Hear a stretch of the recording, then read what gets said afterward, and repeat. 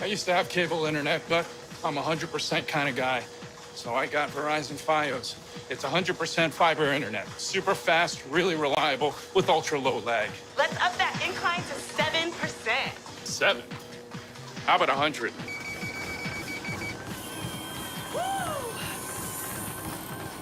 Get Verizon Fios, because when it comes to your internet, it's 100% or nothing!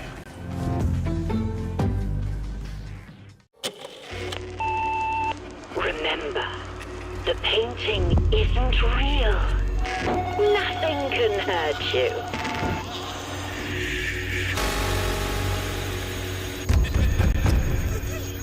Whatever's scaring you is just an illusion.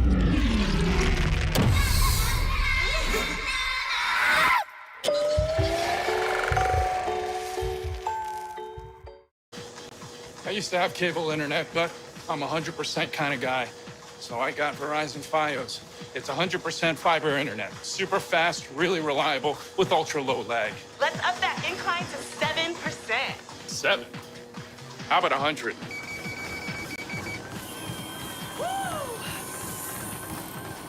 Get Verizon Fios, because when it comes to your internet, it's 100% or nothing!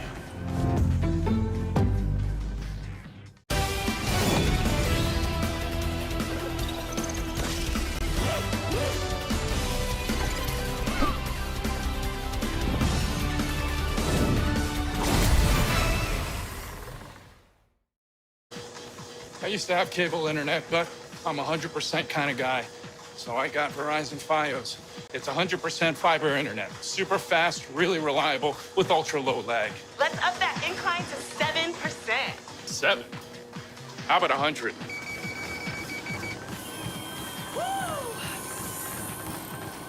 Get Verizon Fios, because when it comes to your internet, it's 100% or nothing! Heroes arrived unnoticed, until it was too late.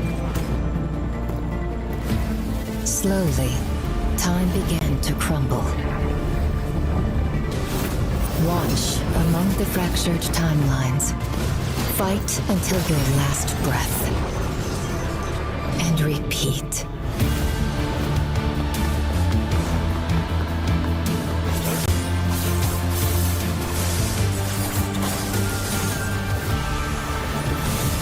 False timeline after another, until the Lord of the Void stands before us. Then, end this. As time hackers, this is our destiny.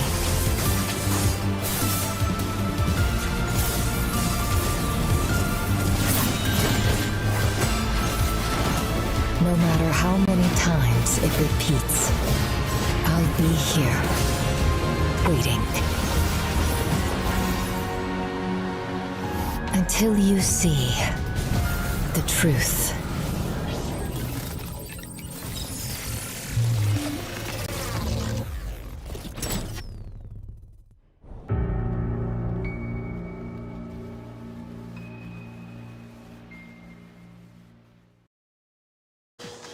I used to have cable internet, but I'm a 100% kind of guy. So I got Verizon Fios. It's 100% fiber internet. Super fast, really reliable, with ultra low lag. Let's up that incline to 7%. 7? How about 100?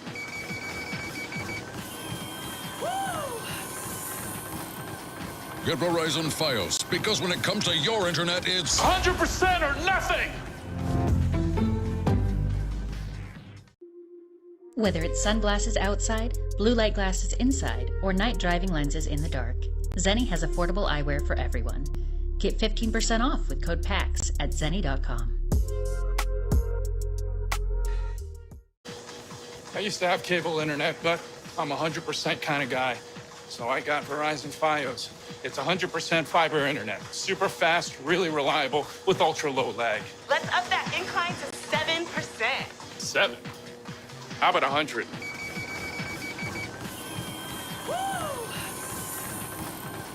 Get Verizon Fios, because when it comes to your internet, it's 100% or nothing! X4 Foundations is a huge space sandbox simulator that lives and breathes within your gaming system. Transition seamlessly from first-person action, flying every ship from nimble fighters to massive battleships, to an expansive strategy and economy simulation spanning an entire universe. Play at your own pace and experience a living universe where thousands of ships and stations go about their business, even when you're not there. Mine resources, trade goods in a dynamic economy, command fleets, influence factions, or build enormous space stations module by module. Trade, fight, build, and think. Welcome to X4. I used to have cable internet, but I'm a 100% kind of guy. So I got Verizon Fios. It's 100% fiber internet. Super fast, really reliable, with ultra low lag. Let's up that incline to 7%. 7? How about 100?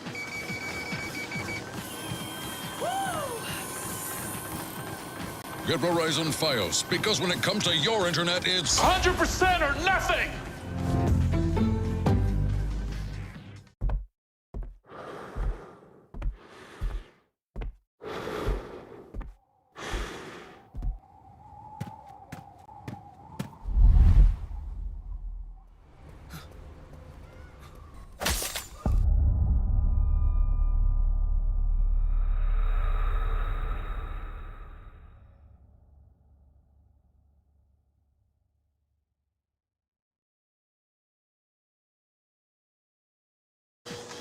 I used to have cable internet, but I'm a 100% kind of guy.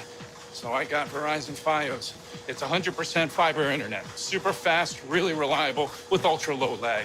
Let's up that incline to 7%. 7? How about 100?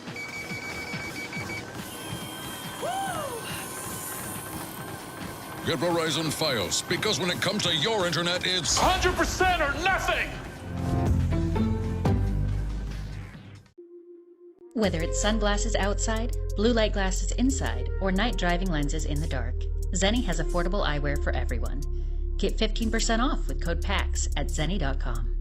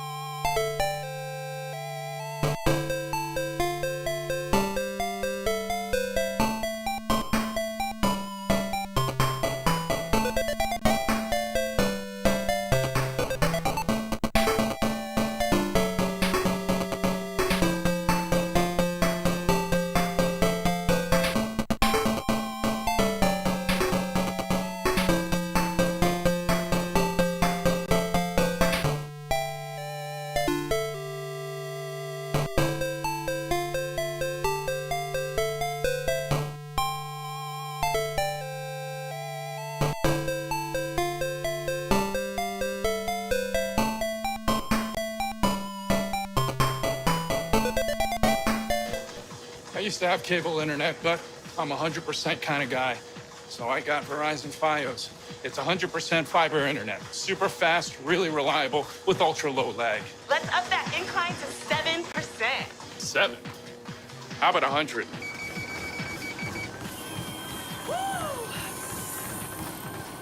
Get Verizon Fios, because when it comes to your internet, it's 100% or nothing!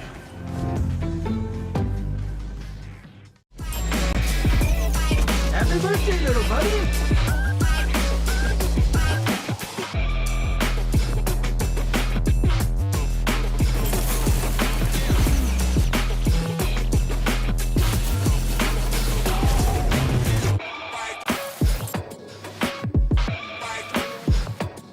Ooh, that birthday sounded extra squishy!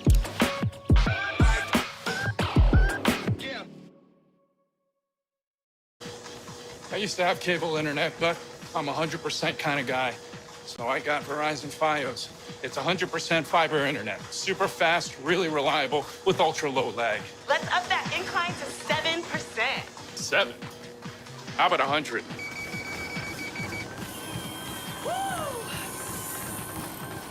Get Verizon Fios, because when it comes to your internet, it's 100% or nothing! Whether it's sunglasses outside, blue light glasses inside, or night driving lenses in the dark, Zeni has affordable eyewear for everyone. Get 15% off with code PAX at Zeni.com. I used to have cable internet, but I'm a 100% kind of guy. So I got Verizon Fios. It's 100% fiber internet. Super fast, really reliable, with ultra low lag. Let's up that incline to 7%. 7? How about 100?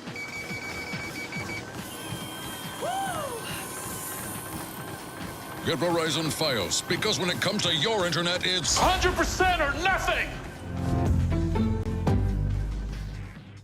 Now that you're a secretary, you should look the part.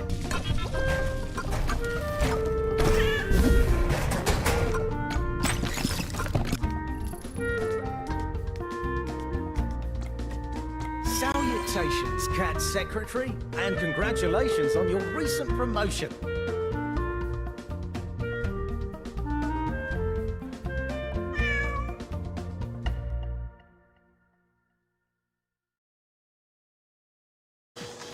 I used to have cable internet, but I'm a 100% kind of guy.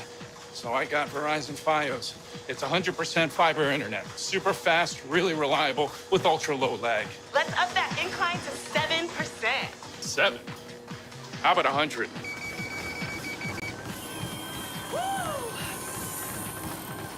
Get Verizon Fios, because when it comes to your internet, it's 100% or nothing!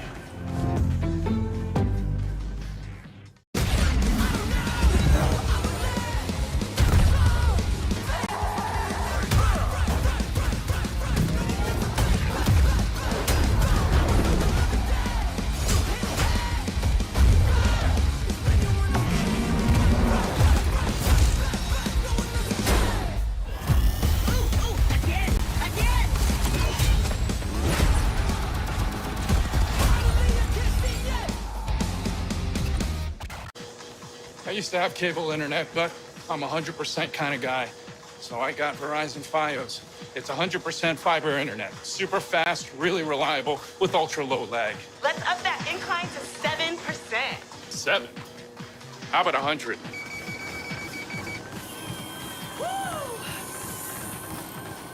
Get Verizon Fios, because when it comes to your internet, it's 100% or nothing! Whether it's sunglasses outside, blue light glasses inside, or night driving lenses in the dark, Zeni has affordable eyewear for everyone. Get 15% off with code PAX at Zeni.com.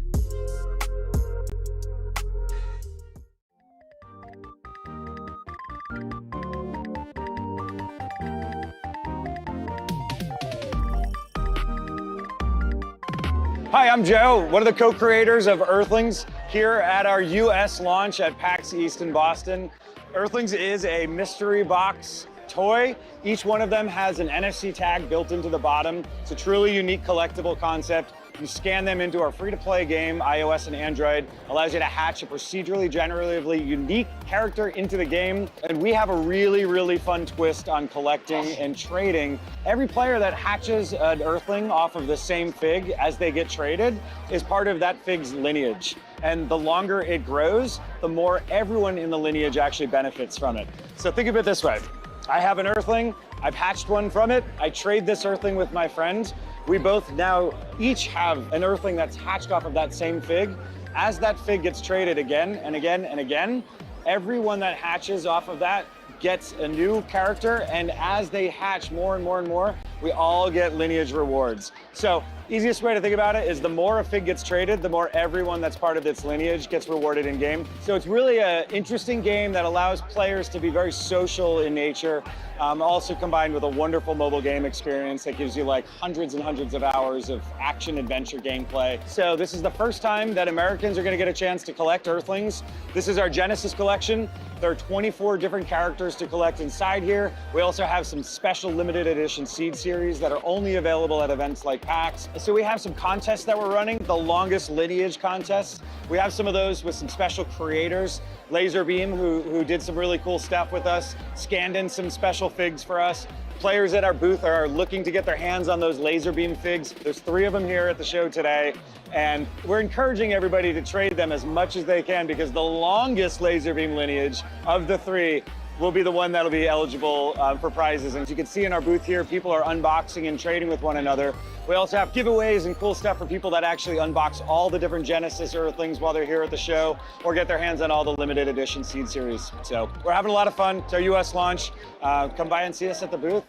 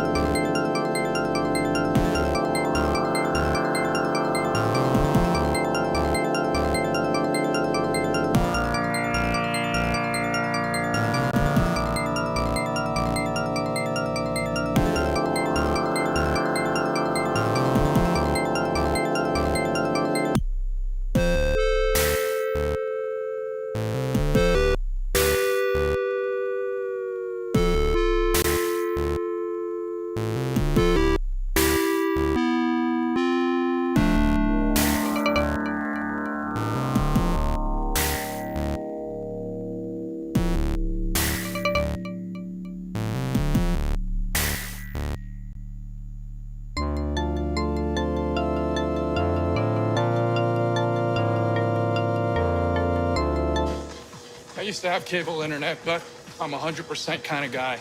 So I got Verizon Fios. It's 100% fiber internet. Super fast, really reliable, with ultra low lag. Let's up that incline to 7%. 7? How about 100?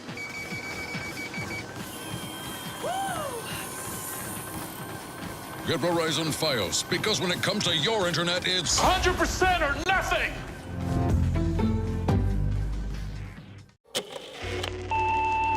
Remember, the painting isn't real. Nothing can hurt you.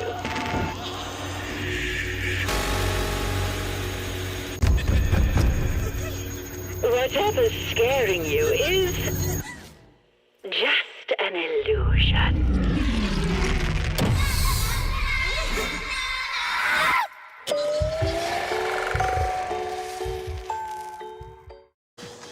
I used to have cable internet, but I'm 100% kind of guy. So I got Verizon Fios. It's 100% fiber internet. Super fast, really reliable, with ultra low lag. Let's up that incline to 7%. 7? How about 100?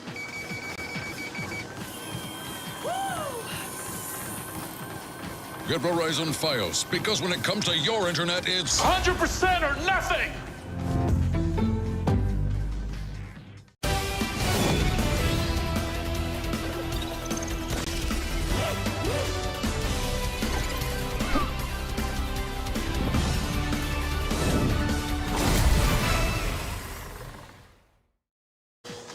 I used to have cable internet, but I'm 100% kind of guy. So I got Verizon Fios. It's 100% fiber internet. Super fast, really reliable, with ultra low lag. Let's up that incline to 7%. 7? How about 100?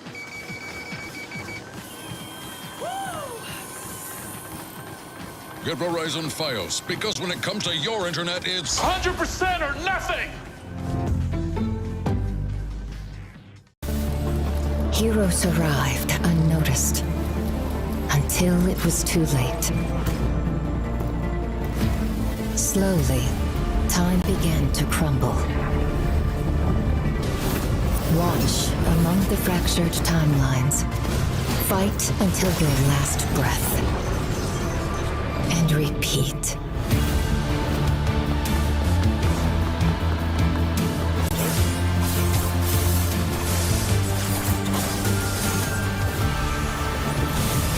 False timeline after another, until the Lord of the Void stands before us. Then, end this. As time hackers, this is our destiny.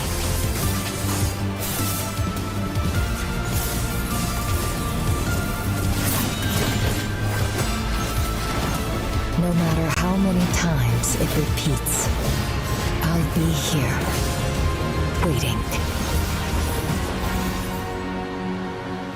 Until you see the truth.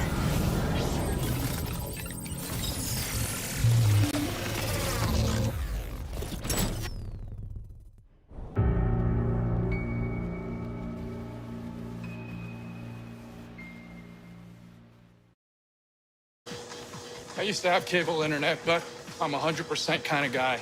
So I got Verizon Fios. It's 100% fiber internet. Super fast, really reliable, with ultra low lag. Let's up that incline to 7%. 7? How about 100?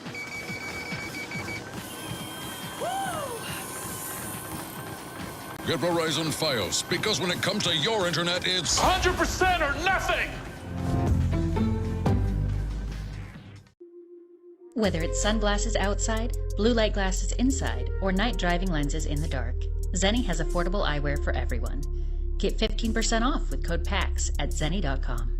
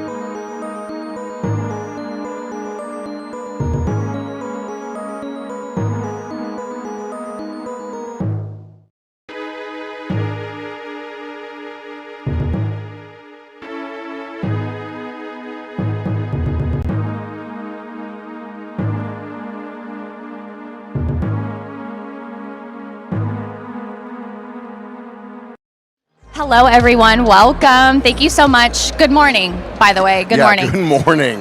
We're going to cause some chaos first thing in the morning. Welcome to Gamers Hear Me Out. It's exactly what it sounds like. Just as an example, this is like what I pitched. These teams are going to debate on hot topics submitted by you. It's going to be amazing. It's going to be incredible. The example that I used is who would be the better kisser, Mario or Luigi? And just as an example, this team would argue Mario and that team would argue Luigi. Okay, so that's kind of going to be how it goes, and we'll just debate, and you're going to get to choose which argument is the best. It's Wario, first of all. That's the better Oh, you know option. what? Facts. Wow. Facts. So that's basically how it's going to go. We have some honorable mentions too, but we'll save those for later. But yeah, we'll do a quick round of intros, and then we'll go ahead and get started. So first of all, for those that don't know who some of these folks are, I'm going to start myself. Hola, buenas tardes. My name is Jonathan, representative of Latinos Against Spooky Shit, here to tell you how to stay away from all the spooky things. And we've got this wonderful array of characters up here. Ashley, do you want to introduce yourself and pass it along for everybody? Absolutely. And y'all have mics right there too. Yeah. They're live. Hi, everyone. My name is Ashlina. You can call me Ash, but I am better known as the Hallow Queen on Twitch. I love anything and everything Halloween. That is the only content I create. And yeah, I'm excited to be here and watch our friends argue over stupid shit. Which they would have done anyway. Exactly. So. This is working. Okay. That one did not work. I'm Shadley, and I am a variety streamer on Twitch and other platforms. I do a little bit of everything, and honestly, it's my first game show, and I have no idea what I'm doing. But I'm excited, yeah. The life of a content creator. Hello, everybody. I am Miss Astrox. I go by she, her pronouns. I am a Twitch partner and Twitch ambassador. Been streaming since 2016. Almost 10 years, y'all. Woo! Woo! But you'll find me doing variety content, horror games, cozy, FPS. You'll find me doing all the things. Happy to be here. I don't know who let me on this stage first of all, Blizz. Hi guys, I'm Kyle. Everyone calls me Batty. I am hungover, and this is going to be a train wreck, and I am so excited to be here. And I hope all of you are going to have a great time watching most of us flounder, mostly Blizz, and it's going to be a good time. I got one. I'm sorry, I came prepared. Good morning, my name is Will Jenkins. I use they, them, or she, or pronouns. I'm a resident Boston baddie with a gothic laugh and a spirit you can't clap, because there's something about a catchphrase, you know? That was good. Oh, shit. I mean... It's okay. Wow, you used up our one swear right out of the gate. I did too. Hey, everyone. I'm Blizz. Nice to meet you. I'm a true crime content creator and Twitch ambassador. Did you say you were a Twitch ambassador? No. Okay. Twitch ambassador, and I am regretting all of my life choices right now, so... What's up, everybody? I'm the real Blizz Bear. How you doing? It's your boy Malik. How you doing? Yeah, we exposing you, boy. No, I'm Iffy Whitey Way, Ifties on Twitch sometimes. I stream like once a year, but you know, I be on channels sometimes. I be on channels. I be online. But yeah, happy to be here. Happy to talk about all this stuff with my friends, making them feel good. Friends for now. Friends for now. So yeah, I'm done. Okay. Perfect. That was beautiful. Beautiful. Perfect. That was beautiful. Flawless execution. Thank you all so much. I love them. And we'll probably hate each other later, but that's fine. Okay, are you ready? Drink it out. Yeah. You ready to get started? I'm ready, but are you guys Are ready? you? All right. Okay, so we're going to kick it off. We already grabbed the first one. Okay. Our hot take. We're going to be arguing. Walking simulators are just as much video games as any other video game. And this was submitted by Tika, so thank you, Tika. Yeah. Talk walking simulators? Walking simulators. simulators are just as much Have you video never games played as Walking anything Simulator? else. Walking.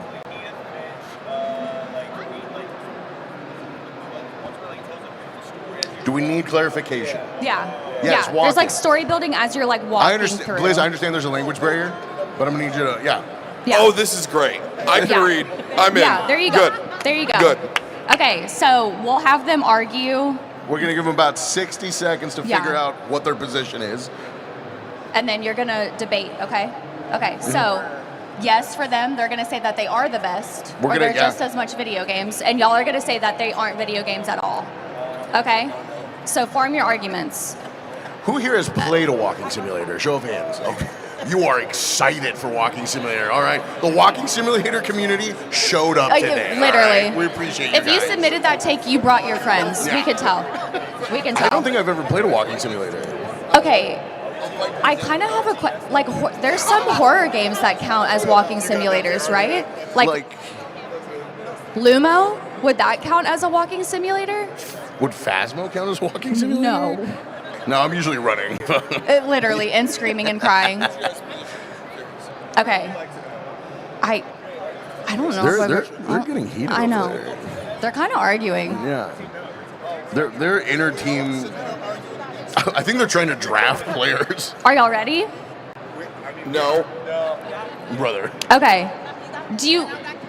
Okay. All right, go ahead. I'm winging it. Oh, is this one working? Yeah, it's working. I cried to those games. Those games are good. All right, it's a whole W. That's it. But I think like genuinely some of the best stories out there, and like it's just as much of the game through and through. Like 110%. Like Edith Finch cried. That game had me bawling my eyes out. And the house was beautiful. The graphics were gorgeous.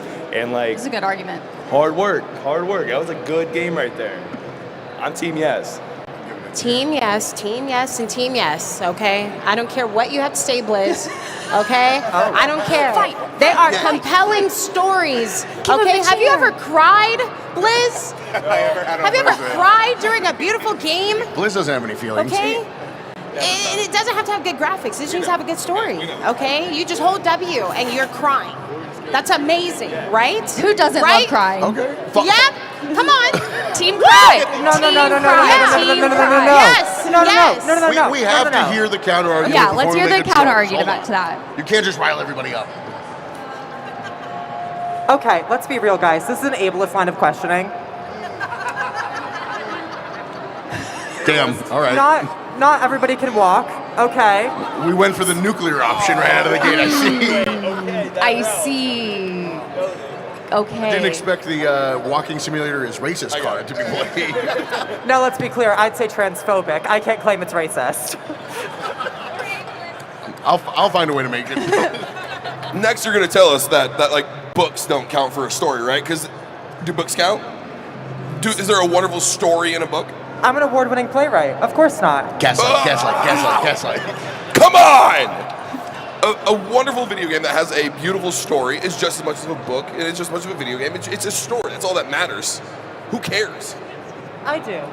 I don't think Batty really believes that. But I didn't come here to cry. I didn't come here to play a video game to cry. I came here to like kill enemies and all that shit. We only play Call of Duty. You know, we've been playing it. So you're a gamer. I would actually pay money to watch Blizz play Call of Duty. We're playing Call of Duty. Dude, you look like you've never even touched Tarkov, so I don't even know. I don't even know what you're talking about. I am Tarkov. All right. With that being said, we've got our two counter arguments here. Yeah, we Let's have our figure out arguments. who you guys agree with. If you agree with Team Batty that walking simulators are valid, give us a round of applause. Okay. Okay.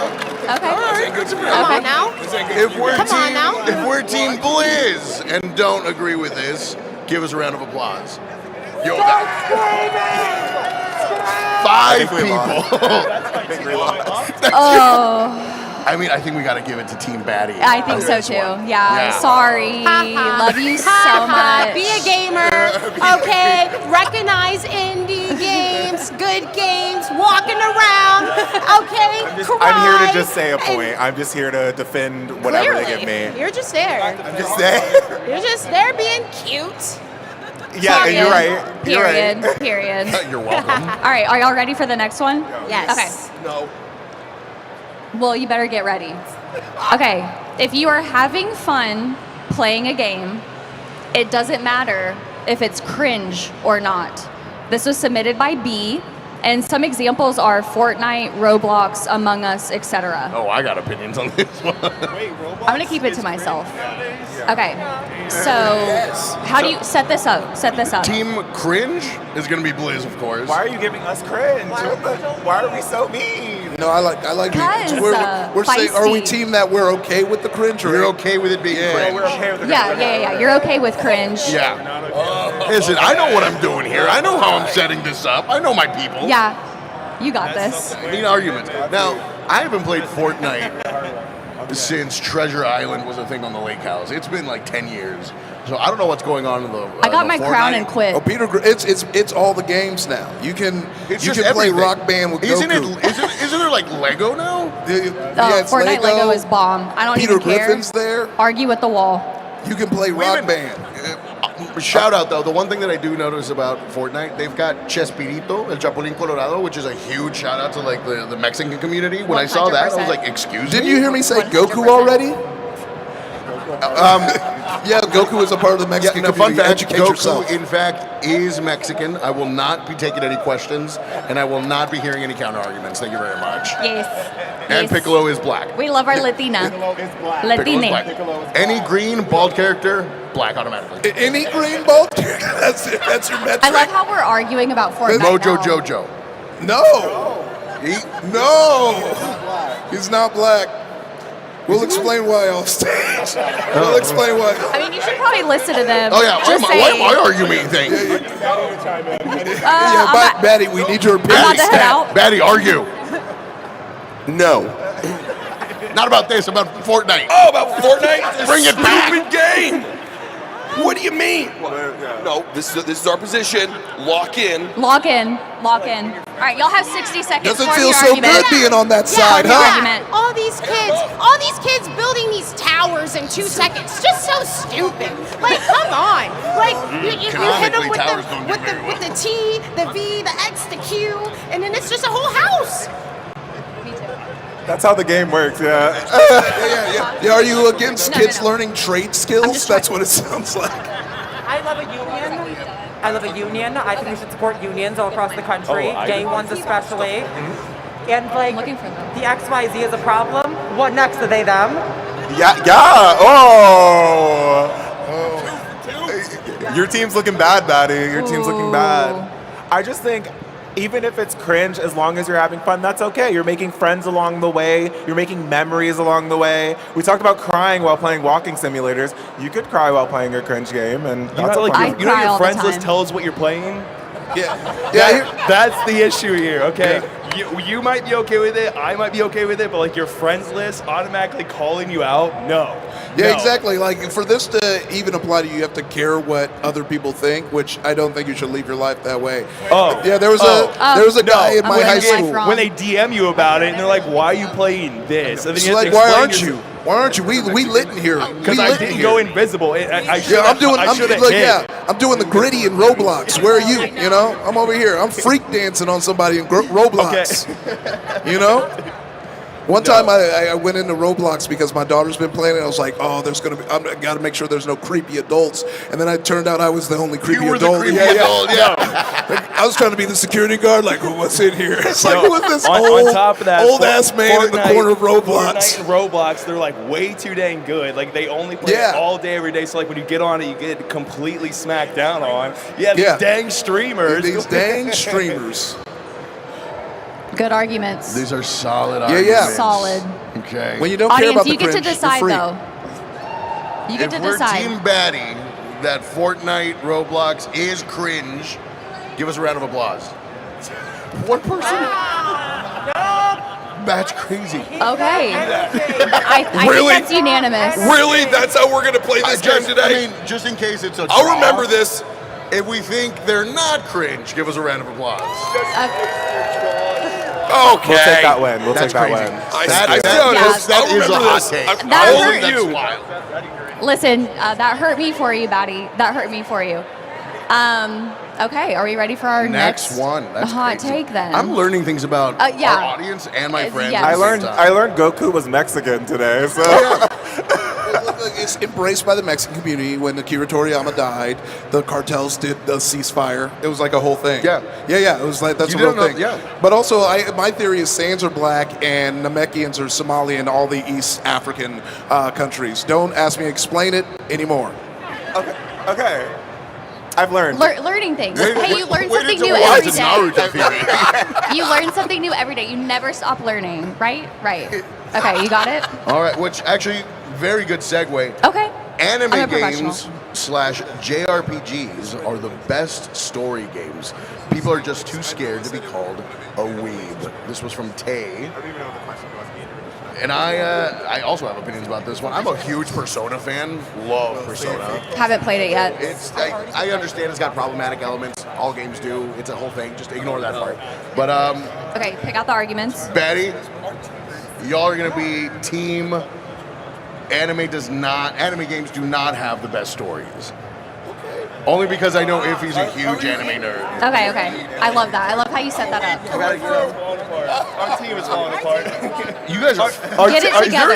I need you to walk No, in. it's not the funny. Like it's literally like it's either us agree and then Batty's like nah. Batty's just a contrarian though. Batty's like I'm a weeb. This Batty is great. just causing chaos. I know what I am. Listen, we're setting y'all up for failure. There is. And I love it. I'm not dissing. There's great games out there, but Name there's two. much better. There's much Name better. two. Okay. Until Dawn. And Detroit Becomes Human. Easy. Ooh. Like double Emmy, both story games. Fine. Listen, great games. Choice matters. Talk to us. All right. I know. Preach. Shades, let's go. What? Okay, I'm gonna go again with It Makes Me Cry. Okay? Come on, White Chocolate. I have played Until Dawn like 6 times. It is a beautiful game. See, you Yes. agree that I see back there as well. Beautiful game. I'm not dissing. Like I know I'm supposed to be like full on team no for like the anime games. They're good. They're not better. Absolutely not better. I mean, there's so much more. Am I right? Exactly. They are good. I'm going to put some respect on their name, okay? I promise. Persona looks really good. I haven't tapped into it. But Last of Us. Life is Strange. Come on. Come on. That's my Come anime. on. Last of Us, Just that's kidding. all I I've need never to watched say. anime. It's like 200 hours too. 200 plus hours. Persona No. 5, no one beat that game. No one beat that game. No one wants to beat the We've game. heard a lot from Right? this side of the Yeah, what aisle. about this side? Come on, Get the team. mic. I think having Iffy on this team was the worst idea ever. I'm gonna be honest You with you. You chose I know. You chose. I think this man is flirting with me the entire time. I want you to know. Blizz, I'm gonna need you to bring the these are ego just how down. the When will it be my turn? Just Bring because it the in. person's talking to you doesn't mean we're Bring flirting. It's it just in. that our seats are really close, okay? Dang. You see what I'm talking about? That's what God wanted. It's what God wanted. Okay, so we are arguing for that anime games do have the best story, correct? You're Right. just now getting clarification. Yep. Yep. Yes. Yep. Uh-huh. Yes. A lot's been happening over here. Yeah. Do we need to get HR? Do we have one? I think I may try. Oh, yeah, you might be. You're in danger. Okay, yeah, you Okay, here we go. So here's the thing. Your hot take got messed up because you included JRPGs in there, and that's just a flat out truth, you know? JRPGs kind of was really into injecting the story in there. And then if we're saying anime games, I am going to count the Persona games. I am going to count, you know, and we got to think about the gacha games too, you know? It's a good story. That's what helps you gamble. Yeah. I think at the end of the day, it's the story inside that I wanna counts. do one. And when I gamble in Genshin Impact and spend $3,000 in one evening to pull one double red goon, whatever they have in that game, that's the story I'm looking for. I think that's the important part. On a roast. I have nothing to say other than with JRPGs. Actually, wasn't there a game that came out that was like something of the stars or whatever that literally got a 10 out of 10? It was a what? It was a 10 out of 10. Expedition 33? No, that's not a JRPG. Wait, is that a JRPG? It's an Hey. F. It's an F. I only have to buy the game once to enjoy the story. It's a JRPG made by French people. You got me. I didn't JRPG. It was a JRPG made by French Okay. Hey, I only have to buy the game once to enjoy the story. Just saying. Yeah, we don't need to do the gambling, none of it. Get your addiction in now. I think that's the Hey, most important. I don't need 200 hours to beat the game either. You remember in Call of Duty when they killed Ghost and everyone's like, oh my God, damn, this is like the first time I felt emotion. And it's like, yeah, I felt that when I was 12 when they killed Aerith. You know, they killed my girlfriend. And I cried about it in real life. And my brother, who only plays Madden, made fun of me. So yeah, I think we got stories. We got stories. We got heart. It takes we you got like loss. hundreds of hours to learn that story. No, though. you're invested. How do you remember? You commit to it. The investment's not there. That's the a good investment's point. not there. It shouldn't take It's you not hundreds there. of Do you look at a hours. book and bark? I have ADHD. I have ADHD. I get bored You're like, easily. that's too big. That's Way too too- much paper. Hold on, too wait. much. I just want to point out, though, Shadley, I watched you for 4 hours die in That's the a different exact thing. same That's place a different thing. Okay. in The Last of Us, and he didn't That is even. my bad. hold I'm on. bad, He didn't even okay? try to do a different technique. He didn't try a different course of action. All right, we're learning a lot. This We're is learning bad a lot. evidence. We're Shane's learning- getting called out right now. They're bringing evidence in on this, and this is not good. I'm the judge here. Level, he kept dying the same way, and, Hey. and no one wanted to give him advice because they were like, "No, you got this." Where's it at? I don't remember. It never happened. Where's the proof? I don't. Where's the VOD? Where's the VOD? Play the clip. Play the clip. All right, we've got our. Okay, we got our arguments. arguments. If we think JRPGs do have the best stories, and we agree with Team Blizz, give us a round of applause. Okay. Okay. If we don't think they have the best stories, give us. Not the boo. Wait, that was good. That was pretty good. Facts. That was pretty good. If I could sit on this couch right now and I want to have the best stories, the best games, I'm a weeb and I love it. Body's getting feisty. Yeah. See, I don't know if I give the point to Blizz because Batty agrees it's going against. Yeah, give me the point. Give me the You point. know what? Thanks. Fair. That would be a pity point. Just saying. Do we call it a draw? A draw. Sure. We'll call it a draw. We'll do it. All right. do Everybody's it. wrong and right at the same time. Yeah. It's like No, the they're all current wrong. standard. They're all wrong. Just kidding. I'm kidding. Am I? What do we got next? Ish? Okay. We got some honorable mentions. These are like literally horrible, but we love them and we wanted to include them. We're going to do this one because this is my man. And if anyone argues against this, I swear to God. Okay. This is by Kenny Brown. Leon Kennedy is not the hottest male protagonist we have in video games. If any of y'all agree with this, I'm leaving right now. That's my man. Wait, repeat that real quick. That's a ride or die right there. That's my man. Team Okay? Blizz, you guys are arguing that Our Leon man. Kennedy is Baby not girl. the hottest. Not the hottest. Hottest. Actually, no. Which one do you want? You want that one? You Then want take the that? opposite. He is the hottest. Yeah. Hottest, not hottest. Yeah. Yeah. You shouldn't have said anything, Blizz. You shouldn't have said anything. Who do you guys think? Leon Kennedy? Leon Kennedy's all right. But I mean, Resident Evil, like the one Resident Evil 4. But I mean, here's Have the you thing. seen him in Requiem? Oh my God. Listen, I'm about to get feral on this stage right now. Personally, hottest. That's hot. And this is going to be I got it. I got it. a hot take. I got it. Onimusha, Samanosuke, circa, early 2000s. I love me a samurai warrior. Like that's, I don't know why. People Is his never shirt mention off? it. Jesus. I'm just wondering. Do better. Is there a mod where you can have his shirt Yeah. off? What about a little tramp stamp? Yeah. Hell yeah. It Okay. says- I'm in. I'm really glad I verified. Oh, I am live. You're saying yes, they're both like. Video game Tinder's out fun. Oh, okay. You guys are awfully quiet this time I around. know. We're talking amongst each other because we're trying to make sure we're good. Oh, okay. Y'all are fine. We're friends. Yeah. Maybe. No, we're trying to make sure it's not. We're gonna drink it out after this. We're making sure we can say certain words. Okay, Oh, I got it. I got it. Oh, you guys don't I've want to been on objectify Twitch a Leon long time. Kennedy. Oh, I know I how did. to phrase this. Yeah, but it's fine because you're you. I love him. Okay. It's sickening. It is. It's disgusting how much I love him. Okay, good. I'm gonna give you one. You just Like, it's definitely cut. It's definitely. Are you giving us? It's definitely cut. What? Should we go first? Yeah, go ahead. I thought you pointed past me. I was like, So what this is Leon? is Leon Kennedy the hottest? Yeah. I mean, come on. He's aging gracefully. Oh my God, yeah, he is. Supports Sorry. and believes in women. He gave Grace one bullet and a big gun and said, "You got this." He's, you know, I he's did not. well manicured, well oiled. It's definitely cut. It's like he's definitely he's doing what it takes to save people. He's a nurturer. He got money. Do you see his car? Right. And he's whipping. Right. He always knows what to say at the right time. It's definitely long. And Bingo.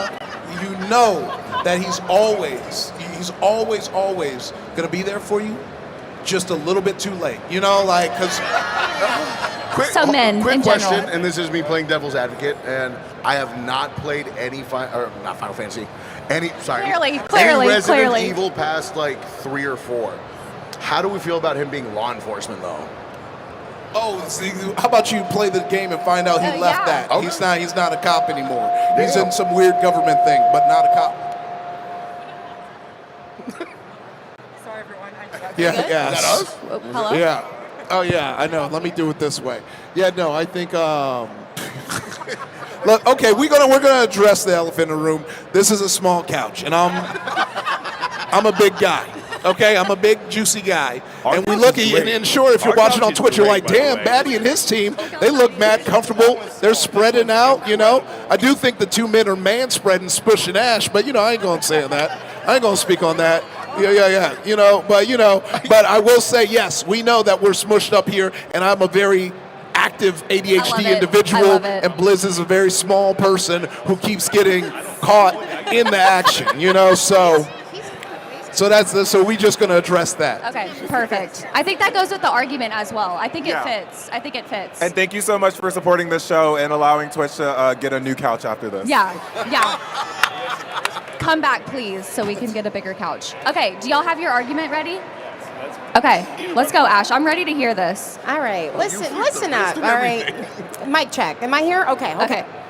So Leon is sexy now, but it took him all them years to get sexy. He was not sexy before. I'm gonna clock it. I'm sorry. Was he cute before, audience? Yes. I know that, but agree with me. He was not cute before. Okay, hold on. Chris Redfield, come on. That's Daddy. Come on. Oh, Twitch, can I say that? Whatever. Anyway, Chris Redfield. Okay, also, we what was all his name saw him in Village. Big, buff. And it didn't take him all them years, right, to get sexy. It took Leon forever. Okay, but have you ever played Dead by Daylight and heard his little whimpers? That's canon, everybody. That's I canon. never paid attention to the whimpers. Well, maybe it's a good time to start. Well, what time is it? I'm learning things. You got this. Come on. Feisty. How do I follow after that? You don't, and that's okay.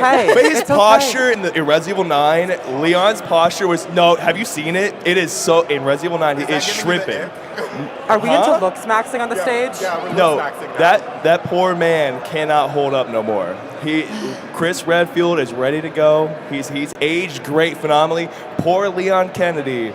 I'm not spoiling. That man's posture is bad in Resident Evil 9. If you know, you know. It is a running meme right now. It's Bless pretty hot, that man's heart. I think he's just a gamer. He's a streamer. It's fine. True. He's got that tech neck. He only looks hot because look at the rest of the game. Like, look at all the options you have outside of this, and we're like, no, but Leon Kennedy, really? Really? Come on. Okay, but can I say something too? Like, Zeno? yeah, you're right. Compared to the deformed, the crazy No. If you put him in a different game, he'd still be hot. You know, it's like it's that person compared to Sephiroth, really. Yeah. Would he? Yeah, Leon Kennedy in Roblox. Yeah, because Sephiroth. You're telling me you that know, would be hot. Cute. Yeah, Sephiroth looks like every guy who's ghosting my goth friends. Like everyone, he's gonna ghost you. He's gonna show up. He's gonna ghost you around holidays. How dare you? He's only gonna text you at 2. Leon, he's gonna text you "Good morning, Queen." He's gonna be like, "How you doing?" No way. Yes. He's gonna be like, "Good morning, He's Queen." gonna check on me all the time. Sorry. No, I was saying he believes in one. That's why he gave Grace that gun with one bullet. He said, "You got this, because I believe women." Hey, he left. He didn't take care of Ashley. He did not take. Ashley was yelling for help the entire time. They went through it. They did not take care of Ashley at all. Well, that's because, did we see her tweets? You know, hold on. Do we know? He was like, "Oh, she's problematic. I'm going to let Ashley die." You should see the DMs that Ashley has sent me before you talk. You know what? That's background information. Yeah, she's done. That's background information right there, through and through. Ashley and Leon, he does not take care of. Because Leon knows her heart. It's gone. It's gone. It's on the wrong place. It's not the right place. You didn't even believe that. You didn't even believe that. No, it's in the wrong. It's not in the right place. Blizz doesn't even believe. What do we this. think? You're Should we let shaking your the head audience no. decide? Yeah, I think we've heard. Oh, last gun. Last thing. Last thing. Nathan Drake from Uncharted. Come on. All right. Oh, Hold on, Nathan Drake. Go to a Turner Sports. You'll find a Nathan Drake right now. You'll find one in line buying a shotgun right now. Who here thinks Leon Kennedy is daddy, the hottest? The And supports hottest. women. Give us a clap. Oh boy. Who here disagrees? Give us a big clap. Okay. I mean, sorry, y'all. Yeah, that's Team Baddie. Finally, in the lead. Let's go! Let's go! It's 2-1. 2-1. 2-1. Oh yeah, 2 and a tie. Oh, that's 2 and a tie. That's right. Wow, you are up right now. You don't want Listen, we're There's a logging language in. barrier. Yeah. Being Mexican, I forget sometimes. Okay. You got the next one? Are we doing the next one? Or are we Yeah. doing the? No, here. Okay. Do another one. How we doing, y'all? How we doing? We doing How good? we doing? You, Stand are away. you liking Two at this? PAX, Is this baby. good? Come Okay. on. Thank you for being here. Ooh, okay. Alrighty. Multiplayer online games have done massive damage to video game innovation. This was Jeff. Thank you, Jeff. Jeff. Wait, we gonna pick this up? We gonna pick this up? I'm gonna let you pick this up. Are you guys arguing that yes, it's damaged? I love that this team is arguing within themselves. We are. Yeah. Well, yeah. Infighting. Team Okay. Baddie's gonna argue that it has caused damage. You're going to argue that it has not caused damage. Yeah, it has not. Yeah. Okay. We'll let them form their arguments. I miss the days of split screen. I miss when you had to go to your buddy's house and play on the same console on a 13-inch TV Right. that didn't work half the time. Throwback. Hashtag throwback. That's me though. Right. You know? Flashback Friday. Hashtag. Yeah, Flashback Friday. Right. Yeah. Right. I don't know. Do multiplayer games make anyone else like overstimulated just a little bit? Yeah. Especially if you're like a streamer too and you're like, I don't know what I'm doing. Okay. I think that's why to me, I'm like not the biggest fan. I mean, that I makes have to sense. have the energy for it. Yeah, it's because it's like socializing. Like I have to have a social battery True. to play games. This is True. dumb. That's why I'm playing games. I don't want to deal with people. I think Oh, that's my only argument for it though. Okay, are y'all ready? Excuse me, Mr. Host. Oh, yes. Can I see that little piece of paper real quick? No. Give I me need- the piece. Give me the little piece of paper. Thank you. Baddie needs to read. Who taught Baddie to read? We're good. Thank you. Okay. It wasn't there earlier. It's the tequila talking. Yeah. So we're against, right? Right. We're for it. Oh, we're hold on. Yeah, we're getting conflicted. Haven't done damage. Okay. Yes. Yeah. Yeah, I don't think that multiplayer online games have done massive damage because these aren't the type of games that I think have done that. Multiplayer, like MMOs have been around for so long. There's a formula that makes sense, right? It is a game that is consistently adding content, and I think that massively multiplayer games haven't, but like when games started adopting more live as a service games, and we thought that was the singular option instead of making a complete whole single player game that had a thick expansion pack, I think that did more damage. MMOs in itself, no, they're built to be that way, and it's expected because part of the MMO game is the community that you have serious. online, This is the serious. quests, and and came playing with analytics together. and So it receipts. kind of works to have this like trickling in. I have a question, sir. If you don't mind, if Of to course, interrupt. of course. It doesn't say massive multiplayer online. It just says multiplayer online games. No, it's fine. Just if you want to just divert and try to you know. Oh, if I want to divert. Yeah, I just want to let you know that the question's different. Yeah. No, it's all right. It's just like No, it's fine. No, you keep going, though. That makes my argument stronger then because Does it? yeah. Because I was like, then we're being way more general, and that just doesn't make sense. One of the kind of like very interesting aspects of a game like Arc Raiders is the community itself, and I think the gaming psychology and what we learn from each other and seeing like how what are you doing that for? You know you were doing this. What was that for? Oh, in Mexico, this means I agree with you. I don't know. Yeah. I grew up in Los Angeles, Mexico, the sequel. So like, so let's not try and put any wool over my face, okay? Don't. Yeah, I mean it is Mexico. It was originally Mexico. You know, then it was facts. stolen, but you know. You know what? Shout out. I appreciate Yeah, it. yeah. But No yes. bias. No bias. My bad. Yeah. But like I think that our behavior as like people who play video games is very important. And I am saying this as someone who like writes for video games. It's important because it kind of fuels like the kind of give and take of like what we're looking for. So I think multiplayer games have actually expanded because when we're seeing how we interact with each other and giving opportunities to interact with each other, it's fun. Like Slay the Spire rips, right? Slay the Spire 2, getting to play that with a homie, rips even harder. So we have 45 minutes of this bullshit. Okay. Microtransactions. Microtransactions is what ruined it big time. Listen, multiplayer, skins, battle passes. Literally, you have to pay just to play the game in general. Like the fact that back then we would get like games and it'd be fully released, and now every single multiplayer game has just completely cooked us when it comes to it. So like, you were mentioning earlier, like Fortnite alone, everything is all skins in that game, and if you don't but how much did you pay for Fortnite? I don't pay nothing. Exactly. So that's the thing. It's like I think corporations. To a whole different I think you're blaming corporations trying to squeeze out something that. But where did it come from? Because they're like, oh, we can release. Mom, Dad, I don't want to go to Thanksgiving. You know what? You're right. I'm scared. Breathing is bad because you can smoke and then it'll kill you. No. Hey, you derailed for like 2 minutes telling them a whole different thing to end with that one. No, microtransactions are easily the worst thing. Like battle passes have like taken over completely. Like. For sure, because it's even implemented to like single player games nowadays. Blizz is like. I think abused microtransactions are bad, but I think a game released for free and allowing devs to make money through the microtransactions. When I used to play, I used to grow up on free-to-play games because I grew up broke. You know, Rose Online, shout out.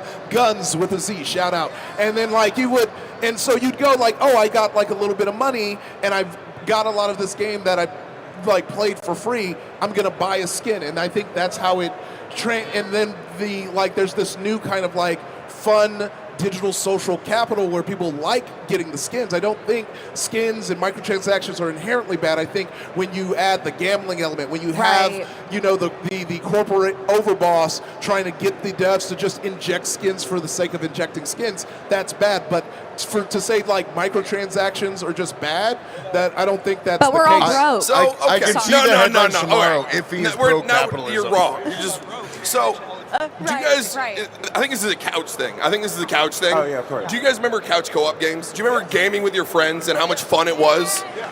And then when everything moved to online, and now you load into a Call of Duty lobby and you've been called every slur and horrible word you've ever heard in your life. I said sorry, Batty. Hey, wait, but Batty, that's also happens in the real world if you're black.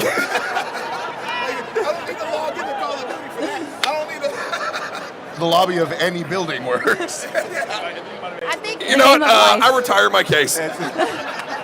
No. Keep Let arguing, the audience decide. I'm good.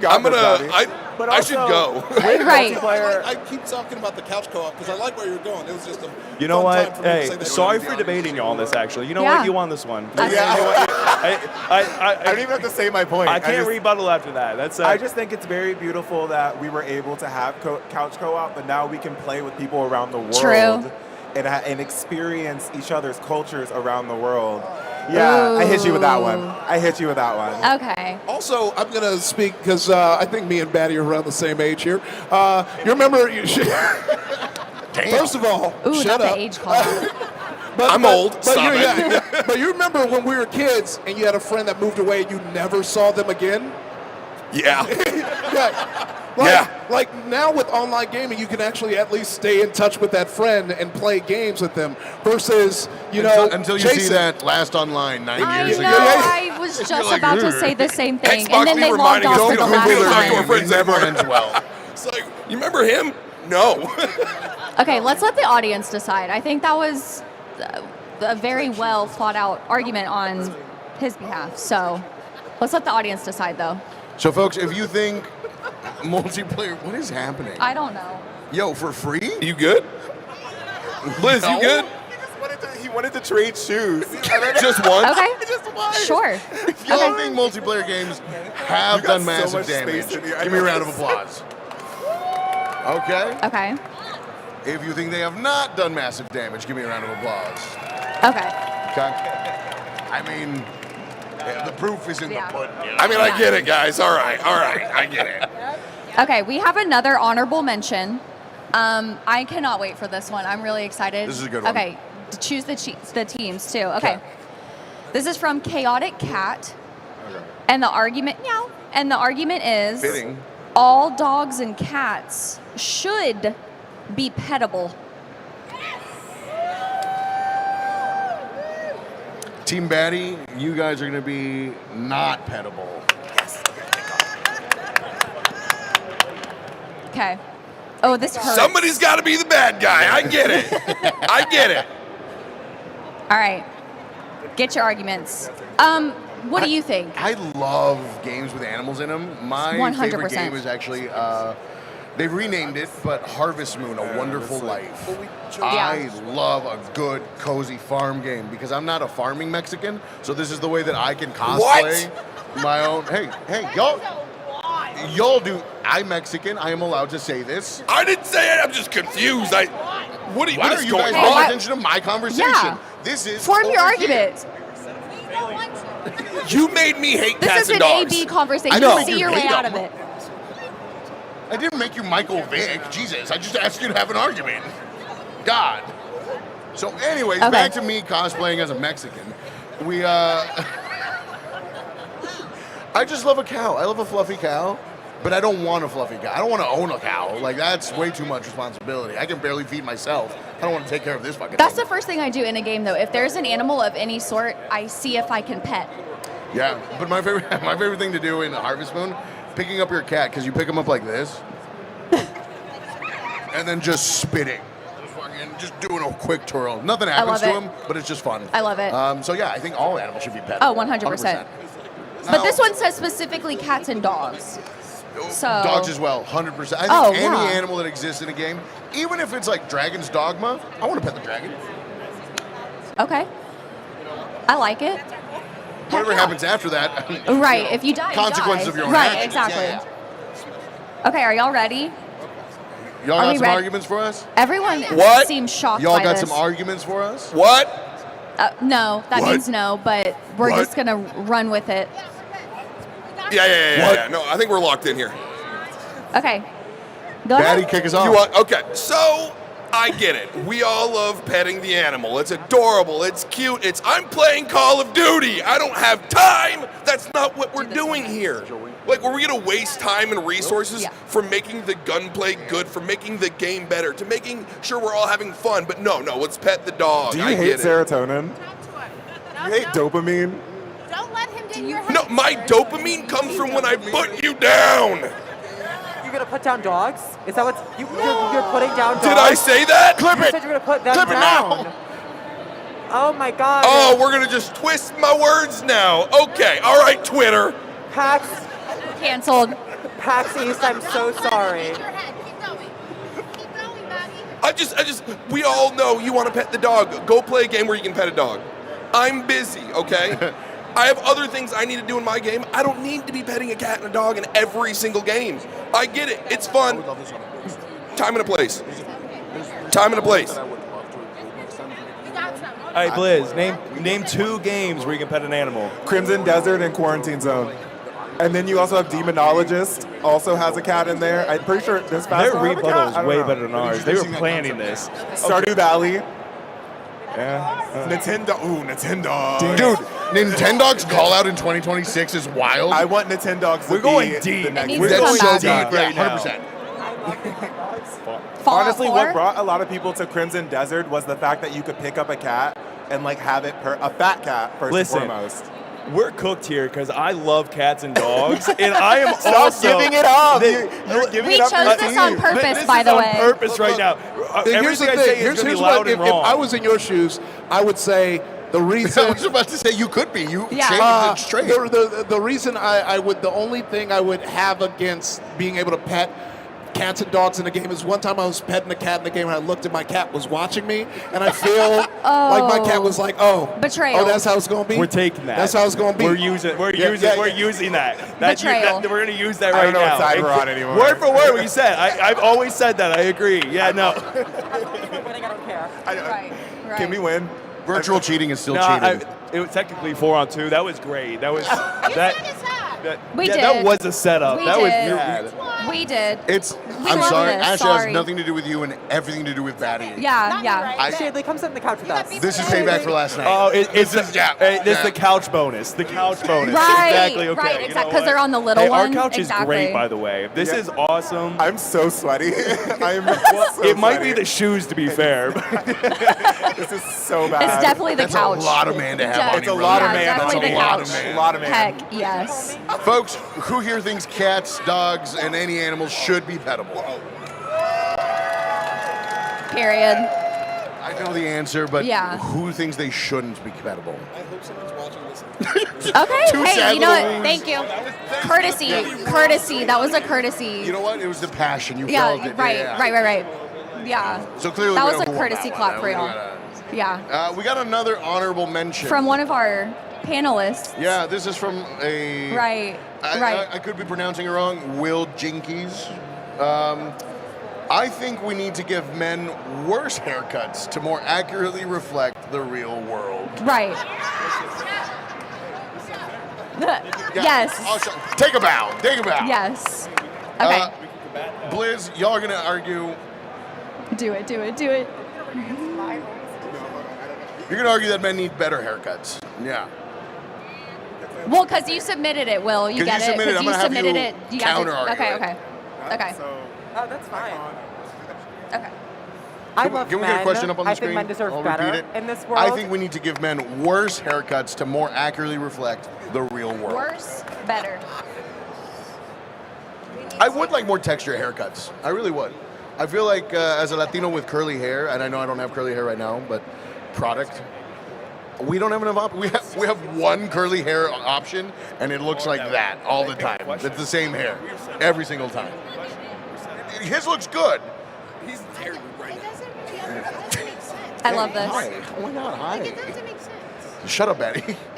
Whose side are you on here? I'm just minding my business right now. We're talking about how beautiful your hair is. Oh, yeah. You said they were talking bad about my. No. I'm being You set- believe him. We I'm were being talking set about up His right name now. is literally Batty. Batty's like they're right now just dragging you. I was just like, No. wait, No. wait. Here, what I said was, video games, hair texture, curly hair, they only have one option, and it's just like yours, and that's the only option That's available. it. And then I said it was beautiful. That didn't help. That didn't. That, It's beautiful. Yeah. that didn't help. I love it. It's my You favorite. told me it was basic yesterday. Fuck, I didn't think you were going to remember that. I didn't think you were going to remember Gosh that. dang it. I didn't Don't remember bring this it. on the stage. Okay. Okay, I'm gonna start. I'm gonna catch a stray now. I know. I'm We ready. know, well, I think on this side of the couch, we know about bad video game hair options because the two that we have are on the couch right now. These are the two hair options for black men in video game. It's just... Well, recently they added the Killmonger. Yeah, the Killmonger. Well, it was funny three because options, you're people were welcome. mad about that, but that's how my hair looked for a minute. So I was like, not too much on this, though. Not too much. Not too much on this, because I got this hairstyle. I like this. Helps my immersion. Yeah. Oh, that is you. Did you? I will say I do want to give credit to like indie games like Loftia, who just added like a bunch of black hairstyles, Right. which you do not see in video games a lot. So I'm like, thank God there are indie games that are actually putting in the work and actually wanting to represent communities. So Because they listen to us too. They Like they're listen to actively community. listening to the community. Sorry, anyways, I'm over here. no, that's also like not the question. So my bad. Just wanted to put your personal spin How on do it. you just wanted support to- men? I mean, Okay, I think we're good. I think I'm glad we got was that. it? Shout out to Period. the switcher because that crowd shot of the one person kind of like clapping, like it's like that was 10 out of 10. But yeah. No, I get it. You know, I'll make it work if I had like worse haircuts. Like if I had to be just in the like ugly stage of my locks, sure. You know, I'll do that. if you have a personality though. Yeah. Oh, so is it that the hair matches the personality? No. the argument is though. Does it? I'm bald. I'm bald and my personality is bald. But I do think men do Yes. deserve worse hair. No, wait. Men They don't. don't. Hold on. Men deserve better. Yes. Oh, damn it. Men deserve better haircuts because let's go men. Right. Patriarchy. Okay, good. That is not a winning argument. That is not a winning argument. You're opposite of that. Yeah, Look, we don't like men. Everyone who had a good dad, think of that. My dad's bald. And everyone who my did, dad's my dead. bad. Maybe if we actually give them bad haircuts, they'll work on their personality. Like, they'll actually have more personality right there. I'm so sorry. They already have bad haircuts, and they already act like this. Let's make it better. Damn. You I know, believe in better for everyone. Will is I killing would like it. to say If we were Will running is for killing president it. right now, I'd institute universal health care for hair. it's a lot easier to debate on a question that we submitted. Universal health hair. We're gonna go, I ain't got no defense. I'm gonna go messy. You submitted the question. You were prepared. You were prepared. I was. You were. Oh, I have no nothing. fair. So I actually think that men should have better haircuts because the options for me when I was one were so bad I had to transition to look good. And I think it's okay to say that. I think it's okay to say that. You know? Yeah, you can say that. I can say that. This goes to another thing where, you know what? You're right. All right. Next one. All Thank right. you so much, Should we let the everyone. audience decide? Yeah, I think we've heard enough. Yeah. Who thinks that men need to be given worse haircuts? Give us a round of applause. Wow, okay. Men defenders out here. Wild take in Ew. 2026. Sorry. Who here thinks men deserve better haircuts? Okay. Okay. Incredible. Perfect. Okay, Gigi, go next. We have our next argument. What do we got? Thank you. I'm ready. I actually really like this one, and I'm excited for this one. Okay. Okay. The argument is, you ready? No, I will but ruin yeah. it. I will ruin it for everyone. Okay, right here. The Grand Theft Auto games only sell by name, controversy, and use of cheat codes rather than gameplay, storylines, and impact. Let's get that on the screen so they can read that. Interesting. And I'll read it one more. I'll read it one more time. GTA games only sell by name, controversy, and use of cheat codes rather than gameplay, storylines, and impact. I don't know. If I play GTA, I just want to like run over people. When I play GTA, I get so bored at some points that I just start following traffic laws. Right. So I just start driving. Wait, I'm a good Samaritan. Turn the blinker on, everything. I Right. just murdered an entire group of people. Right. The least I can do is turn my blinker on. In-game. So you pick the arguments. I like messing with Blizz. Blizz, you're going to go ahead and you're going to argue that it has good gameplay and that it's got good mechanics and that it's systemically a great game. You got this. You guys will defend the original take. No, I believe in y'all. You're good. You're good. You got this. You guys, unless you guys want to switch. No, it's okay. Okay. No, we good. We good.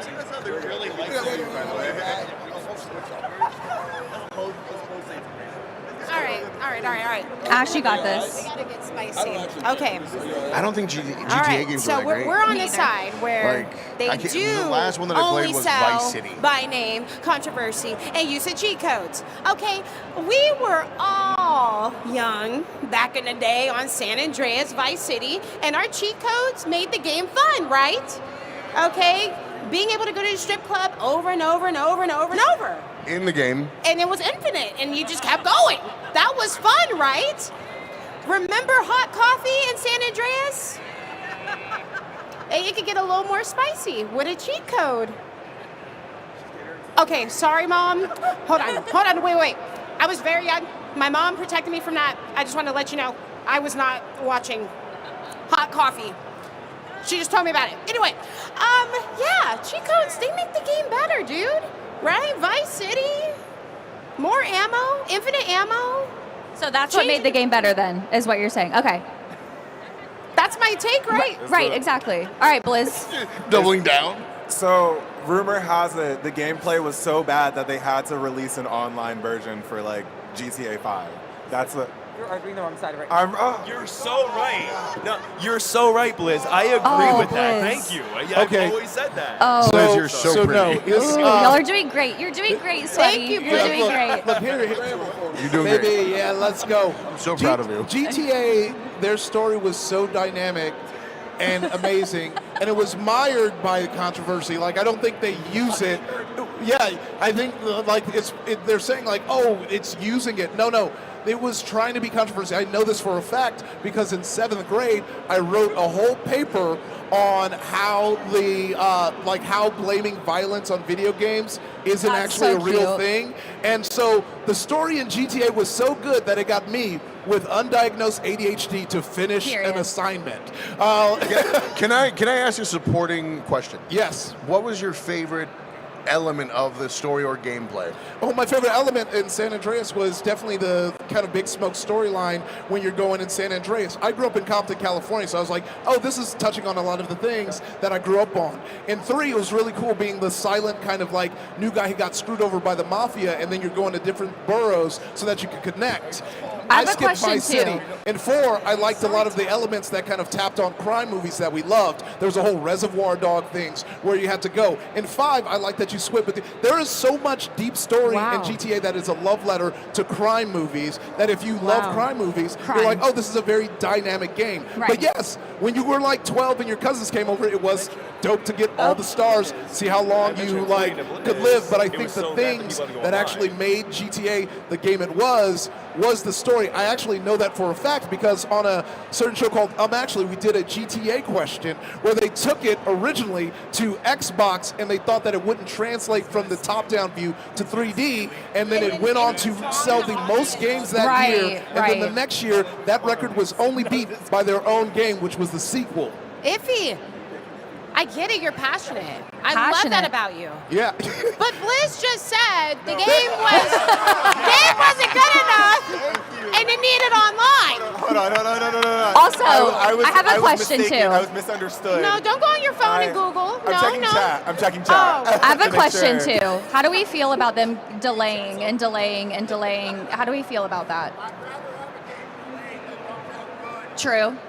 But is it good? I mean, I waited 25 years for the Final Fantasy VII remake. So, like, you know what? As long as it comes out, I'm happy. Listen, I'm excited that there's a Latina lead, so I'm into it. It's I'm into happening. it. Yes. So, anyways, At first okay. I thought you meant in Final Fantasy. I'm like, Tifa? What? Are you done? Yeah. I would like to plead insanity for Blizz.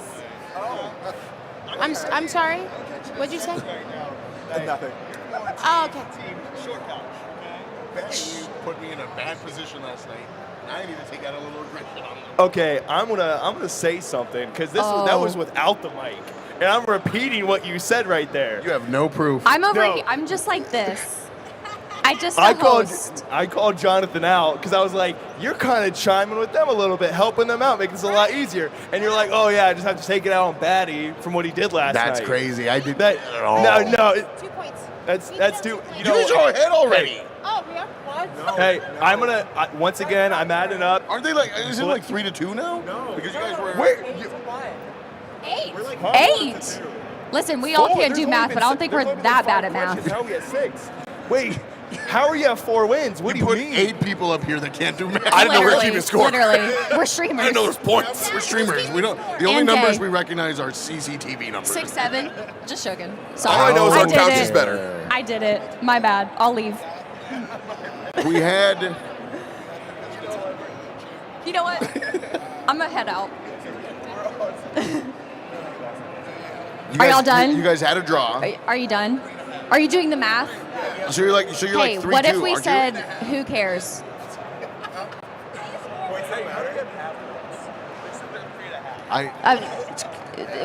We're trying to. We'll decide. Yeah, we'll figure it out. Yeah, we'll I figure it don't wanna out. give you a bonus point in there. We'll figure it out. Okay. Tell Let's. what. Right, I know. Should we let the audience decide on the argument? Shut up. Alrighty, who thinks Grand Theft Auto games only sell by name and controversy? Round of applause.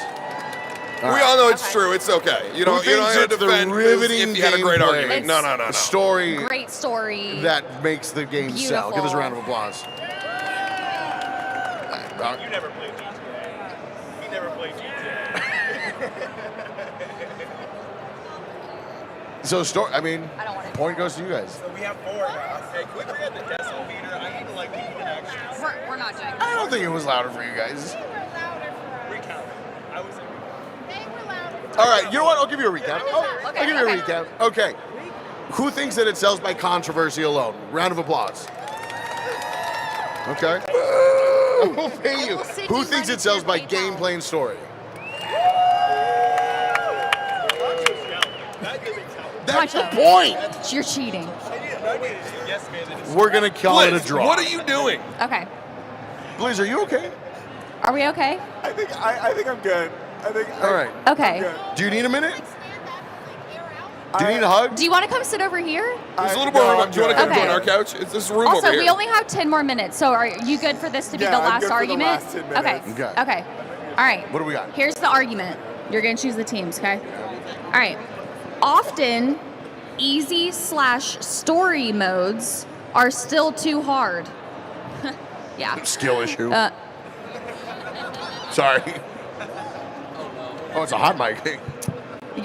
Right. I'm here for the story, not to plan strategies or be good at aiming. This is from Dark Rose Alchemist. Thank you, Dark Rose. Play The Sims, I guess. So we've got... I play on easy. Do you? And it's still difficult for me, okay? I've seen the games you play, actually. How? I did. I played that on normal, though, not easy. Oh, do they have difficulty settings on that one? Yeah. Oh, okay, that's good. Okay, Team sorry. Blizz, you guys are going to argue that story mode games are still too hard. Yeah, that the easy mode still can be too difficult. Yeah, it can be tricky. Okay.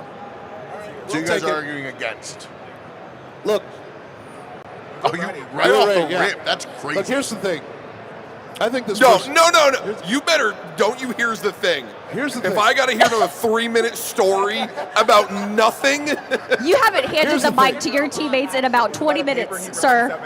Yeah. If he's leading this team. I know. Here's Hey, the thing. team. I think this person is correct. And lucky for them, there's a place you can go to watch all your favorite gamers play through those games for you. You know, gamers like Blizz. Gamers. Oh, did you point to the Twitch? Yeah, gamers like everyone on this couch and 2 people on the couch next to us. There's a place you can go to see people play the games you like, and you can just sit back and watch the story and not even have to touch a single button. It's Where's the fun in that? I don't know. Remember when we were kids? No, hey, it's the 3 minutes of story time. By the way, games are hard. And our older 3 brothers minutes would of story just take out the second player, and we thought we were playing, and we were having just as much fun thinking we were Tails, even though Tails we weren't connected to. By the way, the game. You remember that? Right. You remember that?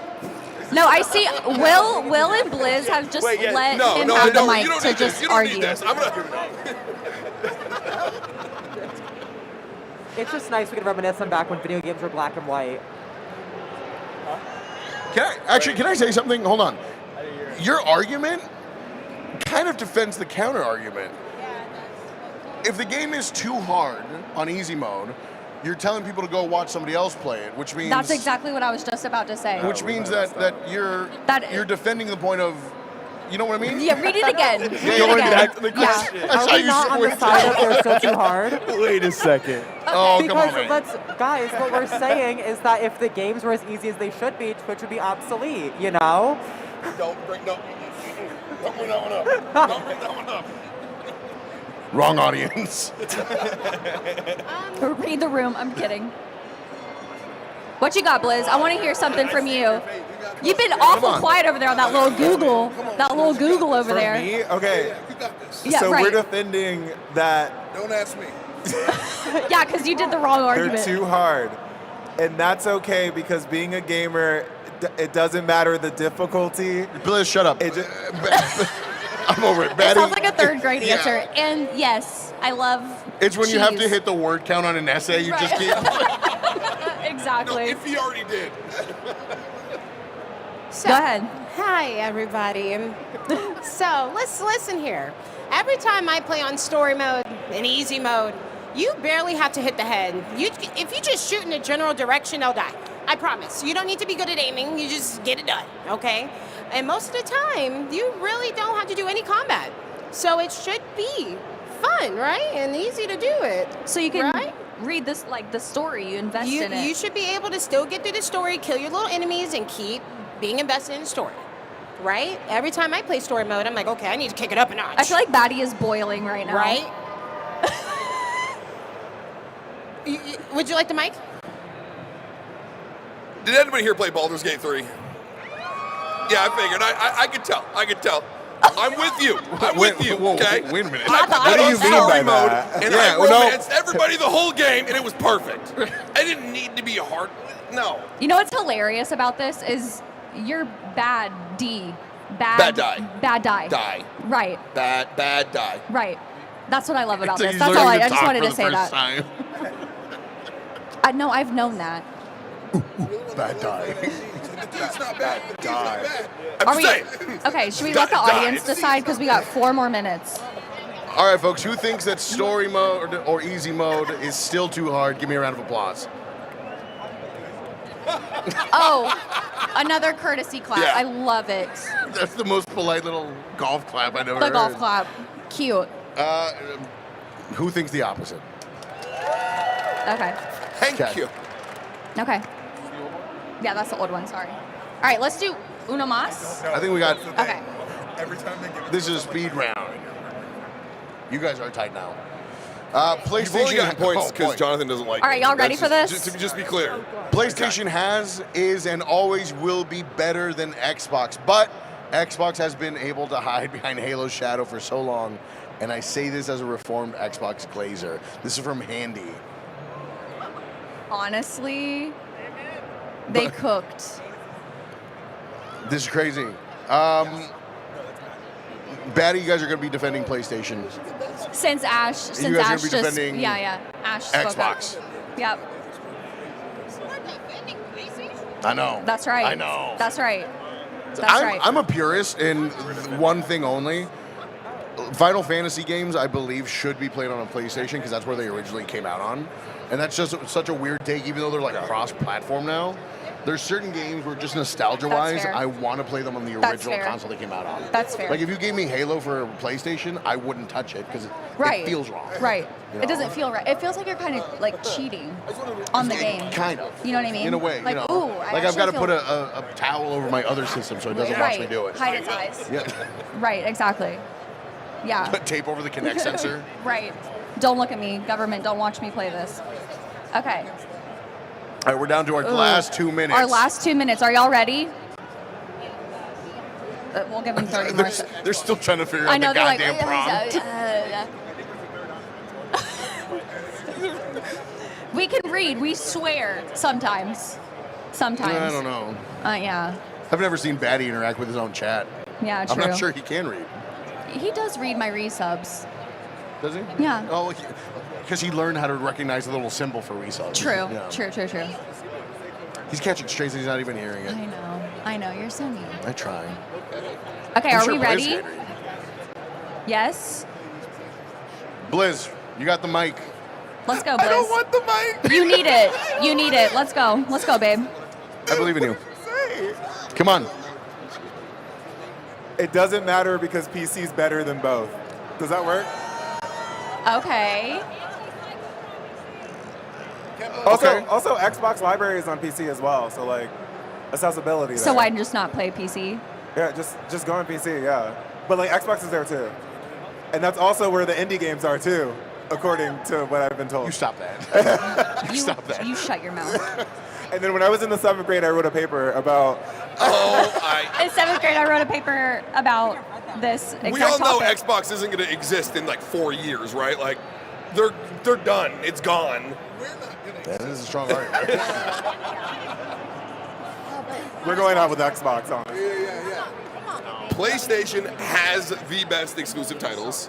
They always will. They always do. That's just a fact. That's not what we're arguing.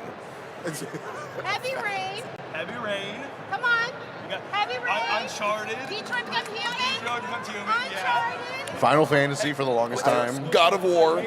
Okay, Yeah, but God of War. Don't get me started on eventually, that. those exclusives dry up and they end up Do on they? PC. Have they? Yes, Because they're still going. Oh well, no, because I'm waiting for them to dry up. Okay, I'm still waiting. Because so you haven't played the Spider-Man games on PC with the mods. Wait, when you're talking about exclusives, no. Don't you go like exclusives, and then when I mentioned exclusive, you're like, what? It was like, no, that was an exclusive. Well, hey, and then it was on. No, Blizz said it yourself. You don't need an Xbox to play your games. Yeah. That's what I'm saying. Where are you playing the PlayStation games? Yeah, everything I wanted to play on PlayStation, it came on PC, and I'm good. PlayStation was free back then too. What? Online PlayStation was free back then. What's that word that you Xbox use? was charging $10. Oh no! What did you use in that sentence?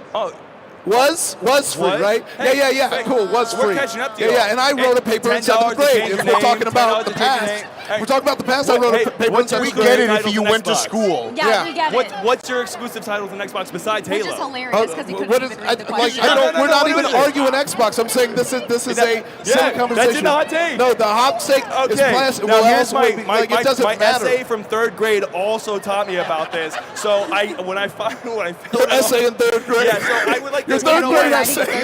You wrote an essay in 3rd grade. The Xbox question. I hope everybody's having a great day. One time I went on a walk and I had a great time. The couch is longer over here. Oh, by the way, the question. Yeah, PlayStation's better than Xbox. Yeah, sure, but I'm also saying that PC is better than both of them, so that doesn't matter. But that's wait. That's not the prompt. That's not the. Oh, y'all like to follow rules, right? Y'all like to follow rules, right? Who Not won me. this one. Not me. They don't even believe. Your argument is I don't follow rules, so I Yeah, my argument is, oh well. Actually, this isn't your show, it's want to follow mine. rules. Right. PC, we mod, and I modded the question, to be what I wanted it to be about. You know what? Next time you should just host then. Next time you should just host it. Yeah, that sounds like you just don't want me. I'd love to see you up here by yourself, playing each part, running back and forth. Right. Just do your own show by yourself. Okay. Go ahead. Oh no, I have nothing to say. Nothing? Nothing of substance. Are you going to do the mic? There's nothing of substance. Right. Okay. All right. We're going to let the audience choose. Folks, Yeah. who thinks PlayStation is the better console? Okay.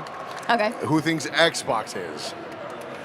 Oh, I love Xbox too. It brings me back to Thanksgiving with my family. Third option. Who thinks PC? Okay, PlayStation wins it. Okay. Friends, thank you so much for coming to the show. We really, really appreciate it. Please be sure to chat with us if you want to. But thank you for the support. Thanks for being here. Thank you, everyone. We're friends, right? Thank you. We're friends. Can we get a round of applause for our contestants here? We're friends, right? We're all friends. We're going to have to figure this out in the back afterwards. Yeah. But folks, enjoy the rest of your packs. Don't forget to drink plenty of water, take rests, and keep warm. It's a little chilly out there. Yes. So thank you again, everybody. Hydrate. Yes. Bye, y'all.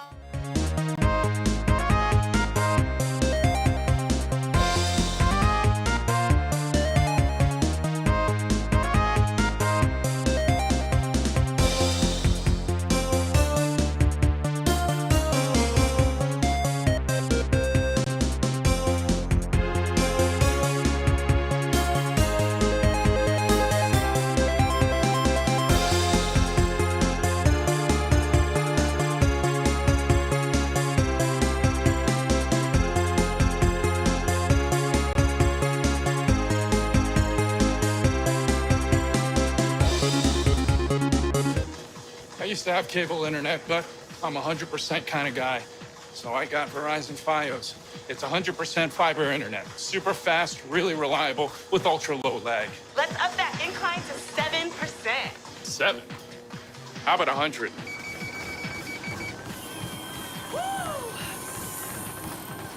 Get Verizon Fios, because when it comes to your internet, it's 100% or nothing!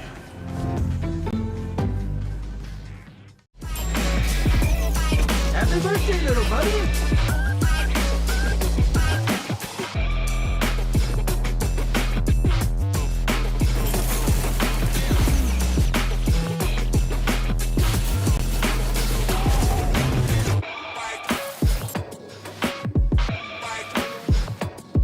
Ooh, that birthday sounded extra squishy.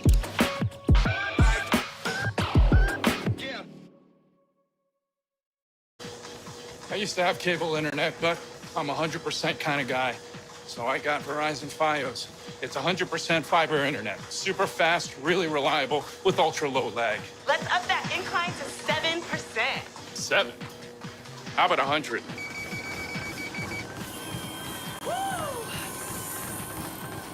Get Verizon Fios, because when it comes to your internet, it's 100% or nothing! Whether it's sunglasses outside, blue light glasses inside, or night driving lenses in the dark, Zeni has affordable eyewear for everyone. Get 15% off with code PAX at Zeni.com.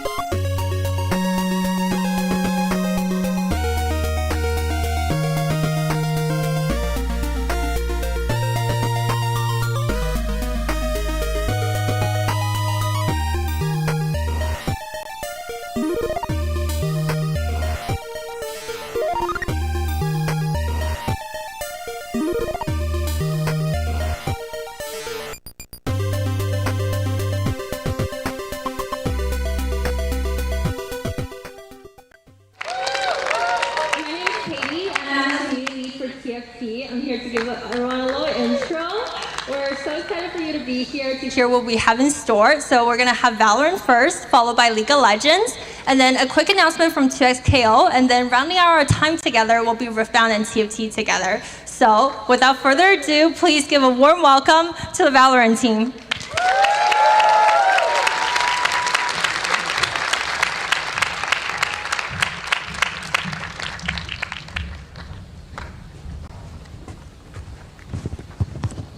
Hi everyone, we're Valorant. Thank you so much for coming. I'm Ashley and I'm one of the global community managers for Valorant, and I'm here today with Ryan Recto, agent sound designer on Valorant, and we're going to be going through designing ability sounds through the lens of mix. So we're going to go showing about the music and the art and how we made that into mix.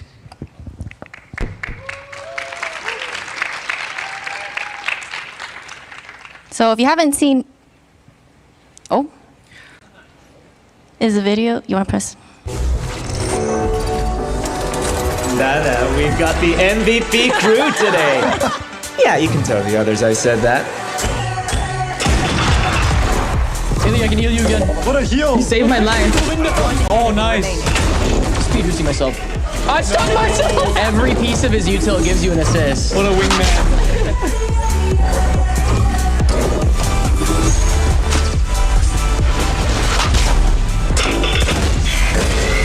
If anyone needs an energy boost out there, I've got you. Yo, Keo, put the music on. Everybody, listen to some music. The music is so cute when you're getting healed. Group heal, group heal. Oh no! Oopsie. You broke it. I did. Bravo, bravo. Let's stay in sync. Can't heal. Yo, wake up. It's your alarm clock, bro. You look so devious. It's rubbing my hands together. It's a little chilly out here today, you know?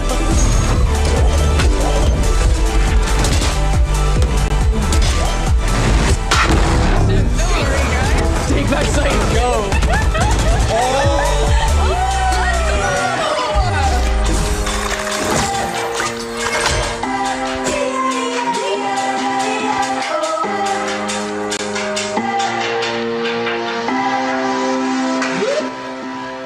All right, tell us a little bit more about what we just saw. Yeah, so that was mix, and as you can see, there's a lot of music cues in there and a lot of sound effects that was bass driven. So basically, he's a sonic radiant from Croatia, and his background is like, he's kind of like this bedroom producer, and I had to find ways to make music as it was mixed and put them into the ability sounds, and that's quite a challenge. And so here's mix, and we're gonna go through all the music stuff and then show how I break it down into each ability. And first things first, Gigi is not here today to show off some art, but I'm gonna be representing some art pieces as well. And so what is a Nora? So basically a Nora is an internal dev name that we created, and this is how we visualize sound pressure. I fed the team like visuals of like sounds and sound pressure. And this Nora is a core raw representation of mixed radionite energy. And if you look closely, you'll see it throughout all of his abilities, even through like his fingers and everything. That's his sonic radiance. And how do we get the name Nora? Well, this was Mix's aura in the beginning, and we needed a cool, catchy name to it. So Nancy Kim, concept artist, created the Nora, and we just mixed the two words, Nancy and aura. So Nora. I love that. Yeah, so big ups to Nancy Kim. And we're going into the feedback loop. This is where we got a lot of inspiration on how to fuse audio with art. And there's so much back and forth and so much inspiration. It was definitely the funnest part of the game. So here's the visual representation of a sound. I fed the team some plugins that I have, some waveforms, even some vector scopes, and I show them what a sine wave looked like and a sawtooth. And this is a stylized representation of a sine wave, as you see on the left. It's the green one, and the right one is a sawtooth wave. And remember these two waveforms because they're pretty important for his abilities. And that brings me into my synesthesia. One of the first parts of the development of mix was this art of power. Wait, what's synesthesia? Oh, well, synesthesia is like if I see a certain color, I hear certain sounds in my head. And the way I translate that to you guys in your ears is I create the sound based on the color within my own synthesizers. So I live and breathe synesthesia. I see colors and I hear sounds as well. So it kind of drives me crazy. Yeah, but, I bet. But anyways, so the red, if you see, I actually think of red as a brash color, a little bit aggressive. And then I see the green as a more of like a calming sine wave type of sound. But what I'm going to show you right now is what I fed the team is the red sound.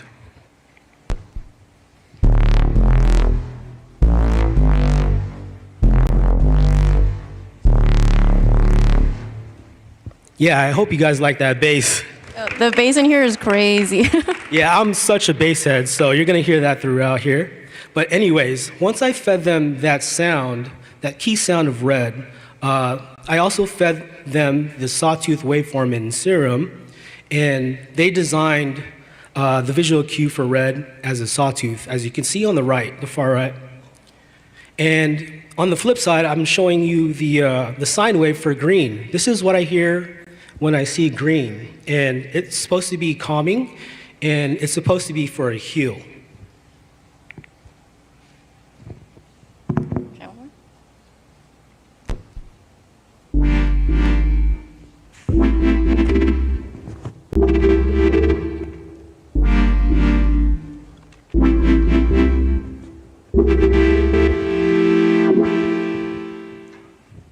Yes.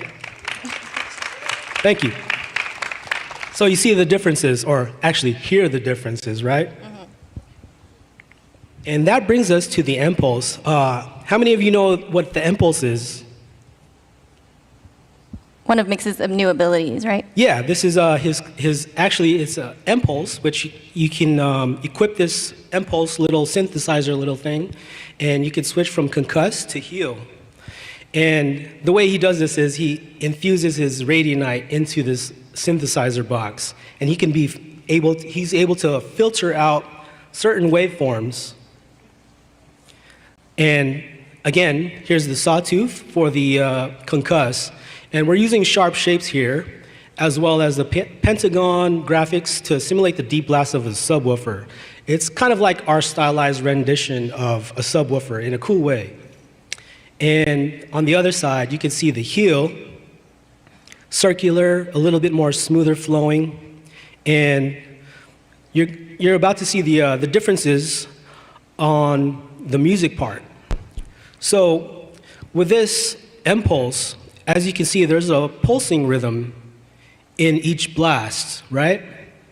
So the challenge was, how do I put music into this impulse? And since I'm a big EDM fan, and you are too, right? I am. Yep, so we're both bass heads. Hope you guys can understand this, but I've written the music on 120 beats per minute. And I left 120 beats per minute for the heel portion because that's a lot faster, and it's supposed to get you up and jumping, right? And then for the concuss, I had to do something different. So the polarizing difference is I broke it down. So if you imagine an EDM song where there's a drop and then people start headbanging, that's what I wanted to evoke for the concuss, you know? You headbang so hard that you get concussed. All right, let's hear it. So here it is.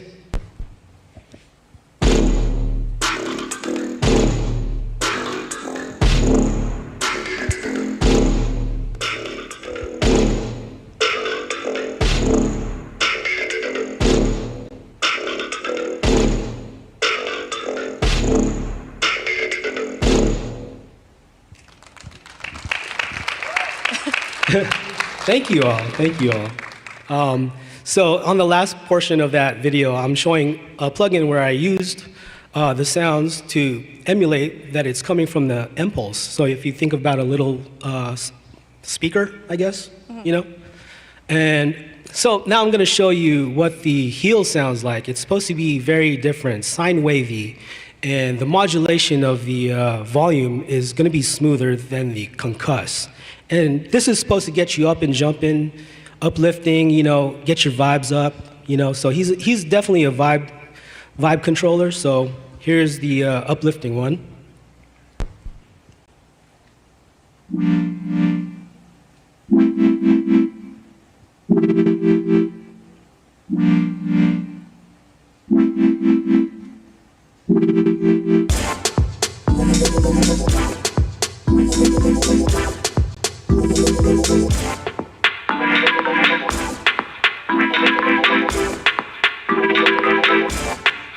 And the difference, listen to the difference.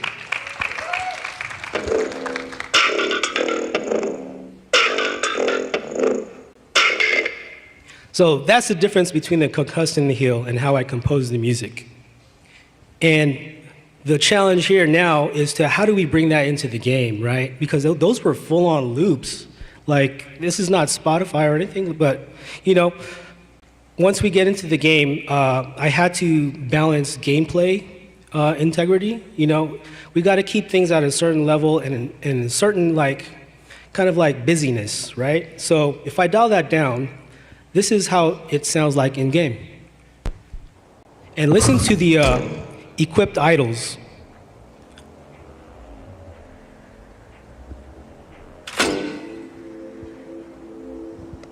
Very healing, right? Get healing.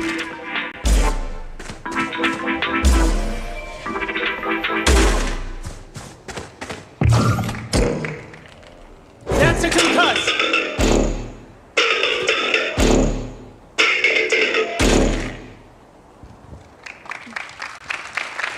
Thank you. And that was the basis of our sound design and audio design. As you can see, there was like an oscilloscope on that impulse. And we're gonna go into the next one, which is the smoke, the waveform. Now, one of the challenges was how do we make sound turn into a smoke? Because sound is not, like, it's literally not physical. You cannot see it, but we had to translate that into a visual form. So on the left, you can see some concepts here where we tried using waveforms or a paragraphic EQ to grow and form a smoke. Now that didn't quite work, so what was the magic word? Nora. So the middle, that's where we use the Nora again to expand upwards and create this smoke. So it looks really smooth, and on the right, you can actually see the Nora at its core. And pay attention to the colors because this is what I'm seeing. I'm seeing greens and a little bit of hues of purple, and it's kind of smooth and kind of idle.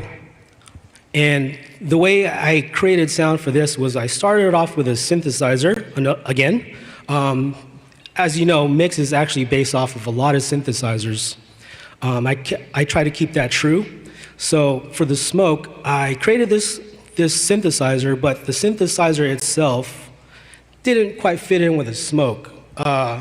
So by using a noise generator, I created this kind of like whipped cream type of sound so that it like kind of cloudies up the synthesizer. And what you're gonna hear here is me making the pads and then putting the cloud on it.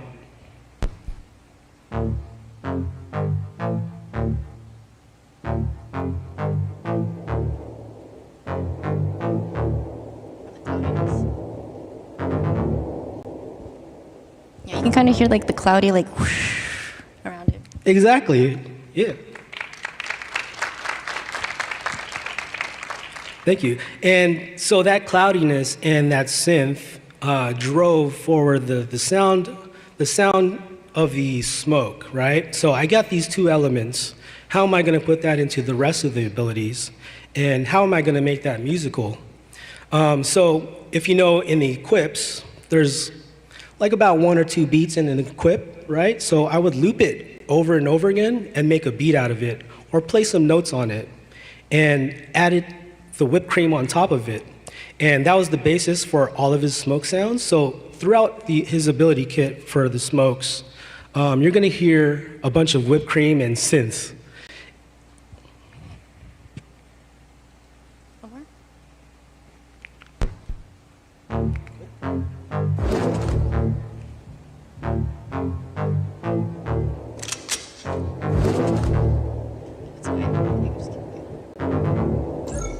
Smoke's up.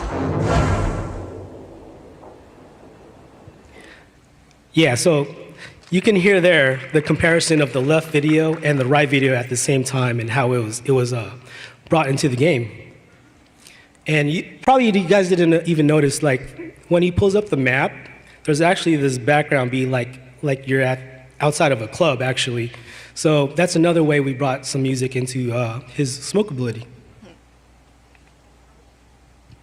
And that brings us to the harmonize, never fight alone. And we call this the harmonize because as mix, you're able to stem a player or your own teammate and yourself, and that way you are harmonized and resonant.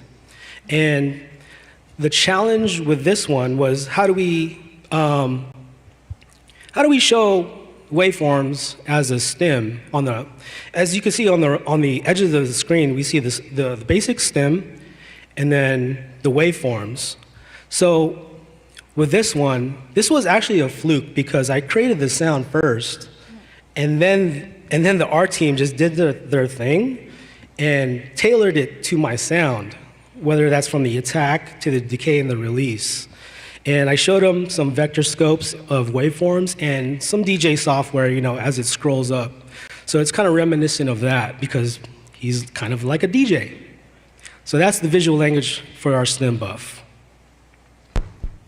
And as you can see, like when he's stemming himself, the challenge there was how do I squeeze music in that small amount of time? It's almost like a one beat self-equip, right? So there's not a lot of room for me.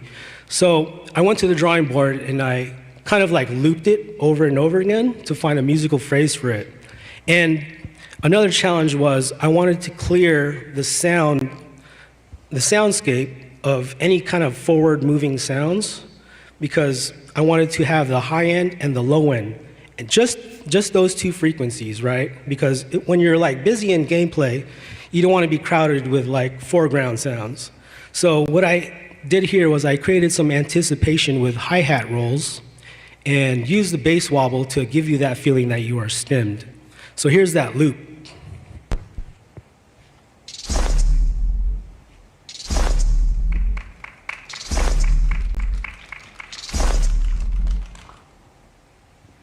Yeah, so that's the vibeness of the stem. You know, hope you guys feel that bass in here. And speaking of bass, this is the bass quake. This is my favorite ability of his kit because a lot of sound design went into this. It took a while to find what the ultimate should sound like. Like how do we differentiate the ult from the other abilities, right? I'm using synths, I'm using music. How do we make this even go harder, right? So I went back to the drawing board, listened to a lot of EDM, day in, day out, and I was like, okay, let me loop his equip again and make a beat out of it. So this is the beat that I made out of the equip.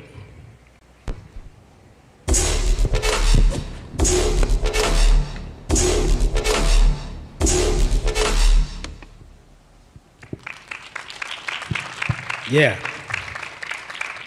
And, and back to the inspiration and feedback loop. So I showed this to the team and they were like really jamming to this. You know, they're my vibe check.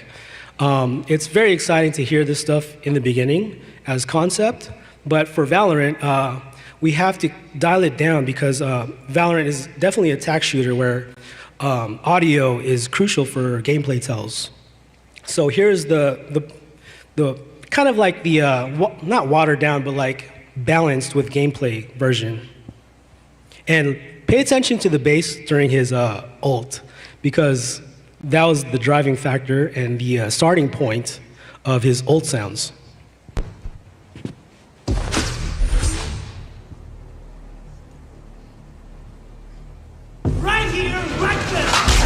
ready.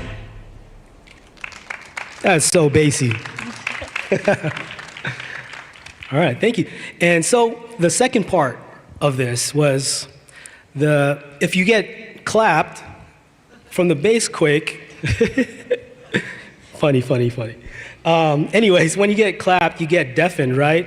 It's kind of like fade, you get deafened and you hear certain things in your headphones. And for mix, this was kind of a challenge because at first I used the heartbeat because when I imagine myself getting deaf, I kind of hear my heartbeat and my blood flowing through my head. You know, do you get that sometimes? Yeah, like your other senses are heightened.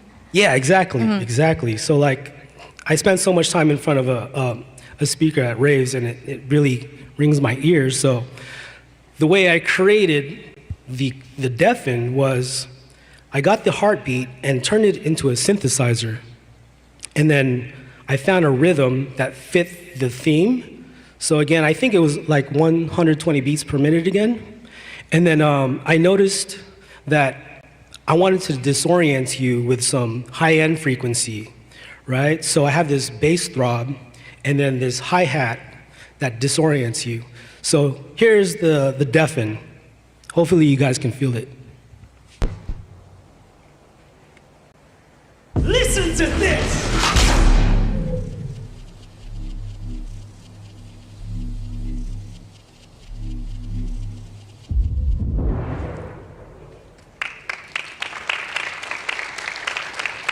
Yeah, I always like getting deafened by this ult, but it's not good for my rank. Yeah, no, I wouldn't mind getting hit by this ult.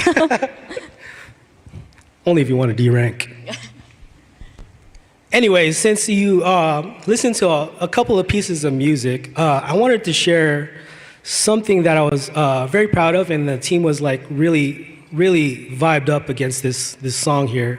I probably made like upwards of 20 to 30 tracks for all of his abilities, but the one that stood out to me was this concuss outtake music, and no one outside Riot has heard this yet, so you guys will be the ones that will hear it. And I'm so honored to show this to you because it sounds so sick. So the thought process behind this was the impulse has materials, right? It has a glass oscilloscope or a screen, and then it has these switching mechanisms in here where you can hear the switches and stuff.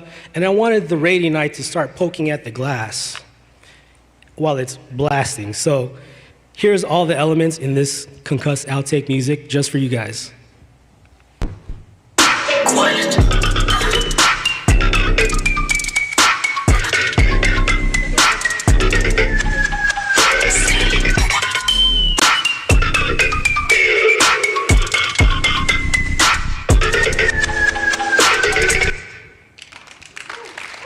Yeah, I see you guys bobbing your heads out there. Should we host a rave after this? I really want to. Honestly, Mix, like we resonate together. Like I'm a sound designer and a music person, so it was only fitting for me to create this sound on Mix.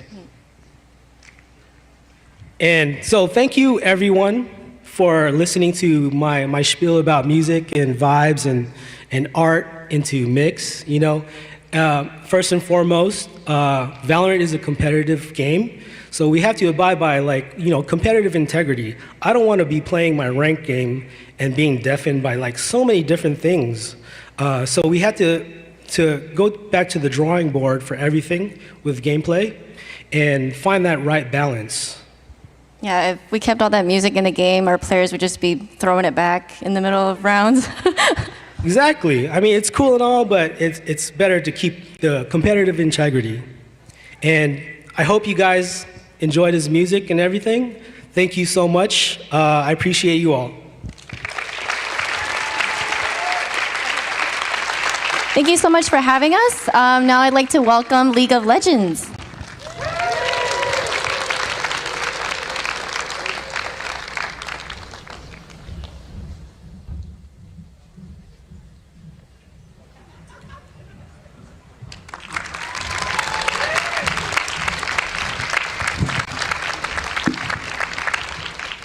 All right, can we give it up one more time for our friends on Valorant? Was that sick or what?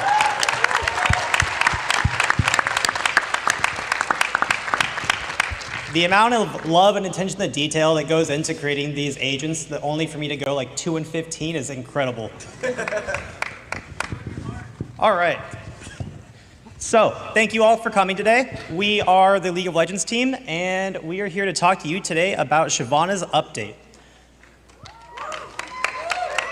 All right. So, my name is Lilu. I am the Global Community Manager on League of Legends, and I will let all of you fine humans introduce yourselves. Hey folks, my name is Ed, and I'm the product lead on Champions for League of Legends. Hey everybody, I'm River. I'm one of the writers for League of Legends.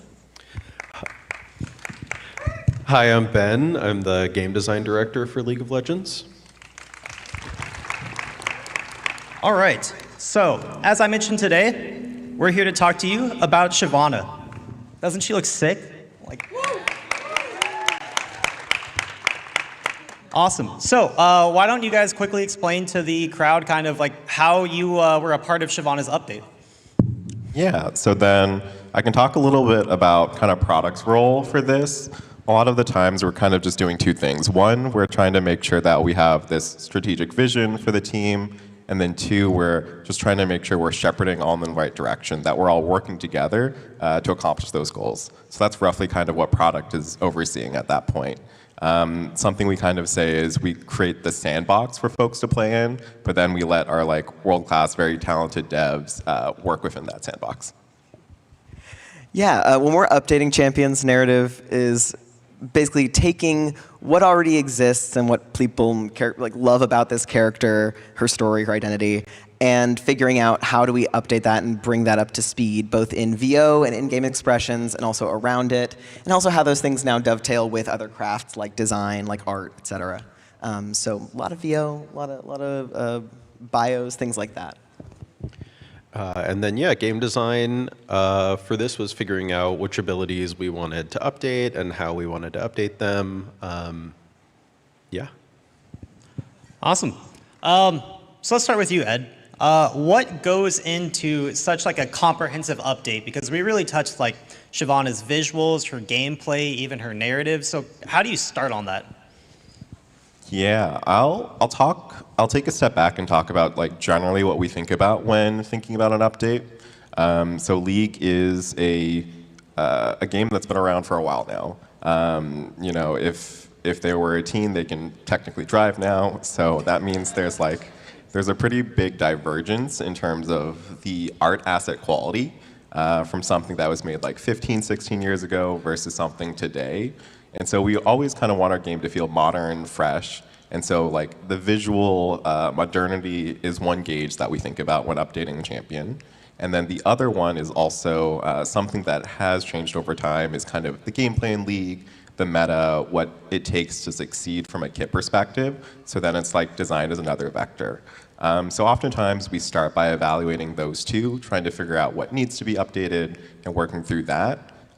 There are also just a lot of other elements to a champion, such as splash, narrative, VO, that we also want to make sure is at a modern quality. So we want to take all of that into account when updating a champion like Shyvana. Yeah, and I think Ed touched on a lot of this already, but it's also, when it comes to narrative and VO, this is a champ that came out a very long time ago when our voice scripts look very different. The way that we do VO and expressions in game looks really different. And also the way that, the larger Runeterra has developed over that time looks really different too. So when we're looking at updating a champion like Shyvana, like I mentioned before, it's, finding the core of that character and what makes her cool and special, what makes people love her. And then how do we bring that up to a modern quality standard? How do we then expand that into a full voice script instead of however many lines she had before? She has a lot more now, which is awesome. And how do we give her a level of verisimilitude as a character and as a person in this world that honors what that core was and what that core is, and gives us also opportunities to expand that into the future. And then, yeah, with design, like River was saying, we're looking for what the core of her gameplay experience is and what parts we want to lean into more or what parts we want to update and modernize. you know, like keeping her identity as a diver, juggernaut, but then looking at some of her individual abilities, like her Q, and bringing those up to more like modern design standards and best practices for our champions. Awesome, thank you all. So can you tell us a little bit more about how all of you like collaborated together to make this work? Because I don't imagine building a champion is like everyone's just doing their own thing and then you stick it all together at the end. Yeah, I'll talk about our general kind of process. So there are, I'd say, like 2 major phases when we're thinking about development like this, and this is also true for like new champions. And so this first phase is called DNA, which is for design, narrative, and art. So it's kind of these 3 pillars who are working pretty much together every day. And they're really trying to figure out what is the kind of the bones or essence of the champion. They'll collaborate, they'll spin ideas off of each other. One really good example of this is then design was like, hey, human form Shyvana doesn't have this really strong silhouette that makes her unique within the roster, so it can be a little more difficult for gameplay clarity. And so then design and art collaborated to add a tail to her in human form, and that really helped solve that problem. So that's kind of one example of folks collaborating pretty early. As you kind of get through that, as you kind of lock down the concept of what she is generally going to look like, the basic elements of her abilities, then you start bringing on more folks. Then you start bringing on like your 3D artist, your VFX, and that's when the collaboration starts across like a larger group of folks. And we'll usually have things like bi-weekly reviews. Folks will then show, hey, this is the VFX for her E, and then design might be like, oh, that looks fantastic. But maybe we need, you know, to change the colors here or there so that it pops a little on the map, or maybe it pops too much. There's a lot of design considerations like that. But it is a lot of collaboration because it's a big team, and you all want to make sure that you're kind of rowing in the same direction. Yeah, and to take Ed's example from before about this, okay, so we need human Shyvana to have a more distinct silhouette, so she has a tail. So then coming from narrative, that then becomes, okay, what does a person moving through worlds with this tail look like, right? Or like, she's very distinctly visually not human. How does that change how she perceives the world, how she's treated by the world, her outlook, you know, and where are places we can reinforce and yes and express that in her story and in her VO and in sort of how that narrative interfaces with every other discipline. Because narrative isn't just stored in the VO. Narrative is stored in everything about the character, the identity, the gameplay fantasy. It's really fun for that reason, but also it means it does require a lot of very close collaboration. So it's, you know, being in these rooms with these other crafts and seeing where the opportunity spaces are based on these decisions that are made holistically for the overall experience of the character, and then finding cool ways to tell stories from them and influence the story that way. Yeah, I mean, Ed and River said most of it, but right, making sure that everyone's rowing in the same direction. Like if, for example, if we're wanting Shyvana to be this like dragon who more kind of gets in your face and is more melee focused than the rest of the dragons, or than most of the other dragons we have represented, then like, okay, how do the abilities, how does the gameplay support that? What do the abilities need to do to facilitate that? Like whether that's getting more health from a shield or the R fearing so that it's safer to jump into the team and be in melee in that way. Yeah, just considerations of how we design and update those abilities to all kind of hit the same goal. Awesome, thank you. So I do know that with Shyvana's obviously a champion that a lot of League players have come to love over the years. So for something that's so near and dear to so many people, how do you approach the process of updating a champion in the sense of like, there are a lot of like things I imagine you want to keep for those players that love Shyvana, but also improve upon to bring it up to like modern League standards like you were saying earlier. So for Shyvana specifically, were there any core parts of her kit that you thought were really important to keep throughout her update? Yeah, I think that's a really good point because you do have Shyvana mains who have spent hundreds, if not thousands of hours on the champion. Do we have any Shyvana mains in the audience? Let's go! Yeah. So it is always kind of this balance of like, if you change too much, then it's like another champion, but if you change too little, then it doesn't feel as meaningful. So I think that's a balance we're always trying to figure out. For Shyvana in particular, I think we really wanted to preserve that identity of a half dragon who turns into a full dragon, and to make sure that really sung for her. Something that we were kind of on the fence about early was then turning her from like a wyvern, so kind of like a dragon's with her front arms attached to those wings, into more of like what you might consider a Western dragon, which is like those 4 legs plus those wings. We felt like that. Thank you. We felt like that just made her more like majestic, terrifying. It really sold the fantasy of being this big, powerful dragon. We were a little concerned though, because players had spent, thousands of hours in this other version, but that was something that we really wanted to improve on because we really wanted to sell that dragon fantasy visually. I think narratively, she's such an interesting and cool character. I think she represents a really unique corner of our champion roster and our IP, which is, someone who exists as a shapeshifter, sort of between 2 forms, on the outskirts of Demacia, and has a very different relationship to Demacia than pretty much every other Demacian champion we have. And narratively, we really wanted her to still feel really strong and really powerful, have that inner fire and external fire that makes her feel like a really cool, dynamic warrior. She's, and finding then ways to like, how does that person, exist in the world? How does it impact her relationships with other people? And her relationship to her cause and to, the people she fights alongside. That's really important to preserve and then also to expand on. And I think players have had a long time with the sort of older version of the champion, and we really wanted to narratively not actually change too much of it, because that was, I think, a part of her that was already very strong. And it was more about, okay, how do we just make this sing in a new and expanded and updated way? But most of that, like we really went in not wanting to like change her lore too fundamentally. So diving in as a dragon, keeping her identity as a diver, juggernaut like Hecarim or Jarvan, and then looking to update some of her abilities that were, we felt like they were less satisfying or more like older, antiquated design. So her passive being less binary on dragons and more like something that can scale throughout the game from different sources.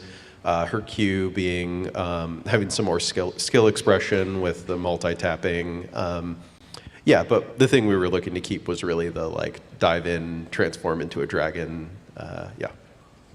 So actually, I am curious from like a game design perspective, other than like just the pure pun of dragons with scaling, is that like something that we're looking to bring out in dragons, or is there a reason like why that manifests in dragon champions? Sorry, what's the question exactly? So like, is there a reason like why we lean into like having dragon champions like Smolder or Aurelion Sol and Shyvana like have scales? I mean, I think that part of the fantasy of playing as a dragon is getting to be this like really powerful, dominating, overwhelming force, and so it just kind of lends itself naturally to mechanics that scale over the course of the game and let you get really unstoppable. Awesome. Also, it's a great pun. It is a really good pun. Mostly puns. So River, you mentioned that a lot of like what went into Shyvana's update from a narrative perspective was just kind of preserving that really interesting story that she has and that players have come to love over the years. Were there any ways that manifested in her updated visuals or gameplay or kit?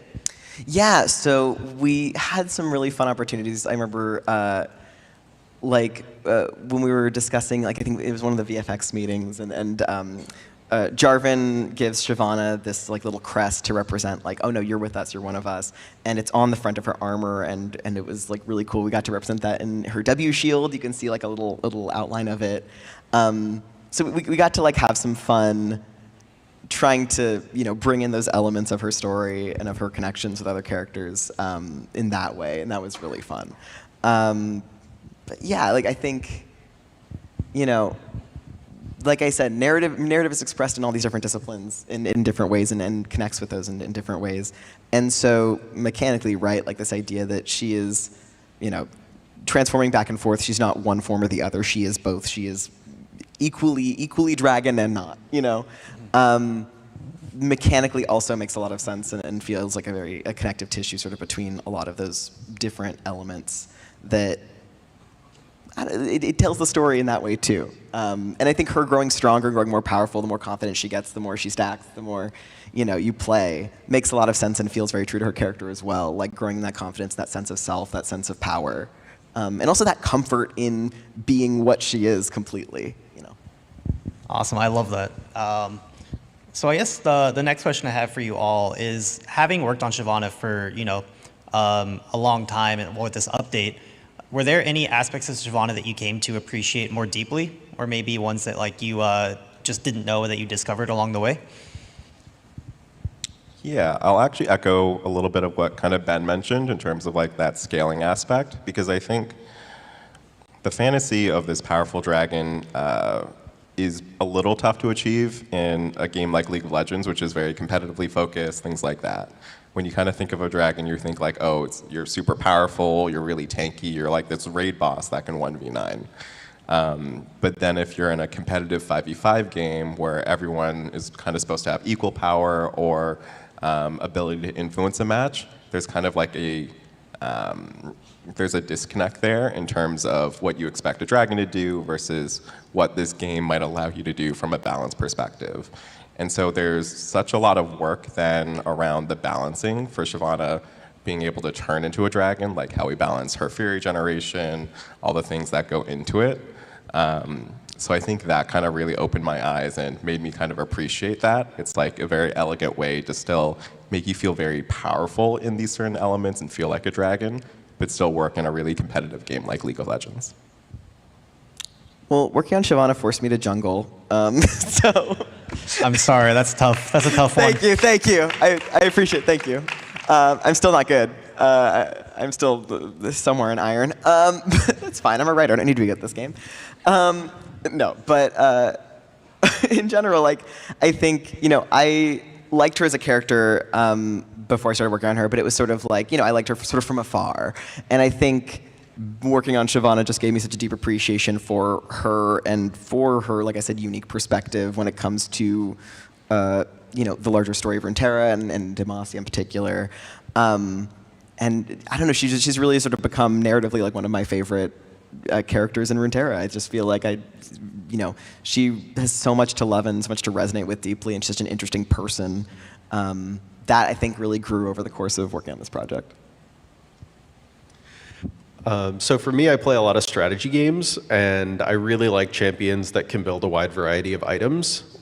So I like when I'm playing Shyvana that I have a lot of the item catalog available to me as like at least kind of plausibly reasonable things to build. My team might not feel the same way. But yeah, for me, that's very, like Ed, I like playing Mordekaiser for a similar reason of like, okay, well, I have more items that I get to think about this game and how I want to counter the enemy team and how I want to build to support my own team. So I like hybrid champions. I like champions that can build AP, AD, more offensive, more defensive. And so when I like that every game I'm playing Shyvana, I actually think about what new combination of items I might build that game. Yeah, do you have a personal favorite build right now? Not one that I'm brave enough to say on stage. Sounds like he might be an AP Shyvana abuser. Maybe. I may have been in the hotel room last night building embarrassing items. It's okay. Your op.gg is safe with me. Awesome. So I guess we talked about a lot of like the big wins with that we've found in developing Shyvana and kind of how we were able to remain true to a lot of aspects to her. As you were going through the process, what were kind of the most challenging things that you guys encountered working through it? Mine's a little bit of a cop-out. Maybe I'll say two things. One, I think we touched on a little bit, but it's always trying to find that balance between how much you want to change for a champion versus how much you want to preserve to keep that essence for her. And so as we started, I think, on Shyvana about like a year ago, we really did feel like the core essence of her was so resonant that we wanted to keep a lot of those pieces. But it's always kind of a tricky balance there, because I think you run the risk of alienating or not serving an audience that already likes her versus an audience who might like her. And so that's always something that's top of mind for her. The other part is I think the team was just really aware of how much the community wanted this update. And so we just came in with a lot of like high expectations and understanding that there was a very hungry group of players we were hoping to serve. So I think those two were trickiest for our team. So how do you typically balance trying, like when you're going to update a champion, making them something more accessible for players that maybe haven't been interested in Shyvana so far versus those that have been playing Shyvana since like the day she came out? I think for Shyvana, we thought that the core was already there. And so it was more about how do we improve her to fit in modern League. Some good examples of the past where we thought there were potentially like mechanics that were a little too niche that really limited the champion. I think Aurelion Sol is actually a really good example. We know that there were a group of players who really loved, the circling stars around him mechanic, but we knew that there was a lot of players who were like, ooh, this is a little finicky, a little weird. It's very different from anything else you find in League. And that's something I think we're more and more concerned about, or at least conscious of. We do have 170 champions. The burden to learn each new one can be a little tough. So if you have someone who's just very, very, very vastly different, that can make it really tough. And so those are kind of some of the considerations we're thinking through now. I will say, as much as I do miss the rotating stars, the ASOL throwing up stars at your opponent is a really great touch. Thank you. ASOL mains? Any ASOL mains? Let's go. Not good for my solo queue, but good for my heart. So what about you, River? What were some of the most challenging things when it came to updating Shyvana's lore? Yeah, I mean, I think echoing some of what Ed said, I know I feel like we're echoing each other a lot, but I think that speaks to sort of how collaborative and aligned we kind of had to be through the whole process, right? Like, for Shyvana, it was when we're looking at expanding or like sort of taking a core of a character that's already really beloved and then giving them more content, giving them more things to say, ways to interact with the world narratively. Really wanting to deliver on, there's as many different versions of this character in people's heads as there are players who play her, right? And they're all gonna be like slightly different. And so trying to find what feels like the best version that delivers on the sort of fantasy and the love that players and fans have for her is always, I think, a really big burden across the board, but a very worthwhile one. I think that we would all agree in that. And so I think that was part of it, was like, okay, is everything I'm writing here gonna feel good for people who know and love this character, who know and love every version of her that's come before? And then I think also like really dialing down on, because I mentioned like her relationship to Demacia and her relationship to why she fights and what she does is a lot different than I think other characters sort of in her same arena. What drives her, I think, was the thing that we really were like going back and forth on and trying to find the exact expression of, what balance of like feral badass dragon to like, no, she is like a person who's got like really strong convictions and ideals that she's pursuing, and so much of her story is about that titration between the dragon in her and the human in her, and so because of that, it was really fun, but also it was a very big challenge to find what's the exact right balance of how many lines are going to be more focused on sort of her dragon-y nature.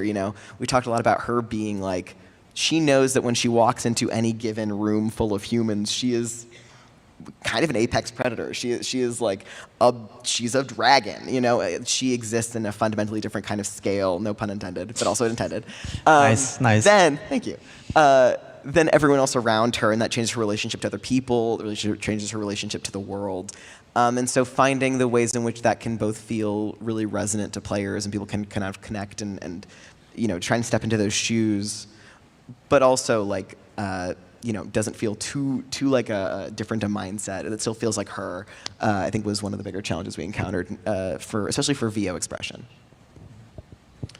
Yeah, with gameplay, it was a lot of balancing the tension and juxtaposition of the different elements of her as a character. So she's a juggernaut diver, and then already that's pretty tough. Like a juggernaut is supposed to be, it's supposed to walk you down, and if they can catch you, you're in a lot of trouble. But maybe they can't. But then a diver, by their nature has to be able to dive, right? So there's just a lot of tension there of like, what's the right amount to let people do that, where they can still have that fantasy moment, but you haven't combined these two classes in a way that just breaks the game for everyone. And then also her being able to build AD or AP items and build more offensive or more bruiser or even straight up tank items in some cases. Like, it's just a lot to balance all those things and try to walk that line of letting you play out the fantasies that we're going for with her without breaking the game for everyone else you're playing with. I wouldn't mind that as long as she's on my team. Okay, so kind of on the flip side of that then, what are you all most proud of in terms of how she landed? I think for me, it's definitely where that dragon form landed, and then I think we were able to add just like a lot of personality and touches to it. So when I think of just like she has a custom run animation when she uses her W in dragon form, when she gains some movement speed, and she's almost kind of like, she has like a very unique run. It almost looks like she's kind of happy when she's doing it. So I thought we were able to add just kind of these like light little touches that gave her great personality. Some of the ways that she attacks in dragon form I thought just turned out so well. She'll like slam her tail, or she'll use her wings. She has this big bite. And so I think a lot of the art really came together. Our animators in particular just did such an amazing, fantastic job there. And so I think that part really resonates with me. Yeah, I think I'm really proud of the like I said, the nuance we got to sort of express in her now, which is really cool. We got to, hear more about her comments on the world and the way she thinks about things, and also getting to give her a sense of humor, I think, was really fun. She's very dry. She's very like she's got some jokes. She's good, and I think she's a line about small talk and how much she hates it, which is so funny. And like those moments that make her feel, like I said, like a person who has a point of view and has a sense of humor, and I think is dealing with this very unique situation that she's always been in, and is really fun. And I think I'm really proud of how that turned out.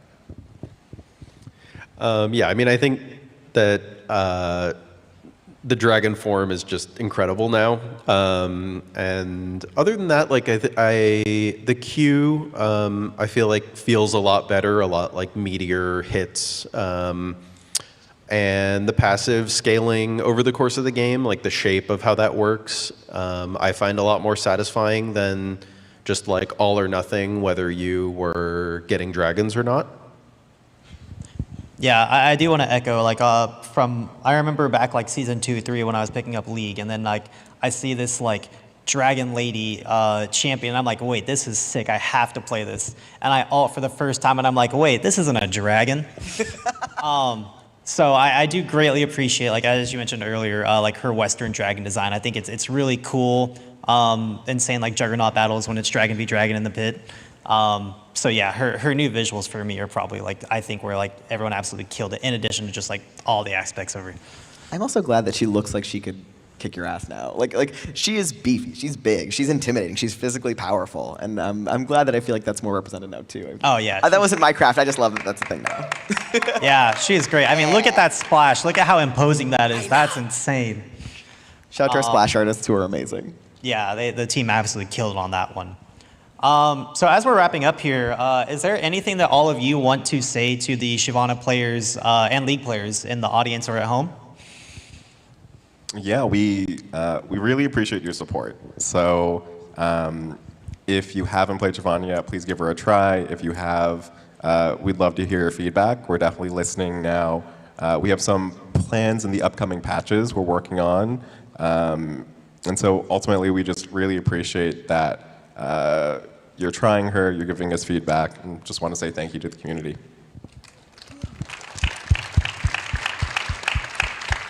I mean, I feel like echoing that entirely. I hope that you guys love her as much as we do, and I hope that you see all the love and care that was put into her, and you know, we obviously provide you, you know, like here's the thing that's in the game, but ultimately it's the fans and the people playing the characters that ultimately sort of make them sing, and so I hope that, you know, you give our dragon wings, you know, so thank you. Yeah. River with all the puns today. Good stuff. Good stuff. I'm always on it. I don't have any puns. Workshop it. But no, what Ed and River said, I mean, thank you all for playing. Thank you all for your feedback.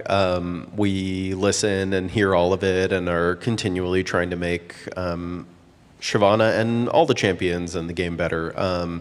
So yeah, keep an eye out for us listening and doing our best to keep improving things.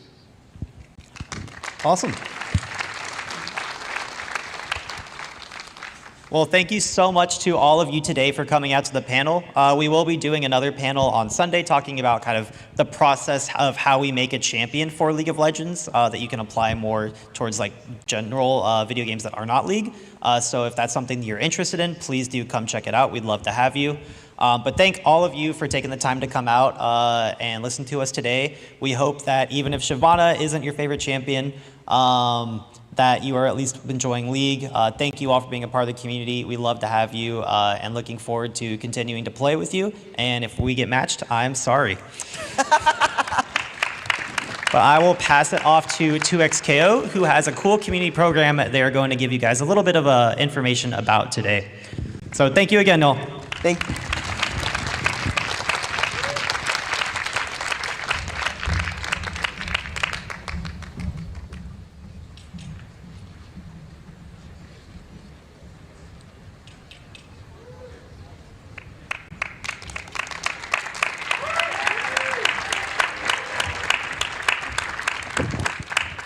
Hello, hello, PAX East. Very excited to be here. Hello, everybody.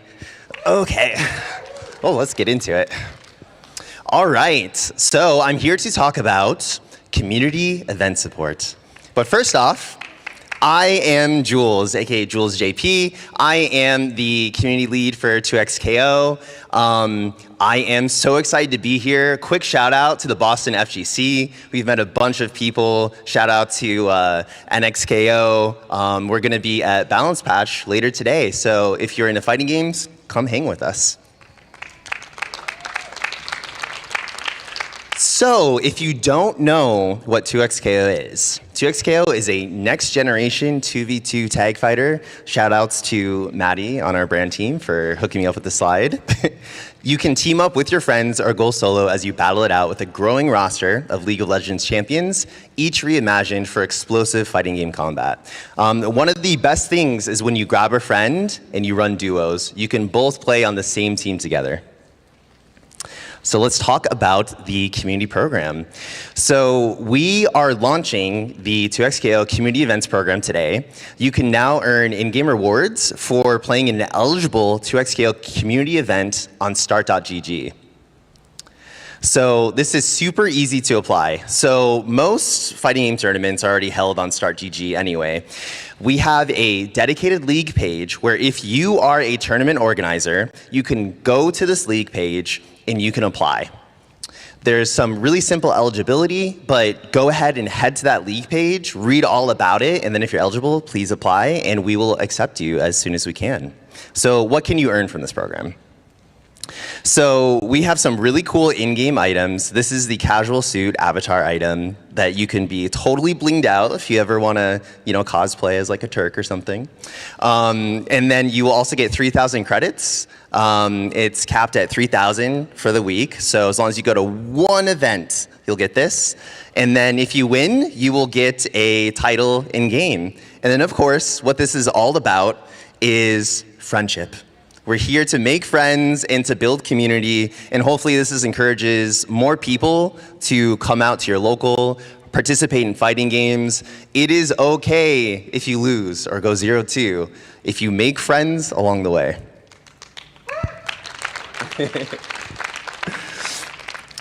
Yeah, that is it. It is a super quick announcement. Myself and then Paul and Steve from our team, they're over there. We are going to be around PAX East all weekend. If you have any questions about 2XKO, please come talk to us.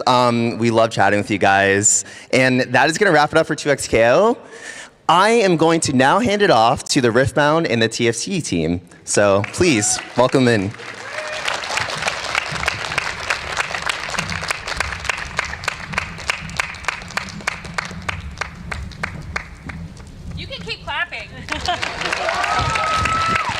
Yes, give it up again for Julia and the 2X team. Woo! Okay, enough. It's time for strategy games. Hi again, I'm Katie. We met earlier. I'm the global community strategist for TFT, which, if you didn't know, is the largest PC strategy game in the world. TFT is a free-to-play PvP auto battler where you and 7 other players get to draft from the same pool, position them on your board, and then battle to be the last one standing. So I bet some of you already know that, so raise your hand if you've played TFT before. Very good, excellent. Hey, Riftbounders. So I'm Diana. I'm the Global Community and Influencer Manager for Riftbound. If you don't know what Riftbound is, it's the League of Legends trading card game where players are going to use units, legends, and abilities from across Runeterra to conquer battlefields, earn points, and hopefully win the game. So raise your hand if you play Riftbound. And keep your hand raised if you play both. Or raise both your hands. That works too. Okay, great. Yeah, because both games are actually very, very similar. Right. And we both use beloved League IP to achieve a best-in-genre experience for our players. And today we're joined by devs from both teams here. So let's go down the line, introduce yourself, say what you do for the team, and then tell everyone who you think gives the best high five in Runeterra. Hello, my name is Mindy Chi. I am a technical game designer on Riftbound, and previously I worked on TFT for 4 years as well. And I think Kobako gives the best high fives because no explanation necessary. Yeah. Hi, my name is Naomi Kute. I am the set design lead for set 17. And I think that Rakan would give the best high fives because he's just really overwhelmingly positive, and so it's hard to believe he would ever give a bad high five. I like that. Hi. Yeah, like, would she be okay with you just I think they have a doing all healthy that? enough relationship that, like, he's not going anywhere. She does not have to worry about him. That's fair. He's locked in. Hi, I'm John Mormon. I'm sets design lead for Riftbound, and I was the set lead for Origins and the upcoming set Radiance. And my pick is going to be Ivern. With your Ivern shirt. Wouldn't that hurt? No, he'd be extremely gentle. Yeah, he's gentle. It's a tree. I'm Alex. I'm the head of gameplay for TFT. Best high five? I have to go with Blitz. You just stand there. He does all the work. I feel like that one would hurt. Yes. Yeah. What about you, Katie? I think Braum. I just feel like he's such a warm and positive character. Like, And you get Poros. yeah, exactly. Poros. How about you?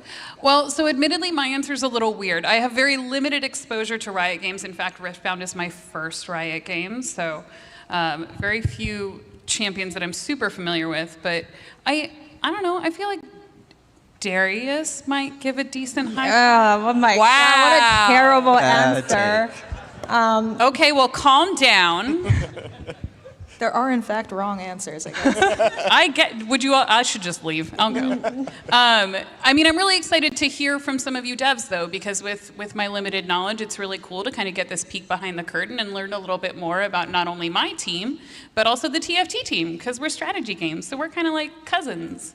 Sisters, best friends. Twins. Yeah, something like that. So I'm going to start with you, John. And of course, I'm going to put you on the spot immediately. Sounds good.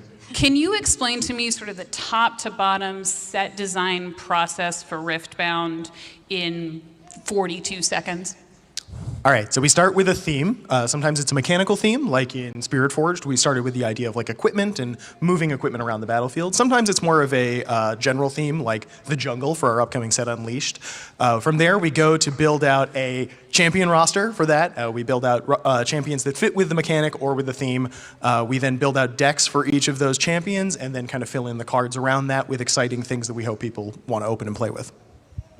Noemi, how about you for TFT? And maybe we'll do just like a little bit more time because I feel like it. How about 45 seconds? Okay, thanks. Yeah, we actually approach things in a really similar way. For TFT now, we usually start with a really broad theme, and then we try to find the skins and the champions that we feel best represent that theme. And then, similar to y'all, it's a lot of just like iteration to whittle down like what's working, what's not working, our favorite pieces, things we call like our core pieces that really represent the set. And then it's a lot of play testing. It's just a lot of play testing, taking the pieces that don't work out, trying to fit something in that does work. And if that doesn't work, that's where things get tricky. And we have a lot more work to do because then we have to rip out more pieces and fill them in with even more because everything's a ripple effect because everything's very connected. That's a really good point. I feel like even for our sets, we have probably 8 or 10 times as many cards in the file at some point. Like almost everything gets put in, torn out, put back in again. It's very rare you get a card that makes it the whole way through the process. Yes, it's the same for us. And sometimes you rip things out and then you're like, oh, you know what would fit here? A couple months later, that same thing we took out. Let's put it back in. Or a couple sets later, you never know. Yeah, you know. I'm actually slightly jealous of Riftbound in some ways because TFT, we're very reliant on League skins and existing League skins, and we've built a ton of new stuff in the most recent sets, but you guys can just kind of create a card, and if you want a specific theme, you can just snap your fingers and make it. That's pretty sick. It's a little more complicated than that, but not much. So. I don't think so.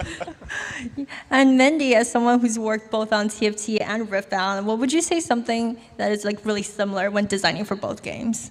Yeah, they both have a lot of similarities. They are both like, I would say like almost live service games in a way because they both have their core gameplay that doesn't change from set to set.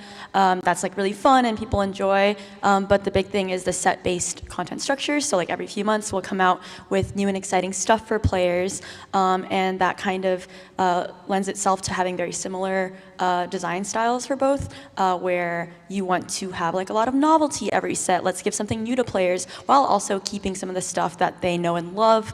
We'll do that from set to set. Like, you know, Riftbound has some mechanics that you'll see again and again across them. And TFT, we might like keep some things similar or like mechanics that we've seen before that are like popular from past sets too.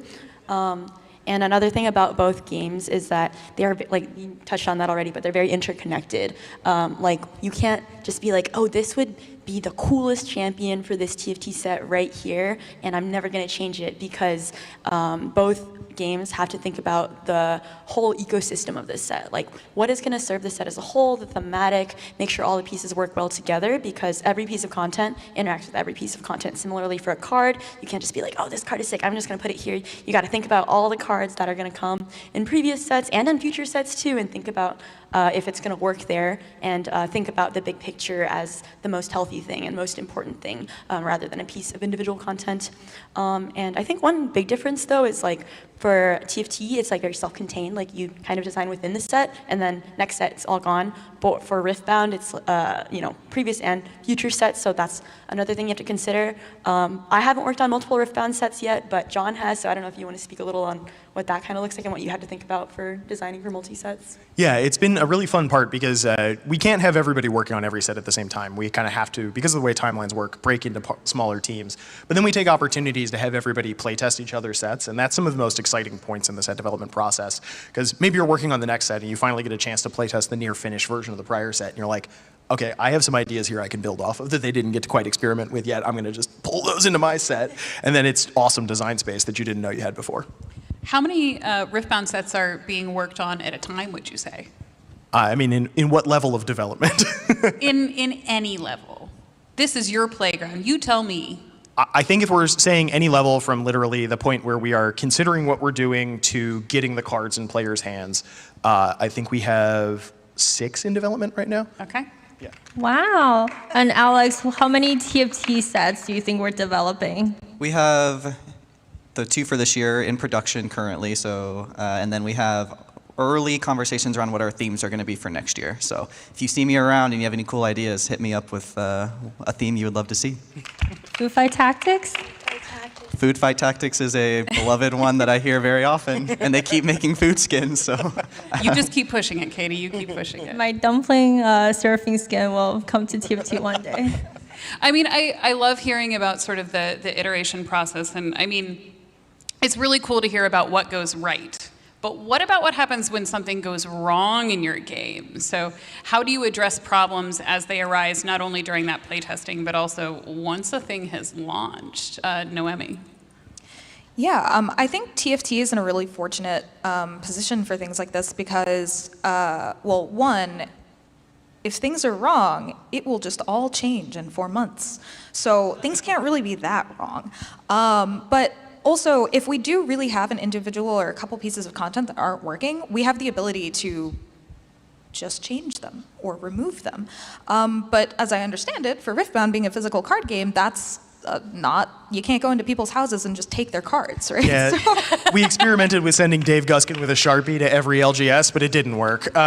So yeah, we kind of have to try and get things right before we send it out to players and get it into their hands. And a lot of that comes in the internal testing. We are moving cards around constantly, as we mentioned, and sometimes that involves even moving something late in the process. And like Mindy said, everything is very interconnected, so sometimes you'll have to rebalance one card that then leads to you having to rebalance 6 other cards because it changes the way an archetype works. And then once it gets out into players' hands, we have basically a limited number of options available to us. We have the opportunity to ban cards. This is not something we want to do lightly. Like, every card is somebody's favorite card, and not everybody gets to read the ban announcements. And nothing stinks worse than going to your Nexus nights and then having your opponent be like, I'm sorry, you can't use that. Your deck's illegal. We've considered other options in terms of like restricting cards where you can only use a limited number of copies. We feel like that kind of puts you in a situation where like the problem's not solved, it just comes up less. So it's not really satisfying as a solution. And then we've also aligned as a team that we don't want to use errata for balance reasons.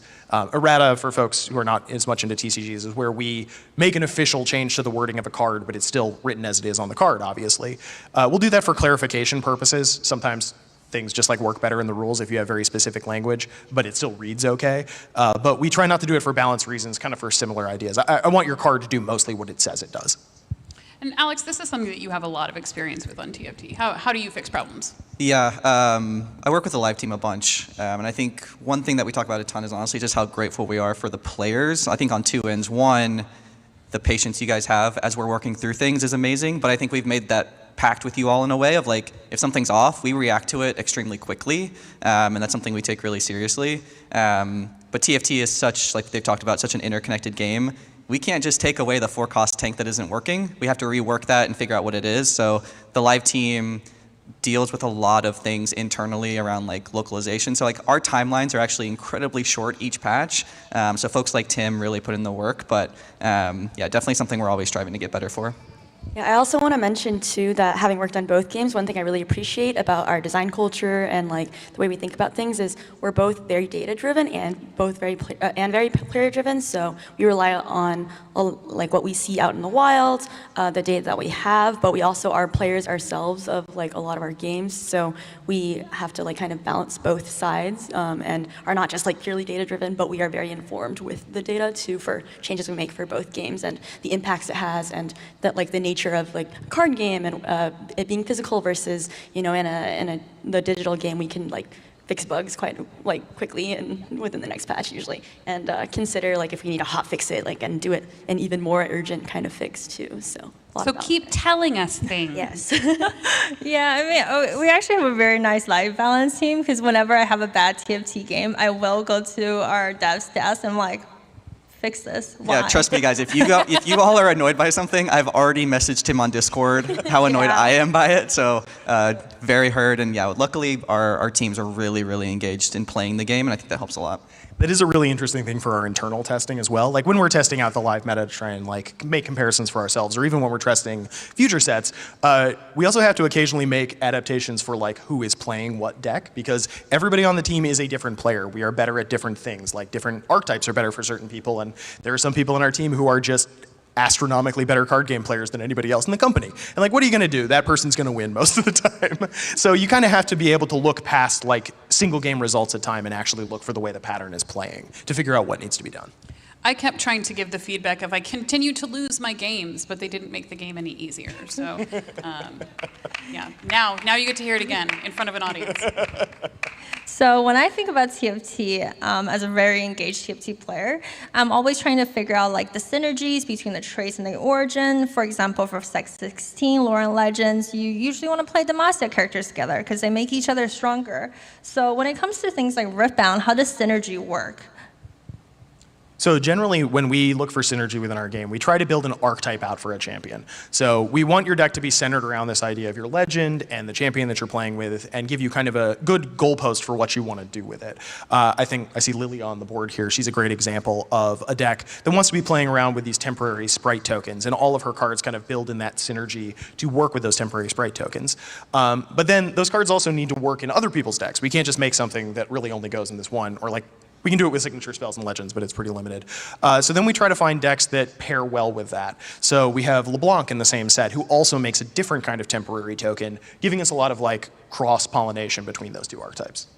Yeah, and in design we have like kind of an idea of explicit versus implicit synergies. So explicit is like in TFT, like this unit is Demacia and Warden, so obviously we put those together.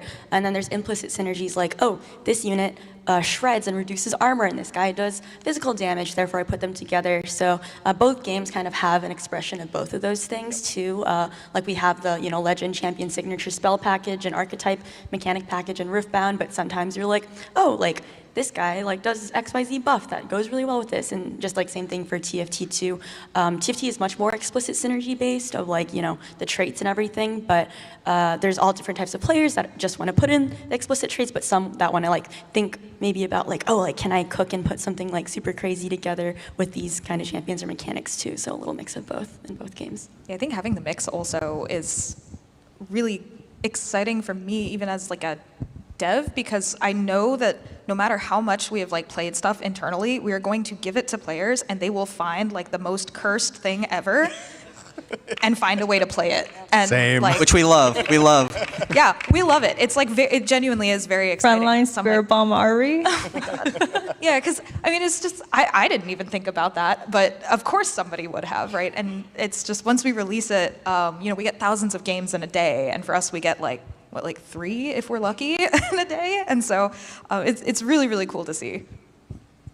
When you all start to design those things, when you look at kind of putting together a set and building out those initial units, I mean, is the process something like you have this league character that you want to bring over and kind of create that character for your game? Or is it more you looking at sort of the spread of everything else that's going on in TFT or in Riftbound and saying, we want to bring in these abilities, this champion happens to embody some of that, and we think we can make it work. So what is sort of the order of operations there, Alex? Do you want to take this one, Omi? Sorry, what did you? In terms of, do you want to take this one? Oh, yeah. Sorry, the echo. Yeah, so I mean, I think it really depends on the where we're at in production. So in the beginning, everything's like very free-flowing. It's very, we use the term dreamy, which is just like, whatever you want, throw it in. We'll see if we can make it work. And that's usually where we get the like, well, I really want this champion, or I really think that this champion represents the skin line really well, or this theme really well. Let's bring them in. But then when we get to that like iteration phase that I was talking about, where we're really testing stuff, pulling things out, putting things back in, it gets a little trickier to do that. And so that is when we actually approach more with the, well, we have this, I almost talk about them like puzzle pieces. I'm like, I have this shape here, and I need something that fills this shape. Beautiful mind, the whole thing all together. Yes. Like, I need this puzzle piece, and so then I go and I look at champions, and I look at what is kind of associated with them, and what abilities they have, and what like visual shapes I'm looking for as well. And then we kind of pull from that list. And sometimes we don't have a great list. And that's where we get to these like really more interpretive versions of our champions, where these are really exciting for me, where it's like, oh, well, here's this champion, and they're doing this thing that does feel like something they do, but people have never seen that from them before. And so we can really hand it to the artists and be like, just go ham, make it look cool. Yeah, that's one of my favorite things that we're able to do on TFT in particular, is take a champion that players really love and show them in a new light that they've never seen before. One of my favorite examples is for folks that played Set 8, we had a Leona that had this orbital laser. And when you think of Leona, you don't really think of the orbital laser, but like, yeah, she's like harnessing the power of the sun, and you can kind of get there and see her fantasy. And I really love that we're able to do that, but we never want to stretch too far. We kind of want to hold true to like who that champion is, because like if you love Diana or you love Vi, you still want that fantasy of like, I'm playing this champion I love, but we do love being able to serve that in new ways in TFT. Yeah, I think we have a very similar process in Riftbound, where obviously we start with generally something that is thematically linked to what we're doing. So if we're in Unleashed, we might start with some jungle champions like Kha'Zix and Rengar. And then our champions are broken apart into 6 domains, and each champion has 2 domains. So as we're filling out our roster, we're kind of filling in those slots for each of the domain pairs based on what things are. And we'll eventually get to a point where we have a couple slots left and we have some very specific domain pairs we need to fill, at which point we go to this giant spreadsheet we have where we have looked at every champion and said what domains we think they can fit in, and go, who can I fit in here that like still fits with the theme a little bit or gives me something that I can like basically sell very well on the box and like make the set exciting for players. And then to the idea of like kind of reinterpreting champions, we operate in a very similar space where like sometimes you manage to get something that feels mechanically like what a champion does in League of Legends. I think Vex in Unleashed is a great example of this, where she's all about movement denial and kind of like being mean to your opponents, and that deck plays as just stun after stun after stun. It's very frustrating to play against, but in like the best way. And then we also have other champions, like I'm gonna talk about Ivern a lot, I'm sorry y'all, I love Ivern. But he doesn't necessarily play with the same kit that you get in League, but we looked more towards what the character of Ivern is. He's this friend of the forest who loves little animals. And so we're like, what if we made his deck all about gathering together the birds and dogs and cats and poros of the world, and then taking your cute army into battle against all the Demacians and winning anyways? I mean, at the very least, you feel terrible winning against that deck. You should, yes. Yeah, absolutely. Absolutely. I mean, we're working with such specific characters with like established lore and skills. Like, what would you say is the furthest you're comfortable with stretching that, like imagination and lore? TFT's pretty comfortable with it. I think especially as time goes on, I mean, we want to hold true to who the champion is, but we also want to like surprise and delight players. So we've definitely gone pretty creative a few times. And I think it's been nice too to bring in stuff like Kobuko, because we can create new fantasies and kind of, you know, share that even more. But I would say on TFT, especially in the 5-cost space, we play around quite a bit with how big we can stretch things. Yeah, I think it all kind of comes down to like, can we make someone really happy and delight them with it? And a lot of times the answer is coming from the League of Legends IP, people love these champions, love these characters so much, and they want to be able to see the cool thing that their champion does. But sometimes they're like, hey, Lissandra puts people into a giant teapot and it cooks them up, and it's like sick. So, and that's going to make someone really, really happy to see. Like as designers, it's just like, what can we do to make them really happy? Is that going to... Like, these are all Noemi spells, by the way. When she says she's a thematic designer, she is a very thematic designer. I mean, I do really, really love these designs because I think, just to give more context here, the way that I think that we usually approach these is like Lissandra in that skin it's a porcelain skin. And so when I was approaching that champion, I was like, well, it's porcelain, teapot, tea. What if you just in the teapot, you know? And it sounds really silly, but then we make it and it's really fun. And I'm like, you know, that when I talk about our core pieces for a set, that becomes one of our core pieces. We're like, yeah, Lissandra puts people in a teapot because it's whimsical, it's fun, and we want our game to be fun. It doesn't have to be all serious all the time, but I really think that the way that we approach these is around like using the really core identity of these alternate universes and the skin lines that the skins team creates. And they have this whole, you know, they have all this information on how they created them, why they created them, the core pillars of those skin lines. And so it makes it really easy for us to find things to pull from when we're like, I need Lissandra to be like, you know, to do this thing, but her spells don't do this thing, but the teapot does.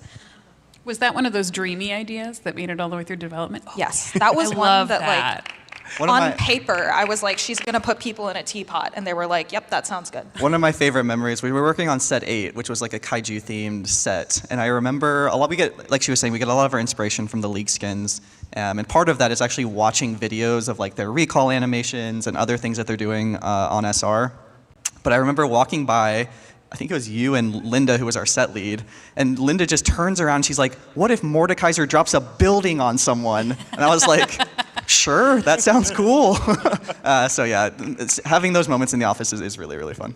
Noemi mentioned something else that I think is like one of my favorite parts about working at Riot, honestly, on all this, is that everything we're touching has such a background and such a passion from other people in the company. So when you want to look at what you want to do for a particular character, there's somebody you can ask who will just info dump on you, like everything that they considered, a ton of different background information, a lot of angles for you to use. It's wonderful as a designer to just be able to have that much raw material to work with.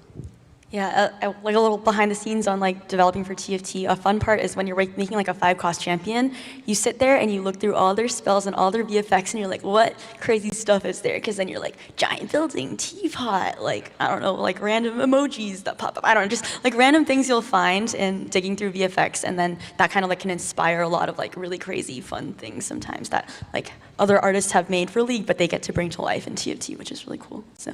I mean, Mindy, I've heard you mention it. Noemi, I heard you mention it. I'm sure, John, Alex, you both mentioned it at some point while you were sitting up here. But you mentioned that you kind of start off approaching something through thematics, a theme, a baseline for a set. So what does that look like for Riftbound versus TFT? How does it differ? Yeah, I can go first. The process has changed a lot over time.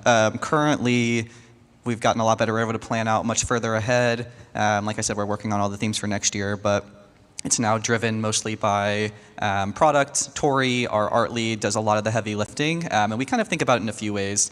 We think about what's going on at Riot. Are there any big moments we want to tie into, like with Set 10 and the music stuff, which is really fun, or Arcane. And then there's also just, we don't want to serve 3 sci-fi sets in a row. We don't want to do 3 fantasy sets in a row. So we kind of think of what the player journey is going to be like over the course of the year.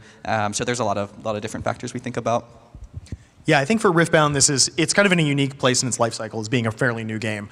So like when we were looking at what is the theme for Origins, the theme was let's make a card game. And so we wanted to make sure we got in things that really like sold you on this is League of Legends, but also things that are like, if I play other card games, what are the things I'm going to be excited for? I think I've talked about Victor a bunch from Origins, but he is a token generator, and we knew people like playing these go-wide token decks. So even before we knew that was Victor, he was in the card file, and I think we ran him through multiple different champions. He was Soraka making like Stellacorn ponies at one point, and Braum making Poros. And when we found Victor and the Arcane stuff, we're like, oh, this is something that'll really excite people and give us the archetype we want to see.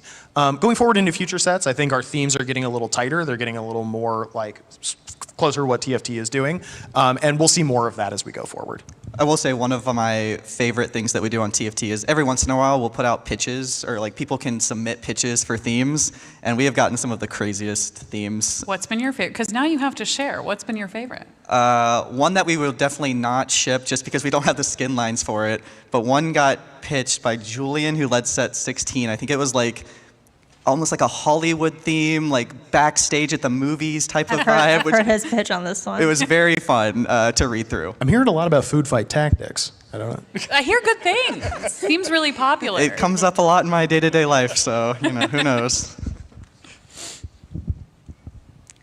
So thinking about all these different characters, let's give our devs some homework. So if you were to take your favorite character in Runeterra, how do you want to see it for the other game? Mindy, maybe let's start with you. I mean, you've worked on both, Yeah, so you can pick whichever one. Oh, I'll just pick a funny one, I guess. I really love Lulu, and I think that Lulu can beat any AD carry in lane in a 1v1 like pre-level 3, and I think that should just be reflected, that sometimes she should just deal a lot of damage and destroy someone in one of the games. I don't know, maybe that could happen one day.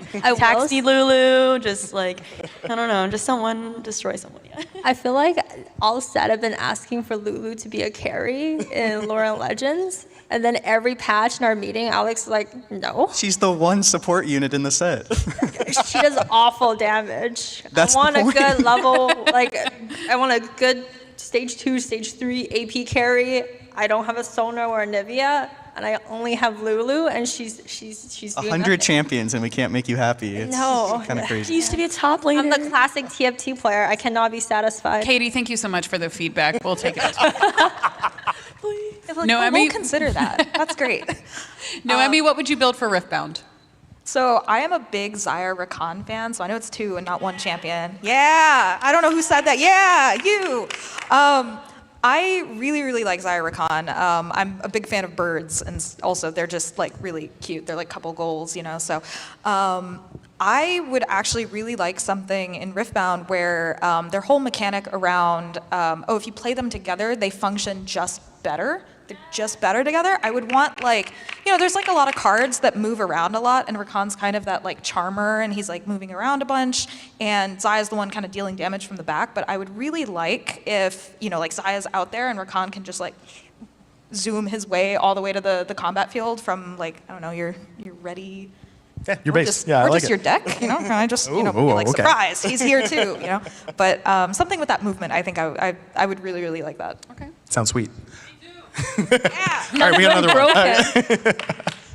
one. So I'm a big fan of the Broloff skin. I would like to expand Broloff out into the TFT University set, where we can have Broloff and maybe his friends Brogath and Gallibro all running a fraternity. Another school, magical school AU? Yeah. I'm in. I have college. such limited knowledge of Riot games, but even I can tell you this is too much. This is a great example of the pitches that I get from my designers. I'm helping. But no, I mean, we're literally just backstage saying how much we love like the day job skins and how fun those would be to get into a set. But in terms of a champion, I've given this pitch so many times. Ari's my favorite champion, but we don't really do much with her fox form. And I think having a card in Riftbound that is a fox or the tokens are foxes could be very cool. Yeah, one of the things I'm really excited for is as we get more sets, what we've done so far is we've released a champion, like a side champion, and then released the legend for it in later sets and kind of let them build off. Vi is up here, and she works great with the Origins Vi. We haven't had a chance yet to go the opposite direction, where we actually get to release a new side champion for a deck that already exists. I think that's a very exciting space, and who knows, maybe Fox Form Ari is where it's at. Perfect.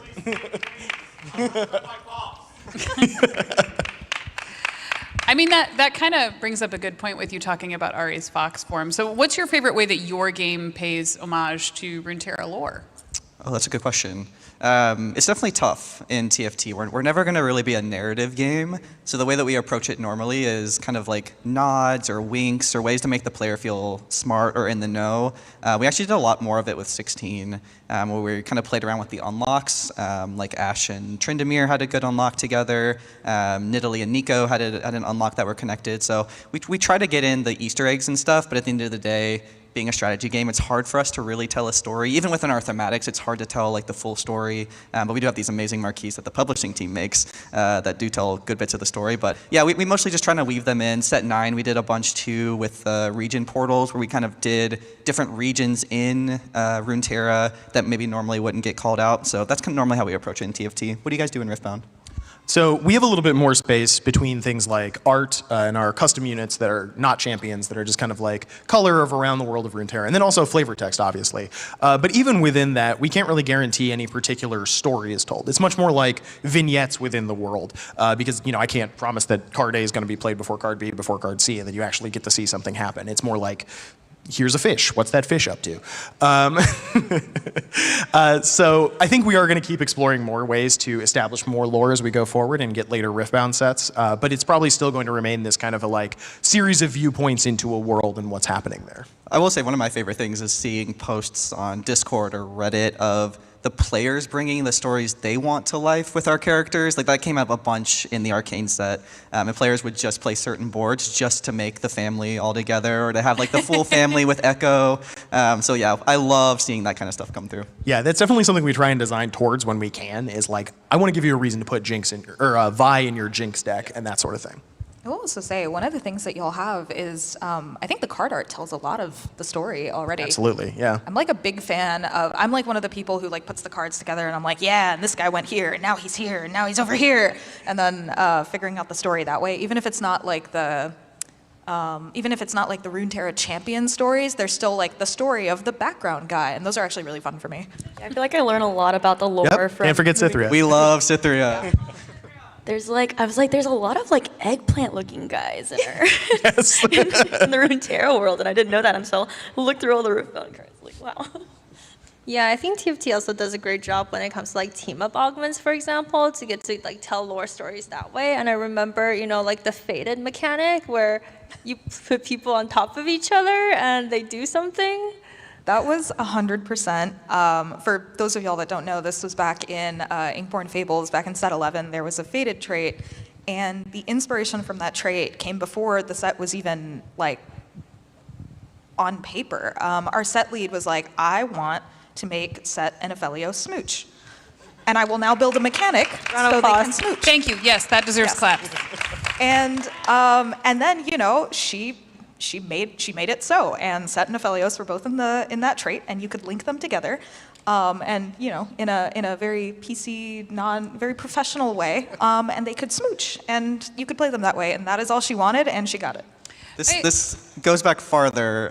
Linda was the lead on this set, and she is very similar to Noemi, loves thematics. So it was her, Tori, and I kind of figuring out the world of Inkborn Fables. And when in one of the first meetings we had together, she walks in and she's like, all right, who do you want to smooch? And like, no context. And I was like, I need a lot of context before I answer that question. And then she had everyone on the team choose who their waifu or husbando was as part of working on the set. Yeah, very critical. And it was Who was your waifu?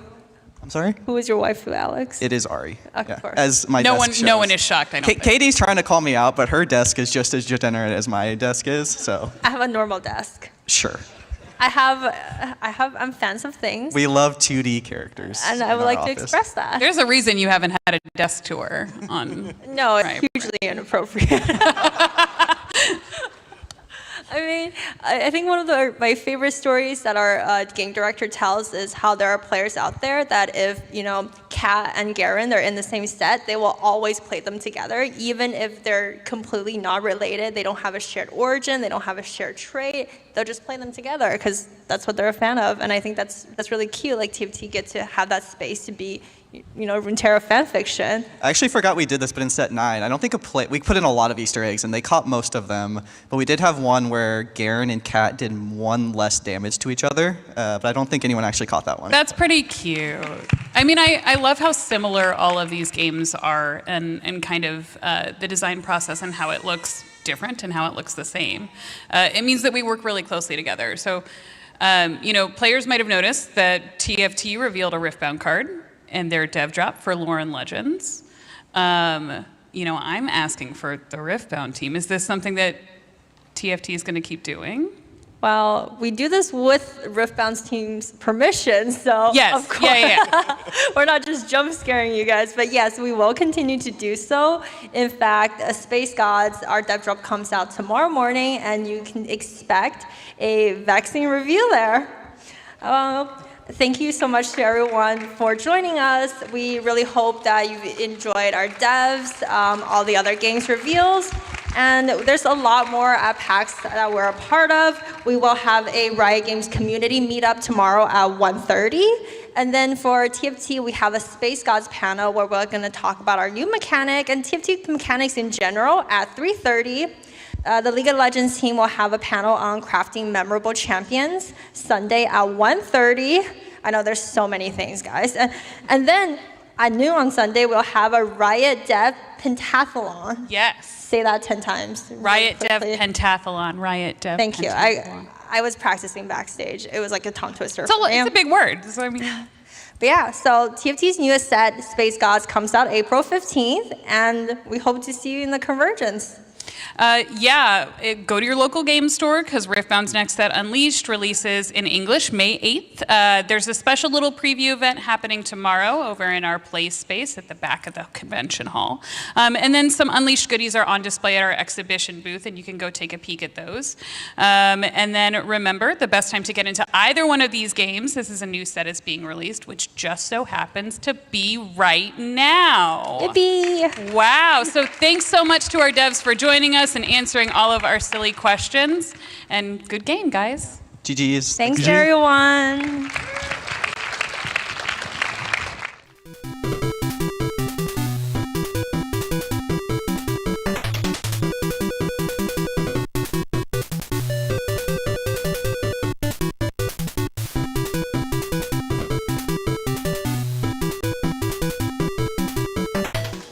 I used to have cable internet, but I'm a 100% kind of guy.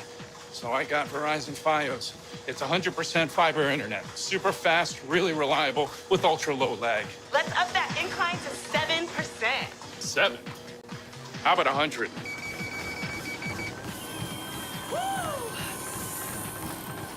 Get Verizon Fios, because when it comes to your internet, it's 100% or nothing! Now that you're his secretary, you should look the part.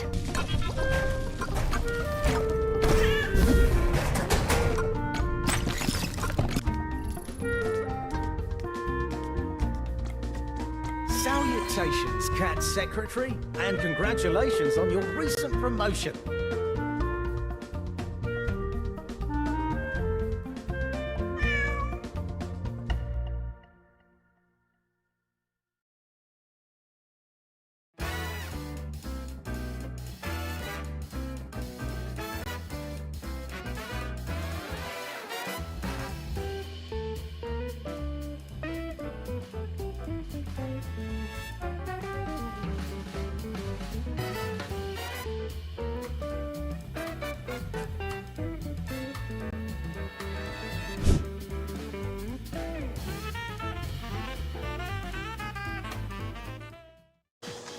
I used to have cable internet, but I'm a 100% kind of guy. So I got Verizon Fios. It's 100% fiber internet. Super fast, really reliable, with ultra low lag. Let's up that incline to 7%. 7? How about 100?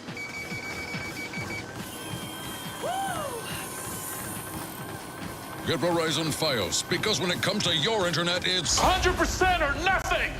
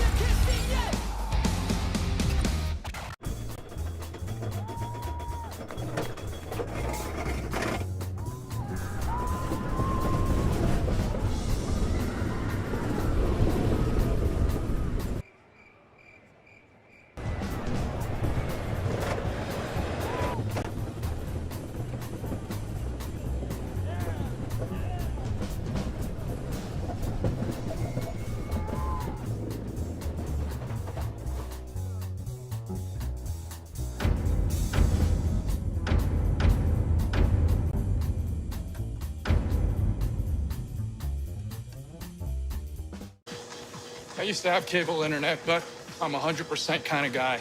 So I got Verizon Fios. It's 100% fiber internet. Super fast, really reliable, with ultra low lag. Let's up that incline to 7%. 7? How about 100?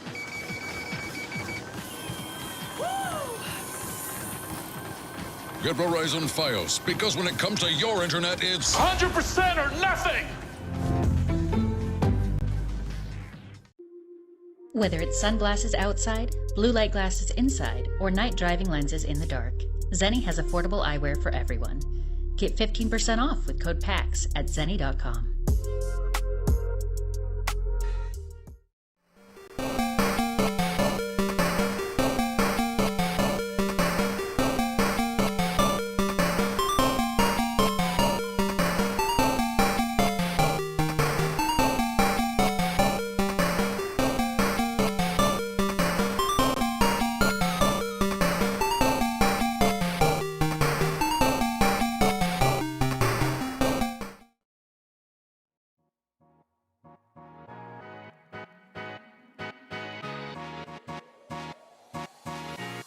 Hi, I'm Liz Lambert. I'm a brand manager here at Wizards of the Coast for Magic the Gathering, and we are here at PAX East celebrating the release of Magic the Gathering Teenage Mutant Ninja Turtles. You can come down to our booth to play with our welcome decks or Turtle Co-op product. We also have retail available where you can buy the product itself and you can get a pizza bundle one day early.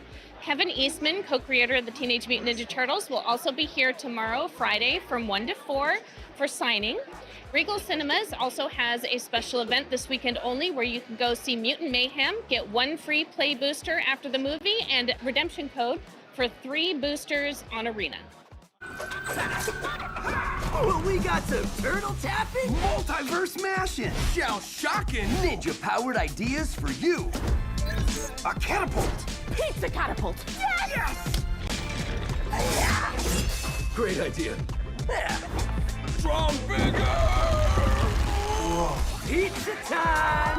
Mountains, swamps, dual lands!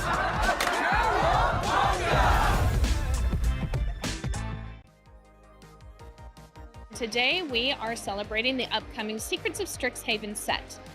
We are here with a photo op that you can take. You can take our Magic Mirror quiz to pick a Strixhaven school, and we have a Crack-a-Pack challenge for participants. The debut for this set will be on March 31st at 10 a.m. Pacific, so you can tune in then, and the set will come out in April.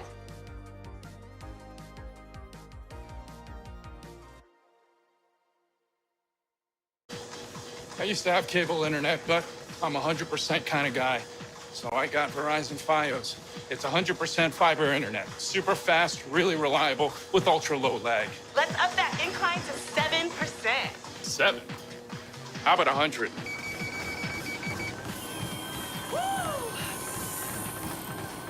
Get Verizon Fios, because when it comes to your internet, it's 100% or nothing!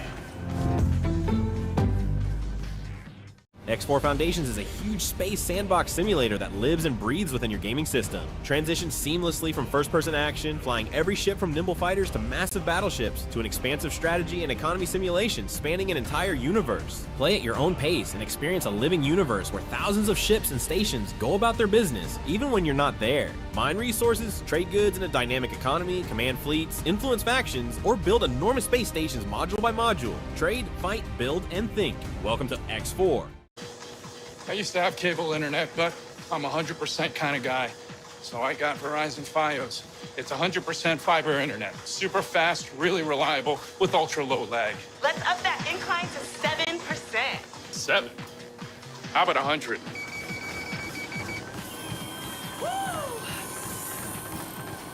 Get Verizon Fios, because when it comes to your internet, it's 100% or nothing!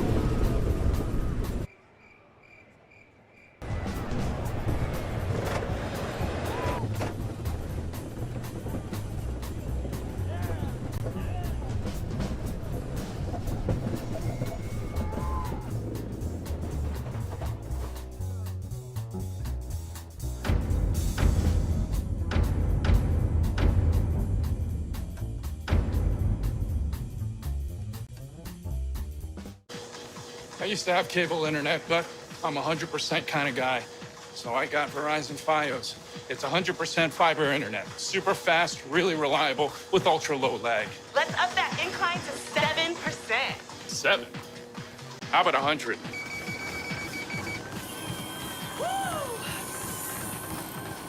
Get Verizon Fios, because when it comes to your internet, it's 100% or nothing! Whether it's sunglasses outside, blue light glasses inside, or night driving lenses in the dark, Zeni has affordable eyewear for everyone. Get 15% off with code PAX at Zeni.com.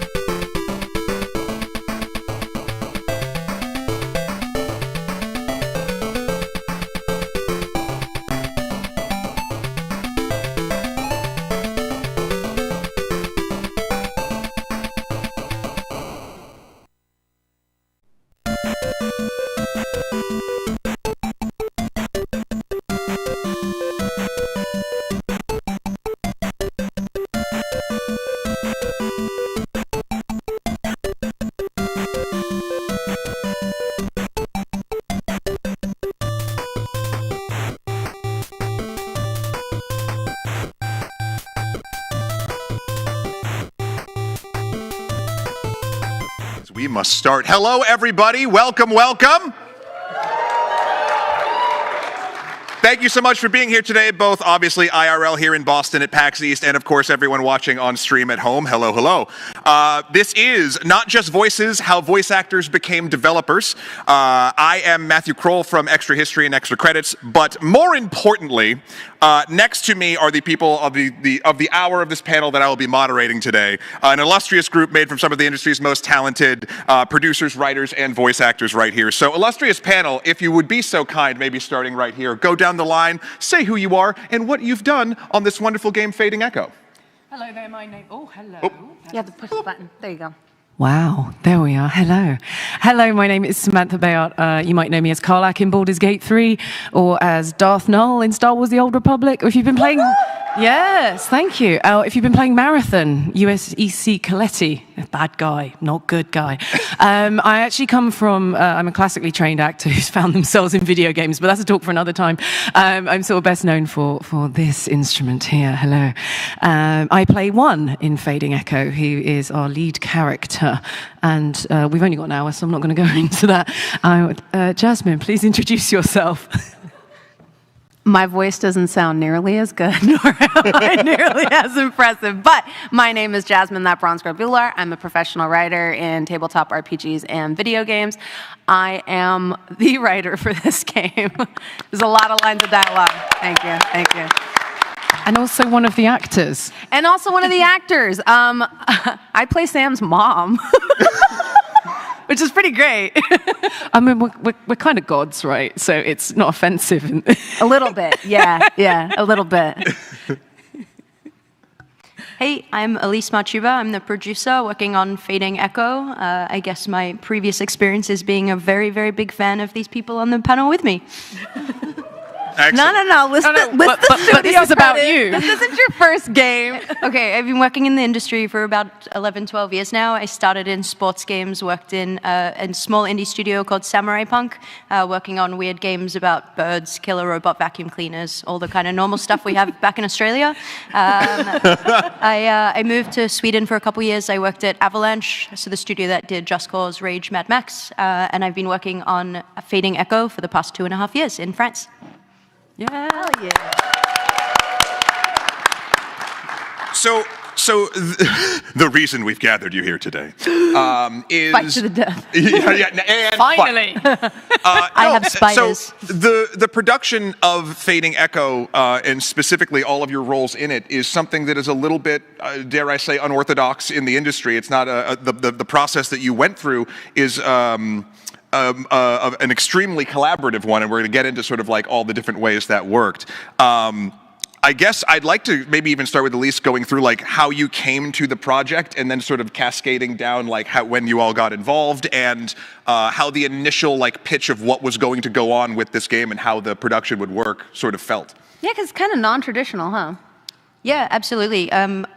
I joined the studio 2.5 years ago as probably, I think, the 5th employee. And at the time, so Fading Echo as an IP was originally built as a tabletop role-playing game. So it has a Bible that's like thousands of pages long. I've read it. It is thousands. I tried to read it. I didn't have time. Sorry, Manu. So when watching somewhere on Twitch, it's too late to fire me. We've recorded it now. She did not read the Bible. She flicked through the Bible. I feel so bad that your French accents are so much better than mine, and I live there. but you see, the accent's good. But can I speak French? No. So yeah, it was when we were starting to work further on the project. So we did our initial prototypes, and once we started to write the game, we had our core mechanics, and we wanted to start building the world out and figure out which part of the Bible we were going to take to build our very first game. The goal is to build like a bigger IP around it, but we knew we were starting, and we had to start with something kind of small and, like we said, a very, very big Bible. And so when we started talking about who we wanted as a writer, it was really important that we had someone that understood the roots of it as a TTRPG, but also understood video games. So it was kind of like a unique combination of a writer that we were looking for. So that brought us to Jasmine. Yeah, it's interesting because I didn't exactly understand the scope of what I was consulting on. And I think I've talked to you about this at length, and I'm sure you can relate to this, Matt, where you get an email, because I remember talking to you about it too and being like, is this a scam?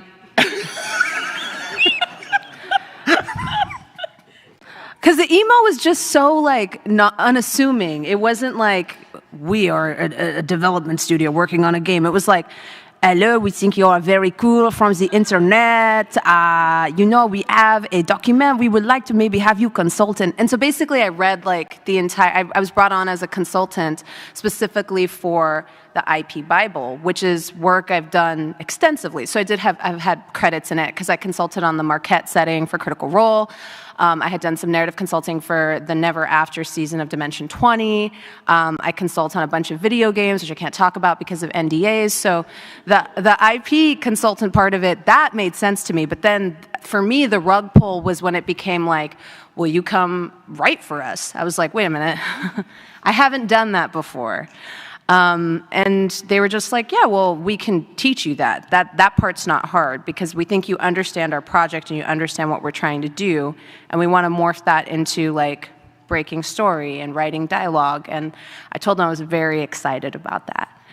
And I kind of came into it. And then they were like, well, we have a character that's like, that reminds us of you a lot. Will you voice her? And I said no, I think like 6 times. I said no for like 8 months. I was just like, I don't want to do it. Here's a list of names.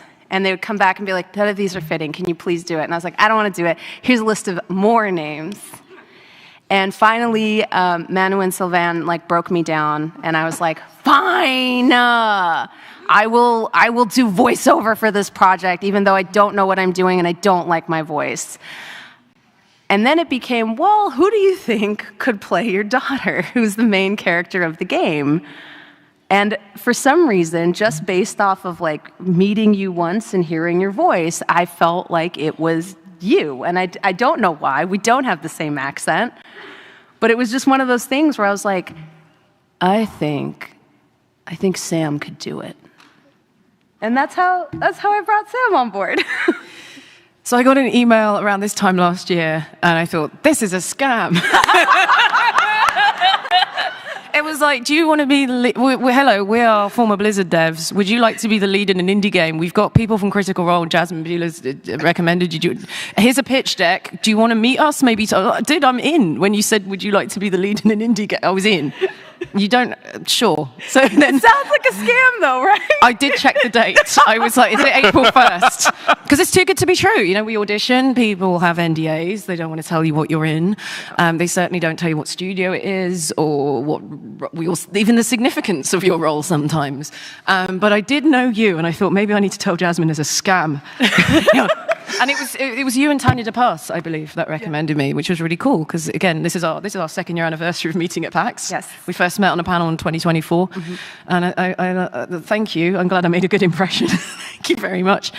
And then, they're in Lyon in France. It's not that far from London. So they met with me and my agent, and I felt like a movie star because you don't get this in video games. And it's turn up, here's an Excel spreadsheet, go. And that wasn't the experience. And I managed to take them to a nice bar, and they showed me that very first trailer. And I'm like, I'm in. How many times can I say? But, from what they described in terms of a little bit of the Bible versus then what they showed me and just the vibrancy and the anime quality, I was like, this is really cool. This is very different for me. And it was very exciting. I think, like, what you're describing is... like, it is how I manage, because I think we're all still in shock and disbelief that our tiny little indie game has a cast consisting of, like, us, Matthew Mercer, Liam O'Brien, Sam Riegel, and Laura Bailey. So far, I'm working on the rest of the cast of Critical Role. I'm not joking. I saw Ashley the other day, and I went, come on! And the way it panned out is I was at Critical Role for a different video game activation. It was for Elder Scrolls. So I was and I've already done the Doom one-shot with them and now Dispatch. So I was already kind of their video game TTRPG girly. And literally, before the game started, we're all sat there and I was just like, will you guys be in my video game? I wrote a video game. Will you be in it? And literally, like, they were so cool. Matt and Liam were like, yeah, I'll be in your video game. But that trailer did a lot of the heavy lifting for me because I was at a party where Laura Bailey was and we were sitting on, those, like, concrete blocks that mark, like, where you can park a car? We were sitting on there, and I showed her the trailer. It's glamorous. Yeah, I know. I showed her the trailer on my phone, and she was like, well, I want to be in it, too. Aww. And that's how we got Laura Bailey. And people don't believe us. They're like, they must be rich. We're not. We don't have any money. I'm so sorry. We're Please so buy broke. the game, okay? And we can make more, and then we get a pay rise. Please That's how this open works. Steam, wishlist the game. We're so broke. We're so indie. But people are always like, oh, they must have a crap ton of money. And really, it was just like No, friendship. you had an extremely good script and a reputation and pedigree, I think. Yeah. Well, yes, I made her cry. God damn it. Sam. sort of like on the note of just a bunch of friends coming together to do a cool project like this and get involved, not only with the voice acting, but the specific way that the team and you had sort of designed this to be a more collaborative experience than normal, because even you just mentioned, you normally show up and you just get your lines and you do your thing and you're kind of out unless they need you back for different things. This process, what was sort of what was the creative sort of onus of what you were going for in doing a version of production that focused on this kind of collaboration? I think that's for our producer. I think so. I think so. Yeah, I mean, I think a really big component of it is in order to bring the world into a game and bring it to life, it was really important that we had something that players could connect with. And the difference of being able to work with writers and voice actors throughout it, where we could share experiences, like knowing almost like what was going on in each other's like personal lives and connecting as people, not just as developers, meant when we had to talk about, do we go in this direction, do we go in that direction? I guess it would be the same as like talking about writing a book with a group of friends versus a group of strangers. We were able to tackle deeper topics and genuinely like argue about things. Like the ending of the game took a really long time to write and to figure out what direction we wanted to go into. And it's a lot easier to like agree or disagree about things when you really have that mutual respect.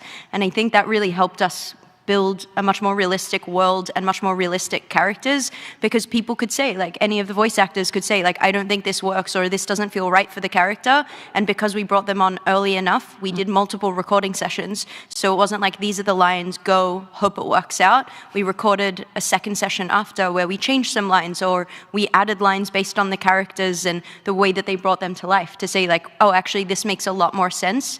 And so I think that was a really big part of it, to make it feel more authentic.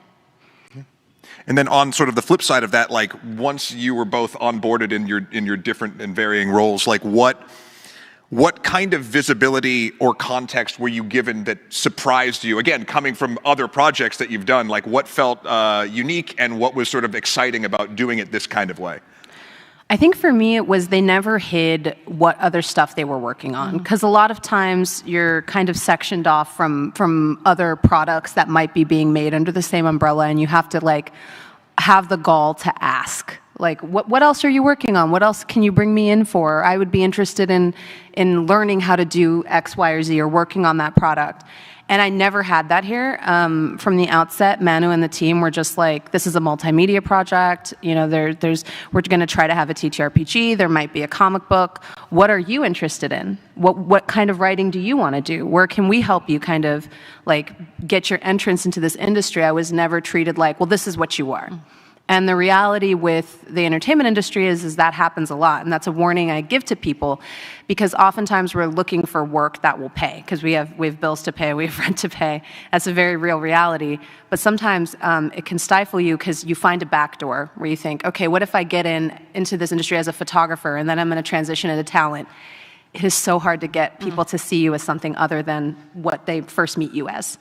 And this was the first time I didn't have to deal with that. They weren't like, well, you're a TTRPG writer, so that's where you're going to live and that's where you're going to stay. It was very much like, well, here's all these other writing opportunities. We work well here. What's to say we wouldn't work well in these other mediums? And if it doesn't, then, you know, then we'll readdress it. But they gave me a shot, and that, I have to say, that's really, really rare, because that almost never happens in like pen and paper RPGs or in video games. Yeah, so for me, there's no NDA. There's still no NDA. I've managed not to ruin the game. Well done. You don't need to threaten people not to talk. It's fine. We know what the difference between a story spoiler and a studio spoiler is, but there we go. Instant access to the Discord. I can see what everyone's doing. I come say hi. I don't bother them, but I can see how the game's progressing. I can see the fact that they take on feedback. They take it very seriously, actually. Coming back to what you said about sessions, I think a lot of the time with what happened with the alpha was the lines were too long. So like you were done with that area, you were moving on, and I'm still talking. So we went back and split those lines up. And it's just, I know why I was doing that. That was so hard. I know why. I bet it was, because you had to rewrite it. So difficult. But for me, it reminded me of that openness, that lack of siloing reminded me of those early days of industrial light magic, because that's what it was. It was everyone in a workshop together, and you can see what everyone's doing. You're like, hang on, right? You're making that lightsaber. Guess what? I used to sword fight for years, right? Well, then maybe if you balance it like this, and everyone has knowledge that maybe, again, like you said, especially if you're doing different things to get into the industry, and people come from all sorts of walks of life, and rather than narrowing that down and siloing and get everyone in a room together and make it truly collaborative, and I think in lieu of being able to go to the office in Lyon, which I've also done, which again, unprecedented. Great to be able to see virtually what everybody's doing. I also had a consultation with Manu before we started about just the overarching story and where I fit in. And then I had a conversation with Anais Sorrento, who's the lead animator, that's right. Then I started to see how physically elastic this character is, and went, oh, okay, that's a different performance than I was going to do, because you tend to get me in for something quite grounded. This is wacky and anime for my character. Again, saving hundreds of dollars in a studio because, time is money and we haven't got time to discuss. It was all done outside of it. And then you've got the marketing side as well, which I've been involved with on social media. I mean, I'm proud of my work. Actors don't get paid to do that. I think that's a misconception as well. We are proud of the work we do. And because you've made it so joyful, funnily enough, want to be really involved in it. Who would have thought?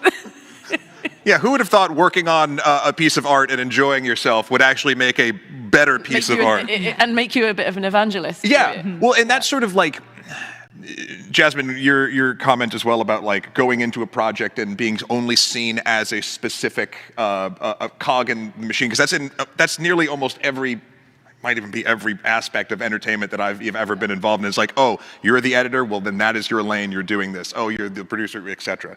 So this, and even from, I don't know how many of you have played the demo, which is available on Steam, but the way that it feels, you can actually, from an outsider's perspective, you can feel that collaboration like reverberate specifically with the way that the performances happen in the, like throughout when you're doing actions in the game. It all feels far more fluid and like it felt like everyone was on the same page, but also that you took your time in sort of getting there and working with each other. So that just like, it comes across in the actual performances as well, which I think is super strong for it. I think the 2 rounds of voiceover help with that too, because when you're writing something, I always try to leave space for actors to put their mustard on it, Like That's very French, thank you. Le moutarde, if you're French and you're following along.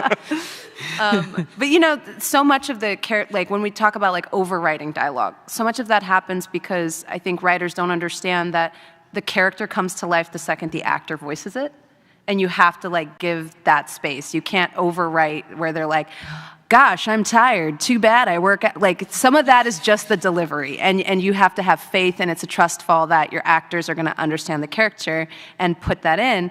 And for me, that was figuring out cadence. So like you're talking about the beginning section, the tutorial section of the game, sometimes you write it because in your mind you're like, well, this is the pace I would read it at. Because I did all of the placeholder audio for it. We did a voiceover session. Pretty good, actually. I'm surprised I got the job.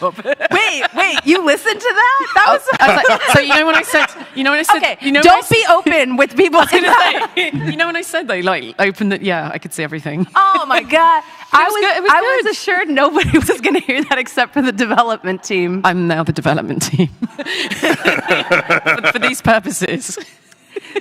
When you're doing the placeholder dialogue, you read things at a different pace, and then having a second round of VO, that really helped me as a writer to be able to come in and be like, yes, the pace is different, and so you clip lines and readjust them because you've been reading them in your cadence, in your head, alone in your room with your cat. And then you hear Sam's version, and you get to be like, okay. And kind of... Okay, Sam's a bit slow. We're going to need to cut this up. But people run around, don't But they? also change some dialogue to Yes, like you do. fit like your version of one, which I liked more than my version of one. You know. Did like especially in that like when a tutorial section is always so pacing They're wise, miserable. Yeah, but like also necessary, right? Like you have to get Completely. people on board. It's going to set everything up. It'll make that first impression, and people will either want to play more or they will want to play less. Yeah, exactly. And so it felt very, in the best way possible, like everything came together as one unified element. And I'm wondering actually if the transparency from the beginning, specifically with the tutorial level, did you find that it was able to both help tutorializing the actual gameplay mechanics of the specific game, but also kind of getting the character on board, the audience on board with both of your characters' stories? Like, do you feel like the level of transparency even at the beginning of this process when you came on sort of fed into that? Was there a specific moment even that like played toward that goal? Are you going to let me answer? I can just talk. Go for And it. it won't. I will literally make anything up if there's enough pressure. We had this alpha and it went out, and then they had to play the tutorial, and there was, mainly delight. People were really enjoying it. It's pretty unique, the way this is presented. But I guess when it came to feedback and implementing it, I feel there was no resistance. They just got on with it because, again, we're all on the same page. I also found out what a narrative designer does. You have to literally stand next to them and go, it goes, but sometimes you have to see it. So I appreciated that. We love you, Hugo. We love you, do love you, Hugo. Hugo is my greatest friend and my biggest op. Frenemies. Frenemies, yeah. So a lot of people, when they just hear the word narrative, they think writing dialogue, which is kind of a misconception in game development, because your narrative designer helps you set up, their job is a lot more technical. Their job is to figure out where dialogue triggers, the order that it has to trigger for the player to make sense of the story. So they very actually seldom handle the actual dialogue itself at all, outside of deciding where it goes, where it triggers, what has to be cut, and the order it triggers in. Incredibly technical job. I could never do it. God bless Hugo. But to your point, Matt, like the transparency helped us get through the worst parts of it, because there are always parts of game dev that are incredibly frustrating, or you're on really short timelines, and like you're saying, when you're passionate about something, you fight sometimes. But because he was so transparent with his process and showing me his process, when he was like, hey, we have to cut 15 lines of dialogue, it didn't slam shut my laptop and tell him to go die, right? Like I understood better what about my job was making his job more difficult, and what about his job was making my job more difficult. And there was like a level of us meeting in the middle, because, when I'm close to tears and saying, well, if you cut all this, we just don't have a story left. Then he understands it's important to me, and he goes back to the people in charge in level design and says, we got to make this ramp bigger because she really wants this entire line to play. It's very important to her. And that doesn't happen in any kind of development. You don't get the amount of times like lines that are pivotal to like a story I've written, a short story I've written, or any piece just get cut. I don't ever get any say in that, ever. It just gets cut, and then the end user gets the product and is like, really would have liked to see that character develop more. And I'm like, me too, dog. Me too. Really would have liked that more too. Unfortunately, an editor disagreed, and there's never any back and forth. But in our team, there is, and that transparency, maybe it's a little frictional in that sense because we know what everyone's working with. But I also think it's like it helps you kind of navigate that people are always acting in good faith. And every single person, like nobody wants to ship a bad video game. Yeah, absolutely. And I think the misconception as well of just like it's the narrative team over there, the reason why it was so important to integrate that is also things like example of like lighting. We have a line that's going to be delivered and it's going to be like really dark and solemn. So where do we want that line to play? Well, maybe it makes more sense for it to be like in a more darkly lit environment, or maybe we're talking about like the water in the world, so we need to have more water in those scenery, or we're going to have this line. What is the player seeing when this line happens? And so having that transparency as well is also with the art team, like this is the mood we want, this is the kind of line we're going for. How can you create these environments that match that, and not like we made a game, now can you just put writing on it and let's hope that it works, so we can really feel the tone as a player, not just from the delivery of the line, but the actual world that you're in when it plays out. And the artists get excited too. I know they influence lore. There was times I saw environmental design and I was influenced to then be like, what if we change this part of this world building to instead be this other thing? So it was all like cyclical. We were all kind of like going back and forth in this symbiotic relationship and influencing each other in a positive way. Yeah. Is there like, I guess this question is for all of you in all of the different steps. Is there a specific element that the openness and the ability to basically talk through with everybody the processes that they're going about that would affect your performances? Is there a specific moment that you were like, I can't believe, I didn't even think that this choice would affect that element and got changed? Do you know what I mean? Like, is there a specific thing where the way a line was delivered, or maybe even the way a line was initially written, a change or a modification that you worked with the team ended up changing a piece of art direction, or a mechanic, the slight differentiation of like how quickly in the little water droplet you move, or like any specific kind of thing? I'm trying to think. I know that I brought a little bit of, as Manu calls it, Dirty Harry energy to Rain. This is true. That's very accurate. Yeah. It's partly the hat. Yes, she has like a really big iconic hat, and the energy I brought to the voice then turned her into this like very different character. Like I feel like her animation started to change, the way she moves started to change, her idle animations changed to kind of match this sort of like cowboy gunslinger with a poncho vibe that I brought to it. And my favorite part is if you play the game, and I hope this isn't too big of a spoiler, you look at her idle animations, some of them are inspired by classical Indian dance. So she went from stretching like this to doing like classic Bharatanatyam stretches, because I was like, yeah, I feel like she fights with her fists. I don't think she fights with a sword. She's got a big hat, and when she plops her hat off, she's just she's like an Indian cowboy. And it was cool. It was cool to get those first like animations back and see it, and it was unreal. It was like an out-of-body experience to realize like how much Rain reflected me and how much I reflected Rain in a way. Yeah, well, I guess for those animations, they didn't come from the art director. Like, when the animator was like, how do I animate this character? Like, I don't know, ask Jasmine. It was a Discord message, yeah. Yeah, that's our writer. So like, cool. Ask her. She knows what this character is meant to be. I think a really good example that sticks out to me is the character of Bob. So Bob is like the helper in the game. It's like the punching bag in the Bastion. So when you want to like test elements on the game, you test it on this character. And I remember this meeting where we were talking about this problem that we have in the game, that we want players to be able to test all these mechanics out in this central hub, but we don't really want to have like a separate room that's like the training room. We wanted to have a bit more fun with it. And so we brought it into our weekly narrative meeting to be like, this is a game design problem we have. What kind of creative ideas can we have?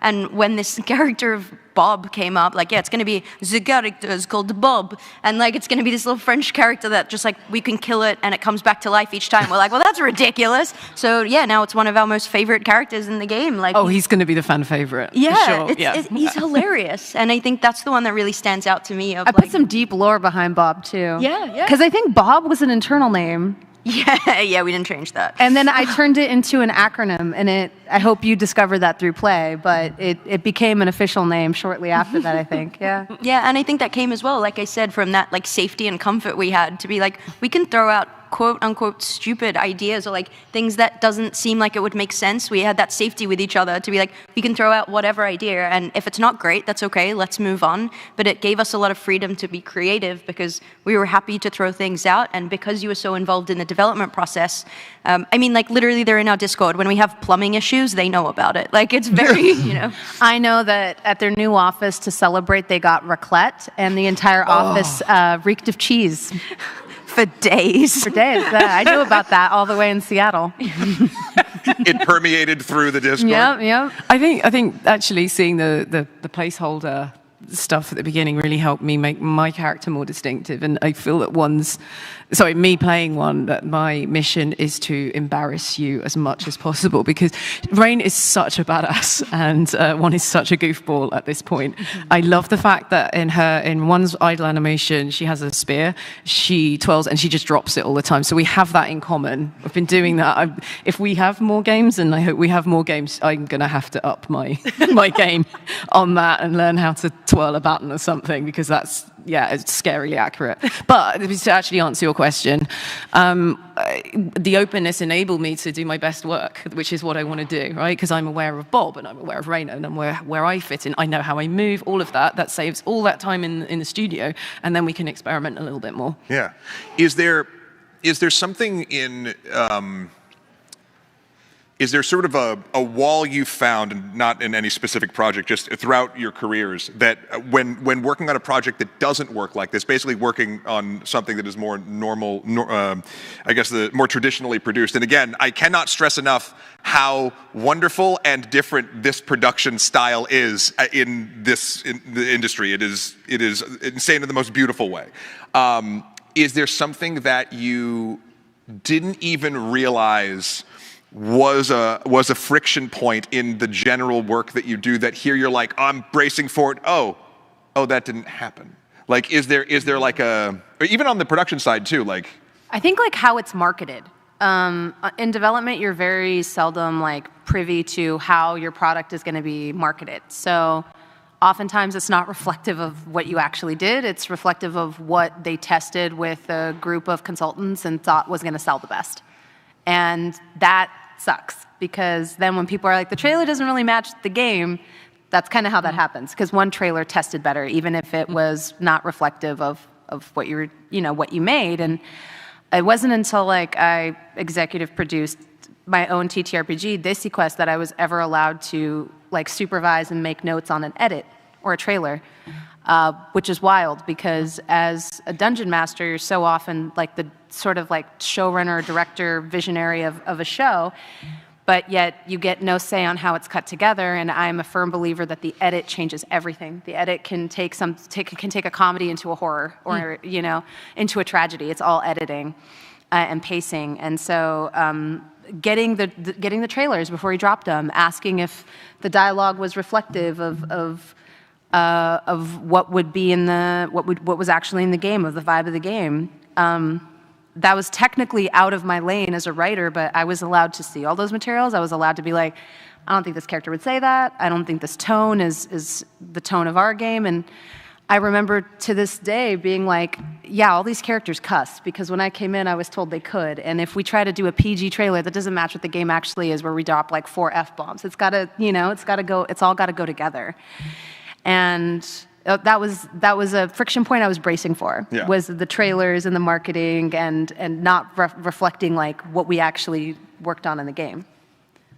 Yeah, I think from a production perspective, where I was sometimes worried in advance is making it more collaborative. That's kind of the idea of like too many cooks in the kitchen. And that was the part I was sometimes anxious about. Like we said before, like combining narrative and environment art, like who wins? Who gets the final say in that?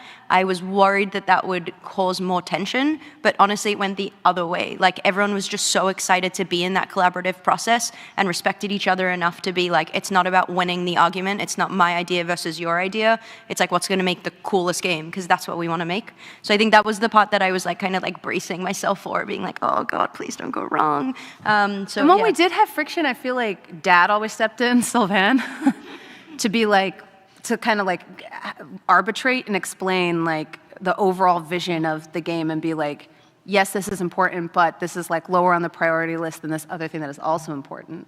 But yeah, I feel like we navigated the conflict pretty well. Is there, in those sort of moments, is there some internal vernacular or system or something other than just sitting down and discussing with folks for as long as you're able? Because obviously, there's schedules and deadlines and things, so things can't cook forever. Is there a sort of like process, either an intrinsic process that was planned from the beginning of like, well, here's how, if we have disagreements, we're going to sort of try to get past them, or one that you actually found and you just sort of fell into a comfort zone because everyone was on this, like talking at the same page? My coping mechanism was Elise. That's so sweet. We just met in person for the first time yesterday or this morning. Yeah, today, after 2.5 years of working together. So that was very, very nice. As the producer, I'm responsible for the budget and the timeline for the project. So I knew when deadlines had to be hit. And my I guess, approach is usually to be hands-off where I can. So I guess the process was to not get too involved. Like, it's a bunch of creative people who don't want to hear about the deadlines over and over.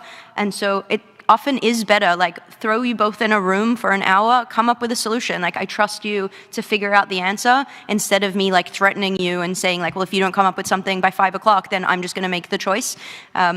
That's like my last option, last resort possible. But I think a big part of it is being transparent about those deadlines ahead of time. The stress comes when you're trying to be creative and collaborative, and then I just come into the room being like, well, you have 10 minutes, so good luck. So being ahead of schedule for things like that, and just saying, look, by the end of this month or by this period of time, we need to have these kinds of things resolved. We need to hit these deadlines in order to finish the project. Here's a heads up. If you feel like we're getting closer to that deadline and we're still not making the decisions, or we still don't know where we're going, let me know. Like, I'll jump back in, we'll figure out this problem together. But I think a really big part is just like putting trust in the team. Like, we're all adults and we are here to do our own job, so I'm not going to tell you how to do it. Yeah, I think that was a big part of the process. I think moving forward in good faith also helps. And I definitely messed up a few times when I first started. And I think, like, when we did the first vertical slice, there was no dialogue in it. Somebody else had to, like, panic write dialogue because I didn't understand what the deadline was. And there was a lot of teething problems for me because it was the first video game I ever worked on. But they never came in like, hey, you missed a deadline, you're in trouble. It was like, we know you want to do this, so why? And that's when I was like, I'm new. I've never made a game before, and I don't know how any of this works, and I think I'm not understanding. And I remember we all stopped down, and it was like, you're right, a lot of things that we take as like, oh, this is knowledge everyone knows, she doesn't know this. And I remember the day, there's this horrible thing called Jira, if you ever get into game development. It's wonderful. It's everywhere, it's not just in game dev. I didn't know what this shit was. It's wonderful. So when it was like, are these things done? And I was like, yes. And it's like, why isn't your Jira updated? I'm like, what language are you speaking? French. And why do I have to open this horrible website and do this? I never updated the Jira, even though poor Elise did give me a full tutorial. But what she did was just send me a Discord message. I would say all of these things are done, and then Elise would update the Jira. Damn. Because I remember being like, opening this gives me a panic attack. Please don't make me open this ever again. I mean, realistically, I just need the job done. However you do it, I'm happy with, right? Like, I'm happy if we have amazing writing in our game and I had to move Jiras, like, I did not do the hard work there at all, so. I want to live a Jira-free existence, guys. I'm so simple. I'm such a simple person. Well, it seems like you've achieved that. In about 5 to 7 minutes, we're going to open up the floor just so everyone knows for Q&A. If you have some questions here, you could start lining up at either of the mic and we'll ping pong back and forth. I have a few more of my own before we actually get there, but I wanted to give everyone a heads up to think of questions if you have some for everyone up here. So obviously you both mentioned that this was the first time you two had met in person. Had you met? I met you before. Yes. 2 years ago at PAX, and I was invited to the studio in Lyon. Another first. Normally the game has to be a success. Well, and after awards season, then you might meet the team. But you got to do it pretty much yeah, upfront. Yeah. After the first recording, wasn't it? It wasn't before. Might have been before. Yeah, it was before. I think it was before, so you could meet the team, and so we could all like get to know you. And like, when we say like on Thursday we're going for a shoof, you need to know what that tastes like, so you know the experiences we're going through. Like, unfortunately, I've had but you know what? I've actually been quite serious, and obviously my role has been more observant than yours because you're in it every day. There's a distinct lack of egos at this company. It is at a fundamental level. It is the hierarchy's a lot flatter than I've been witness to, both in micro indie and AAA. And when you have that solid foundation, when the best example of a way of working is coming from the top, then that's always going to trickle down. And people seem happy that, again, I'm an outsider. I don't want to go, oh yeah, everyone's happy there, it's great. I went for a couple of days. From what I observed, people seem very happy. They did their usual presentations and updates and everything, and they get along together beautifully. They eat rather well, but this is Lyon we're talking about, so that shouldn't be a surprise. But yeah, the fact that there was discussion if you miss a deadline, rather than feeling you got in trouble or you're walking on thin ice, and it's that psychological safety, not being frightened to speak up. But that's where you're always going to get the best collaborations, no matter what industry you're in. So it's a rather wonderful thing to be lucky enough to have been asked to do, because that's it's opportunity and luck as well as your skill. But one thing I have noticed is that sorry if I'm jumping ahead or I haven't seen your questions, but it's already affecting other companies. Yeah, I'm working for I've just started working on it's a demo for a new indie formed of former AAA developers who are inspired by this company. They've been watching everything and they're going, we want to do that. And I think part of that is getting rid of the myth of the solo dev as well. The fact that we're up here and it's not Sylvain and Manu, which would be traditional. And then, you would wonder what the team looks like. We're already starting to know what the team looks like. If you follow social media, you will see what the team looks like and what they do. And it's rather wonderful. And I hope this catches on. Yeah. Yeah, well, I think one of the things that you got to see in person as well when you visited is we have milestone reviews every 2 or 3 weeks where every single member of the team comes up and shows off their work to the rest of the team. And I think you really get a sense of our dynamic together. Someone just says the word optimization and it's like a round of applause. I was going to say, it's so celebratory. It was so supportive and celebratory. It was rather wonderful. I've worked in tech as well, so I've had to do the stand-ups and the retrospectives and all of that, and I've never seen anything like that. So. Yeah, I mean, I think it's easy to fake you coming through the office and we're all sitting at our desks smiling yes, I have a great time here, I love my job, but the milestone reviews and those kinds of things and it's social. I mean, we went out and socialized, it's people can't keep that guard up that long if they're pretending. A few beers in, a you see few your beers real in, us, right? a few shifts in. Yeah, and I think that was a really big part of it as well. And we got so many pep talks because when you were coming into the office, everyone's like, what do I do? What do I say? What can I say? What can I not say? And everyone's like, Sam is chill. terrifying, so you need to behave. Well, no, I mean... Sam will flip a table. Or at least try and flip a stick, maybe, but yeah. Yeah, just get them flipping a stick, then they're screwed. And record it on social media, please. But even just that idea that we've always been told, like what you said, try not to have egos, they don't have egos, don't treat people differently. It's a normal day at the office. One of our actors is going to be here and it's going to be great and you're all going to get to meet them and get to know the character a little bit better and it'll inspire all of you. But it was a really big thing at the beginning to be please don't feel like you have to fake it. Don't pretend like this isn't what it is. Just be yourselves, be your happy selves at work, show off your work. I mean, you came around even off camera to every single person in the office, sat down and was like, so what's your job? What do you do? And I know some team members were really nervous about it, but it calmed down really quickly. And I think when they realized I wasn't actually judging or when the camera, actually want to know what you do. Yeah, absolutely. And I think as well, just because you weren't there, it wasn't a 2-hour walkthrough of the office, everyone's hair was cleaned up with makeup before. It was a few days in the office. So it's like you said, we can't hide that. It's just who we are. It's the way that the office works. And I think it was so helped cool. a lot. Yeah. My request when we get the sequel is, can we have a recording studio as part of the new one so we can actually be in there? And then also, if you're going to put people in rooms to work it out together, please call it the Thunderdome. Okay. Thank you. I'll make the cheer up for that. 2 devs enter, 1 dev leaves. 2 devs also leave. 2 devs also leave, I think that was the original cut for Mad Max 3, wasn't it? Yeah, I think so. so. Had to shorten it down a bit. Now you know that the game ends a little bit on a dark note because Jasmine wrote it. Oh! Yeah, no, it does end on a little bit of a dark note. To that point, though, I think that spirit of not looking down on people or not deciding who they are and what they're capable of does trickle down into everything. And I even working with my editor, CoinPlant, you're a real one, thank you so much. Sometimes I'll pass my ideas by them. And when they're like, I'm really excited for this new format, we're going to do video essays, it's because I treat them as a co-collaborator. I'm not edit, sit in your chair and edit my bad content and upload it to YouTube. Arr, I pay you.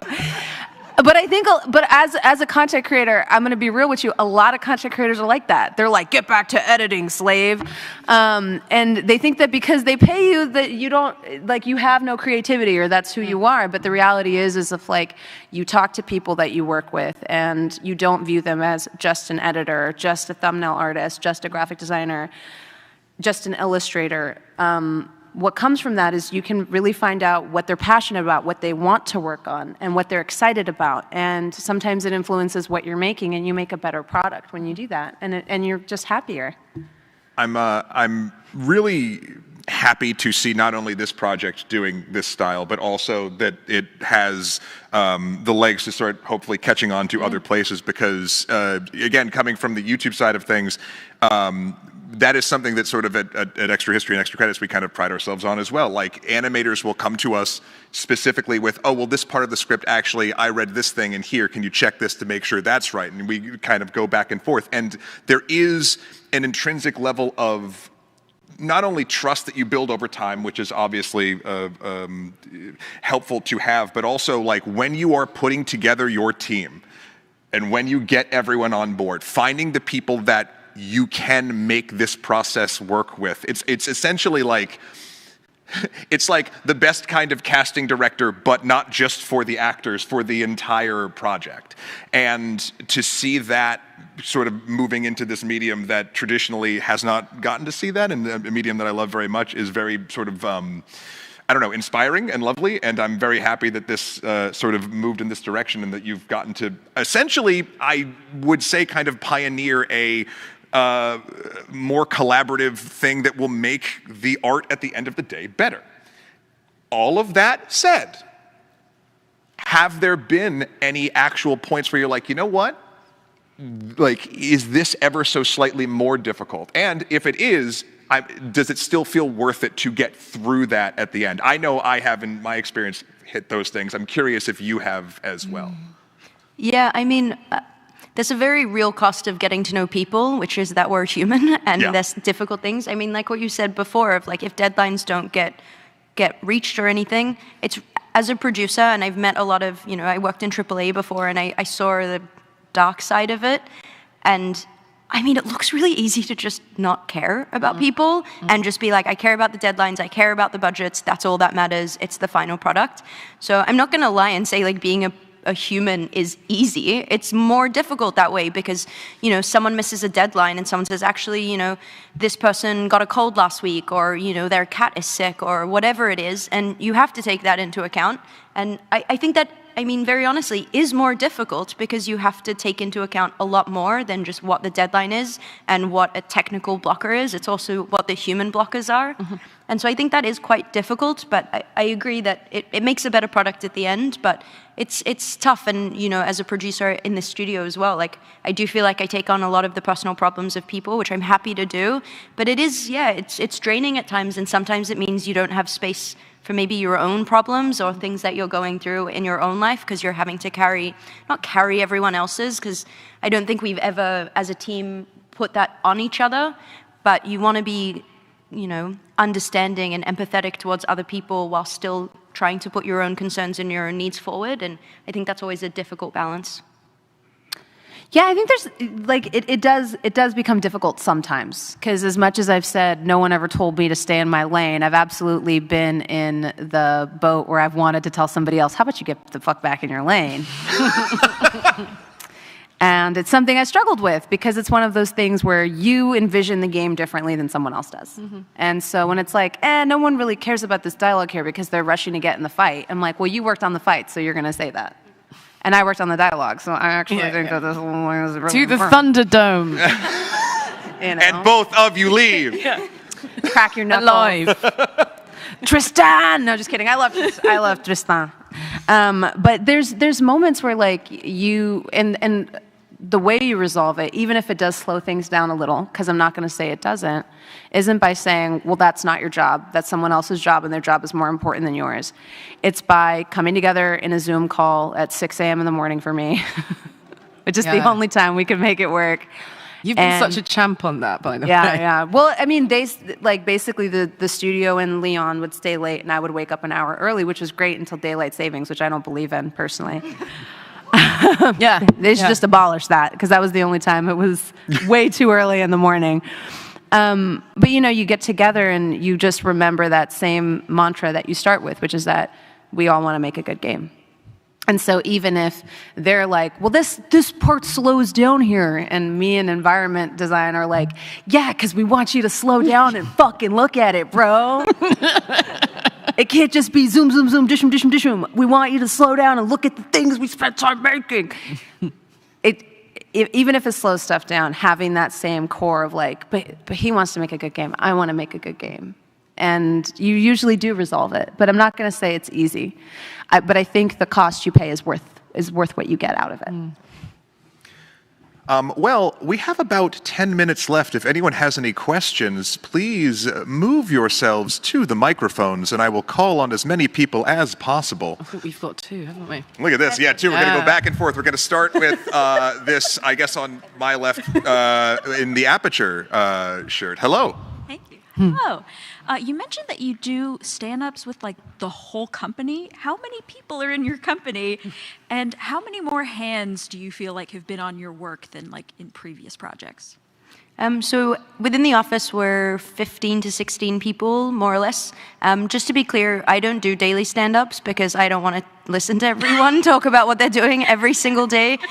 We have, sorry, that sounds really... You're a real one. We all appreciate that. Yeah. I was like, I never went to a daily stand-up. Yeah. So we have stand-ups within each team, and the leads report back to me just in case there's any issues. What we do is a milestone review. So yeah, at the end of every 3 weeks, and like we provide breakfast for everyone. It's like really, we take an entire morning off. It's a celebration. It's like, let us stop and just talk about how cool our game is and like how much cool progress we're making, because it is really easy to like lose track of the final product. So yeah, it alternates. I mean, we bring people from the publishing side as well to join us because we want to know what they're doing as well. And whenever we can bring in other guests, we try and do that. But I would say like 15 to 20 people is like the most that we've had in those meetings. It was one of my favorite things I got to do, actually, was presenting my story to the entire team. So that was fun. Nice. Thank you. Let's jump to the other mic over here. Hello. First of all, screw daylight savings time. Yeah, seriously. I know this is going to sound like a job interview question, but I actually genuinely want to know the answer. During the development process, did you find anybody who felt like they were being passed over or weren't involved in the collaboration enough? And if so, how did you fix it?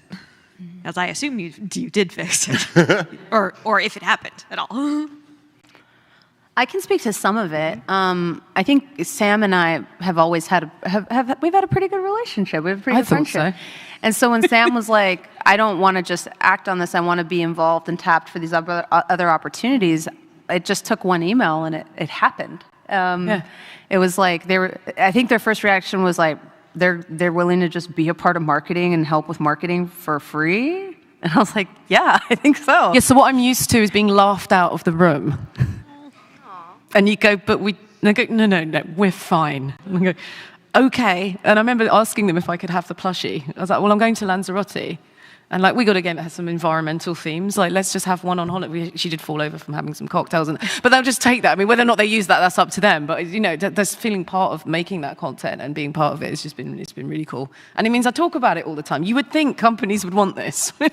Yeah, I think being really comfortable with the answer of no was a really big component of it. Like, we would rather ask and you say no, and that's totally fine. And people are happy. Like, you know, people do say no at times.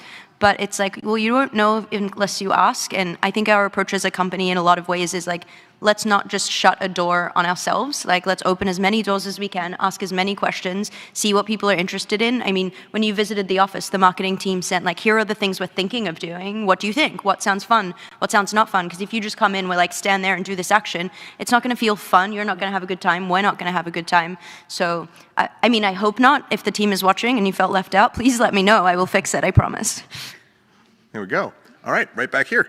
It seems like an incredibly intentional decision to have this really collaborative, almost like ensemble process. Can you give a little bit more of the background about like how early on was that a decision for the organization that was going to be the approach for this project? The beginning. I mean, one of the founders of the company is the creator of the IP, who also comes to the office all the time. Like mentioned before, we really don't have hierarchy in the company. Of course, when we have business decisions to make, and in that regard, of course we do. But I mean, we'll be in a meeting and everyone's voice is equal. So I would really say it's from the beginning, because the creator of the IP originally works in the company and was really personally invested in sourcing each person for the right role. So, yeah. Yeah, they would all come to our little weekly narrative meetings. You know, even the studio head, it was never like, oh, this is like really far below me. So I always felt like it was, it was more, you used a really good word for it, and I can't think of the word now. Flat hierarchy? Yeah, it was more of a flat hierarchy. It wasn't like, I'm not going to go to the narrative meeting, that's not important. Yeah, it was also like, I'm not there to tell you about the budgets, like in the narrative meeting. Yeah. Like, we're here to talk about narrative. It's not, you're here to talk about it from a writing, someone's here to talk about it on a design problem or a production. It's like, we're here to talk about narrative and like how we get the best product, so yeah. Nice. Thank Jumping back. All right. So what is a lesson you've learned during the development of Fading Echo that you would hope to take with you to future projects? Well, I hope this is a resounding success and I can go see. Have me as part of not only the project, but as the development team, is the very smug answer that I'm going to give. Yeah, I think I really learned. I'd never seen in a job like, you know, when we're being told that this is the caliber of actors and writers that we're working with. I was like, what, how? Like, why is this reality? And I think that was the lesson I really took. Like, don't close the door on myself. Don't assume like I don't get to hold that space to talk to this person and say like, hey, do you want to come work on this project? I got told by a director very early on in my career is like, always ask the question, just be prepared for the answer to be no. And I think that really helped to be like, it's okay for someone to say no, but 1 in every 10 times someone's gonna say yes and something magical is gonna happen. And like I said, I've been in this industry for quite a while. I've worked on a lot of games and it really does feel like, yeah, I got a lot of no's and this time we got a lot of yeses and it comes together in something really magical. I think the lesson I learned from Fading Echo that I'm going to take forward is you have to come forward with honesty and a why. And so if you don't have a big budget for a project and you're reaching out to somebody that you think is famous, you need to let them know why you're reaching out to them. I think that it makes it personal. If you're so transparent about this is what our budget is, this is what we can do with it. We're a small indie studio. This is the scope of what we can do. We're reaching out to you because we really like your work here, here, and here, and we just feel like it would be a good fit. As somebody who's read those emails and written those emails, it lands different. You don't feel like you're being taken advantage of. You don't feel like you're being underpaid. You can then decide the level of your involvement. So I think if you're working on a project that has a little budget or has a low budget or doesn't have all the resources, coming forward with honesty and earnestness, not earnesty. That should be a word, though. It is now. Yeah. It just gets you so much further than trying to, I guess, like big-time people or make your project look more impressive than it is, because you're probably just going to sound like you're trying to take advantage of people. Nice. Jumping over here. What would you say to people who are working on an indie game but with a smaller team? Oh, smaller than 15, huh? I'm going to... Yeah. I mean, I worked in a studio with 7 people for a couple of years, and I mean, everyone has to be a generalist. As a producer, I've done UI programming, I've done UI design, I design prints. In the past, I've done T-shirts, marketing assets, game design features, whatever is needed. So I think that's the biggest thing, is like, be a generalist. Don't be afraid to try something. I'm definitely not the best in a lot of areas, but as an example, I've made the achievement and trophy icons for like almost every game I've worked on because no one else wants to do it. And it's like, yeah, they're not the best, but otherwise they just wouldn't get done. And I think being able to not have shame in your work and just say like, look, I'm gonna try, maybe it won't be the best, and then someone else will redo it. But that's okay, I gave it a shot, and maybe you'll find like hidden talents that you didn't know you had. Yeah. That's such a great answer, I love it. Let's jump over here. Hi. You've talked a lot about promoting a collaborative spirit across the team, and like you mentioned, like a flat hierarchy. How do you envision or hope that this collaborative spirit grows across the industry in a way that isn't mutated by selfish goals, be it companies or individuals? Well, I think, like, to quote Matthew Mercer, who's a wonderful, friend and one of the talents on our team, you have to hold on gently, and you have to hope other people will hold on gently as well. And I think sometimes problematic people are often given the label of visionary, and really what it is they think they've got some kind of grand idea and everyone else is just a tool to make that come to life. And I think that is something we have to start calling out and working around.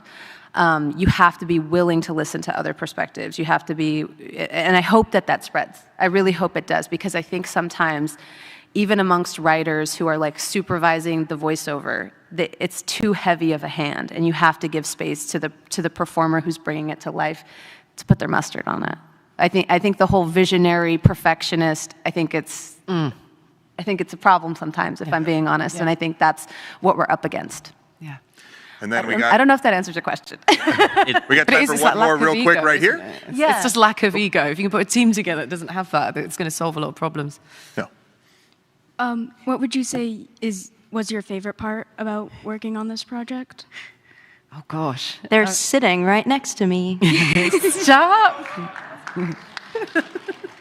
There's too many to name. I mean, I think we've gone through them, to be fair. I'm not going to name a favorite, but it's just, long may it continue, and I hope it continues into the industry, that you can make a successful game when people are happy.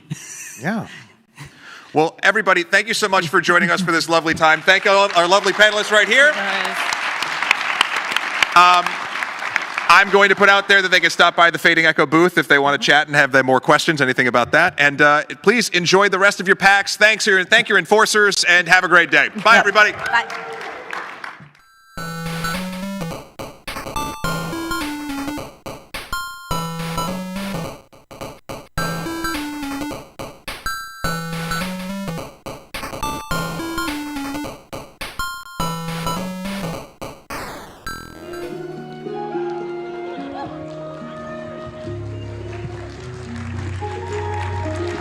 Hello, PAX!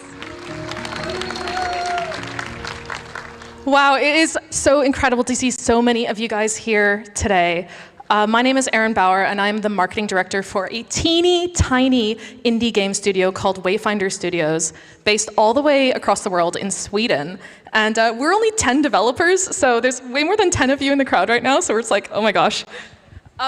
I am absolutely thrilled to be here today. For me, coming to PAX is like a homecoming for me. I had my very first start in the games industry 14 years ago here at PAX East in the indie mega booth with a friend of mine who's a solo developer, so it really feels like coming home. I am thrilled today to announce our brand new game, Wild Heart. It's a co-op action RPG set in a rustic fantasy world. And I can't do this on my own, so I'm going to invite two very special guests on stage, two of the co-founders of Wayfinder Studios, Dennis Brandval and Thea Turnberg.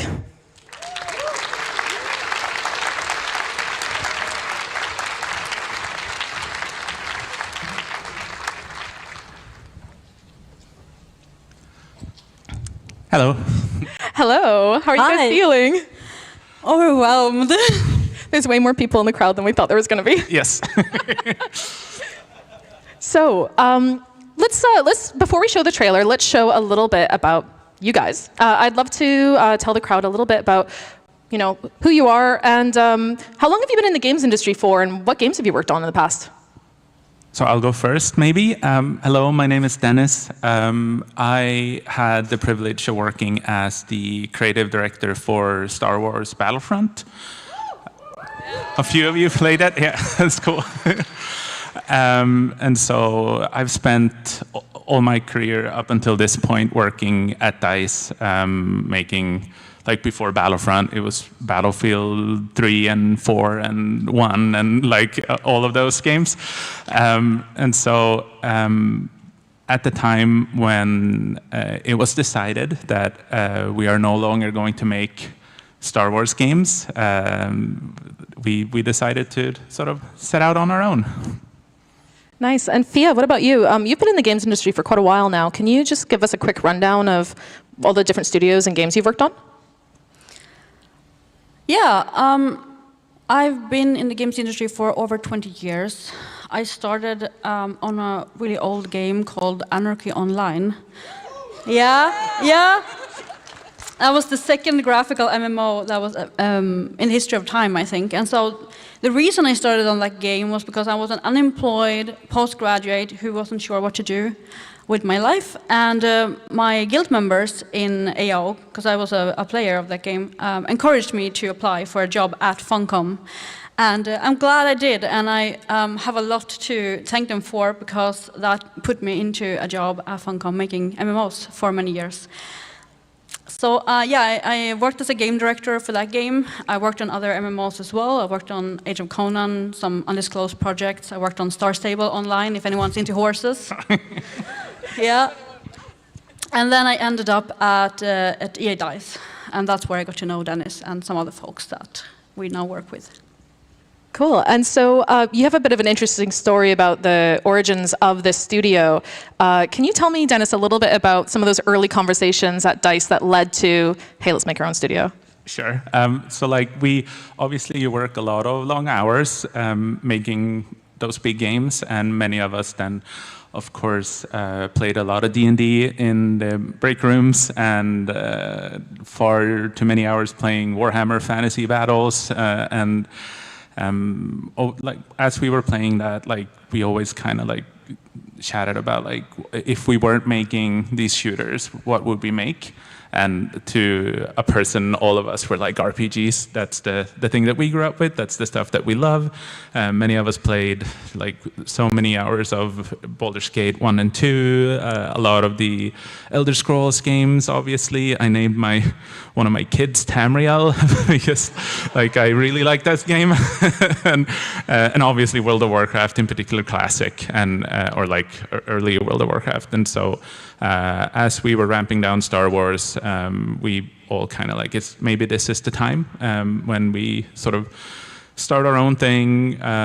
We're fully independent, no publisher. We're bootstrapping it, doing it all on our own. And so, yeah, we've been working at it for about 4 years now. And so it's about time that we start showing it off, I think. Absolutely. And so some people might be kind of wondering, like, well, you guys worked on multiplayer shooters and now you're making a co-op RPG. Like, are there any skills that kind of transfer over on that? And Fia, I think you were telling me a little bit about your experience kind of shifting over from the co-op experience coming over. I've been through 2 shifts. So going from MMOs to shooters, that was a big shift for me. And then going from shooters back to RPGs, you could think was a big shift. However, a Battlefield and Battlefront as a game is a very social game. You play with your team members, your squad. And so I feel that there's actually quite a lot that translates. So being able to bring really good multiplayer gameplay across into the fantasy RPG genre, I think the world really deserves that. And I think, yeah, we're uniquely equipped to handle that. For sure. And Dennis, one more thing. I think we're going to maybe show everyone here a trailer reel soon. But before we do, I just want to talk a little bit about the shift from working for a massive AAA developer who's got thousands of developers on their team to coming to Wayfinder Studios where we've only got 10 developers on our team. What's the kind of like main love for you been on this? I mean, that's what we train to do when you go to school to become a game developer, or you practice on your own, is to work on these smaller teams, smaller projects. So even though many of us have worked, I think Battlefront 2 was over 1,000 developers and like on 4 studios across the world, like it's such a weird experience leading a team like that. And so now, like, we're the developers who are like writing all the stories, creating all the gear, building all the dungeons, and like setting up all the loot tables, and like so that's what we wanted to get back to in a way. That's the best part about making games, and this is the most fun we've had throughout our careers for sure. Just making the game, and it'd be really hard to shift away from that. I think this is a homecoming for us. Yeah, I remember you were telling me that you just really love the craftsmanship of making games. Yeah, for sure. And Fia, what are one of the main big changes for you going from leading teams of hundreds to now just leading a team of 10? Now I get to sit down on my desktop and actually just work and program and add stuff into the game directly. While you work on these huge teams that Dennis is explaining, a lot of the time goes to just communication, getting information to everyone. And so, yeah, working like this is why I got into this business at all, or this industry. And I think coming back to that, as Dennis was saying, is just that feels really privileged and wonderful to be able to do. Absolutely. So, in Wild Heart, we've got a really small team. We've got, one animator doing all the animations in the game, 2 artists doing all of the art in the game.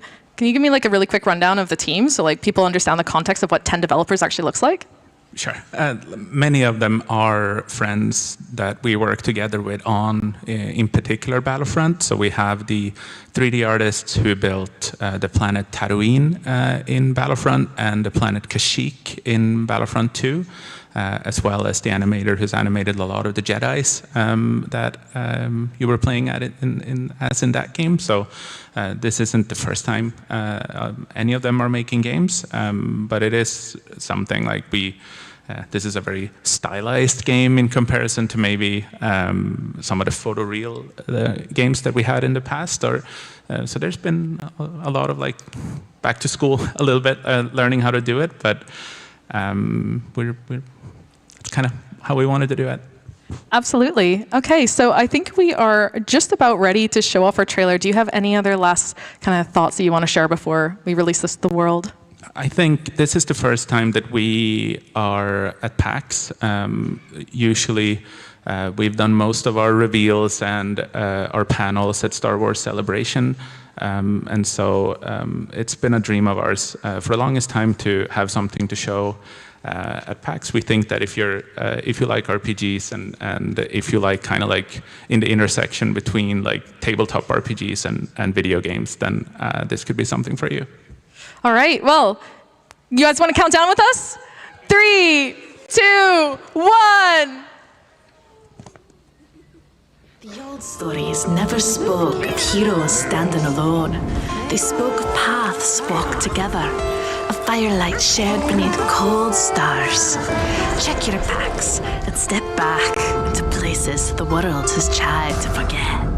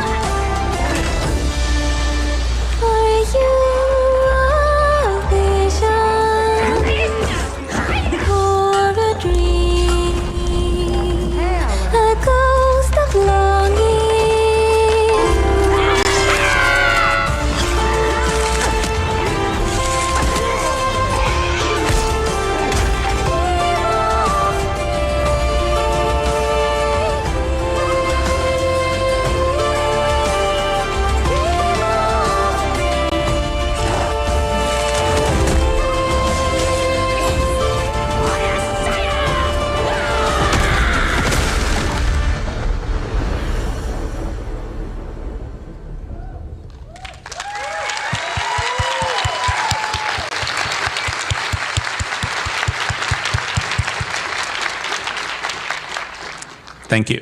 How are you feeling right now? Really revealed. It's so much fun to show it off, finally. Yeah, thank you so much for the warm welcome. Fia, what about you? Just trying to take it all in. We said, like, if we can fill up one of these sections, that would be amazing. So thank you for coming here. I feel we worked really, really hard, and at times we were wondering whether it's worth it, but yeah, it feels worth it.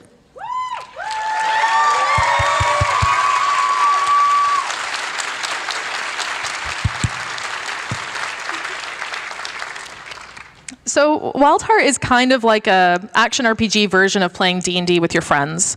And I can imagine that you have a lot of inspirations that you're excited to talk about, Dennis. Can you tell me about maybe what inspired the rustic fantasy vibe of the game?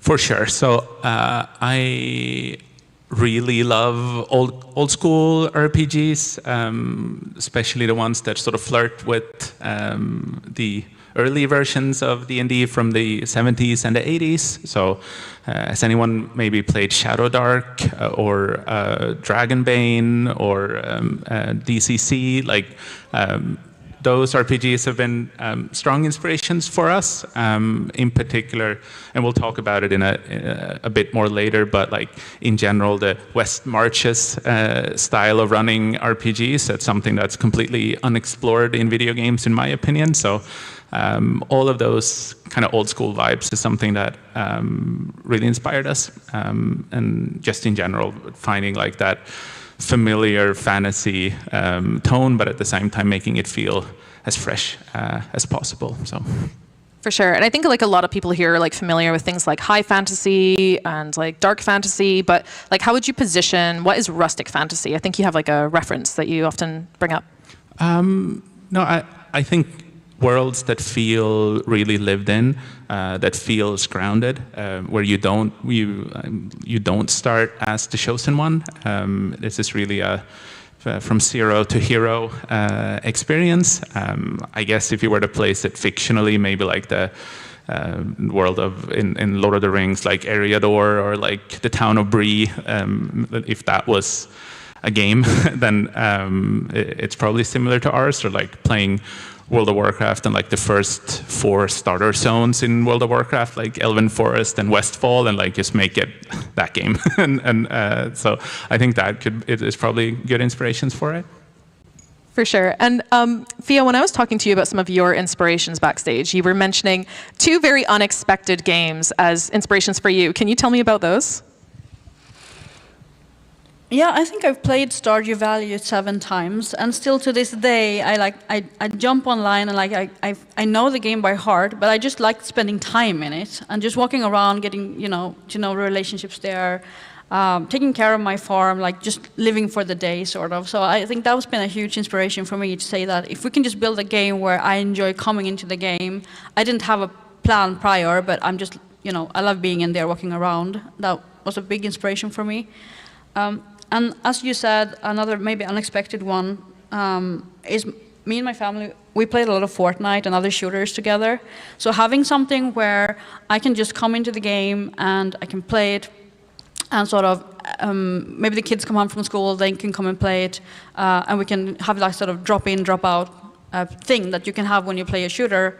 I really wanted to bring something like that into the RPG genre, where if I want to, or if one of the kids want to grind a bit on their own, they can, prepare health potions or craft things, craft gear, and kind of prepare for our group play. And then, I come online and then we'll finish a tough dungeon together or something like that, where, yeah, it's about playing together, but everyone might have different amount of time to spend, and the game should allow for that.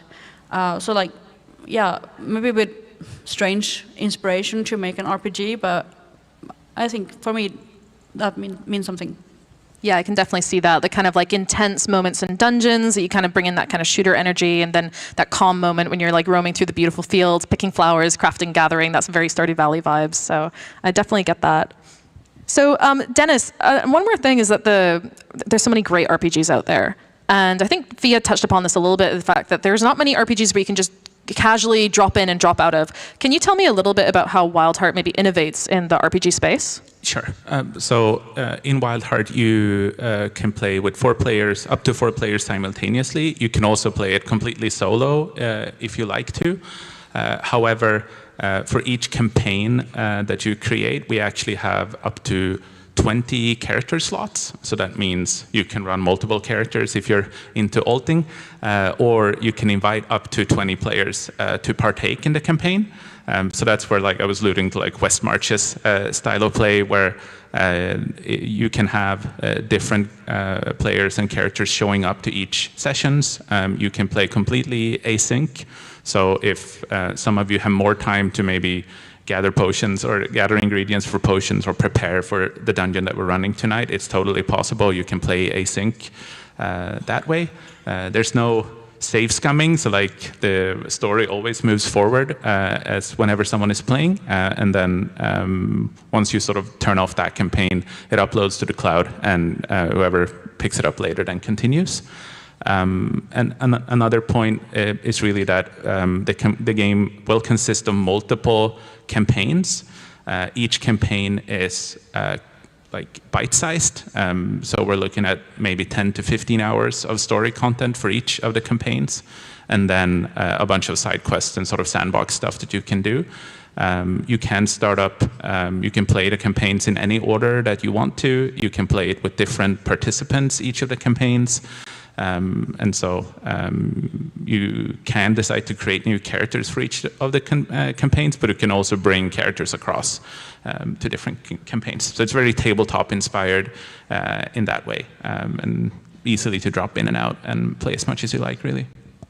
For sure. I feel like that it's really refreshing because at the moment, I feel like my options are if I want to play a game, like an RPG with my friends, it's like a single player game where there's kind of co-op there, but it's like going to be like 100 hours and trying to get the same 4 people online to complete a 100-hour campaign is like a scheduling nightmare. It's like I'd rather play D&D at that point if I'm going to have to do that much scheduling. Or you're playing an MMO, which is equally as daunting because you're playing with thousands and thousands of people. So this is kind of like that little middle ground where you can play with the same 4 people, maybe from your Discord server, you can swap some of those people out.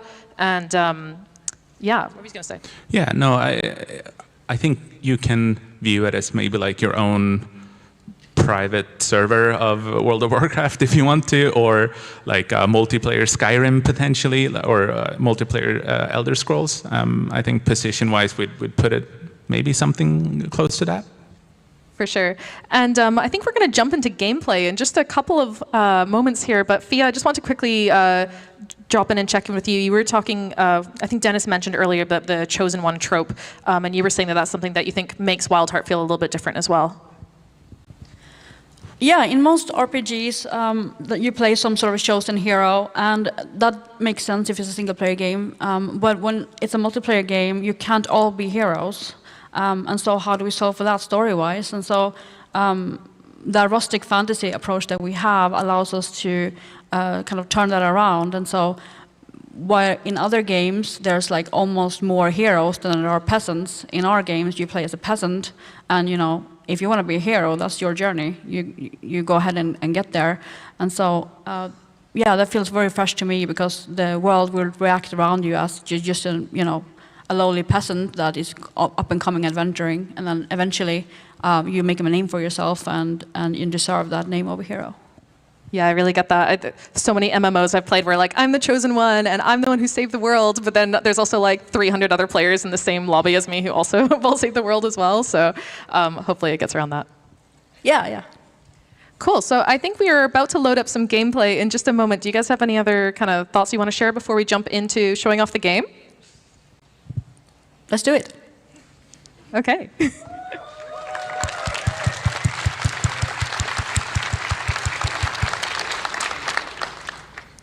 I think maybe we need to wait for PAX to help us out here. Diggy.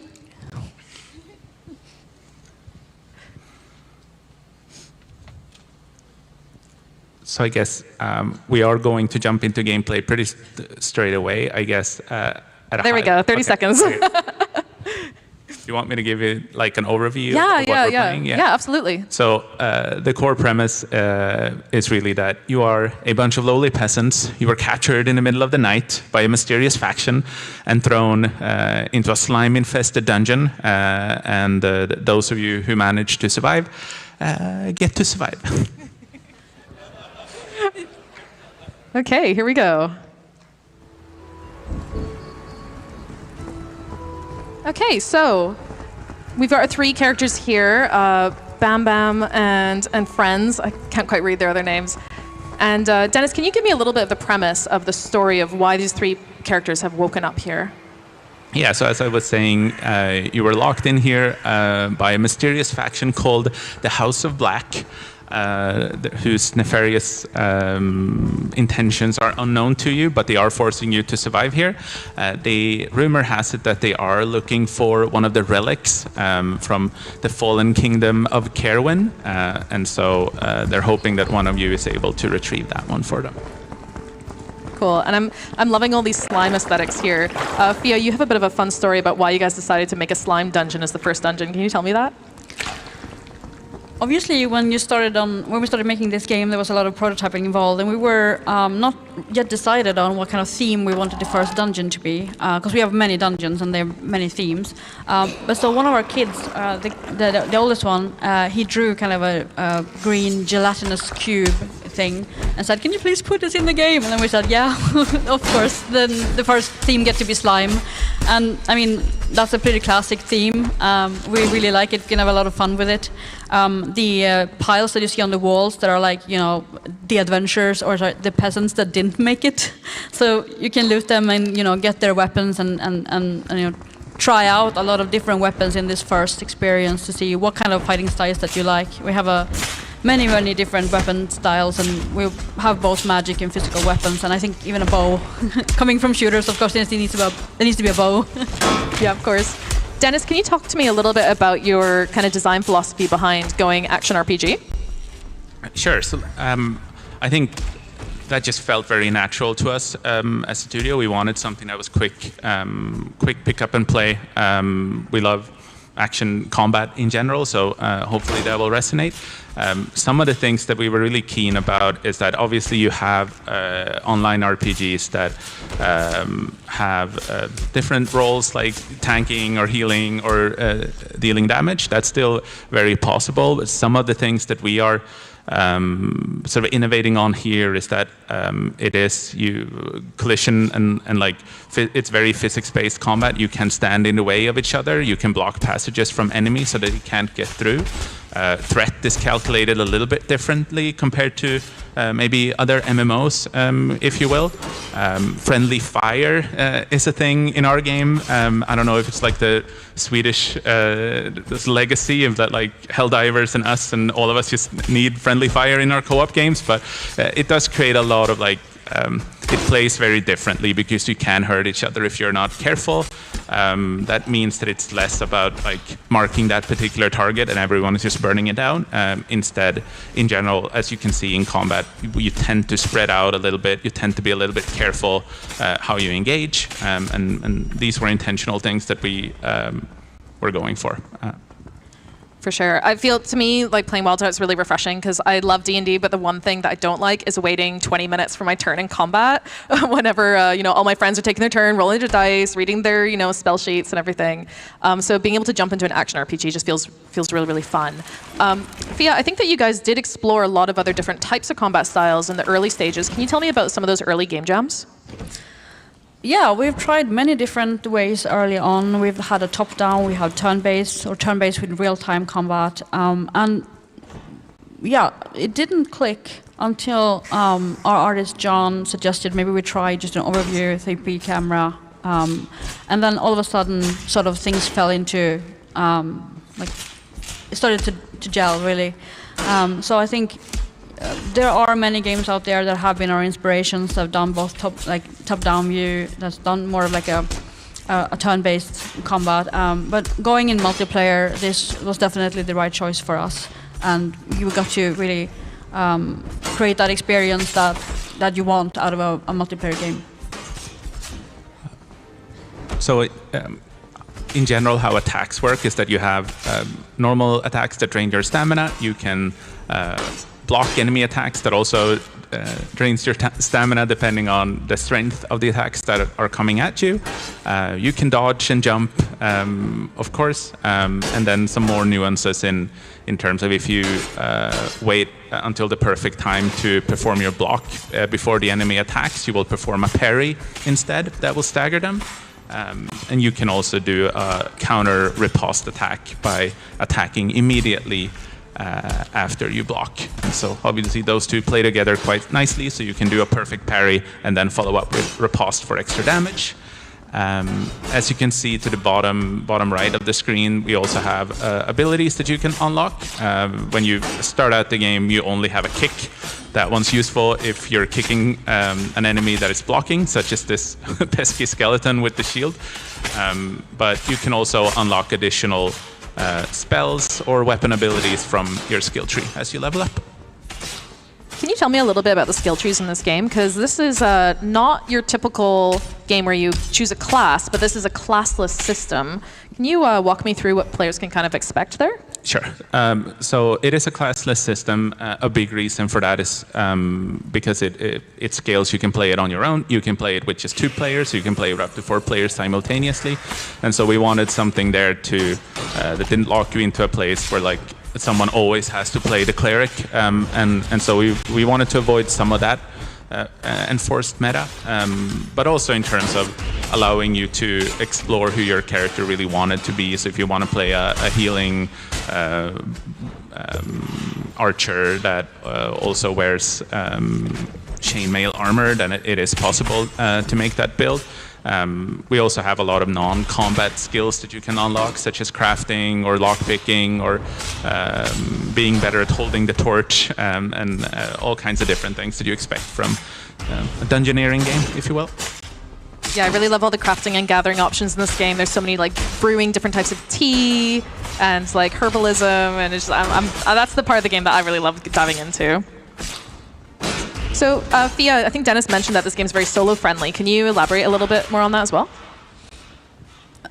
Yeah, I think you can play everything in this game solo. It might mean that you have to go and prepare more. You need to have maybe more potions stocked up. You need to make sure that you have more torches brought with you. You need to maybe craft better armor so that you can survive more things. And so, yeah, I would expect there to be maybe some content that could be a little bit challenging to go through solo, and you might want to recruit friends for it.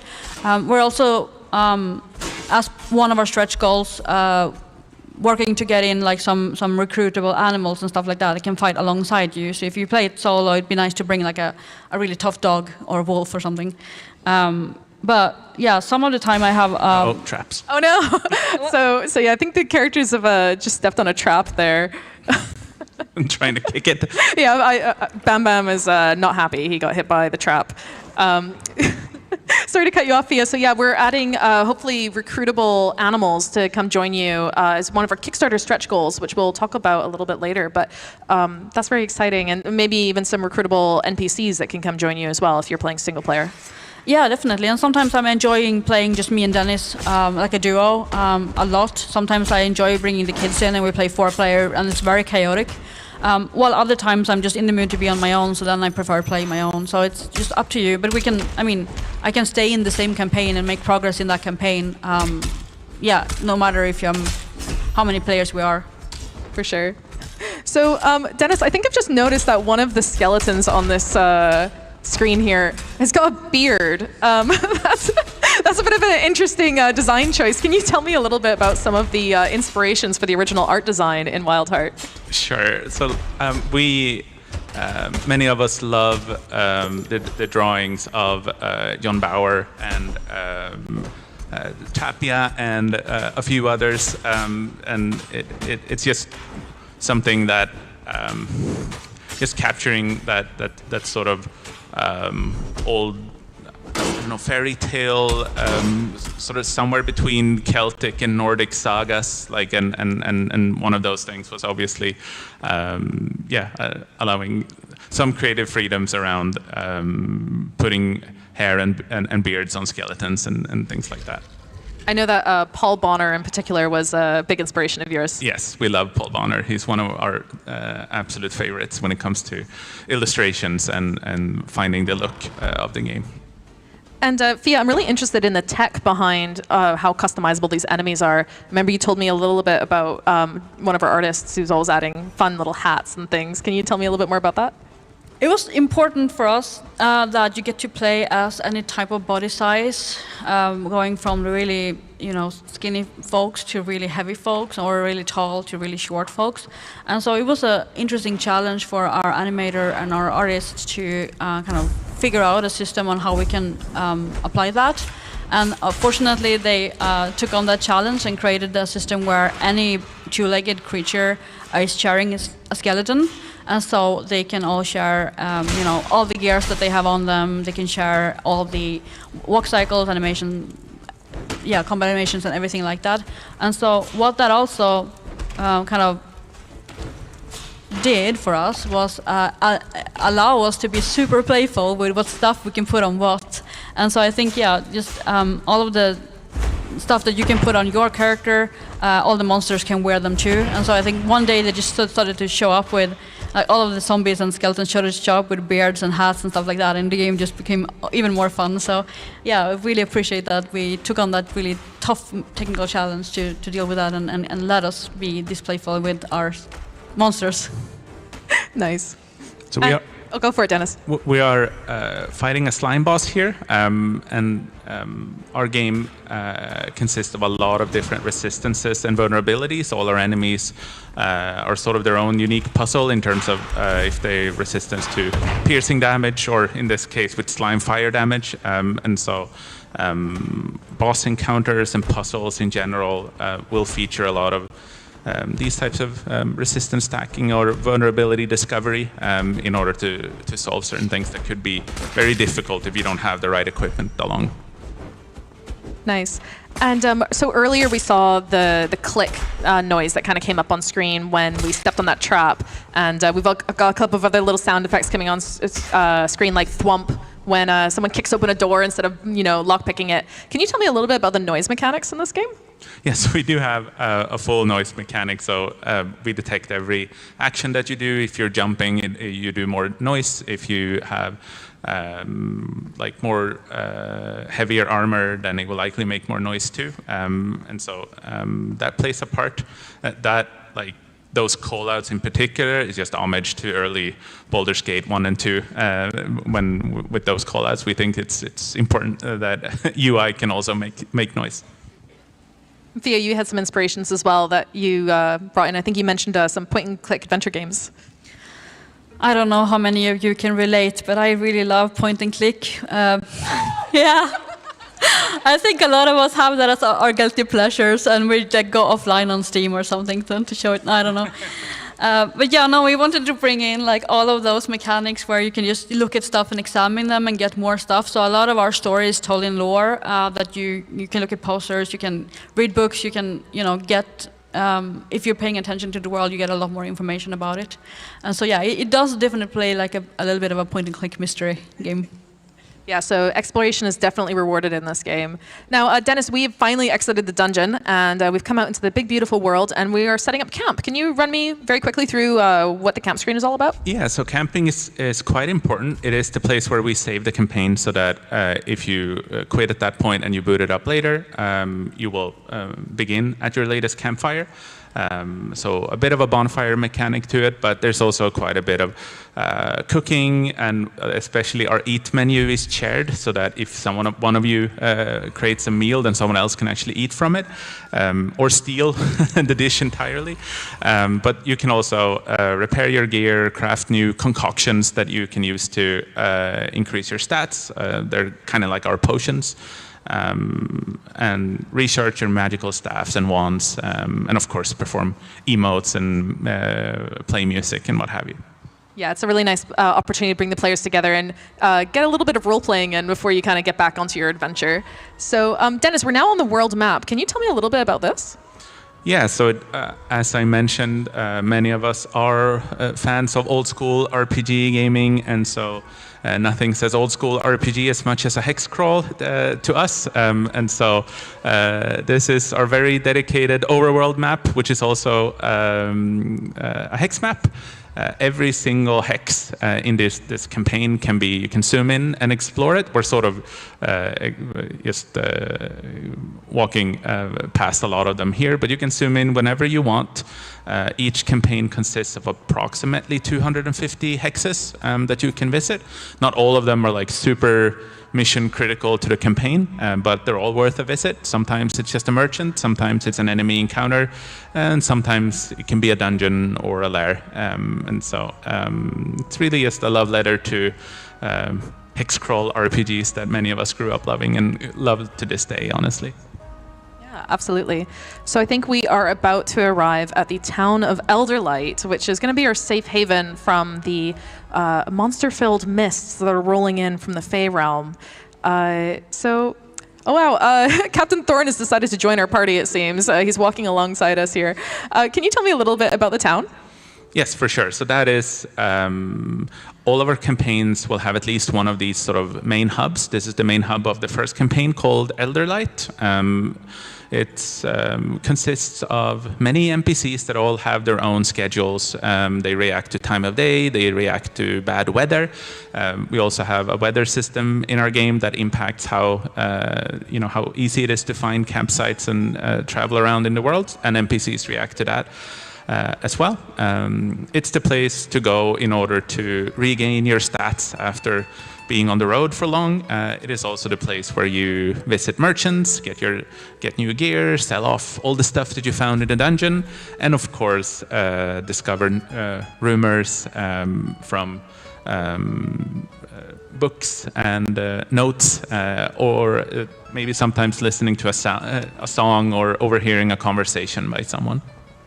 Yeah, I think the quest system's really interesting because you guys use a journal instead of like a quest log, and it kind of gives you a little bit of writing that kind of summarizes information you've learned, but you still have to work it out yourself to figure out, where to go and what to do. Yeah, we don't really work with quest markers. You can do any of the quests almost in any order, and so it can be, it should be fairly easy to find the rumors, but then it can be, sometimes you have to talk to multiple NPCs to learn more about a particular rumor, maybe talk to like the forest tracker in order to find your way to the dungeon, whereas if you talk to maybe the historian, you might get some ideas on the vulnerabilities of the enemies there, for example. So there's a bit of discovery that goes on for many of the larger adventures, and sometimes some of the side quests are quite simplistic, and so you don't have to do as much digging. But yeah, that's our approach. We like investigative sort of quest discovery. It shouldn't be too hard, hopefully, but some of them can be quite hard to figure out. Nice. And Fia, how many residents are living in this town? Elderlight has about 50 residents, plus rats. I think, if you see at the middle of the town, there's a big temple. And so I don't know if you saw it when we walked up that kind of hill in the beginning of town, there was like an arc. And so that arc is like a dormant arc, and some folks in this town, they remember the olden ways and they remember what it was for. So when you come to Elderlight, be sure to talk to folks, learn the history of town, learn the ons and goings of town, and some folks talk about a threat, and your job is kind of figure out more about this threat. How can you prevent the town from being engulfed in this threat? And so there's like layers of history here of getting to know the right people, learn the right things in order to make a difference of the town. For sure. We want to kind of like tease the story, but like not like spoil where it's going yet, because we really want you guys to discover it for yourselves once it comes out.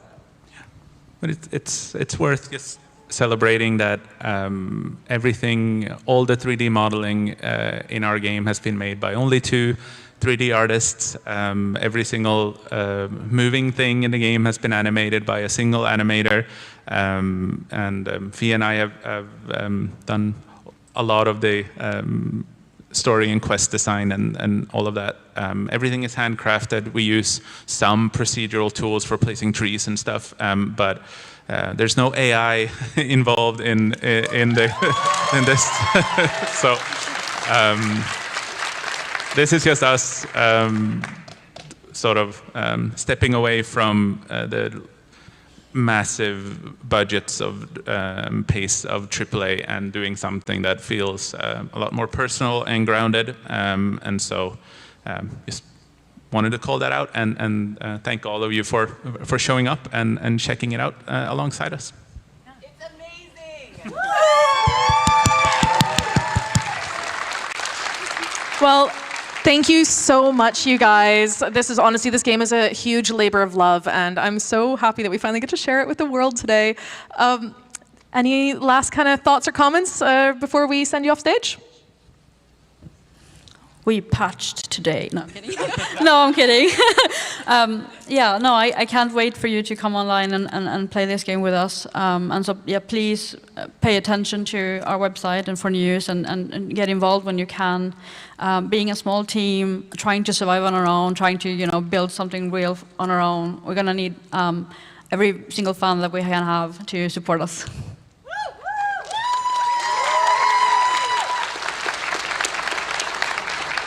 All right, well, thank you very much, Dennis and Fia, for joining me on stage. I'm going to let you guys go backstage and have a little rest. And there's still one more very special thing that we are going to be doing. So huge round of applause for Dennis and Fia, everybody.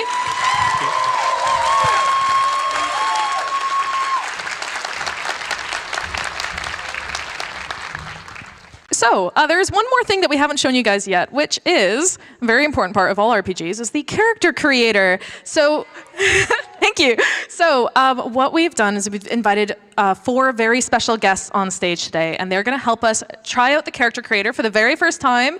So they're going to be playing the game live here on stage at PAX. And what we're going to be doing is we're actually going to get all of you guys involved as well. So when they are done making their 4 characters, the lovely team at PAX are going to screenshot these characters and put them on the PAX Instagram page. And whichever one of these 4 characters gets shared the most by the end of the PAX weekend, Dennis and Fia have agreed that we are going to put that character into the game as a permanent NPC that you guys will get to meet. So they might make something really goofy or they might make something really heartfelt. We will decide. I would like to, first of all, invite the lovely Cypher of Tyr on stage.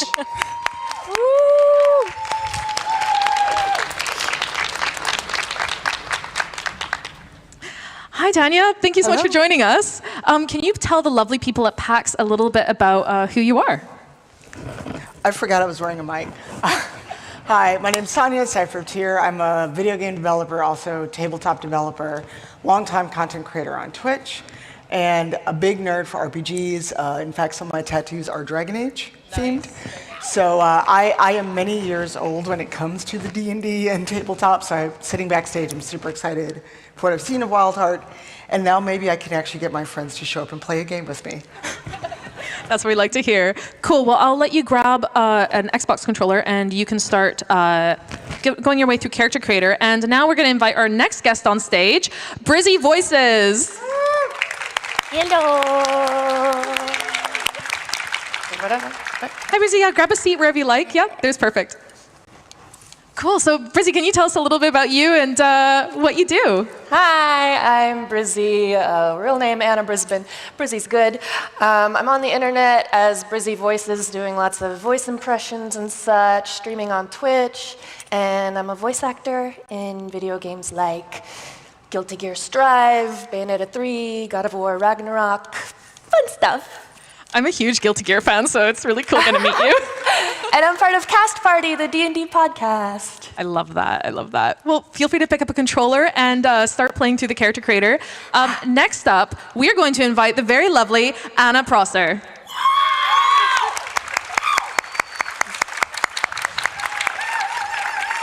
Sorry. Hi, Anna. Can you tell everyone a little bit about what you do? Sure. Hi, I'm Anna Prosser. You may know me as Evelyn in Acquisitions Incorporated. I play a lot of TTRPGs. I currently stream my own game with a few friends called Stone's Throw RPG on Twitch. I was previously the lead producer for Twitch Studios and have kind of been around in the space doing esports hosting, quite a lot of other stuff, and now mostly acting and producing weird, cool nerd stuff. Amazing. Thank you so much for joining us on stage today. Thank you.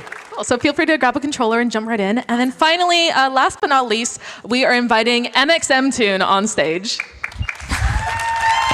Hi. I'll go this way.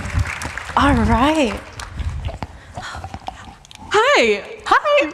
Do you want to tell the crowd a little bit about who you are? I would love to, because I know my name is a little bit confusing and maybe new. I'm MXM Tune. I'm a musician. I'm someone whose gamer tag accidentally turned into a career. But I stream on Twitch, other things that I've done in the past that maybe you would be familiar with. I was Alex Chen's singing voice in Life is Strange True Colors. I worked as I'm a side character in Dave the Diver. A lot of people didn't know I was a real person. And I did some music for Lego Horizon Zero Dawn. So I'm excited to be here. Yeah. Thank you so much for joining us. Thanks for having me. Cool. All right. Well, if you can jump into game as well, I think we will have a split screen up on the stage behind us so we can see everyone playing around in the Character Creator right now. Here we go. Cool. So, Tanya, can you tell me a little bit about the character that you're making right now? So I'm trying to not so subtly recreate the character I played in Rivals of Waterdeep for 5 years. Nice. I was a paladin, then Broken Oath paladin / blood hunter. And the fact that the default is a brown woman is kudos for me. Excellent. I'm so pleased you like that. Yes. Now, hopefully, I can find hair that I like. I see where you're rocking the Princess Leia buns right now. For now. And Brizzy, what about you? What kind of character are you making? So I'm making my character Lenore from Cast Party, who is based on Lenore by Edgar Allan Poe. I think it'd be fun for this game to have a character based on a character based on a character. So this version of her is a school teacher who has had a recent drowning experience, believes she was murdered for her money, and then everyone in town thinks she hit her head, fell in the river, survived, and is confused. I love that. I'm loving the backstory so much. And what about you, Anna? I see that you're currently customizing one of our Grimhorns. Yeah, so my thought was that I wanted to make a version of Evelyn from Acquisitions Incorporated, but at one point before we got nerfed, she had like 22 strength. And I feel like a lot of times people see her as like this tiny little thing, so I was like, what if I make just the most giant buff version of her? And this was the most giant buff body I could find. So we're trying to make Buffy Valin. Oh my gosh, I love that so much. I love when I laugh at my own joke and no one else does. There's definitely some laughs back there. I don't know what some of these, like what's a scullion? Oh, yeah. So you're looking through the backgrounds menu right now. So when you first start the game, you get to choose your background. And scullion, I believe, is like someone who kind of, not quite a chef. You're kind of like in the kitchens, but you're kind of low down. All of the backgrounds are meant to be very like peasant-like. So it's like none of these are kind of like, you know, you come from glory. Like if you're a noble, you're like an exiled noble kind of thing. Cool. So, yeah, and so there's options like being a drunk or a butcher or a rat catcher or a gong farmer. Does anyone here know what a gong farmer is? We got one shouting back there. Google it later, you'll find out. Gong farmer? Wait, you collected the right soil from latrines, the night soil from latrines. Yeah. And what about you, Maya? Who are you making right now? Oh, just a really old woman. I'm always obsessed with hag characters. I think that they are so compelling to me. I played Kingdom Come Deliverance 2, and I was really obsessed with the old lady that takes you in, and I wanted to make someone who would just be like that, but completely inhospitable and absolutely awful to deal with. So this is Gail Osipov. In my mind, she kind of sounds like this when you meet her. So I just wanted to make a really decrepit old woman that is a baker. And is really bad at it. She's widowed by her husband that passed away, and she, disgruntled, took up the helm and decided to, you know, do it. But every loaf that she bakes is completely burned. She does not care. So, yeah. I love that so much. Can you give me a demo of the voice that she's going to do one more time? Oh, Gail Osipov, you can come on in, get some bread, honey. Don't worry. I got it. I got you. Amazing. Thank you. Brizzy, what about you? Do you think you've got a voice in mind for your character? Well, her voice in Cast Party is kind of like you, but much smaller. She's just a little fairy. But she used to be human, and this is a human. So when she was human, she was more just some girl from New York. But now she thinks she's dead, or maybe she is dead. That's the mystery. So she's a little ghostly. Yeah. Nice, I love that. What about you, Anna? What kind of voice do you think your character might have here? Oh, she just talks like Evelyn. Give us a little demo of what Evelyn sounds like for those that who don't was know. it. I don't really have a draw. What about you, Tanya? What are you thinking for your character? My character would sound like Celeste, and so when I played her, I just had a much lower register, more mature, more kind of, I'm on the cusp of violence kind of voice. I love that. Very threatening. Very, very, very nice.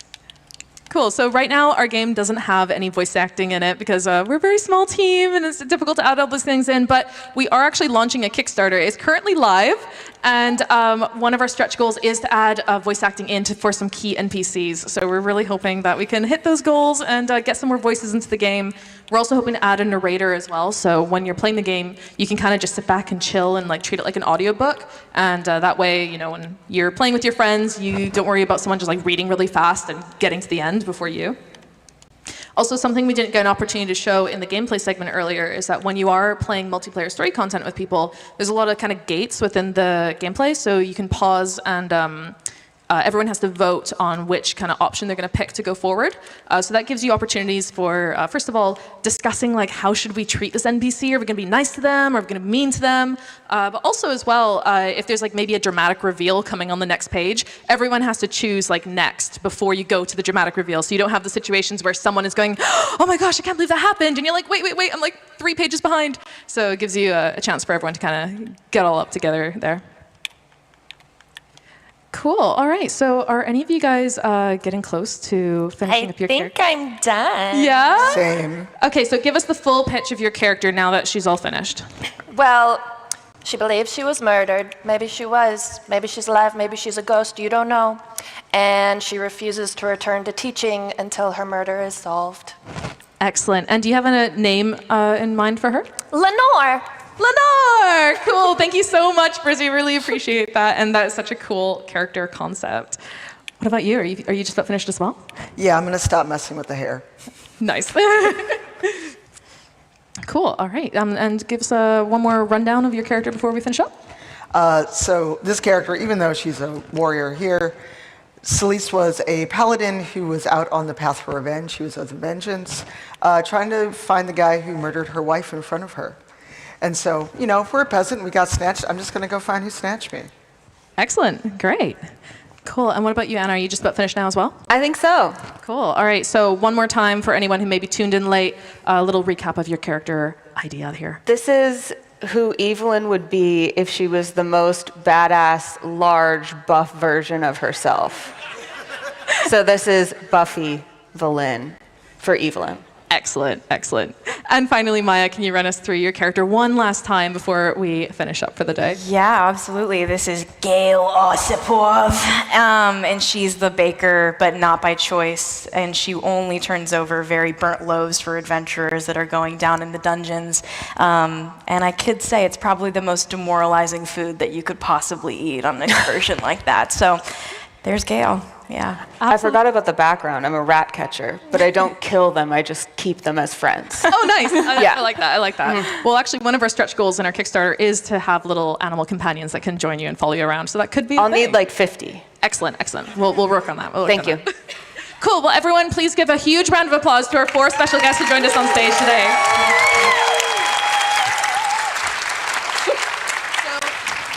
These lovely people are just going to head backstage, and we are going to wrap up for today. So, Wildheart. Oops. Thank you very much, you guys. So Wildheart is coming out in early access later this year. We don't have a full date locked in yet, so please keep an eye on our socials at Wildheart Game on most social networks, except on Blue Sky, where we're at wildheartgame.com.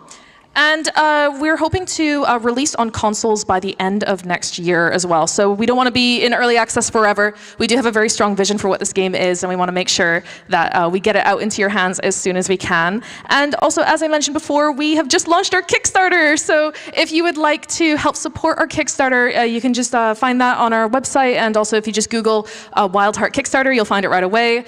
It's currently the cheapest way that you can get the game. If you'd like to pick up a copy now, you can also pick up copies for your friends as well. So please do check that out. And that's it. So thank you everyone so much for tuning in today. It's been an absolute pleasure having all of you here. Please have a wonderful day at PAX, and we'll hope to see you soon in the Fallen Kingdom of Carowin.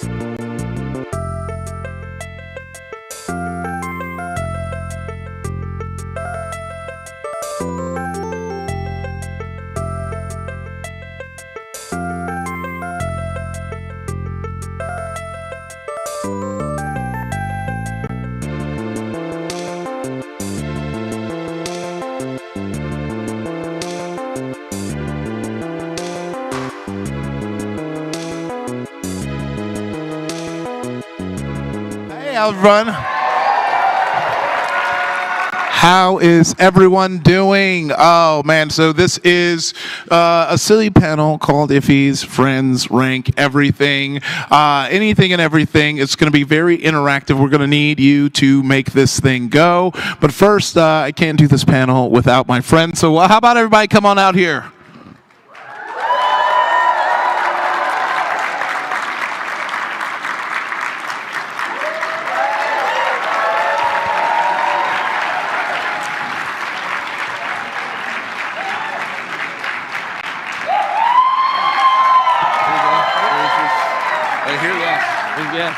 Here we go. Yeah, hop down.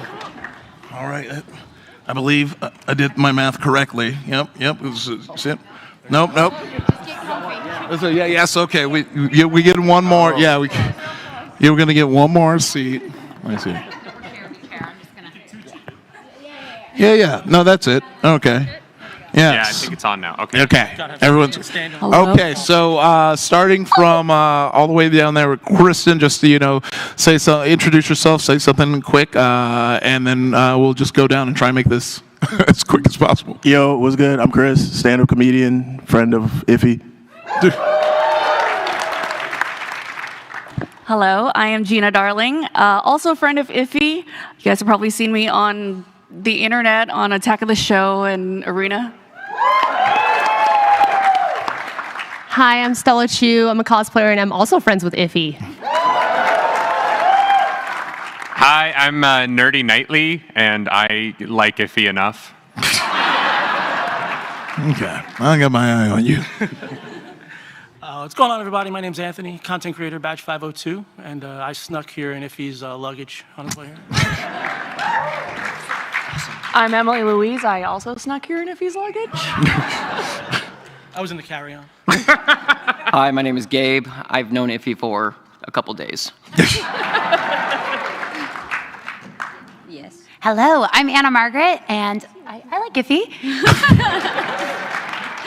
I am Claris Polaris, and you're all right. Yeah, I'm happy to be here. When did that become the topic? I'm Jeremy Kim. Obviously not friends. I know it's hard to tell us apart. Okay, That's why we sat so far away from each other. Cool, real cool. So what we're going to do right now is I have here in front of me a D10 that everyone is going to roll to find out their position in the ranking. Everyone is going to get a ranking number, and then after that, y'all will all just shout out categories that you want us to rank, and we will go from 10 to 1, and throughout this whole thing, and people will rank this whether we know what you're talking about or not. Some of these things, some of us know, and some others don't, and we will be angry at each other, but it's fine.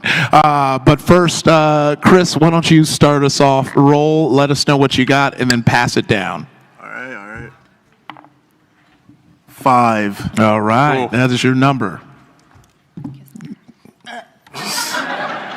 That's my girl. The panic is setting in. 4. Oh.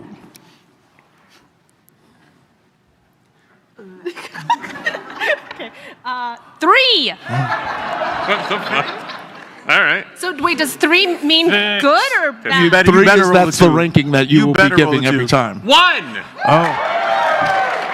You have to hate everything. Pressure's on. I have to love everything. Wait, the 1 is the best? Or 10 is One, the best? 1 is the best. Yeah. All the rankings. What ranking makes 10 the best? 10 out of 10. Okay. That is. Y'all are not going to believe this. 2. Oh my God. Okay, so we're gonna. Y'all got the rest. You got to re-roll. Very well might I don't know if I'm going to be that close to Iffy. 6. Yeah, that's 6.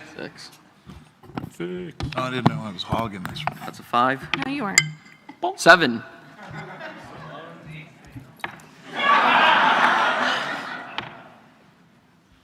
I'm 8. All right. There's not much left. Can't do math, but I know that enough. No. 3. Yeah, no. 3. No. 2. 0. 10. So Jeremy, that means you're 9. 10, right? That's 10? Okay. Yeah, 0 is 10. So Jeremy, you're 9. You don't have to roll. That's the last number You don't left. get to roll. I don't think you were going to roll to begin with. Yeah, I realized that. Yeah, you never stood a chance. You get the leftovers. Yes. Okay, so like, for example, we'll just do one example, one real quick. Let's say we're going to rank ice cream flavors. Starting with number 10, Clarice, what would you say is 10? Which is the worst, like... Well, it's 1 out of 10. See, this is where we split hairs here, because eventually someone's going to make us do a thing that we're like, all of this is good. 10 is just the 10th out of the ranking of 10 of these things. Matcha. 10? That was a hate crime. Thank you so much for having me. Thank you. Jeremy, what Matcha? Yeah, that's 10 apparently. 3. No, you. You have to. What ice cream flavor is ranked number 9? You're Number 9. I'm too simple, but honeycomb, vanilla honeycomb. Oh yeah, you know what? Not mad at that one. Yeah, number 8. You know, I'm gonna say peanut butter because it would kill me. So it's pretty bad, but like other people liked it, so it's maybe okay-ish at an 8. But you're not a... Like, you know, fair. Okay, yeah, peanut butter. All right, number 7. This one's a personal favorite, but it's a little bit like, if you're not into it, you're not going to be into it, but ube with cheese. What number is it? With cheese? You like saying cheese flavors in ice we've cream? never even heard before. He's cultured. It's called the just Philippines. invented It's a flavors. country. The food is amazing. Okay, yeah, so you know what ube is. Don't even like, you can't get up this many Asians on the panel trying to explain ube to Asians. Tortilla? What kind of cheese? Like a really small bits of like a sharp cheddar. Do we need to swap numbers? So everyone who knows, you know. Where? Yeah, all 3 of you love that. Yeah, y'all are cheering. Where are you having this flavor? In the Philippines. Oh, it's in the Philippines. Look, It's in the clearance section of Stop and Shop. My 6, even though it is my personal favorite, is mint chocolate chip. Why do we keep ranking our personal favorites in the bottom half of the list? Because apparently at this point y'all don't trust each other. This is gonna get vicious. Like, we're lucky here because we get to choose our favorite thing. Oh yeah, so easy. So yeah, number 5. I feel like middle of the road. I gotta go like vanilla. Like 5 is like that's the safest thing you can go with. Vanilla, mid-vanilla. Vanilla, someone said hi. I think 4, because it's so sexy and complex, it's Rocky Road. Oh, I'm 3, right? I was gonna say Rocky Road because it's Rocky Road's dope. Okay, so then a like super chunky Rocky Road with every single like really nice mouth texture that you can think of in it. Yeah. Yeah, when I think mouth texture, I think Rocky mouth texture Rocky Road. So did you say what makes it so good? If you like chocolate ice cream, you just eat chocolate ice cream. But you want like stuff, you want gravel? Let's go. You want the You want the crunch. So did you? So is yours Rocky Roader? Like Rocky Roadier. That's like when someone's playing Price is Right and they put like $1 more. Like that's not fair. That's not. It's like Adirondack Trail. Wait, it's the rockiest road. The rockiest road, the one that'll destroy your car. Teeth, no enamel left. The one to Dublin. Okay, 2. That really Just the kills side right of it. there. Like right there.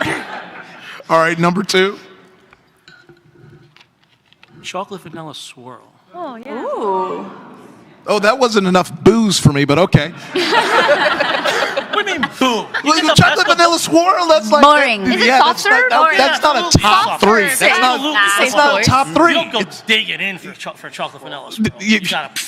No, that is not a top... Like, chocolate vanilla swirl is like, these are the only dairy-free flavors I have. I don't want to shit my spine out. I'm going to go ahead and... Tilt-a-whirl. Yeah. You want to grab a swirly. Oh, okay. Number 1. There's a small ice creamery in Calgary, Alberta, Canada called Made by Marcus, and they have a dark chocolate honeycomb flavor that is a little bit better than sex. Yes. So Wow. Excuse me? we've had it naked in bed together, so you know exactly what I'm talking. That's my wife.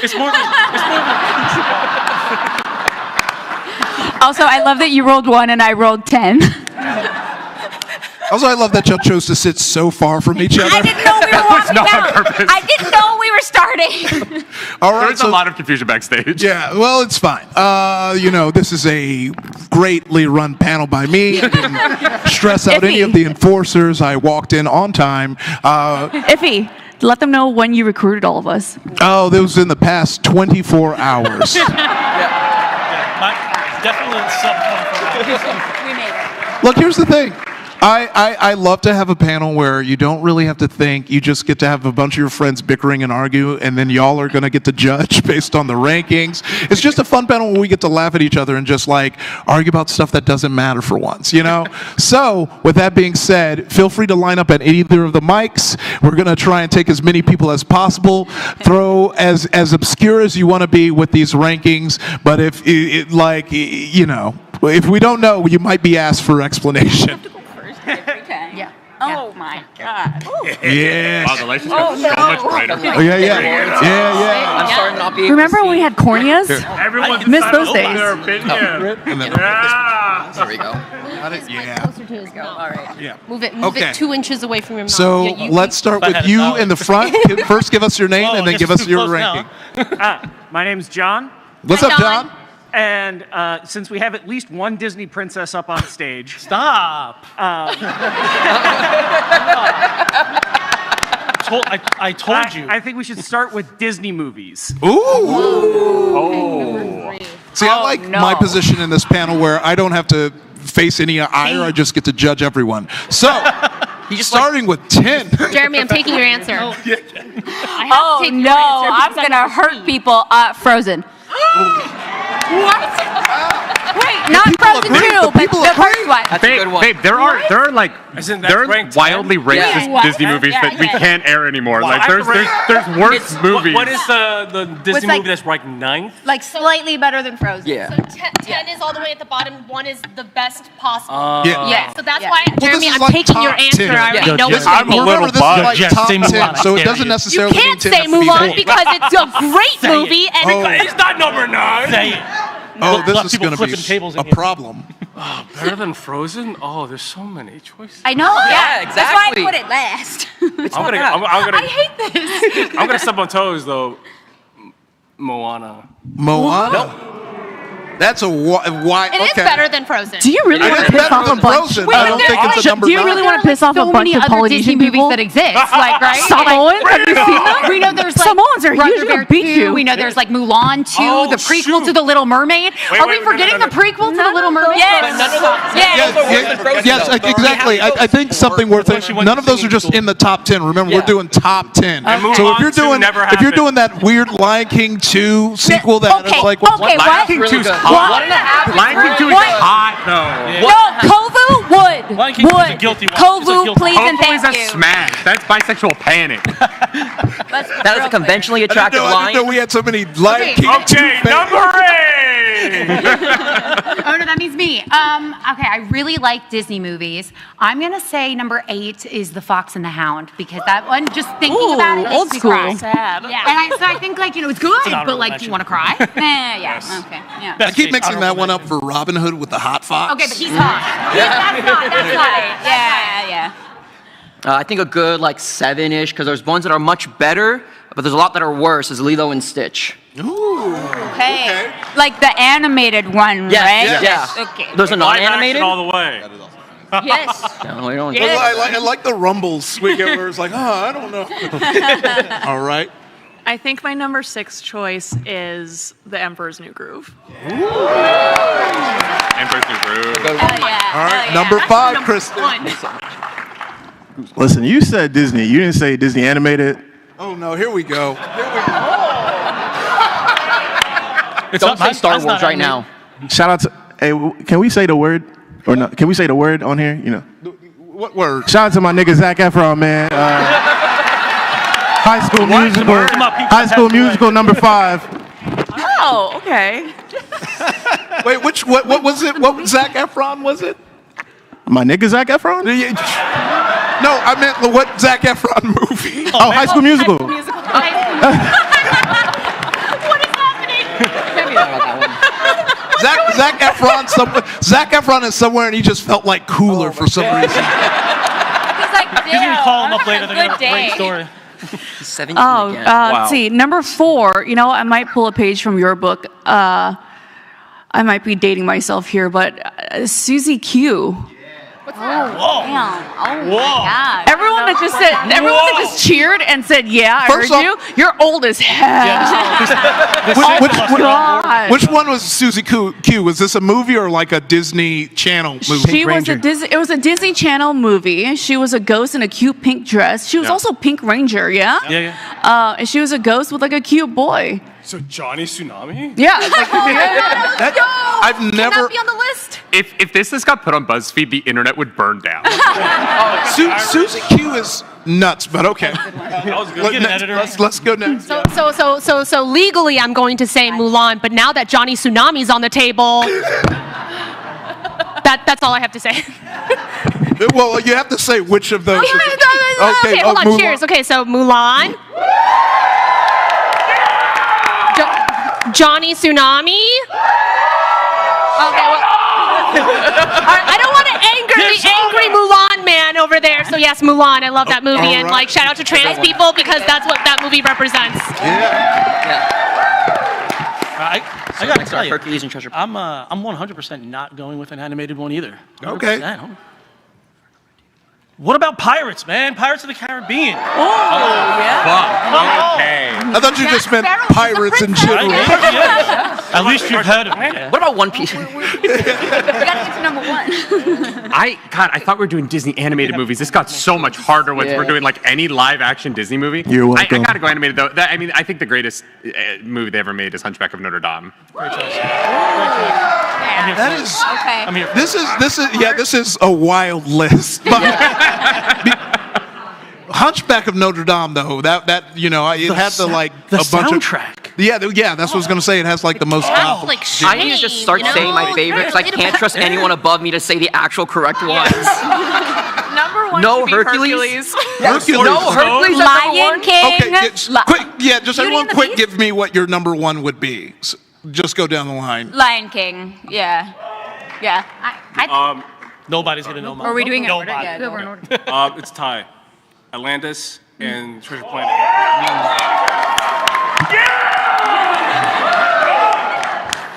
I'm gonna stick with my childhood favorite, Beauty and the Beast. Yeah. All right. Hercules. Yeah. Also Hercules. Yeah. I was a Lion King boy. Hell yeah. Nobody's gonna know this. Pete's Dragon. I Hunchback. I mean. Yeah, you were wrong. Boo. The very ginormous fan fiction that is Kingdom Hearts. Play to the crowd. I like it. Because this movie had me crying over some gap-toothed firefly, Princess and the Frog. Y'all ever heard of Sky High? Thank you. Much appreciated. It has never If you been couldn't tell, I don't watch a lot of Disney clear. cartoons. It's never been more clear who's the youngest person on the panel. These are movies I remember hearing about, like, as an adult, being like, "Oh, that would have ripped if I was a kid." I just told Gabe, I'm like, I don't know what that is. I am 39 years old.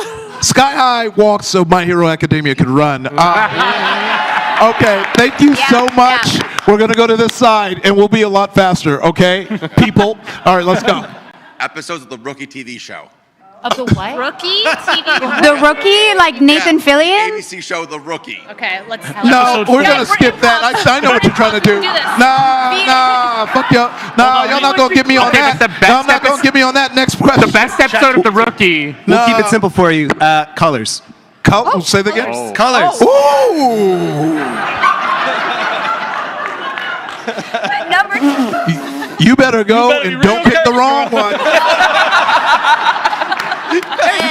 chartreuse or something. Vermilion. Ooh. Bone White. I'm gonna say saffron. Okay. Wait, what color is saffron? It's like a yellow, but it's like kind of like a muted, it's like a darker yellow, a little bit. So like it's not as bright and vibrant as you might think of as a yellow, but it's still pretty in painting. It's also easy to tell who the cosplayers are on. Like these colors. Okay. All right, Pantone. Next. Forest green. Oh yeah. Magenta. What? Okay. I love magenta. I'll go with a nice carmine. It's like a red. It's kind of like this right back here. Yeah. Strong. Oxblood.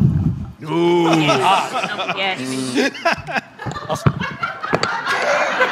What is oxblood? Do you think we're just making up random words up here? Yeah. No, oxblood is a heavily used color when we talked about leather. Lots of leather, Yes. a lot of like Doc kinkwear. Yeah. So what color you is said it? Doc It's a Martens, I said gorgeous- kinkwear. Great. It's a gorgeous red, beautiful on shoes, beautiful on leather shoes and bags. Oh, Yeah. okay. Yeah. Okay. Black. Yeah. But yo, So it's not number one, huh? So, I didn't have that choice. Zach chartreuse. Is Hey, babe. Babe, what would you call the color of your hair? No, we're not doing the romance points. I think Joseph sit that far. no, she just wanted to sit by me. Yeah, we were gonna. It's fine. I just want to be by Stella. Oh my god. That's fair. That's fair. I don't know, ginger. Ginger. Auburn. That does feel like a We self spend so much money on that. How do you not know what color it is? It's okay. Builds you up to knock you down. I know. Well, that's your definitive list of color. What was your name again? Rob, what's your Zippy? Oh, mine is going to be red. I love red. Red is straight. Red boy. Which I don't know if it's because of that or because I grew up next to Pyru in Compton. We'll never know. That was a joke. Only some of the black people got it. All right. Let's go. Top 10 things you found in your trick-or-treat bag as a kid. Oh, fuck. 10. Let's go. If I as a kid, you mean fish. But they're all like top 3. Glossettes. Ooh, yeah. What? You I'm explain sorry. that. So, Canadian. yes, they're Canadian. So that's The collective understanding. no, you don't have. You don't know what you're talking. You have to explain that candy. We call them M&Ms here. No, gloss. It's a purple box and it's just chocolate covered raisins. But like bad. They're bad chocolate covered raisins. Are you at 1,000? I don't know. What's number 10? I think we call those raisinets. Yeah. Oh, all right. Well, Or there you junk. go. Yeah. I'm glad I didn't say Smarties because I would have meant something else and you guys would have thought. Well, what is your Smarties? Our Smarties are M&Ms. Oh. Yeah. And your Smarties are our Rockets. Yeah. What? Yeah. Canada's not a real place. Our rocket. They're making up things Not out there. Canadian lore. Yeah. Let's go 9. He's also Canadian. That's true. I mean, like, You know glossettes, yeah. I'm not Canadian. I'm Korean. Also, being transparent, I grew up in a Presbyterian Christian household. Yeah.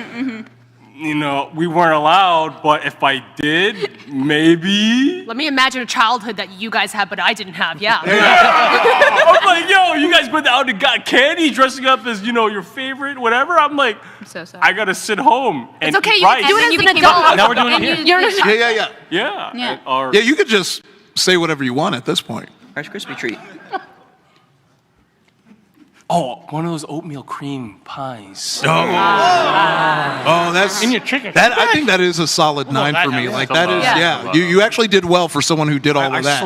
would sell my kidney for that. Yeah. All right, number 8. Ham, like, I'm gonna say like lollipops. They were like, nah. Well, I need you to specify because there's a lot of different lollipops were thrown in, and some where you're like, ooh, and some you're like, Tootsie Roll. Yeah, like if you're getting I ring was pops, thinking that's a like whole different Tootsie Pops. yes, like, that's. I was hoping you would with, like, pick the that thing in one. the mid- Like Yeah. they were good, but They were like, good, but you're like, oh, there's this in it. like I'll have this later. Yeah. Owl. Fun dip. No. Yeah. Fun dip in your. Fun dip. It's more fun to eat it than to actually taste it. Yeah. It does not Y'all taste ever all that snort Fun good, Dip? right? Just, you just Yeah. Yeah. Real as fuck. What happened? Snorting Fun Dip? Anybody in here snort Fun Dip? No. Yeah. Wait, what?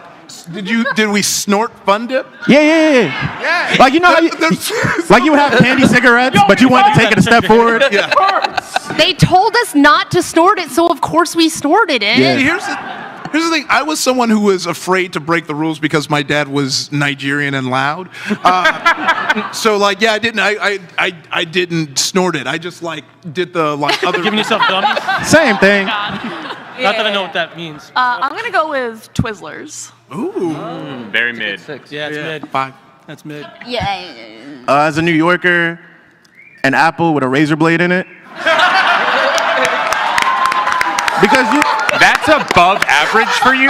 Well, I'm 5, so it's perfectly average. But you would always take the precaution to cut into it, and now I got a razor blade in case I need it. And I get a healthy snack. One-stop shop. Treat and shake. Number 4. Yeah. Gotta break out of prison. I know your mom was tired of you. Number 4 would have to be a full-size Snickers. Yeah. Upside down for the feel, right? Yeah, for the vein.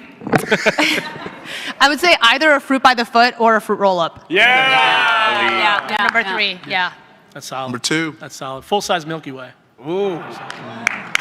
There was Rumbles. You got Rumbles. Milky Way is odd choice of like. Only because Snickers was gone. Snickers would have been Okay, in, okay. But the Milky Way. But Milky Way in your ranking of chocolate bars, you'd go, okay, Snickers isn't here. Milky Way, not like a Babe Ruth or an Almond Joy. Ooh, I love Almond Joys. Oh, we don't. Somebody get him out. We don't like coconut and nuts in this house. Okay. Almond Joy is the most over 30 candy I've ever heard in my life. I've never had Almond Joy. I'll tell you. Love Almond Joys. Okay, all right.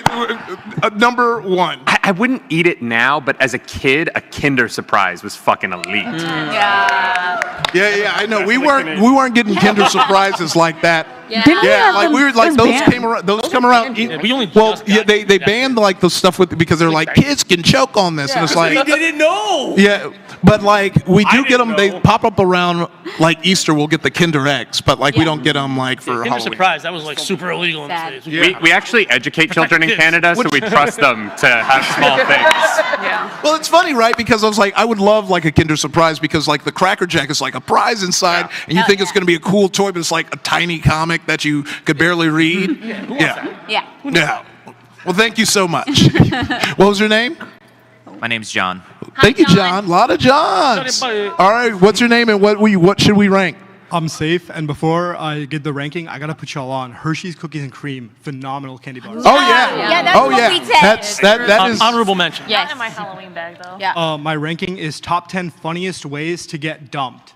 To get dumped. Dumped. Funny. So the bottom is the least funny and the top is the most funny. Well, it's the top 10. It's like always going to be like, it doesn't have to be the worst. Number 10 is just getting kicked out of a moving train. All right, let's go. Clarus. Okay. Number 10 is like you're sitting in school and someone passes you a piece of paper and you open it and it's like, hey, it's been fun. I think we need to move on. All the best. Whoever the fuck you were, I don't know, maybe kissing on the cheek in middle school. That's going to be number 10. Okay. Yeah. Dumped. Dumped. I'm sorry, I'm dyslexic. Your address. Docs in elementary school is crazy. Yeah, that's some crazy. I was like, I heard doxed, and I was like, oh, jeez, I'm about to plead the fifth. Dumped. Yes. Oh, jeez. Yeah. I honestly, He's never been dumped. I want to get the top side on this one. Number 9, you get it already. You're about to ask someone to prom. You got your trunk full of all of the surprises. You open it up, they're there, and they say no. Ooh. Rude. Okay. Will you take me to prom? Number 8. You know, I feel like I have to put like ghosting in there because I feel like that's like, it's bad. Like it just sucks. You have no closure. Yeah. Probably about an 8, you know? Yeah. Like, That's fair. Like, what's he up to now? Oh, look, I be having seances. You don't get to ghost me. I mean, I'm going to find you. I'm going to turn into Reacher. He's sitting there like... The last round of Quiplash when you can write your own answers. Good answer. Good answer. Unforgettable and so funny. How is that low? No matter how much it hurts. I want to do that now. I want to try it. I'm taking notes. Okay, this is going to be wild next to yours, but I think it's you make plans for them to meet your family and then they dump you right before. Ooh. Yeah, that's... Logging them out of like your Hulu account. But specifically like on Sunday at like 11:55, right before the new episode of Paradise comes out, so they can't watch it. This feels real. I never did it. That's what he says. Say that with more confidence. I'm so glad I sat next to you. You're fun. By buying a cameo. For the record, I'll be available for this.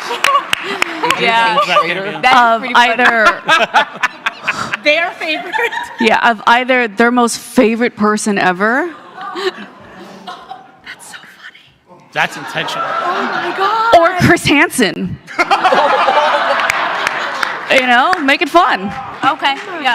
We have a friend who they did their divorce announcement through. They did a cameo and they announced to their friends they were getting divorced by having. I don't remember who it was, but yeah, it was fucking amazing. Oh my god. If someone bought a cameo from me telling me to do that, I would have the time of my life. Oh, I'd make diagrams and everything. Do not even. Oh, it's Joel McHale. Joel McHale did their divorce announcement. Holy shit. Okay, I can't think of anything funny, but I can think of something that I would enjoy, as in, like, my partner wouldn't enjoy. Okay, so imagine this. You enter into the room, and there's all these hot 2D men, and they all have their shirts off, and there's, like, standees wall to wall, and you have all your gotcha games of all your hot husbandos going, and you say, "You're not good enough for me." That's so specific. That's the most Stella-coded thing I've ever heard. Yeah. That was detailed. Specifically, Love in Deep Space. Well, yes, we know. Don't check her bank Oh, no statement. one? Yes! Yeah, that one guy. Yeah, I know what you are. I know what you are. Oh my god. I need a guy's name. Steve. Chris? Yeah. Chris, sit down here. Dad and I have something we want to talk to you about. I should have said my answer would be like on this panel. You find out that you're getting dumped here. No, I mean, I'll get asked to be on the panel 22 minutes next time. I think like in the modern day, it's just opening TikTok to your partner going viral, telling the world before you that they're breaking up with you. Yeah. What's up, fam? We're about to break up with my girlfriend. We've Get seen ready with me while I go to break up with my boyfriend. And it's funny every time. 5,000 likes and I'll do it right now on the phone. There seems to only be one person that doesn't like it. And they show a picture of you and all the comments say you're fugly. Yeah. Man, I think just a side note, it's always worse when it's like, I can't believe he cheated on me with her, and then like they post her and she's bad, and then people are like, well, I don't know. You're nice and all. yeah, I'm sure you got a great personality. But yes, thank you so much. That's the definitive list. What's yours? What's your funniest way to get broken up with? Oh, funniest way to get broken up with? Oh man, I imagine it would be like in the middle of a D&D session. You RP it, and you're like, I want to break up. And he was like, but our characters weren't together. No, I'm talking right now. Yes. All right, that one's too close to home. Thank you. Next, name and rank. Hi, my name is Nathan, and we already talked about food, and we already talked about color, so I'm going to combine the two. Top 10 artificial flavors. Oh, fuck. Okay, I know what mine is. So let's go with 10. What? Like you know, like the fake banana flavor, or like a fake. Oh my! Well, I'm not in it. I'm not in it. A I'm blue just giving raspberry, White mystery, monster. I can't pick the. What did you say? White monster? Yeah, it's a flavor. Yeah, I know. That was my nickname in high school.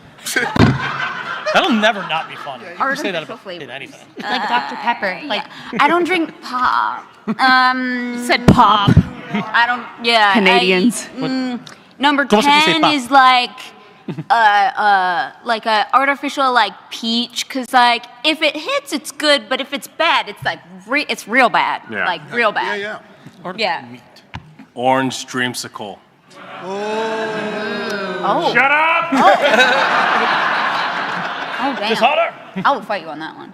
Okay, 8's gonna be the fake banana flavor because it's actually based off of a strain of bananas that no longer exists. Yeah. It's like not even just fake Why banana, do you know it's that? fake extinct It's banana. my favorite. I would put that at 10. Yeah, me too. So like real bananas used to taste bad? They used to taste better, but then No, now they we have wouldn't. like So subpar bananas, but they're different. Are we saying that regular bananas, like a banana tastes It's Worse not than real. banana flavor banana? Well, it's different because I the will strain flip of this bananas table went right extinct. now. Yeah, Yeah, there was no, a it's fungal true. problem, and it eradicated Like, all when the I taste delicious that, I'm like bananas. this, like that right there, like the fake banana flavor. I'm like, yeah, this feels like banana. When I eat a banana, I'm like, this is mush. You know, We this mush. could have had it all. We could have had it all, and now we don't. Damn. It's a reminder. Orange Tang. Orange Tang. I'm gonna go with something that I only know as a snow cone flavor, which is tiger's blood. What does Wait, it what does taste that like? taste? It's like coconut and I don't know, something red because that's what color it is. It tastes red. It does taste good. Red Dye 42. I will also say Tiger's Blood is now, that's like every pre-workout now. It's just Tiger's Blood. And I don't know what the fuck it is either. Grape, but specifically the grape found in the old grape Pop-Tarts. I don't know if any of y'all remember that. That's a very distinct grape. It's a good It's just grape, in the Wayback Machine. but it's bad for you. It's not good at all. I don't know if this counts as artificial because I don't know exactly what's in it, but 4 would be tahini. I think that's just a natural flavor. I think that's just a thing. It has one. Can we just dig it from the ground, or I think that's just a spice. I think Tajin is just what is in tahini? It's like Tahini. salt I think it's just. and. I'm gonna research it. Thank you. Anyone know what's in tahini? Thank you. Artificial flavor. Chili, salt, lime. Artificially flavored tahini. Okay, artificially flavored. I would say watermelon. Yeah. Tahini is just chili peppers, dehydrated lime, and sea salt. So, so those are I'm real sorry, don't eat flavors. garbage. I guess whatever they put in blue. Because such a good answer. right? Number 3, like if you see blue on the list of things, you're like, yeah, blue. Yeah. I appreciate that. Listen, I'm saying this knowing full well that this is not going to land. All right, this is a me thing. All right, Dr. Pepper. Dr. Pepper. Oh, thank God! Oh, thank God! But they don't. I wish they would put Dr. Pepper flavor in other things. Like, chapstick. Hold up! Yeah, there's Dr. Pepper jelly beans, and then there's the Dr. Pepper brownies. There's also Dr. Pepper beans. Yeah. Like the baked beans. Yeah. Things that are flavored like Dr. Pepper are good, but there's too many things removed. It's fine. But like Dr. Pepper, sorry, I can't do it. Well, it's like a flavor I like to call, which is rodeo, which is when you do barbecue sauce, onion rings, and a bacon cheeseburger.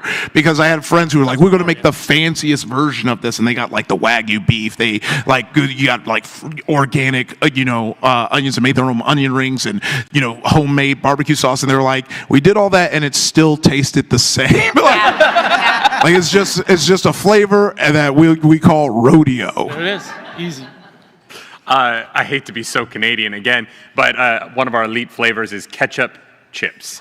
yeah. You use elite differently up there. No, but ketchup chips are peak. They're so fucking good. Ketchup or they're all right. Actually, They're fake as fuck, but they're so downed good. a whole can. You downed a whole can Like Pringles? of I was Pringles. watching maybe it might have been the Immortal Man Peaky Blinders movie, and I dished down the whole can. Yeah. It's good shit. That just to walk in on you doing that would be like just watching Peaky Blinders smashing a can of Pringles. it's that like vinegar texture that just keeps you. But me, I'm a psycho. I close the lid, shake the shit out of it, so it all crumbles. And then all the crumbs just. You are a psycho. You're both a monster, Yeah. and that is now the only way I'm going to It's easier to You've eat. lost the Canadians. Yeah, I take it back. I don't want to walk in on that. All right, I feel like I've walked in on that before. there's your definitive list. Thank you so much. Yeah. Thanks, guys.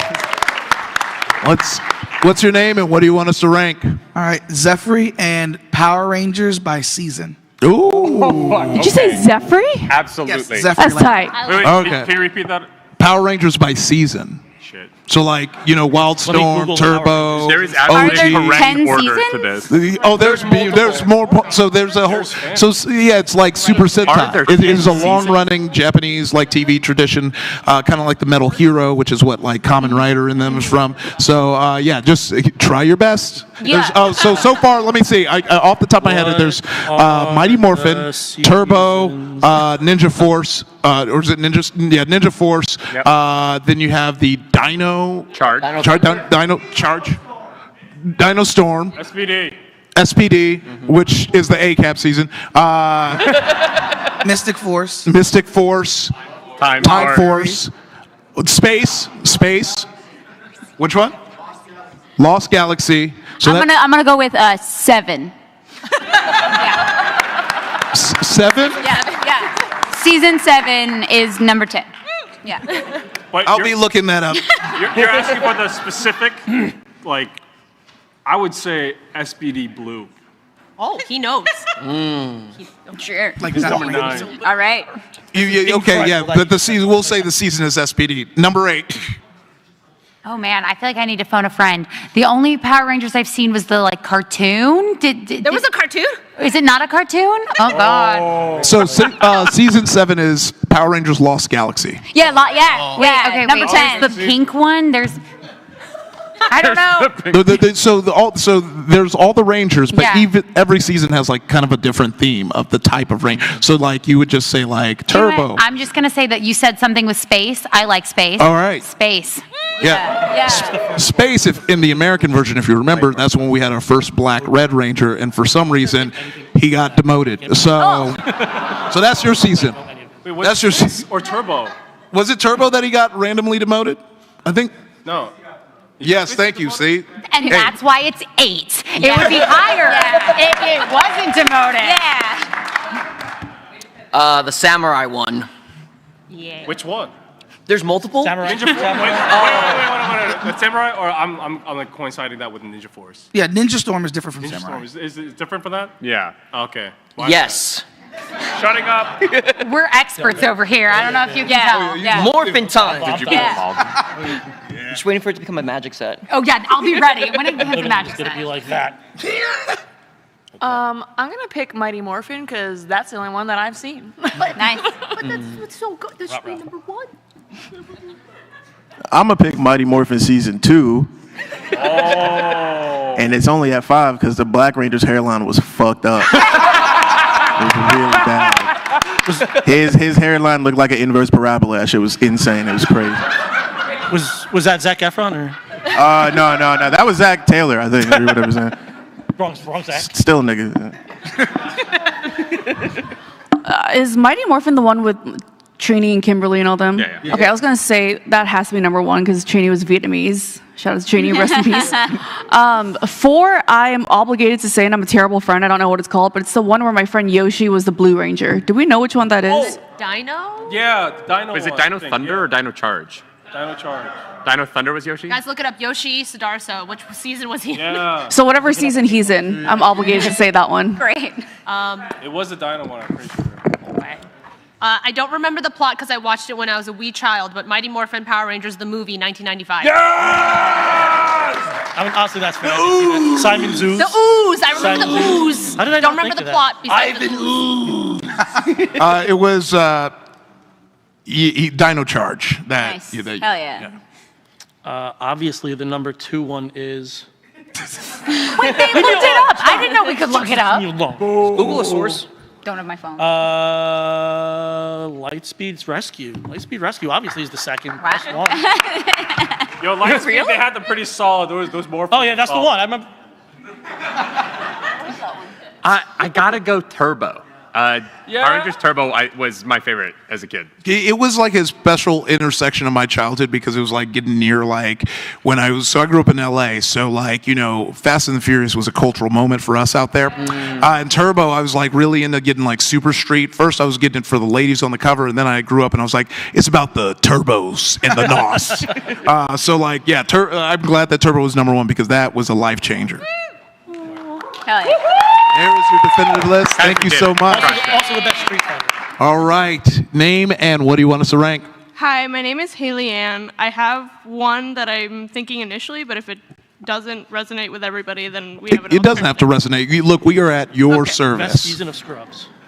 I would say, what is your ranking of the Stardew Valley romance? Oh, hold on, I got you. I'm in the middle. I'm in the middle of it right now. I'm on year 3. I got I you, love baby. that you are afraid it wasn't going to resonate, and this was the biggest pop from the panel. The amount of neurodivergent people on this panel. You guys burned down the rookie pretty fast. I was nervous. Okay, number 10. Okay, so I'm gonna go like with the 10 is like the worst, like because I can't do math. I don't even remember how many people there are, but the worst one is Clint. Yeah. Fuck you, Clint. Weirdo. Number 9. Yeah. Yeah, you seem very versed. Go ahead. Harvey. Yeah, there you go. Well done. Well done. I know nothing. I got you. You need one? Yeah, I do. Oh, okay. Number 8. M and Gabe are just looking at the faces. Okay, like no backstory, just looking at how they look. I'm gonna go Abigail. Yeah, yeah. Huh? I have I stole this from I copied the test. I copied the test. I don't know. This is where I have to reveal I've only played it helping my daughter read, and we didn't romance anyone. We just You didn't want to teach your daughter about romance? No, we tried to keep the farm alive. Okay, I've never romanced anyone in Stardew Valley. I've never played Stardew Valley, but Sam looks like he's going Super Saiyan, so I'm going to say Sam. Oh, come on. Out of nowhere, I actually do remember. All right, okay. Okay, I also have never played this. It gives me anxiety, and it's not supposed to, so I do not play it. I'm gonna pick Sebastian because this man has fuckboy hair. Sorry. Wait, are you saying that if it meant to give you anxiety, you would play it? No, it's I'm saying it's unintentional supposed to be anxiety that's the relaxing, problem. and nothing about it to me is relaxing. I start making spreadsheets, and it's real bad, and it's not fun. Anybody say Shane? Because yeah. he has a quite tragic story and suffers from depression and alcoholism. But over time, his attitude starts to change when you choose to befriend him. But he's a dick. But over time, his attitude starts to change when you befriend him. And it's also 5. You guys took all the good. 4 would have to be our sexy boy Elliot by the ocean. Yeah. He's a little bit corny, but you know he'll treat you well. Yeah, yeah. I wish mine was higher, but I have number 3, and it's Krobus. Yeah! We love Krobus. Our platonic relationship with a shadowy figure. We love him. He's like I mean, 2 if you feet read tall. N.K. Jemison's 100,000 Kingdoms, you'd be like, I want to do more with that shadow. No one read it. It's fine. All right, next.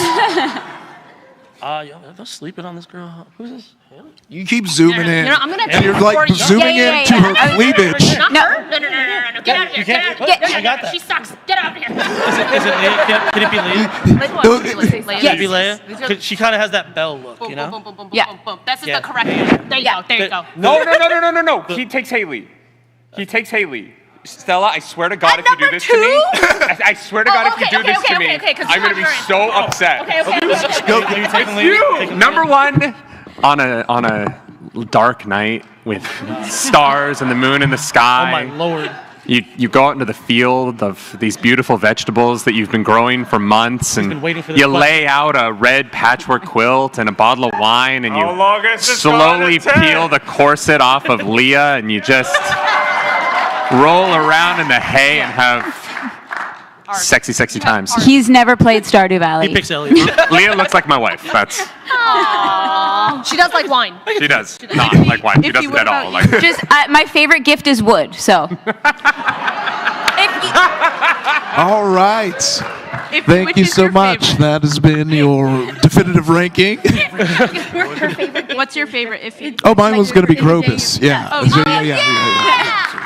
Like a little sewer guy, you know, just in the sewers, ready to come up and play. Yes. Thank you so much. Thank you. All right, name and rank. We got to get through these fast. We have 10 minutes left, so we're going to go hyper speed. Now, we're going to try. We're going to see how many of these we can do. All right, I'm Aiden. First off, I want to say I feel really seen by this game makes me anxious and it's not supposed to. Second, am I allowed to give a category that only has 10 options? Oh, sure. What? Yeah. I want to create chaos. Can you rank the numbers from 1 through 10? Oh. All right. All right, guys, go, quick. Oh, close. 2. 9. What? 2?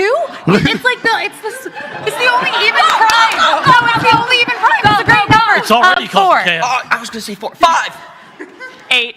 3. 2? 2. No, sorry. Did someone say 4 already? Yes. Christ. 5, 6.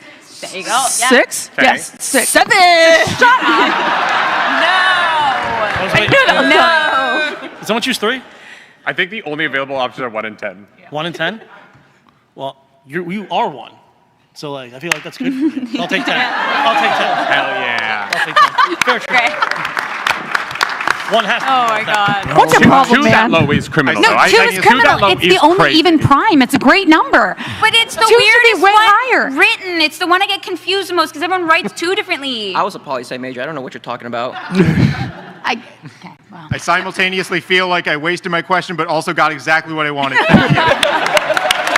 All right. Name and ranking. Hello, my name is Kim. Please rank divas. Like musician divas. Like which? Like Mariah Carey? Like Whitney Houston, Britney Oh, I Spears. thought you meant WWE divas. Okay. I thought you meant WWE divas. We was about to. Damn. No. All The right. problem is if I put any of them 10, like Yeah. someone will be mad. Yeah, that's the whole point of this panel. Just say your favorite, because at this point. My favorite, I don't have. Christina Aguilera. Oh, that was mine. That's a good 10. Jeremy. That's a good 10. I don't want to put her at 9. But, Cher? Sure. Oh, yeah. Hey. I'll say Britney Spears. All right. Not. She makes 7. the list, but like. Miss Piggy. She should be higher. I don't trust anyone else to put her on the list. She should be higher. Fair. I'm gonna pick Madonna. Yes. 5. I'm gonna go with Mariah Carey. Yeah. 4. The Muses in Hercules. Yeah. 3.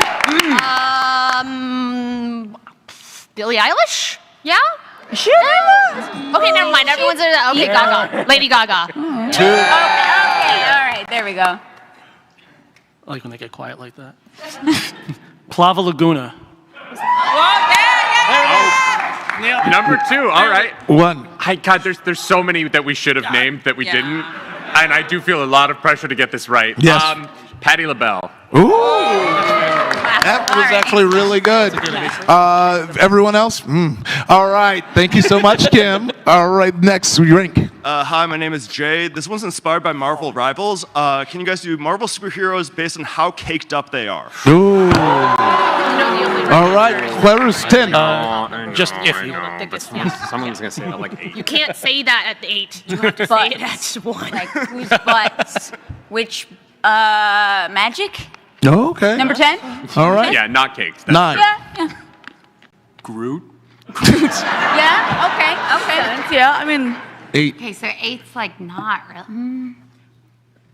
Well, you got to compete with Groot, so it's got to be better. Yeah. Yeah. More cakes than Groot, but towards the bottom, I guess like Rocket Raccoon.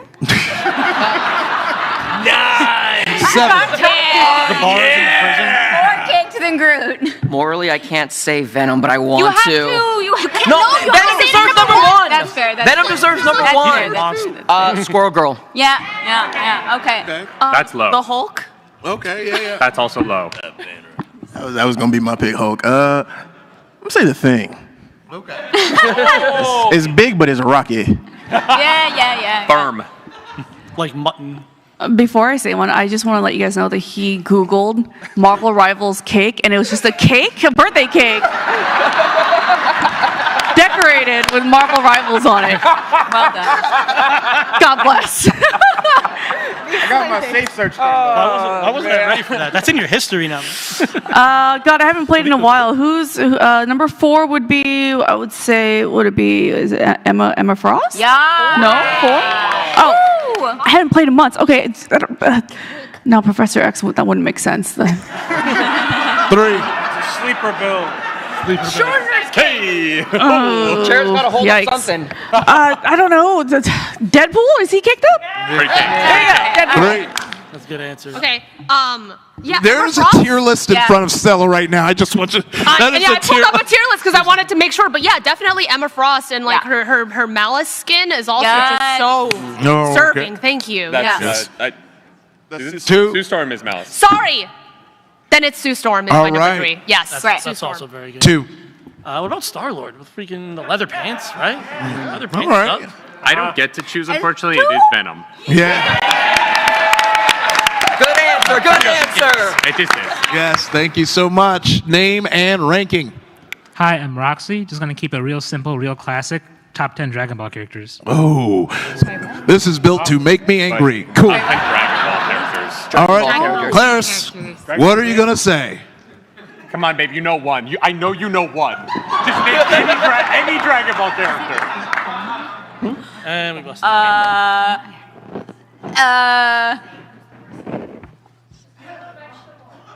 A vegetable? I'll know the list. A vegetable? Yeah, Cucumber? that's pretty safe. Like what? Yeah, name a vegetable. Or an instrument, honestly. A viola. That's probably one. That's Vidal Vidal. is viola. Yeah, Vidal. There you go. There's 10. Yeah. All right, solid 10, 9. Yeah. Mr. Popo. Honestly, should not even be ranked, but sure. 8. I'll say Bulma. Wow, really low. It's the only character I know. So All right, I'm 7. throwing it in It's there. fine. You pick the scientist. Very on brand. 7.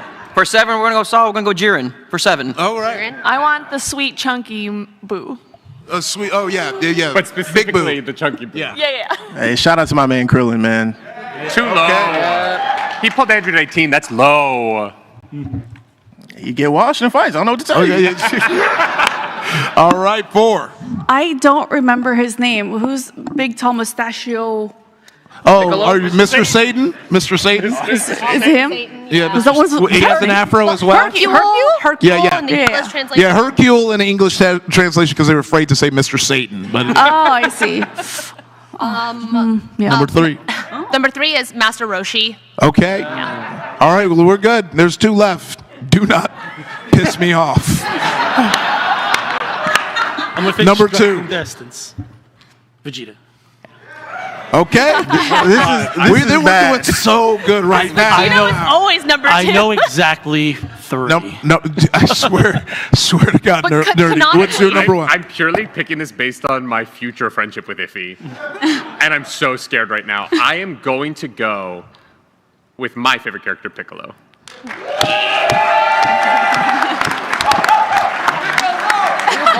He's the actual father. Wait. Number There's 1. Trunks. There's Gohan. There's Goku. There's Goku. Why is everyone taking so long?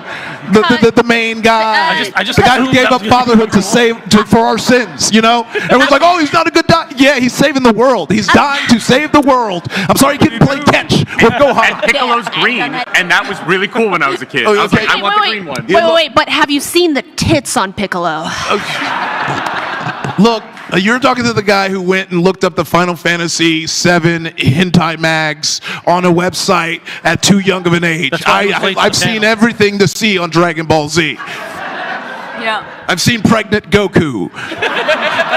All right, we got time for one more, I believe. But thank you so much for Dragon Ball. Yeah, my bad. Hi, Hello. What's your name and what are we ranking? my name is Ellie, and can you guys rank Nintendo games? Ooh. Oh. Clarus, you're number 10. You got the first. I hate going first. I have no time. Nintendogs. All right. Fair. Wow. Fair. It's Strong. good. Yeah, it's Fair. That's a song. Yeah. Nintendogs. Yeah. Was Bomberman Nintendo? 9, which one? Bomberman? Yes, that is Nintendo. Mhm. Bomberman. Yeah. There you go. Number 8. Okay. Number 8. I'm gonna say maybe everyone will be mad at me, but I feel like one of the Super Marios because I kept falling when I was young. I'd put an 8. Like it was fun, I liked it, but like I was really bad. Okay. Number 7. I don't want to say something too good. Pikmin. Oh, There's 7. There's 7. All right, okay. I want Luigi's Mansion. Okay. Hell yeah. Nice. I'm gonna go Dr. Mario. Oh. 4, I would say Breath of the Wild. Whoa. Yeah, okay. Yeah, I know, but I Fine, want to you say can it. have it. I want to say it. So, is my favorite game ever Chrono Trigger? Ooh. Should have been number 1. Number 2. I have to acquiesce to the fact that I'm number 2 and not number 1. But Okay. I'm going Double Dragon. Oh, okay. Just Double Dragon, not Double Dragon and Battletoads? My God, Battletoads. Yeah, you remember those big boys? They were in This space. goddamn unction over here. My God, boy. That game with an ace. 1983. What did you say? Yeah, no. The unction over here. Pokemon. Fuck. Fuck me sideways. Pokemon. I know. That's not a game. I know, but I gotta go with The Legend of Zelda: The Ocarina of Time. Exactly. Just because you couldn't figure it out doesn't mean it's a bad game. Well, thank you okay, there's a everyone massive for giving thumbs us down. things to rank and sitting around and ranking things for us. Make some noise for yourself. We got a lot more PAX. Enjoy PAX, and we'll see you around. Thank you.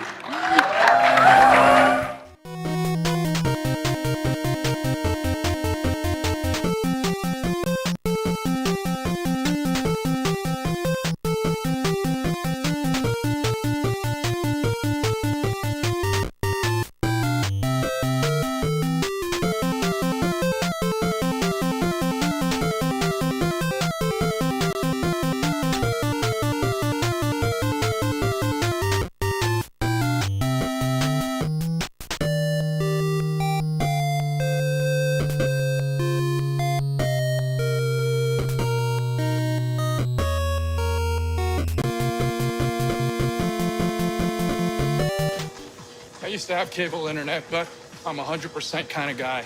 So I got Verizon Fios. It's 100% fiber internet. Super fast, really reliable, with ultra low lag. Let's up that incline to 7%. 7? How about 100?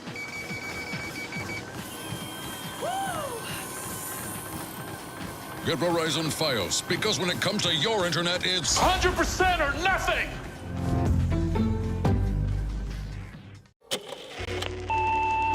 Remember, the painting isn't real. Nothing can hurt you.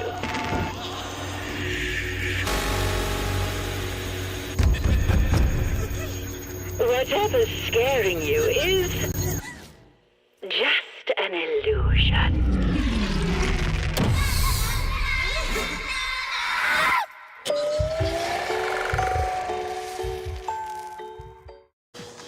I used to have cable internet, but I'm a 100% kind of guy. So I got Verizon Fios.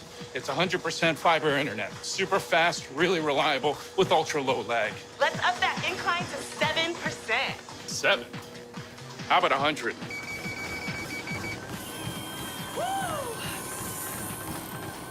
Get Verizon Fios, because when it comes to your internet, it's 100% or nothing!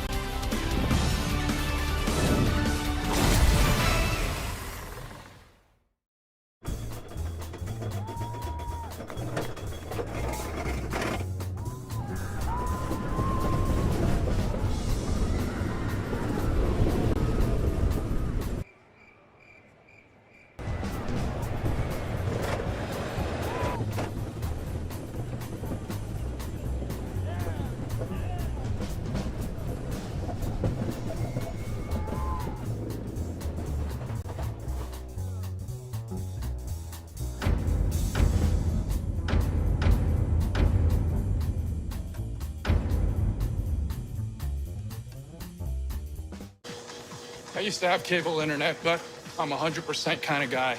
So I got Verizon Fios. It's 100% fiber internet. Super fast, really reliable, with ultra low lag. Let's up that incline to 7%. 7? How about 100?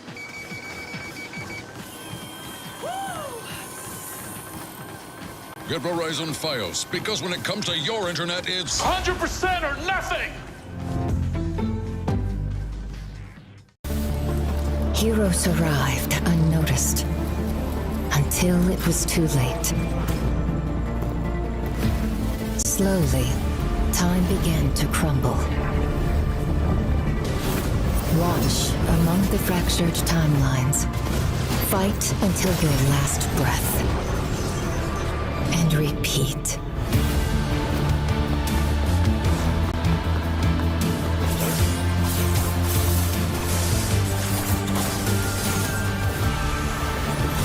One false timeline after another, until the Lord of the Void stands before us.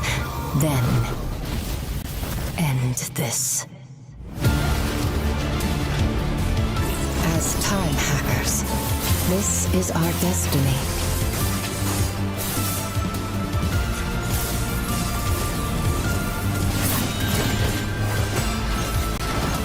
No matter how many times it repeats, I'll be here, waiting. Until you see the truth.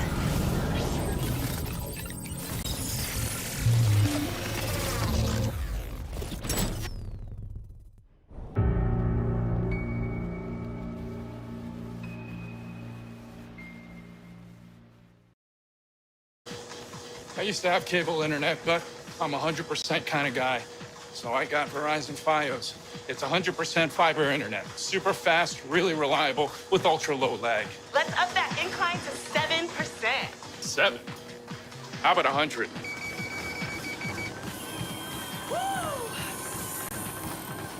Get Verizon Fios, because when it comes to your internet, it's 100% or nothing! Whether it's sunglasses outside, blue light glasses inside, or night driving lenses in the dark, Zeni has affordable eyewear for everyone. Get 15% off with code PAX at Zeni.com.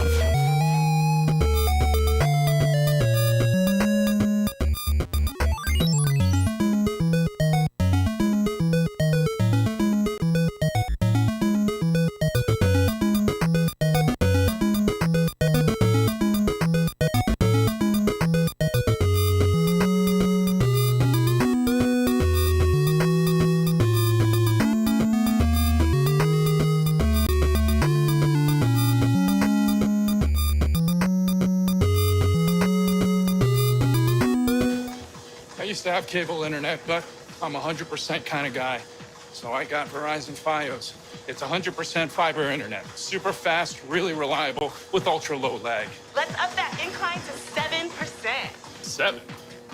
How about 100?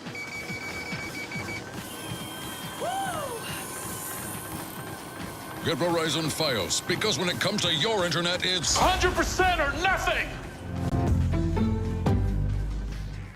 X4 Foundations is a huge space sandbox simulator that lives and breathes within your gaming system. Transition seamlessly from first-person action, flying every ship from nimble fighters to massive battleships, to an expansive strategy and economy simulation spanning an entire universe. Play at your own pace and experience a living universe where thousands of ships and stations go about their business, even when you're not there. Mine resources, trade goods in a dynamic economy, command fleets, influence factions, or build enormous space stations module by module. Trade, fight, build, and think. Welcome to X4.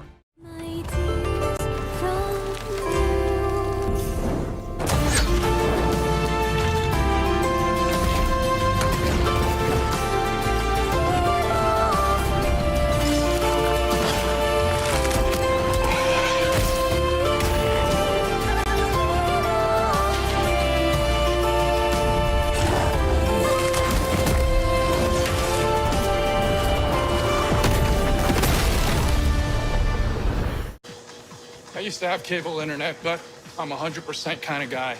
So I got Verizon Fios. It's 100% fiber internet. Super fast, really reliable, with ultra low lag. Let's up that incline to 7%. 7? How about 100?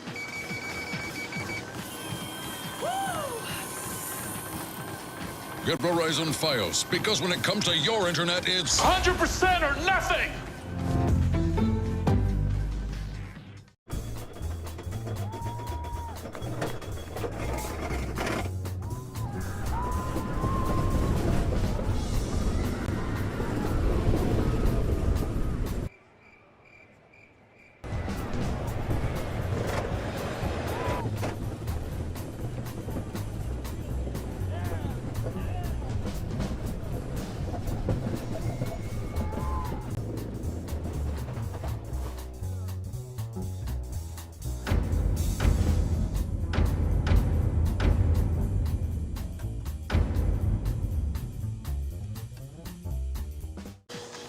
I used to have cable internet, but I'm 100% kind of guy. So I got Verizon Fios. It's 100% fiber internet. Super fast, really reliable, with ultra low lag. Let's up that incline to 7%. 7? How about 100?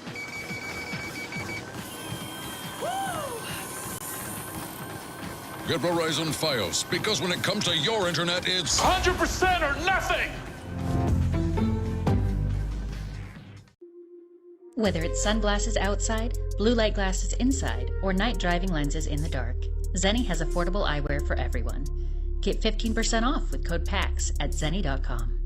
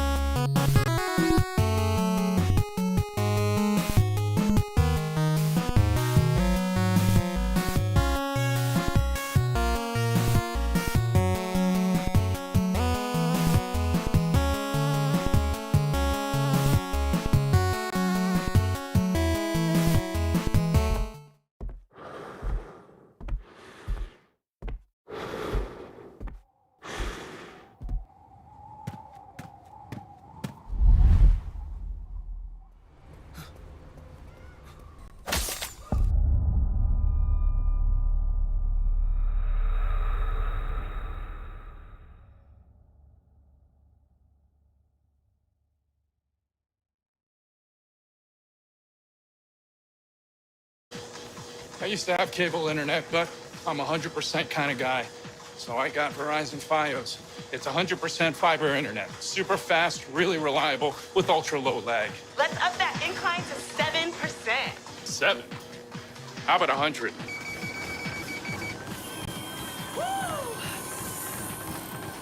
Get Verizon Fios, because when it comes to your internet, it's 100% or nothing!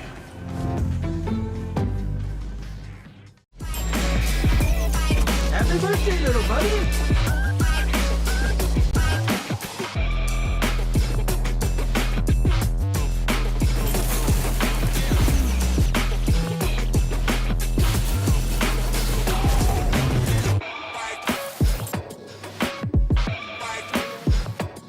Ooh, that birthday sounds extra squishy!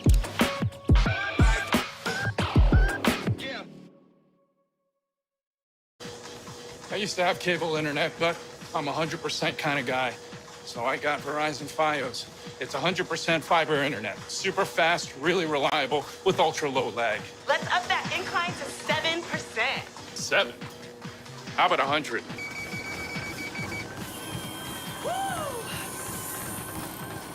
Get Verizon Fios, because when it comes to your internet, it's 100% or nothing!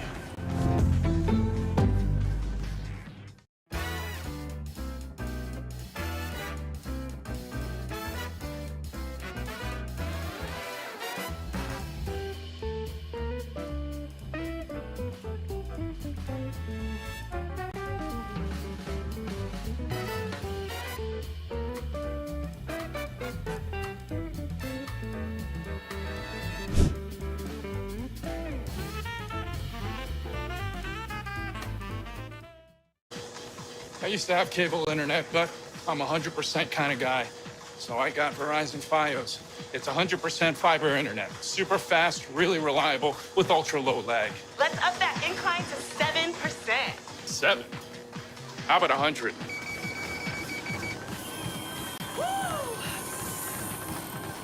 Get Verizon Fios, because when it comes to your internet, it's 100% or nothing! Whether it's sunglasses outside, blue light glasses inside, or night driving lenses in the dark, Zeni has affordable eyewear for everyone. Get 15% off with code PAX at Zeni.com.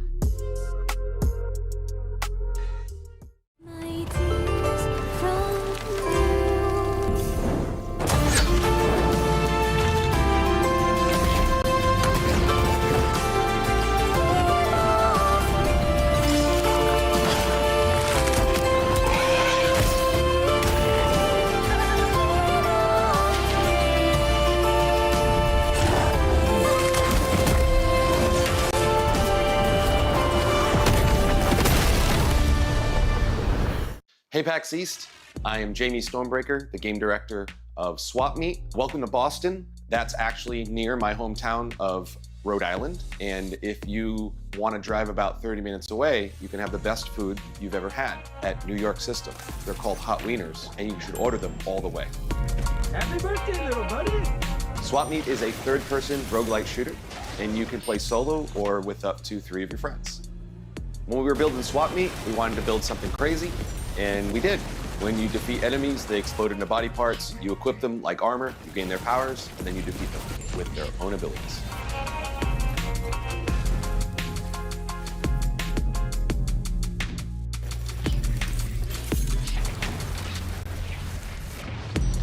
Check out the vendors on the show floor, have a great time in Boston, and we'll see you online, Swap and Meet and Swap Meet.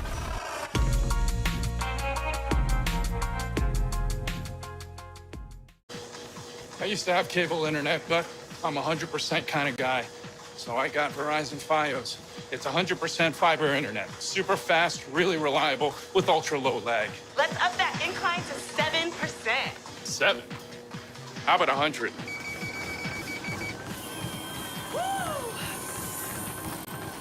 Get Verizon Fios, because when it comes to your internet, it's 100% or nothing!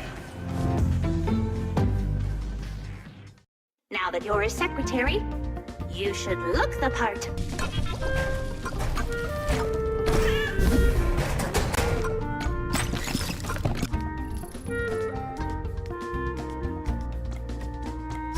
Salutations, Cat Secretary, and congratulations on your recent promotion.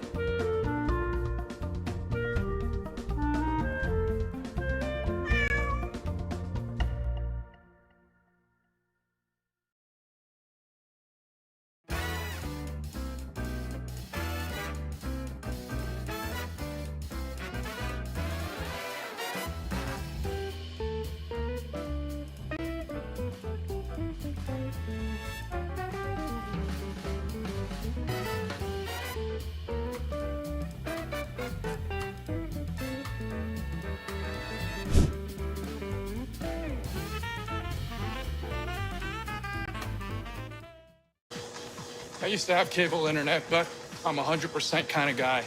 So I got Verizon Fios. It's 100% fiber internet. Super fast, really reliable, with ultra low lag. Let's up that incline to 7%. 7? How about 100?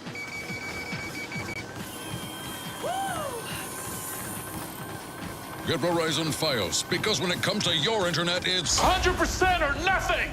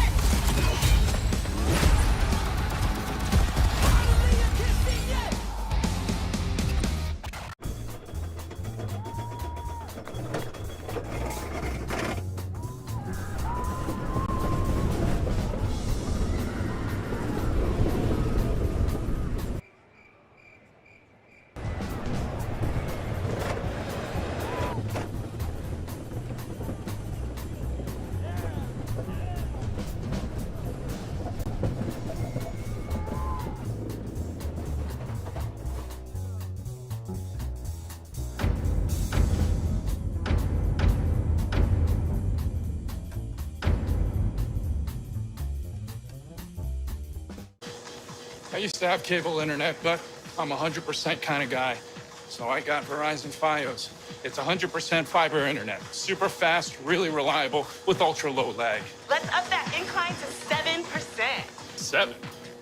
How about 100?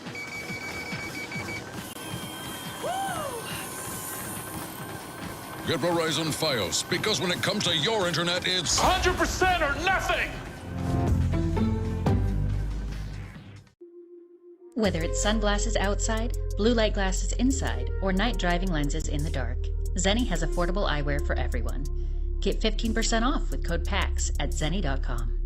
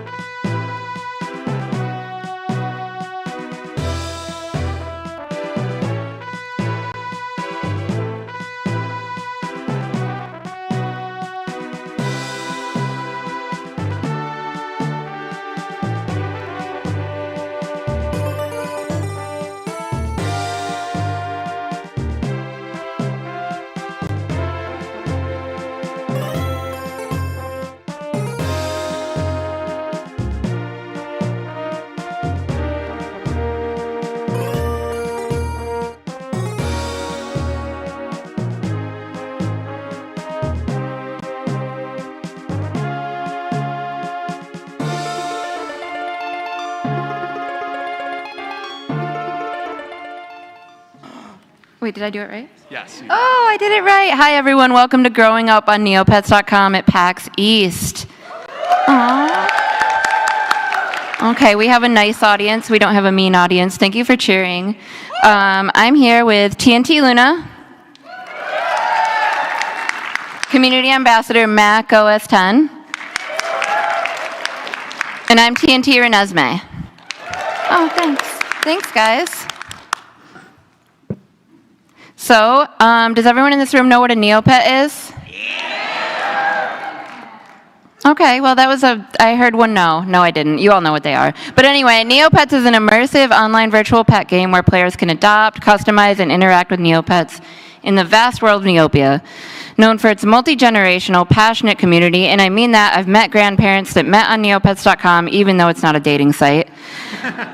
It offers players an expansive realm of storytelling, collecting, pet care, and exciting social gaming experiences, and it's a really good, what's the word I'm looking for, economic simulator? Capitalism simulator.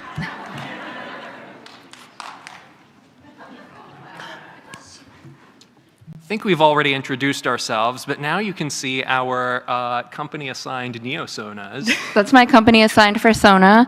So I'm TNT Renesmee. I've been playing Neopets since 1999. My mom had to fax in a permission slip for me to be able to talk on the boards. So if everyone has ever talked to me on the boards, say thank you, Jen's mom. Thank you, Jen's mom. Renesmee's mom. Renesmee's mom. But anyway, I've been on the site since it was dial-up internet, and everyone was mad that I was taking up the phone time, but I was training for my future job. And who are you? Oh my gosh. Hi, I'm TNT Luna. I've been playing Neopets not since 1999. I was not alive then. Yeah, just found out you're chopped and also Unk, but I've been playing... But I've been playing Neopets since 2008, and while I did not need a permission slip to sign the boards, I lied about being 13, and then I told everybody that I lied about being 13, and then I was permanently silenced. And I also used to run a few scams, and then I was frozen. And now I work here, which is really great. I do a lot of like item design work. I work for the marketing team, and I'm just really excited to be here.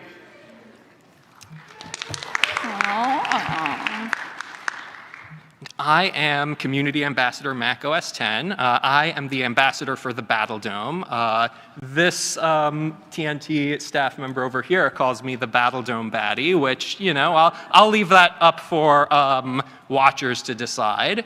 And I've only been playing since 2004 when I was a backseat Neopian, and then I graduated to the actual front seat in 2008. So I've forgot my password to my original account, but I was also like a silly 7 or 8 year old, so is what it is. And that's us. Awesome. You guys don't have to clap after everyone. It's okay. It's really okay. No, because like, so nice people are getting tired. No, people are getting tired. I can tell. Yeah, it's fine. You don't have to do that. So Neopets launched in November 1999, which I already mentioned in the last slide. By December, we had 600,000 daily page views. I was only 10, so I was responsible for none of that. Investors brought in by early 2000. Viacom took over in 2005, Jumpstart in 2014, and World of Neopia Inc. established in, there's a thing in front of my slide, but I think it was 2023 I was there.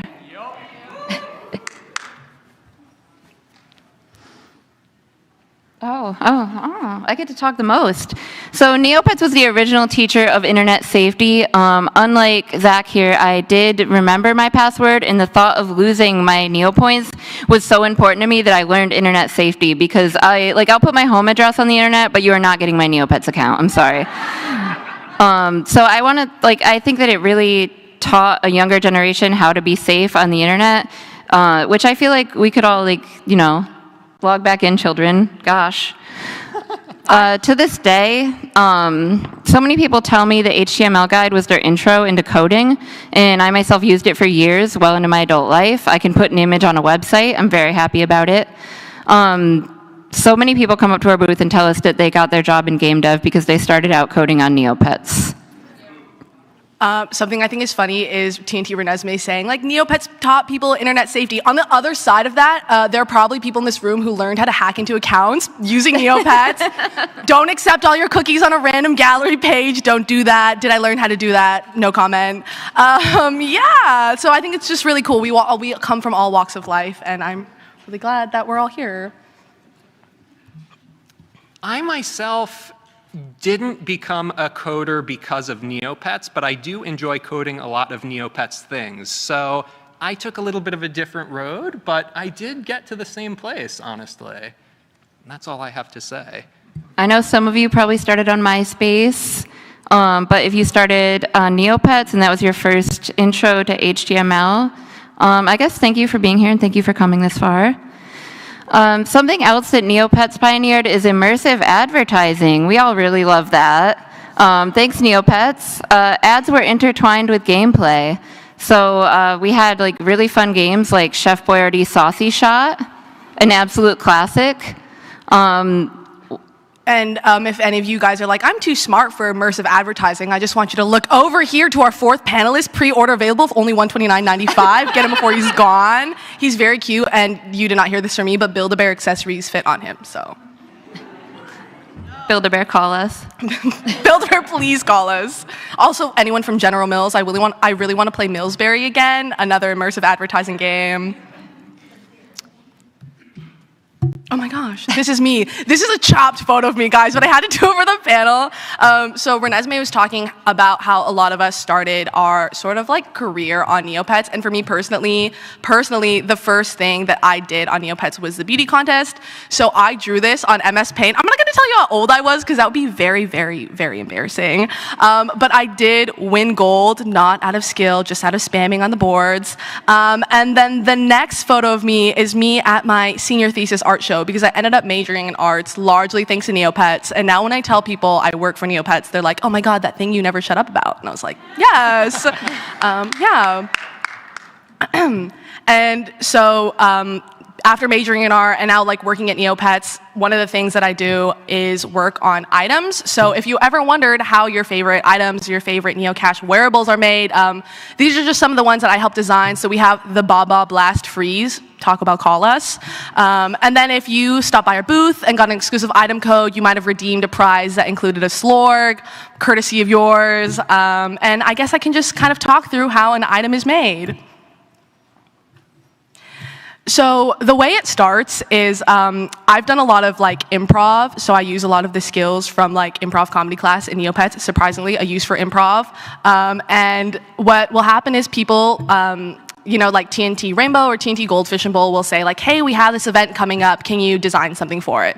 And so the first thing I'll do is I'll kind of sit there and I'll do like word association with myself. So they'll be like, we have spring coming up, and I'll literally sit there, I'll be like, spring, sweet. Like I'll just say all the words that I think of that relates to spring or like the topic at hand. This one was one of the first items I helped design. It's called like the Wish Upon a Seat wearable. And so what happens is I get the assignment and then I sort of write up a little guide for the artist of like how I want it to look. So I'm like, okay, like I have this design in mind, and I was on the boards and I customized myself, and I think that people would really like this item where their pet can sit on a little cloud. So can you like make it with these colors? And like I'll draw it like really bad. Again, you guys saw my beauty contest artwork. This is the best that I can produce. And I'll draw it really bad, and then the artist will work their magic on it, and we will get to leave little notes. And it's very fun sometimes because I won't catch mistakes, but my team members will. So when this specific seat was getting made, my lovely TNT Goldfish and Bowl coworker was like, hey, this kind of looks like a butt. And I was like, we'll edit it immediately. So the one on site does not look like this. And there are a lot of items that we have had to catch like little subliminal errors with, and it's been very fun. Contemporary Neopian happenings. Wow, this is not immersive advertising, but it kind of is. But we're talking about what's going on now. So I'm going to talk to you about Neopia Quest. That's our new board game, and that's on GameFound right now. We have a 26-in-1 console game that came out yesterday. I don't know how many days I've been at this convention. Neopets Battledom trading card game is out now. We have new plush and other collectibles. We have the Community Ambassador program. We've been getting a lot of feedback, especially from him and the ones watching from home. Hi, everyone in the audience and in the Twitch chat. And we have community meetups, and we currently have the Void Within plot, which we are in the midst of.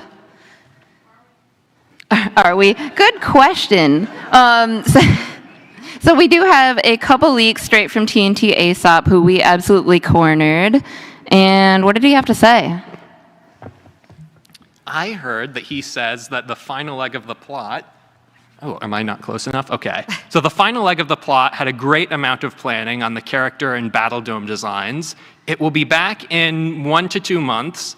The last episode of the plot will culminate with a major change to the world of Neopia, so get ready for that.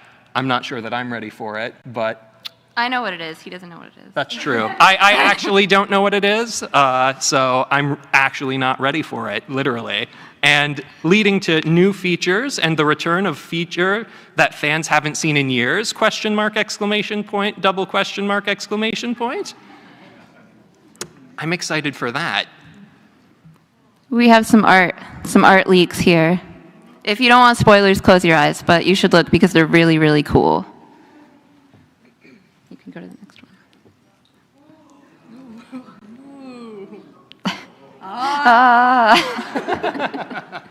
This is some behind the scenes art, and it's time for trivia. We have some prizes. Don't worry, it's not going to be boring. He's going to do the first one. Where did I put my phone? All right. I have my phone somewhere here. All right, so I have some trivia questions on my phone here. Let me pull up my magical trivia device. Okay. Are we just going to call someone from the audience? Raise your hand if you know the answer. Wow, you are so confident. I'm going to call you up. You're on the spot. You Get can't to the microphone. save your spot in line by pre-raising your hand, you guys. can. That's like no hand raising rules. Come on. All right. All right. All What's the question? So, question number 1. Which studious Zweetok was turned to stone using her own magic? Well, I saw your hand first. That's right. It is Xandra. Do you want me to toss you a Neo Hood? I work at Neopets. I don't play sports. But if you play sports such as baseball, purchase the MLBPA Kachik today. Pre-order starting at $129.95. Next up, in Mirka Chase 2, what color neg should you avoid at all costs? Let's go. How about you in the back, Princess Daisy, I believe? Red is correct. So are you ready to throw a Neo Hood all the way back there? I feel like I need a helper. Oh, yes. Oh. Wow, thanks, guys. That applause was more than any of us got combined. That was crazy. You guys are so excited. So what's the name of the Usul who's the captain of the Black Pocket? Is that one too hard? No, someone raised their hand. Garen is correct. What should this one be? The clap is crazy. I'm trapped.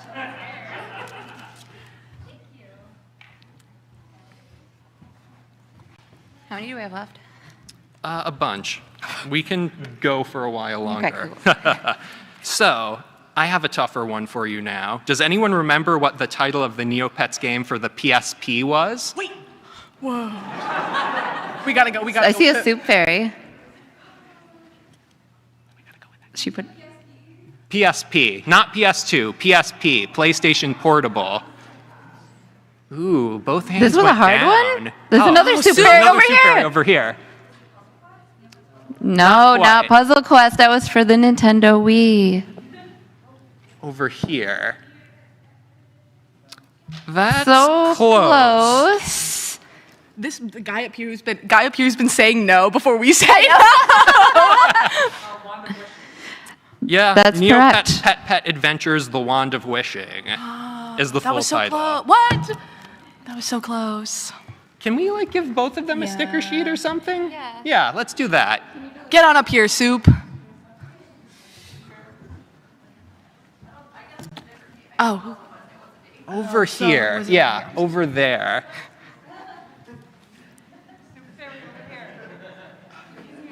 That was mine. I'm so sorry. How much more stuff do we want to give away? I'm going to clear the bag, so keep going, but tell me when there's a hard one. I'll tell you with the next hard one. All right, moving right along. This one's actually way harder than the last one. So get ready for this. How old was Tomos the Loop? Not Lupe, sorry. Lupe. How old was Tomos the Loop when he joined the Desert Scarabs?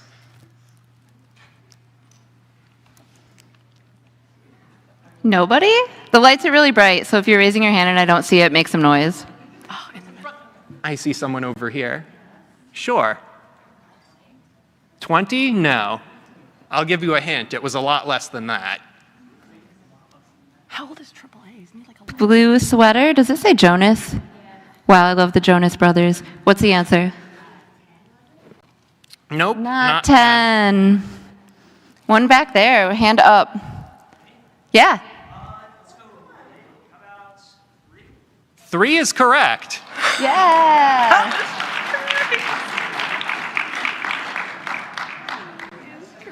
Do you have a Switch or a PS5? Nintendo Switch. This is our new game.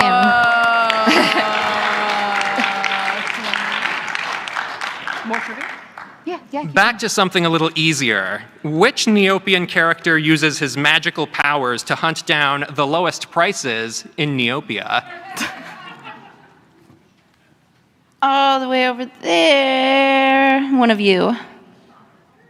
It is the shop wizard. Yeah.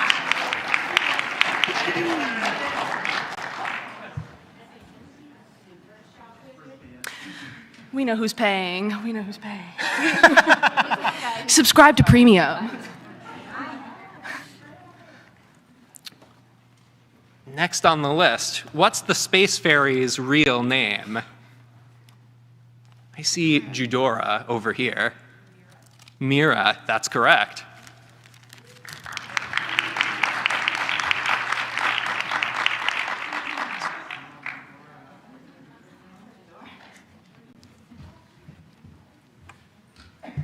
Next up, where in Neopia would you expect to find the Tiki Tack Man?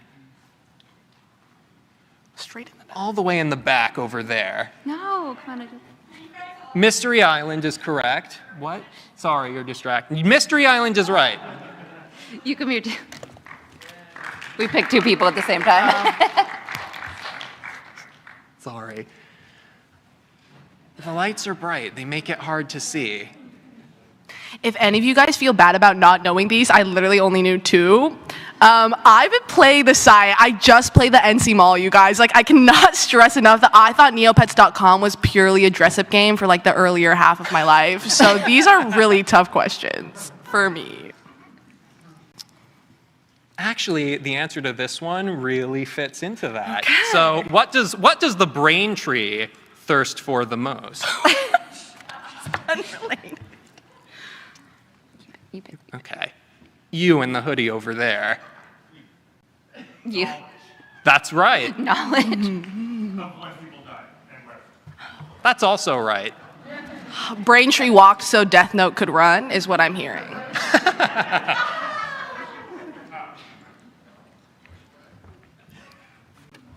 Do we want to switch games and come back to it? No, pick a hard one.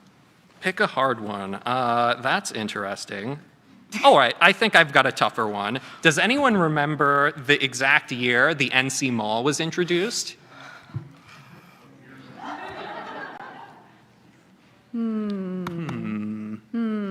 I see someone back there. The sun is so bright. Yeah, get them up here. Right over there, yeah. Yes, the year. 2009? No, not quite. It's before 2000. Right here? Don't spoil. Yes, it was 2007. Also the year I stole my dad's credit card. It's so bad. It's true. I'm sure that will make it into a future trivia portion. No, I've been playing since 2008. It's like, still. So, What's the only species of Neopet that can be pineapple? You pick. You pick one now. Over there on is there a way in the back corner over there? Yeah, you. Yes. What are we giving? Ooh, I'm only down to hard prizes, really. Ooh, do we want to just do one more high prize and then move on? I think that might make sense. Last hard prize? We have 39 minutes. Oh, we could do Q&A first. Yeah, okay. Let's look for another tough one. What year did the storytelling competition begin awarding trophies? You can look it up on Jelly Neo.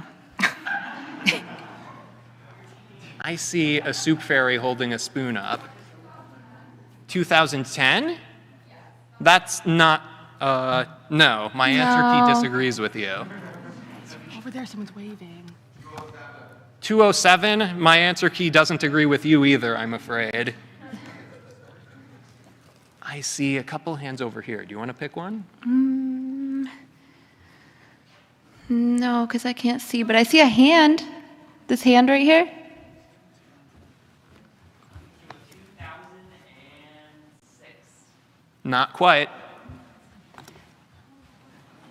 There's one way back there, too. Yeah. Yeah. That is correct. The next one is matching. The next slide is matching. The next slide is matching. Do you want to do it? Like, just hit next. What do you mean matching? Wait, should we move on? Okay. Oh, we had a trivia slide. All right. This one is a little bit of a different mini game. Does anyone think they can match all 5? I'm going to go with Striped Legs over here. I know that's not your name, but you are very stripy. You sound like a high school bully. You're like, I'm going to go with Striped Legs over here. I was a high school bully. Okay, so we have A to 4. What do you think? We have B to 1. Oh shoot, no, I messed up one. It's A to 2. Sorry. Can I restart that because I was looking at the ear the entire time? He says it's okay. You can restart. Yes, you can restart. A to 2, B to 1, C to 4, D to 5, and then E to 3. Yeah, I think that's correct. That's what we think.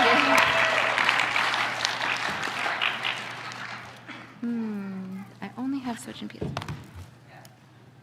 Come get a prize. Oh my God, Vera! Oh my God.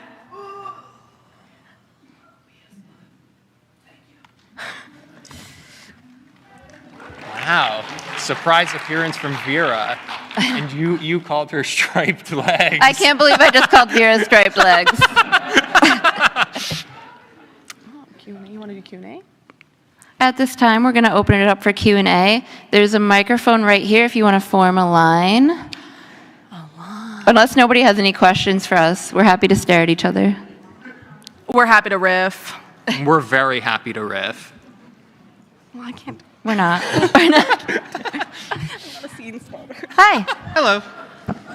My question would be, can you bring back Dr. Sloth? I don't know if we can spoil stuff for the future. I mean, Okay, fair enough. I don't know. We appreciate hearing about him. The future is riddled with surprises and twists and turns that, I mean, I actually don't know. So I'm kind of just spewing here. I don't know if the narrative team is watching from home, so we hope that they're not like cursing us right now. So. Thank you so much. And we're going to do a zipper merge. So over here from this line. Your question? As far back as you can remember, do you have a favorite plot that you enjoyed participating in? Yeah, I'll start for favorite plot. Yeah, absolutely. So I significantly remember being at a sleepover when Croc Island was discovered. I know that's not a plot, but Tale of Woe is probably my favorite plot. I think my favorite plot, the plot that I have the fondest memories of actually doing stuff in, like I should probably say Fairy's Ruin, because that was, I think, the best plot that I remember playing, but I have fond memories of the Wraith Resurgence because of a lot of the funny things that happened during it. So yeah, I think I will answer that, and that's going to be very unconventional. I have never participated in a Neopets plot because I thought Neopets.com was ncmall.neopets.com. However, I really enjoyed Wonderclaw. And over here from the left of your next question. Yeah, not really so much a question, more just a comment. But mentioning the return of a site feature, I just wanted to thank you guys ahead of time for bringing back KeyQuest, which we're all happy to, and just thanks for committing to that right here, live on camera. You're welcome, Princess Daisy. Awesome. Over here on the right. Cool. So Neopets is as much a software product as a game. I'm just curious, is your software dev in-house, or is that something you contract out? Or We don't let them out. Hey, Devin, if you're watching this, I actually, one of our software devs at TNT Binary Supergoo has been with us for like ages, and literally every day I'm just like, I'm just like fanning over everything that he does, and he's been with us in-house for ages. He worked on Wonderclaw, among other many incredible things, and our team is in-house. That's awesome, thanks. At least the ones I talk to. I don't know where the rest of them, if there's more out there in the void. In the void? In the void. Hey, I'm just disappointed you didn't bring up the most obsolete video game for the Leapfrog. Oh my God! No, it was actually, wasn't it for the Didge, like DIDJ? Quizara's Curse with the Quizara's Leapfrog Curse, Didge. yeah. There, I brought it up now. I was waiting for it. Also, thank you for Habitarium coming back, maybe? Wow, everyone has so many thanks for us today. Wow, I feel like I've done so much work that's been recognized. Thank you guys. I think that side? Yeah. Okay, so I remember playing before the financial crisis in 2008. So, no, like, the game came out in 97. What exactly has happened? Where has it been for the past, 10 plus years everyone forgets about? Did you say 1997? That's when it started, and then 1997 is when Adam came up with the idea. Oh, really? Yeah. I'm sorry. I was coming up with like making messes in my room and watching Nickelodeon. The canonical story is that Adam came up with the idea for the site while he was like eating pizza in 1997 or something. So where have we been? We've been here the whole time. Your Neopets are waiting for you, and they're hungry.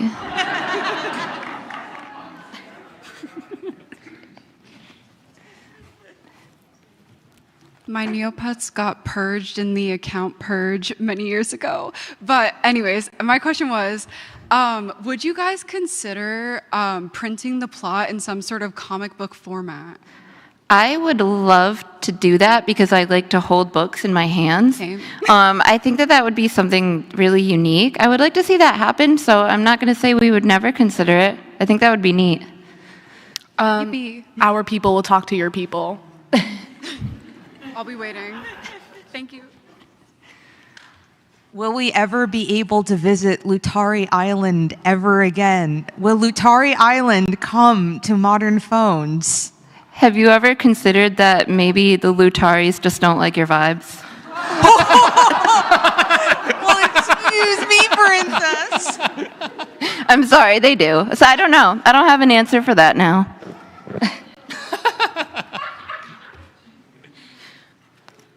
Hi. Do you have a dream merch collaboration that you would love to do with Neopets? 'Cause Roller personally, coaster? I think Build-A-Bear, like you mentioned earlier, Build-A-Bear Neopets would be amazing. Besides MLBPA 129.95 available for pre-order right now. I'm just kidding.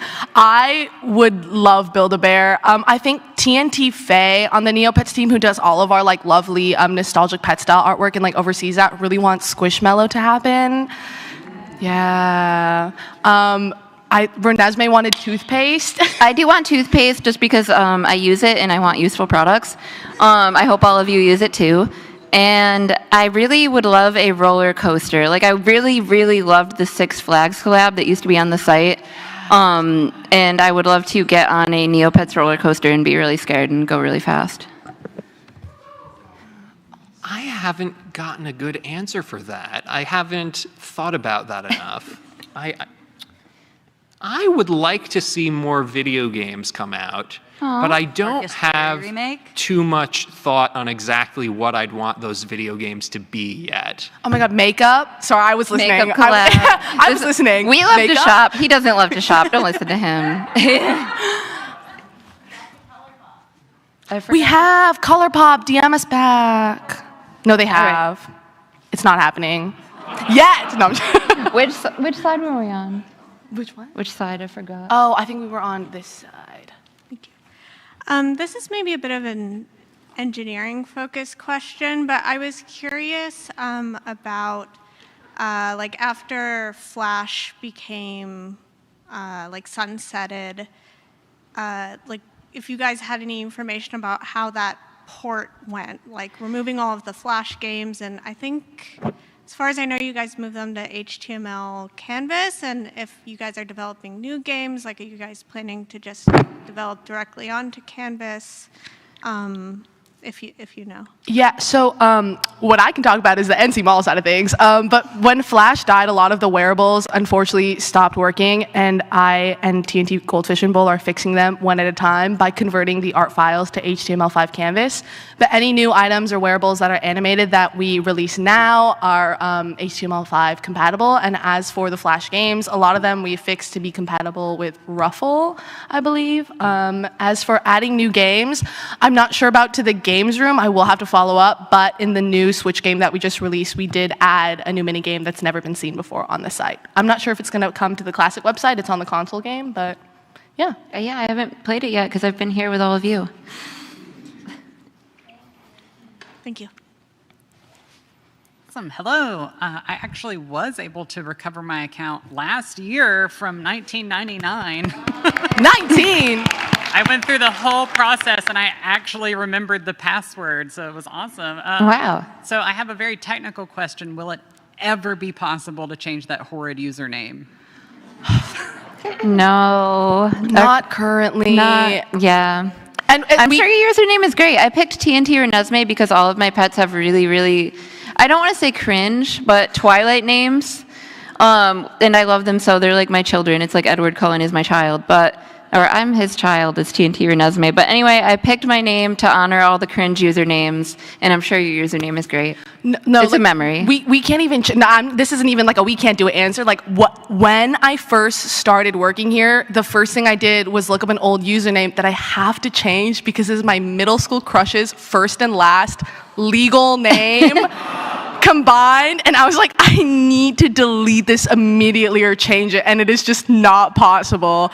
So should his name ever disappear from the site, you'll know that I figured out the inner workings of neopets.com, but today is not that day.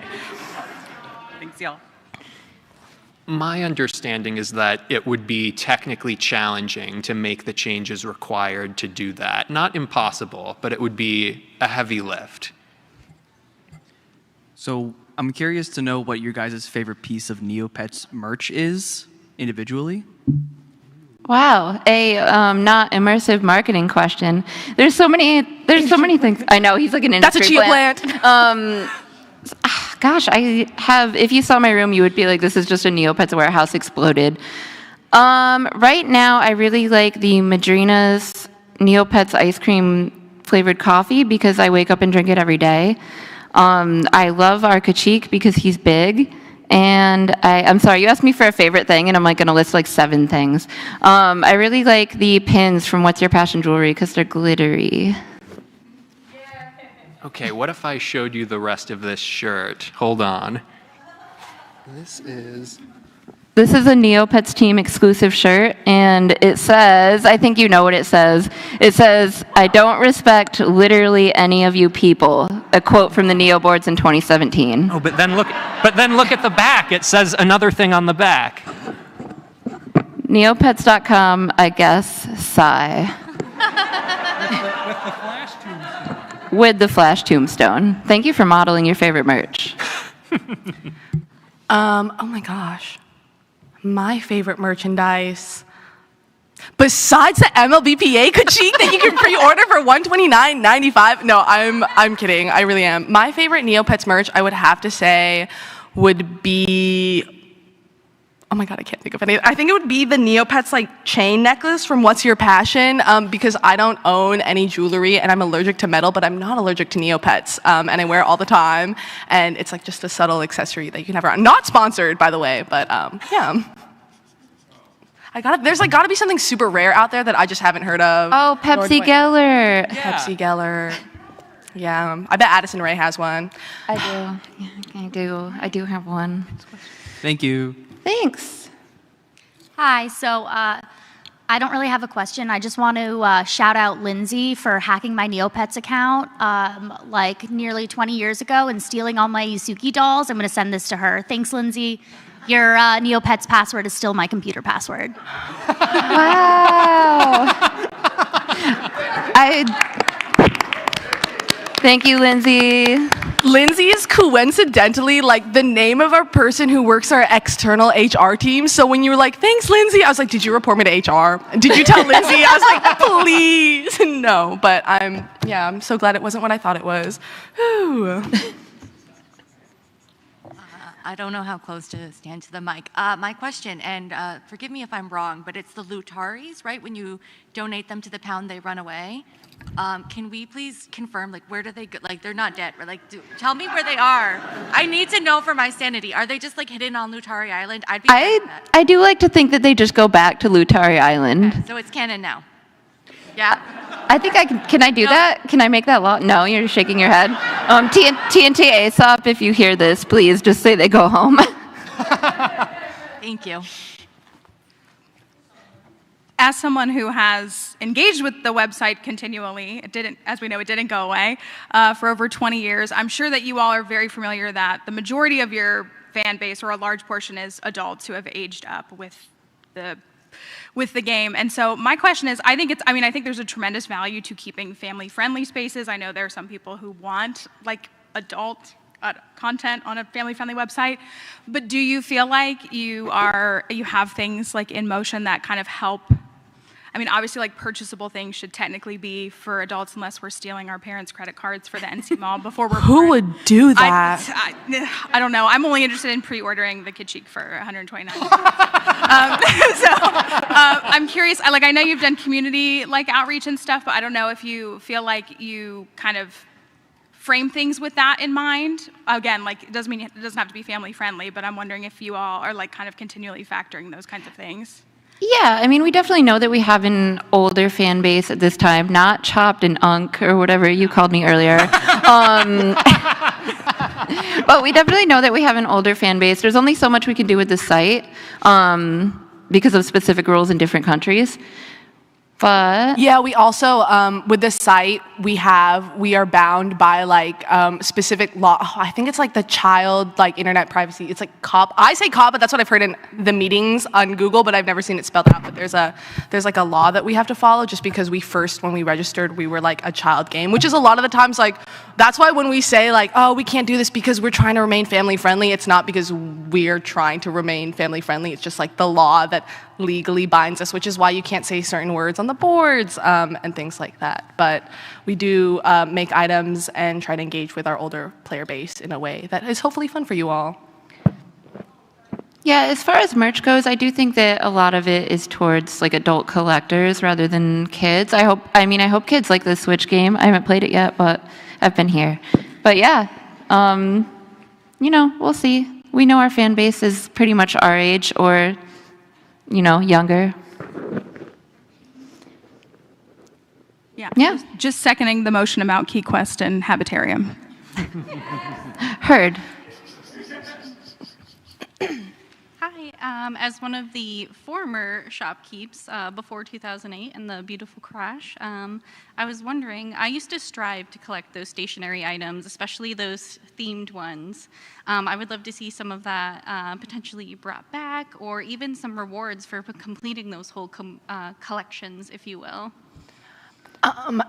As for rewards for completing older collections, I'm not sure if we're able to work on that, but something that our team really did work on, I don't know if she's in the room today, but TNT Sun Potato might be here and is like walking around the con, but she sort of overlooked the new collection. If you guys haven't logged in for a while, we have a new archived book collection. So if you're into collecting, it's not really related to the old items you were mentioning, but it is like a new long-term goal you can work towards on the site, and I would definitely check that out. As for bringing back specific old merch, there are like partnerships that are long gone that we can just no longer revive. Trust me, I was like, hey, can we do this like Key Quest Target plushies? And they were like, we don't have the contact for those people.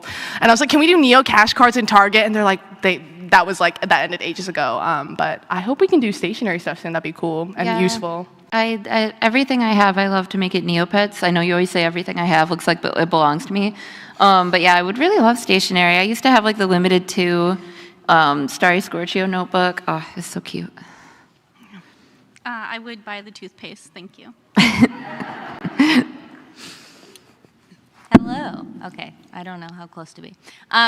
So as Neopets is going to, or had the 25th anniversary, so Neopets has been around for a long time. What are you guys excited for in the future of Neopets in like the next 5 years? Spoilers or no spoilers? Well, I'm excited for the Neopets 50th anniversary. That party is going to go hard. I know a lot of the Void Within plot stuff, so I'm very excited to see it happen. It's been kind of a long time coming, and I know that the narrative team has been working really hard on it, so I'm excited to see that happen. Right. I apologize for being so predictable with this, but I'm excited for Battledome fixes because slowly but steadily they have actually been happening. We got stealing working again in 2-player battles for certain items, but it's the first time that the mechanic has actually worked for anyone, anywhere, ever in like 13 years, and they're actually like taking a look at it. So as a long-time starving 2-player battler, or really just Battledomer in general, I'm pretty happy with that and hope the fixes keep coming. For me personally, coming up in the short term, I'm really excited for, I don't know if you guys play ncmall.neopets.com, but there's a bunch of spring mystery capsules that I helped design that are like chocolate themed, and there's like a bunch of cute items in there. But when it comes to the long term, I think I'm excited just to see people come back, like just working the booth at PAX. A lot of people came up to us and was like, oh my God, hey, I used to play Neopets. Y'all still exist? And they're like, oh, I want to come back. And so I'd love to see, more active players on the site. When you're hanging out on board 31 and you just see the same 20 usernames trading their NC items over and over again, it gets kind of sad. And I want to see new people and new ideas. And I really hope you guys invite your friends or your partners or just new people to come in. And I know that the game is like really hard to get into if you didn't grow up with it. It feels like you're explaining a whole new world. Like you're like, oh, and if you just create your pet, and by the way, there's like stocks and there's like all this stuff. And it's so hard to get people into it. Like none of my friends have started playing Neopets because of me. Unfortunately, I need better friends. And so I would just love to see like you guys be more active or just bring your friends in and be really great. Well, thank you. Testing, testing. Okay, so my question is, having been such just big fans of Neopets originally, coming into it now working officially on the project, is that really just a surreal experience for you guys, or is there a lot of pressure in sort of keeping the legacy alive for something that's been around for so long? Like, I'm really curious what that's like. Yeah, I mean, it is surreal because I log out of work and I log into neopets.com and then I play until midnight NST. So it's kind of surreal that it feels like my whole life is Neopets, but that's good for me because I love it. So I do want to say it's surreal, but it's also easy for me to be able to market it because it's something that I love so much. And I am glad that my Neopets are still with me, and I want to make sure they are with me for years to come. So it's something that like matters to me personally. It's really funny that you say that because as I was sitting down, I literally said, 10 years ago, I would not have imagined that I would be sitting here. So yeah, it has been very unexpected, but in a good way for me. Yeah, when you were like, do you have any pressure to like keep the legacy of the game? Buddy, I got pressure to keep my job. Like this game dies, we out. but it's not going to. We're going to celebrate the 50th anniversary. For me, it is so magical, so surreal. Like, if I had one dream as a child, it would have been to work for Neopets, and I didn't think it was going to happen. And so, like, all my friends that are like, I'm gonna have a Neopets wedding. I'm gonna have a Neopets like themed everything birthday. And so, just being here is so awesome. I think the thing for me that was kind of crazy, like the first thing that was like, oh my God, to me when I started working for Neopets was getting access to the back end. And I was like, oh, this was built in the 90s. Because y'all struggle with playing the game and the site. Like when you're in the back end, it is so much older, or it just looks older because we don't have like the fancy like UI that you guys see like on the front end on the boards. Like literally for us, it's literally just like bare bones. And there are buttons, and I'll open it and I'm like, hey, what happens if I click this? And they're like, we don't know, but do not push that. Or like I'll click it and it's like 2008 blah blah. I'm like, why is this here? And they're like, listen, like way back when like people were doing things in like a really inefficient way, and it just stacks up. So that was something that was kind of shocking for me, but working for the NC Mall was always my dream. So if you guys get into dressing up your pets, I'd really appreciate it. And if there's any wearables you guys want to see, like feel free to come up and tell me after the panel if we like out there, if you have any ideas. I'd love to see them. I'm also in the Neopets spoilers Discord a lot. I lurk, and I just always love getting new ideas. Otherwise, like I will be making all the Taco Bell drinks, but naming them after pets. So if you guys have any ideas, please feel free to share. Good. Hi there. With given Neopets brand recognition, I'm surprised there hasn't been many like collaborations very much over the years. Wouldn't you love to see the Neopets branch out to do more collaborations with stuff like Animal Crossing or Fall Guys or even Pokemon, if that's possible? You know, all sorts of stuff. Yeah, I mean, those are all things I play. We definitely always have staff that, especially this year, we're going to be at Licensing Expo in Las Vegas. Our licensing team is really great. They're constantly doing meetings and looking for new collaborations for Neopets. We just had our Gong Show one, which was really cool because that one was actually in more than just one state. So I think that made people really happy. And as much as it is like marketing, I also think it makes people really happy to see something from their childhood as a collaboration. So yeah. Thank you. You ever imagined Animal Crossing and Hello Kitty crossing over? I've seen a lot. Oh, wait, those were cards. I have seen a lot of like Neopets Animal Crossing fan art, and it's always so cute. I love it. Yes. Well, thank you. Yeah, thank you. I mean, Nintendo, if you're watching. I know, Nintendo, call us. So the new book collectibles, I am so scared that there's going to be an avatar relating to them, because whenever I look at the collectible avatars, I see how much they cost in total, and I cry a little. So is there going to be an avatar related to another collectible? Because that makes me so nervous.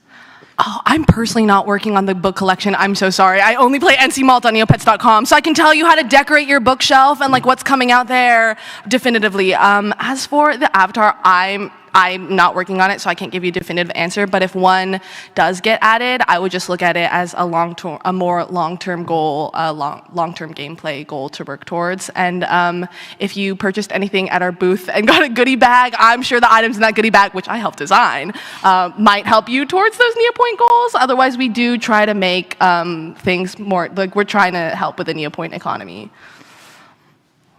Yeah, I think crying about long-term goals is like part of Neopets, especially a lot of the stamp avatars and whatnot. And I really do like avatars, and I like that we're adding more, but they are definitely more of a long-term goal than...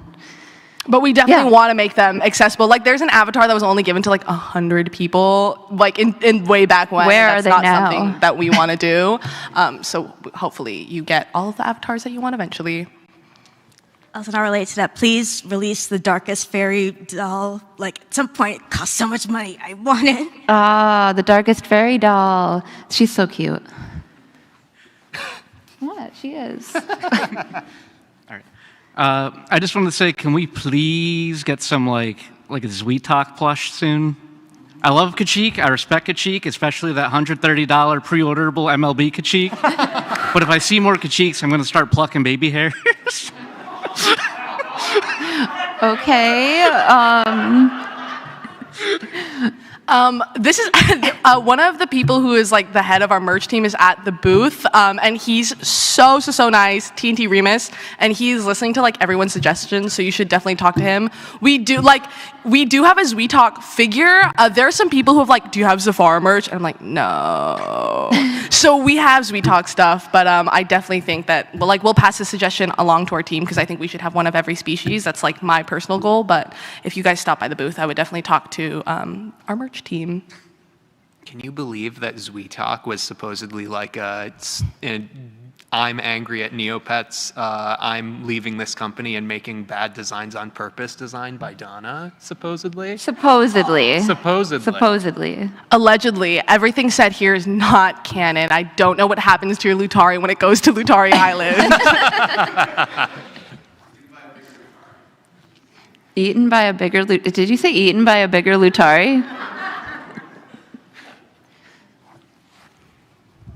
Oh, wait, do we not have... sorry, the light is so bright. Was that our last question? No, I think we have one more. Do we have one more? Hi. How many questions can I ask? You have 9 minutes. Oh, okay. Well, then I guess that's my question. Wow, they just want to know when we're leaving. Yes, we'll take this one and then we'll pan back to you. What is your guys' favorite mini games? Oh, mini game. Quasol and Expelbox. Which I didn't get a lot of laughs, but if you, because you guys don't, but Quasol and Expelbox is like, if you drop a scarab randomly every day into the NC Mall, there's a chance you could win $1.50, and it's big. If you didn't find out how to steal your dad's credit card, that's the only way that you can get Neo Cash, so that's my favorite mini game. Ooh, I really like... See, I'm like thinking about ones that are not mini games, but like Sockmat Solitaire. I guess it's a mini game now because it's in the companion app, but it was more of like the page refreshes every time you click the card. I like that one because I have the gold trophy and I feel like it's my biggest flex. I feel like I have to answer Escape from Meridell Castle. I knew you for were this going to. one. I Yeah, was like of looking course, at it and I'm like, of course you knew I was going to. I can't say Meridell Castle so- because he's going to say Meridell Castle. Wait, was yours Meridell Castle? I like it. I like everything. Keep going. All right. Well, I mentioned that Neopets didn't get me into coding or software engineering, but I do enjoy doing Neopets-related software engineering projects, and one of those projects that I did was porting Meridell Castle to the NES, which I thought was really fun. There's nowhere that you can like get that at the moment, but yeah, I've done it. It's fun. All right. My favorite is Termac Roll. Termac Roll. Aww. And then the question up here.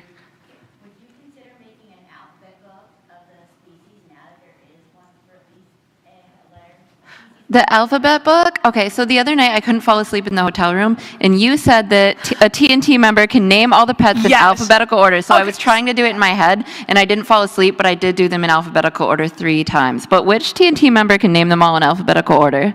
There are some of you guys that I know are not listening to what I'm saying because you're trying to do it, but TNT Goldfish and Bowl is like insanely cracked, and just because like she works on the wearables every day, and like for those like when we work on the wearables, what it is it's an Adobe Animate file, and there's all 56 Neopet species in order, and then the clothing item is on each of them, and you have to like click through them in order just to make sure like the wig or something looks good on all 56 species. But if you do it for long enough, I don't know, but if you do it for long enough, I guess you'll subliminally memorize all the Neopets in alphabetical order, because I'll be like, oh my god, like where's the cougar? Where's the cougar? And she's like, number 19. And I'm like, oh my god. Like crazy. As for releasing an alphabet book, I'm not sure because that seems something that might be targeted towards like children. If someone wants to create an alphabet book, have your people call our people, but that's a really cool idea. I would like it because I would like to know them.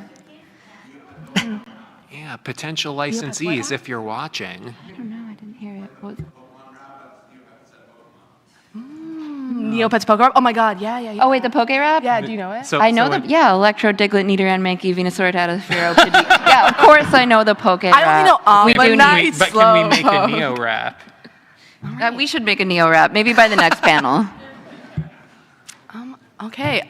are we sure we don't have any last questions? Any last things you want to share? Ooh. I kind of want to ask you a question. Is that okay? Yeah, I don't want to run around. I guess you can ask me a question. Well, I kind of just want to know, like, what your favorite thing that you've worked on at Neopets is, because I think we got a lot of questions that are like, what's your favorite thing here? But I was like, now that you've joined here, like, what's one of the things that you've contributed that you're really proud of that people might not know that you sort of masterminded it? Well, I mean, my favorite things are going to be like my favorite things because they're my favorite things, not because other people like them. But I really like the Summer Fun Usuki U2s. That one I pitched. And any of the brand event stuff like PAX East, I'm really proud of this. This came out really good. And I know all of Big Aisha's secrets, and we've never been in the same room at the same time. So if you've seen Big Aisha, that might be something I'm really proud of.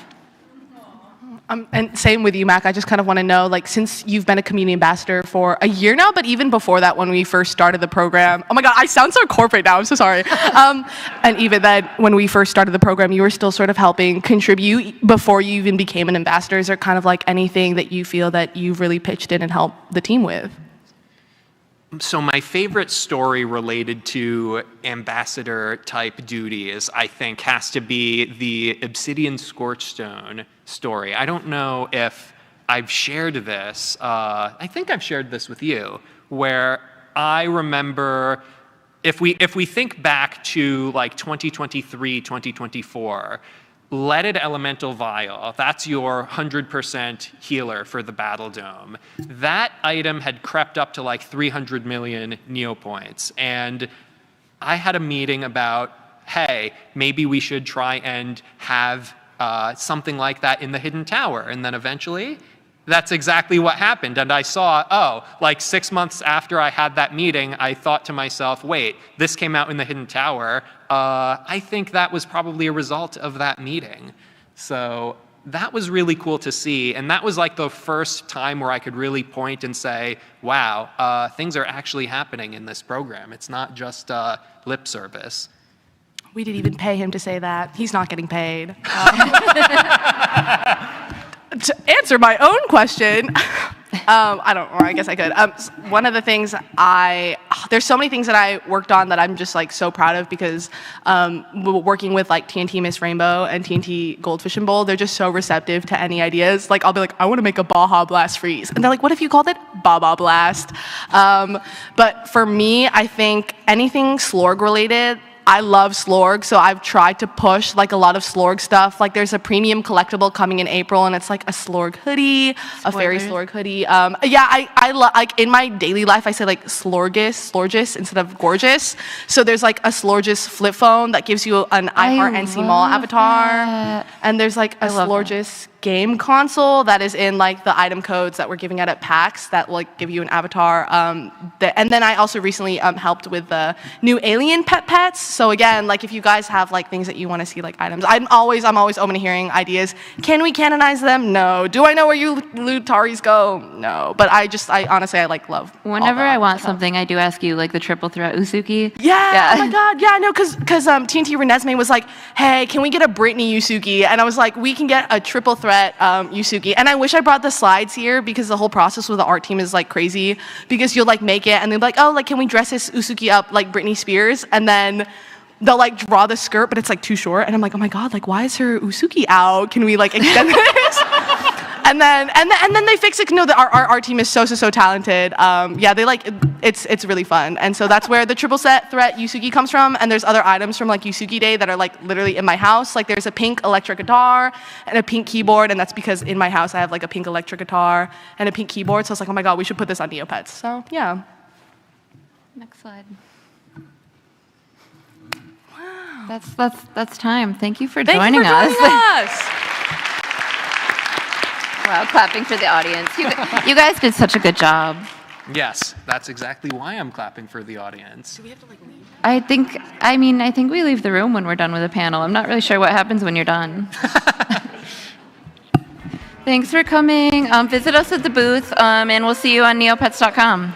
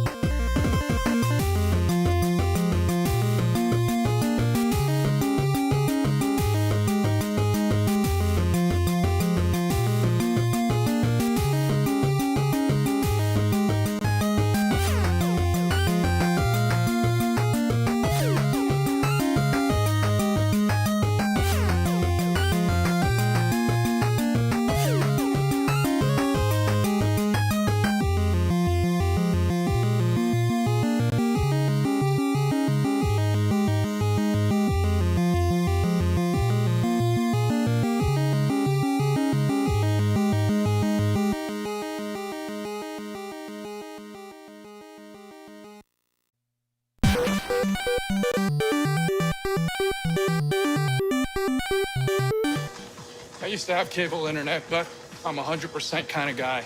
So I got Verizon Fios. It's 100% fiber internet. Super fast, really reliable, with ultra low lag. Let's up that incline to 7%. 7? How about 100?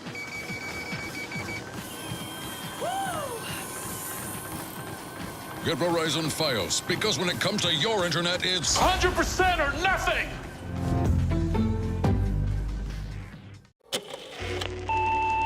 Remember, the painting isn't real.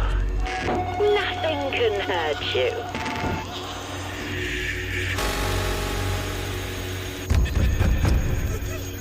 Whatever's scaring you is just an illusion.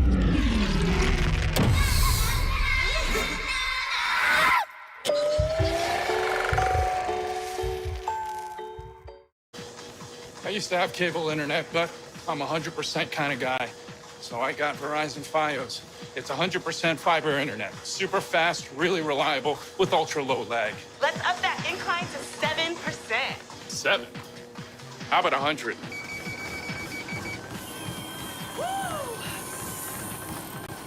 Get Verizon Fios, because when it comes to your internet, it's 100% or nothing!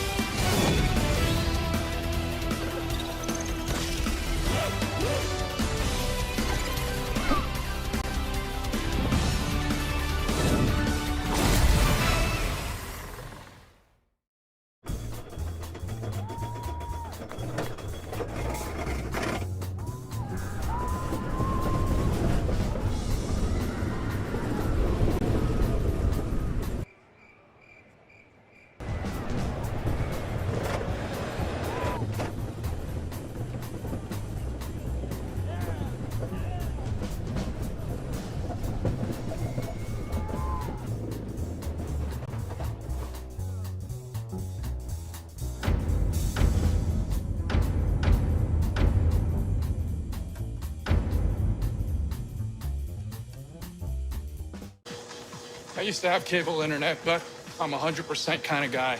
So I got Verizon Fios.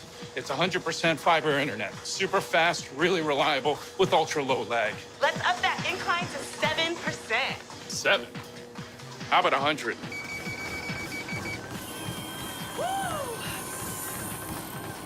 Get Verizon Fios, because when it comes to your internet, it's 100% or nothing! Heroes arrived unnoticed, until it was too late. Slowly, time began to crumble. Watch among the fractured timelines. Fight until your last breath. And repeat.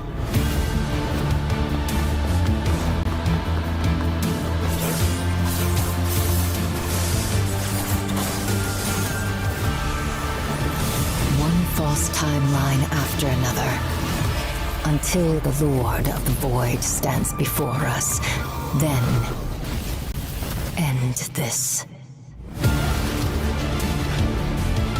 As time hackers, this is our destiny.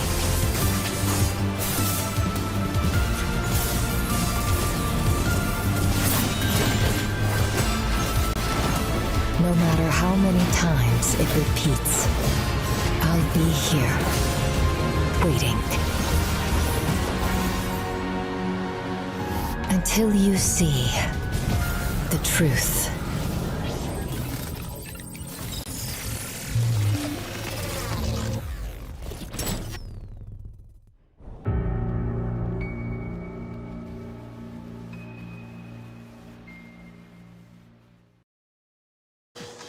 I used to have cable internet, but I'm a 100% kind of guy. So I got Verizon Fios. It's 100% fiber internet. Super fast, really reliable, with ultra low lag. Let's up that incline to 7%. 7? How about 100?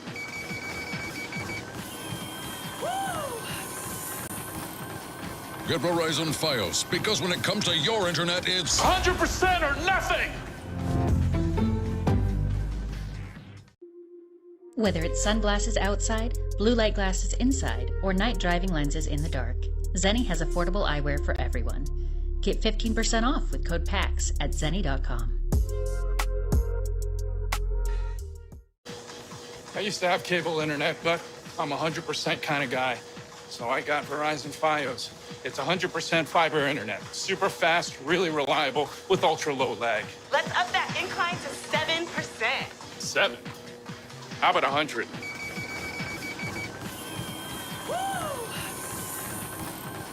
Get Verizon Fios, because when it comes to your internet, it's 100% or nothing! X4 Foundations is a huge space sandbox simulator that lives and breathes within your gaming system. Transition seamlessly from first-person action, flying every ship from nimble fighters to massive battleships, to an expansive strategy and economy simulation spanning an entire universe. Play at your own pace and experience a living universe where thousands of ships and stations go about their business, even when you're not there. Mine resources, trade goods in a dynamic economy, command fleets, influence factions, or build enormous space stations module by module. Trade, fight, build, and think. Welcome to X4.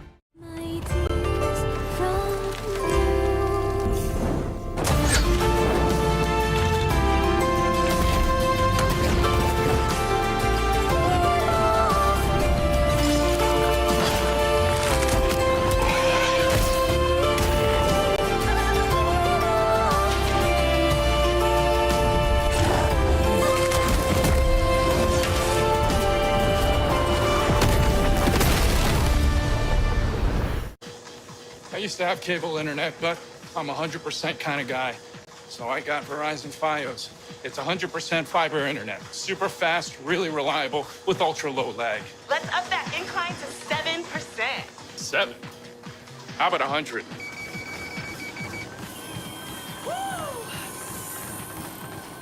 Get Verizon Fios, because when it comes to your internet, it's 100% or nothing!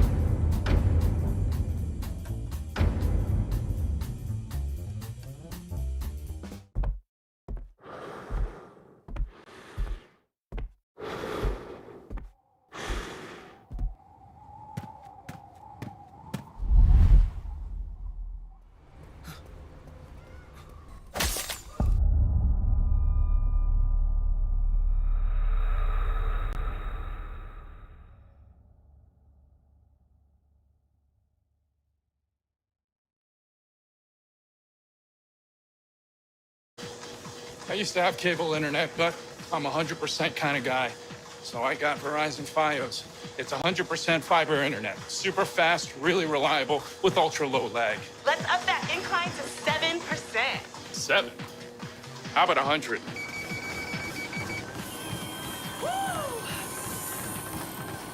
Get Verizon Fios, because when it comes to your internet, it's 100% or nothing! Whether it's sunglasses outside, blue light glasses inside, or night driving lenses in the dark, Zeni has affordable eyewear for everyone. Get 15% off with code PAX at Zeni.com.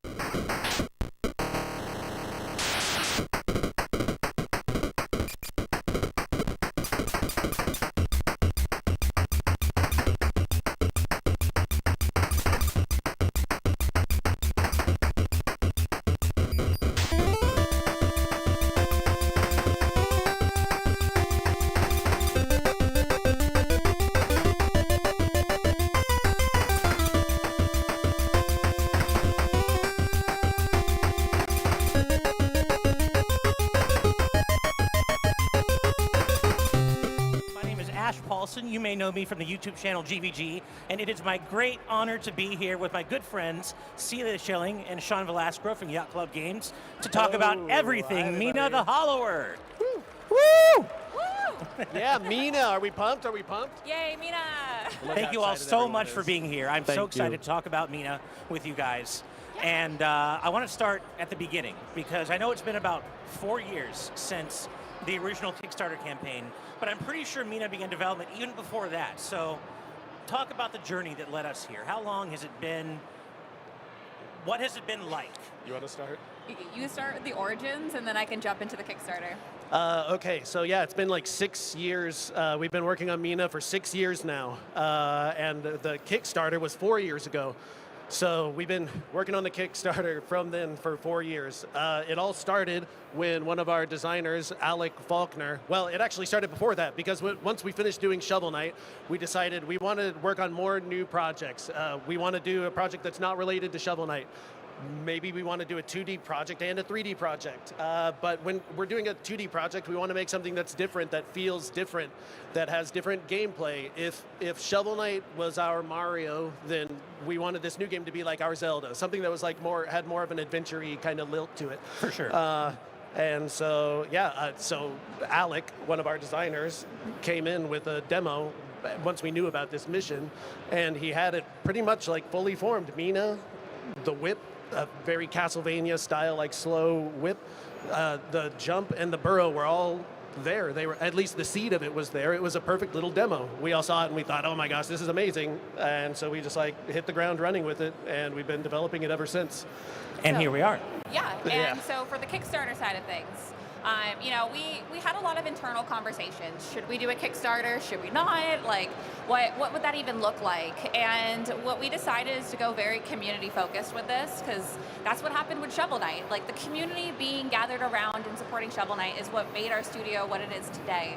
So, and we had tons of people come up to us post Shovel Knight Kickstarter and be like, oh man, like, I knew about you guys in the ground floor in 2013. I wish I could have been there too. So when we had a conversation of what would make the most sense, we're like, yeah, I think we should do the Kickstarter. And it should be really community focused, and we can build it together. And like, we'll add all these like developer perks where like there's a backer perk where, you know, you can be in the development room with us and then be a fly on the wall and see how we like coordinate things.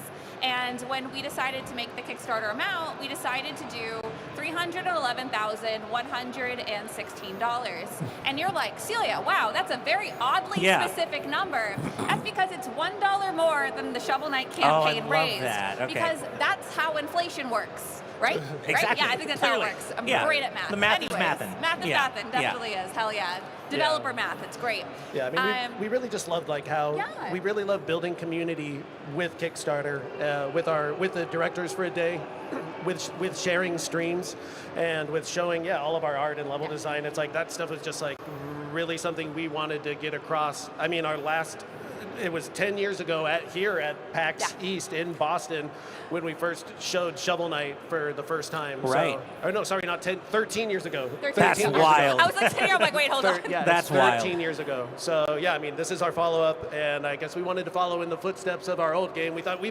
did good with Kickstarter last time, so it should work well this time too, right? And long story short, under 8 hours, we were fully funded. We ended up raising like 1.2 million, and we're so thankful for our incredible backers that have been with us the whole time, and we're almost to the end. So close. Yeah. I mean, we're like days away from submitting the game.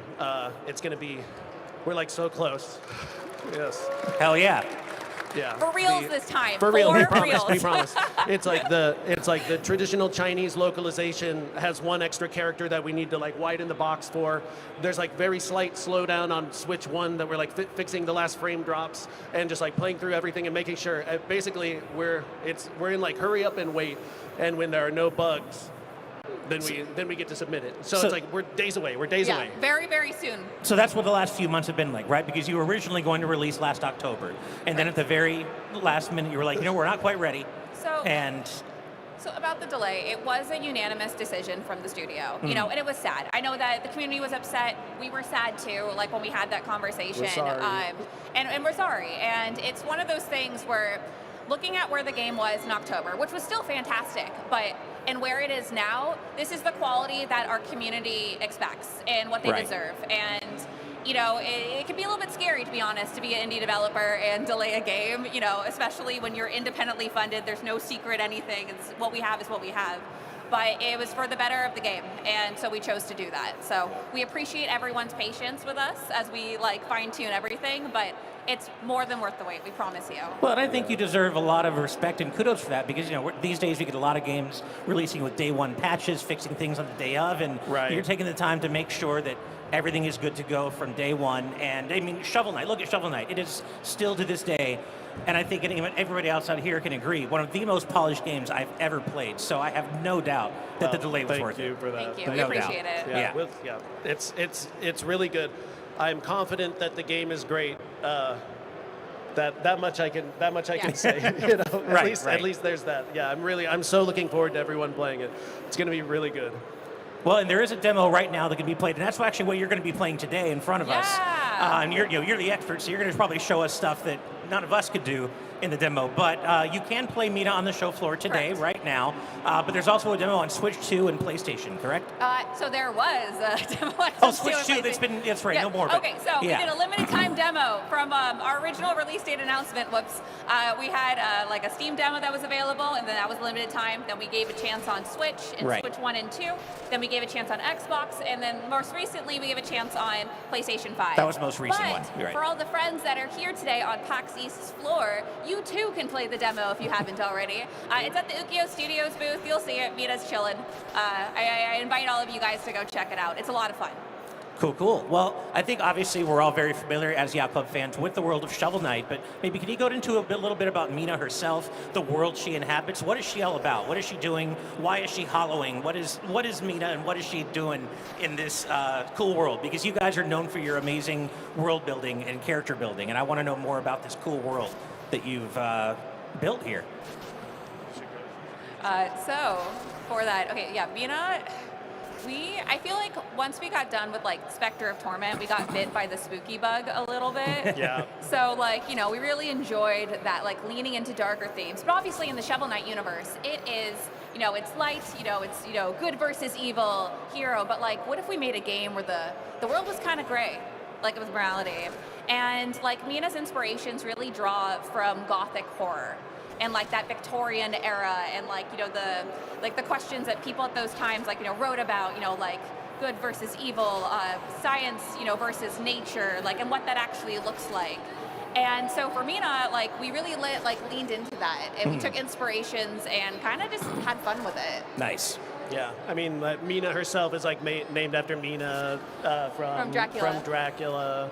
Oh, cool. Like we basically gathered up all of like the horror, spooky ideas that we all had, and like sorted them into different categories, like and then we sorted them by area. I mean, I guess this is like typically how we would do it, like with the Shovel Knight game, or like when we're making a game. First, we would stratify it by theme, and then we would go further and like make all the level stuff in fitting with the theme. So, yeah, I mean, it was like a spooky frozen train yard where all of where the train crashed and it's all ghosts. An area that's like perpetually Halloween, and there's like trick-or-treaters, but there's like more spooky things that are like lurking in the sides. Shadows, yeah. And like taking all of those ideas and like stringing them together into a coherent story. That's like that's like the way that we approach like making a story. So, to set it up, Mina is sailing to an island. Oh, I guess we can just there we go. Nice. Play it. So Sean is going to narrate how this is going to happen. So take it away, Sean. Well, first we're gonna enter a name with either uppercase or lowercase. Yeah, but basically, Mina has been summoned to a cursed isle. There's this technology called Spark technology that she built 10 years ago. Woman in STEM. Okay. And so it was set up here in Tenebris Isle, like perfect, ready to supply power to the entire island. But that was 10 years ago, and now the towers are malfunctioning. So she has been called by a mysterious benefactor, the Marshal of Ossex, to go and see what the heck is going on and try to address the problems with the generators that she's built.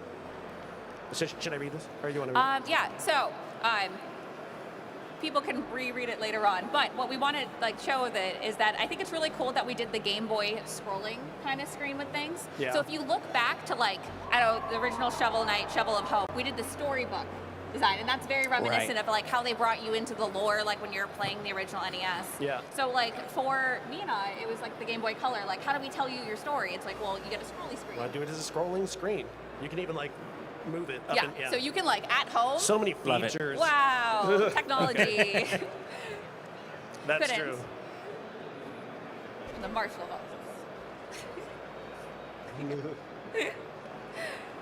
But yeah, of course, the Game Boy Color-esque shading and everything is very reminiscent. When I first saw this, I thought immediately, and I think a lot of people probably did, of Link's Awakening Deluxe. And I was like, you got me. My heart already, I'm here, I'm ready for this. I didn't know I needed this in my life, and then as soon as I saw Mina reveal, I'm like, I need this in my life. Yeah. Yeah, I mean, we made this game to be like a Game Boy Color game. Right. Shovel Knight was like a Nintendo, like an NES game, and well, I mean, those may seem similar in a lot of ways. They're actually different in a lot of ways too.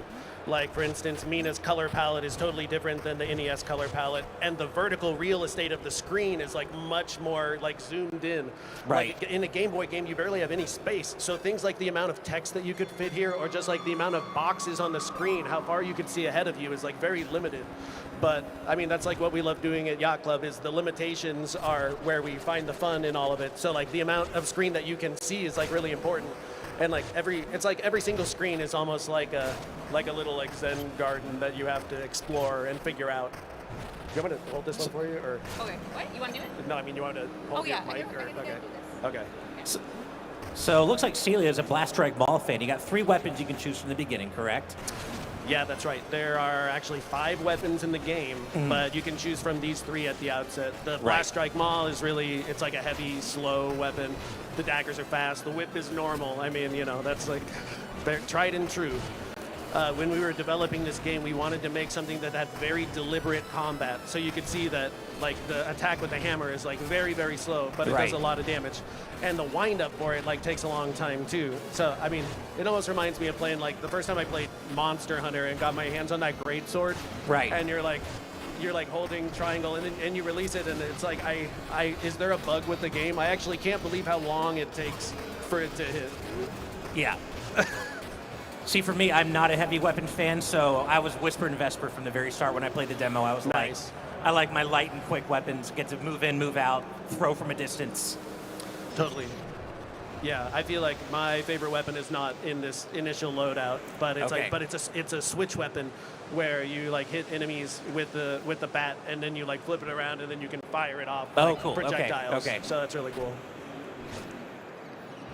So now that first boss fight, not to put you on the spot, Celia, but that first boss fight you can actually win. Yes, you can. And you get a trinket for it, right? If you do, right? So, like in the beginning of the game, you know, we're definitely showing how things are and like how it gets really real immediately, really quickly in the game. So, like, you know, what's the best way to teach you that things get real? Throw you in a boss fight. Right. And the thing is, though, it's designed where no matter what you do, even if you defeat the Kraken, you do hit the boat. Obviously, you know, in the beginning of the game, you don't know how to play yet. So, like, you're going to be flailing around. That is okay. It happens. But as you know, play through the game, become a hollowing master, when you play it again, maybe a new game plus, yeah, you'll be able to beat it, and you're rewarded for that. So it gives you a trinket that you can get later in the game if you don't defeat him. But it helps you earlier on, like if you're speedrunning the game. That might be something you would want to use. Right. Now, I remember getting an email probably a couple of months, maybe a month and a half ago, from a PR email from Yacht Club talking about how Mina is the biggest game in terms of scope that you've ever made.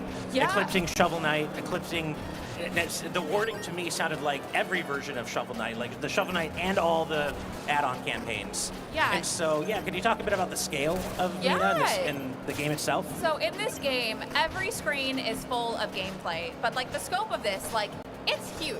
Like, Mina the Hollower, like, depending on how fast you play, is a 20-hour to 30-hour game. And so, yeah, we were kind of looking at how large Mina was. We took a step back and we're like, wow, like, how many screens is this? What is it? And we compared it to the original Shovel Knight Treasure Trove campaign with, you know, Shovel of Hope, Plague of Shadows, Spectre of Torment, and King of Cards for those campaigns. And you add up all the screens together, Mina the Hollower is more than that. That's wild. Okay, that's Yeah. that's a lot of screens. I know, oh Yeah. my gosh. So, like, expect a very large, interconnected world, but every single screen is chock full of gameplay. Everything that we design is designed with so much intention. Like, and we like to teach you how to play through actions. If you're watching Sean, you know, like over there, like when he had to jump up to attack, you know, we had an item that was just standing still. So after you jump and attack, you're like, oh, I can do that. Then you have an enemy to practice on as well. And like, this teaches you that you can hollow under things. And like, we just create those kind of like limitations where you like have to like pause for a second and realize what you're doing. And then once you learn, Right. it feels very organic with it. So it's kind of like maybe the Mega Man X school design where you're Yeah. dropped in a pit and you don't know how to get out, and so you realize, hey, X can wall jump. Mega Man couldn't, but I can jump on walls now. That's how I get out of here. Yeah, and like there's safeguards as well. So like Sean kept on moving because obviously he figured out how to hollow, so he was hollowing through the game. But there's a point where like you're about to hit a boulder and you can't like hollow it, you know, you can't hit it, you know, you don't know what to do. So if you walk back, you would have ran into Cappy. And Cappy would have been like, oh, I wish I was a hollower and could hold X and hollow under things just Right. like you. And then you're like, oh my gosh, and then you go do that. So Okay. it's like to teach you if you still don't figure it out, but if you did, then you wouldn't even know Cappy's there. Right.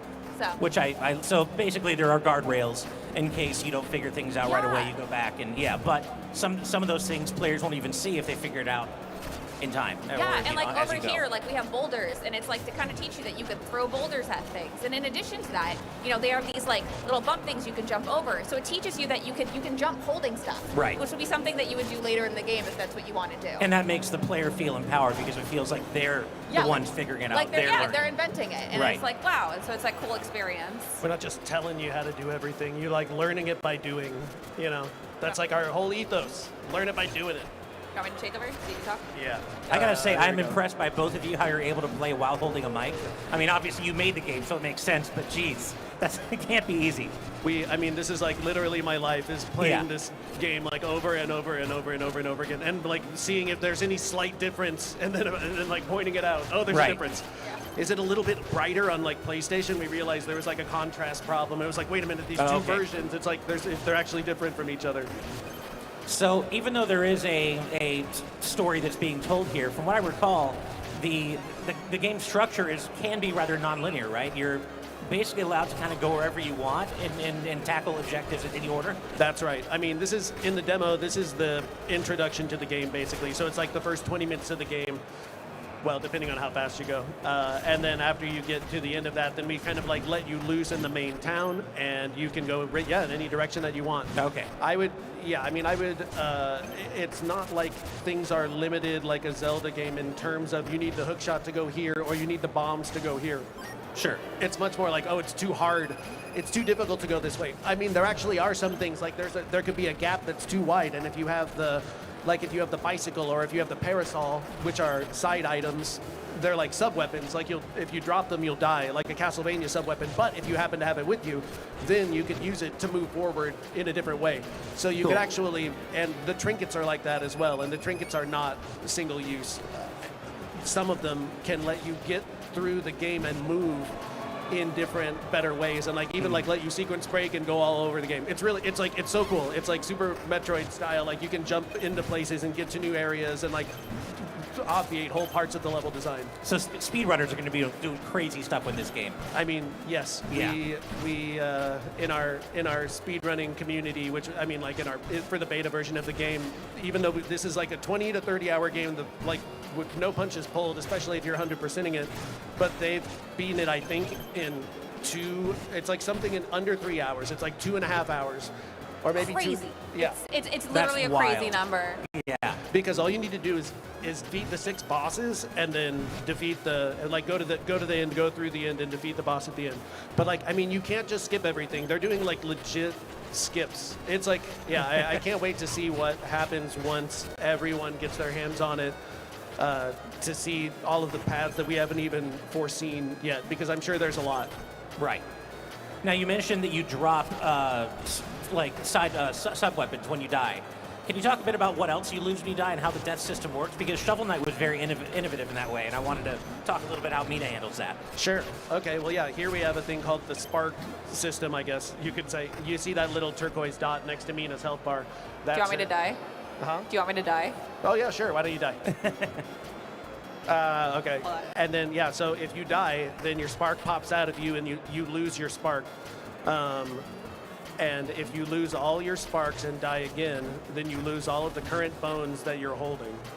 And your bones are your money, and they're also like your experience points. Oh, there you go. And look, it like goes into that guy. So you have to fight that guy to kill him. But it's not like, I guess it's similar to like a souls system, but instead, it's not like your souls are in that guy. Like you still have them. So that means you could go spin them right now. Right. And so it creates this interesting dynamic. Also, when you level up, you get your spark back, and if you buy a new spark, which you can hold like up to 5, then you also get your spark back. So like sometimes you're like, oh no, I have no spark. I'm gonna like go figure out another way to get them back instead of fighting everything.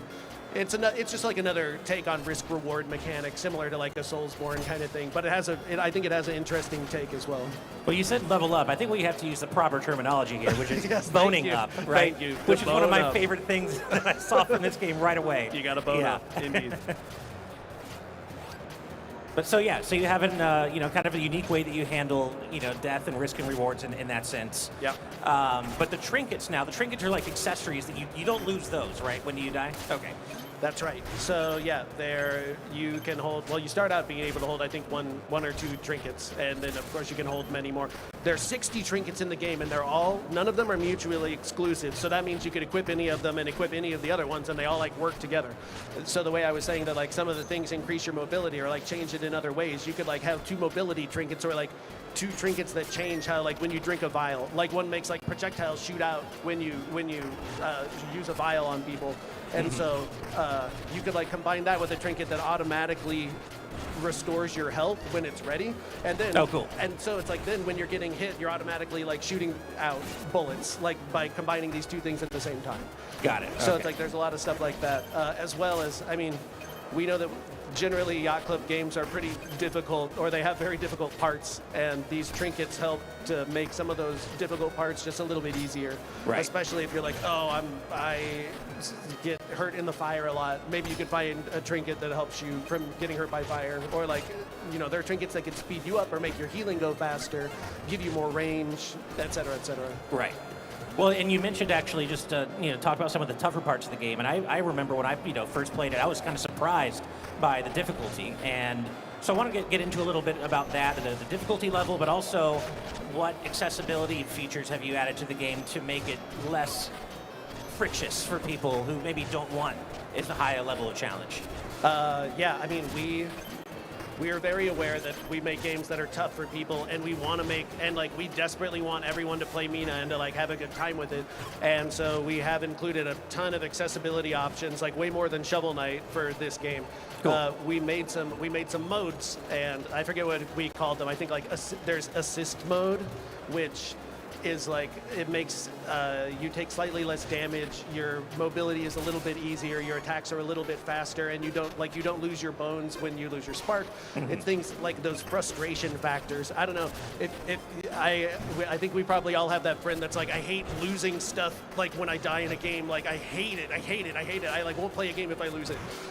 We got you covered for that kind of thing, right? If there's like if there's some friction, then we are trying to remove it. There are also things like reducing the game speed or reducing the game speed in comparison to Mina.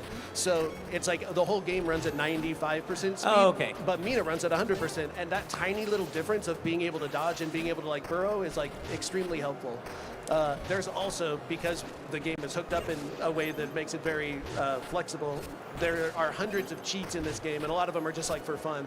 So the way that Shovel Knight had that too, lots of cheats, this game also has lots of cheats, lots of ways to get through the game more easily, and also ways to make the game more difficult for yourself as you're going. So like this game has many new game pluses after you finish, and the new game pluses all use cheater tactics. Fighting, you gotta at least let him do his attacks. Wow. Got a pro gamer over here. Guy, I mean, that boss is easy to get stuck on. But once again, I think it goes to show that like once you understand how to play the game, you can really like fly through it. Although, I mean, I say that, but I die hundreds of times when I'm trying to finish everything quickly as well.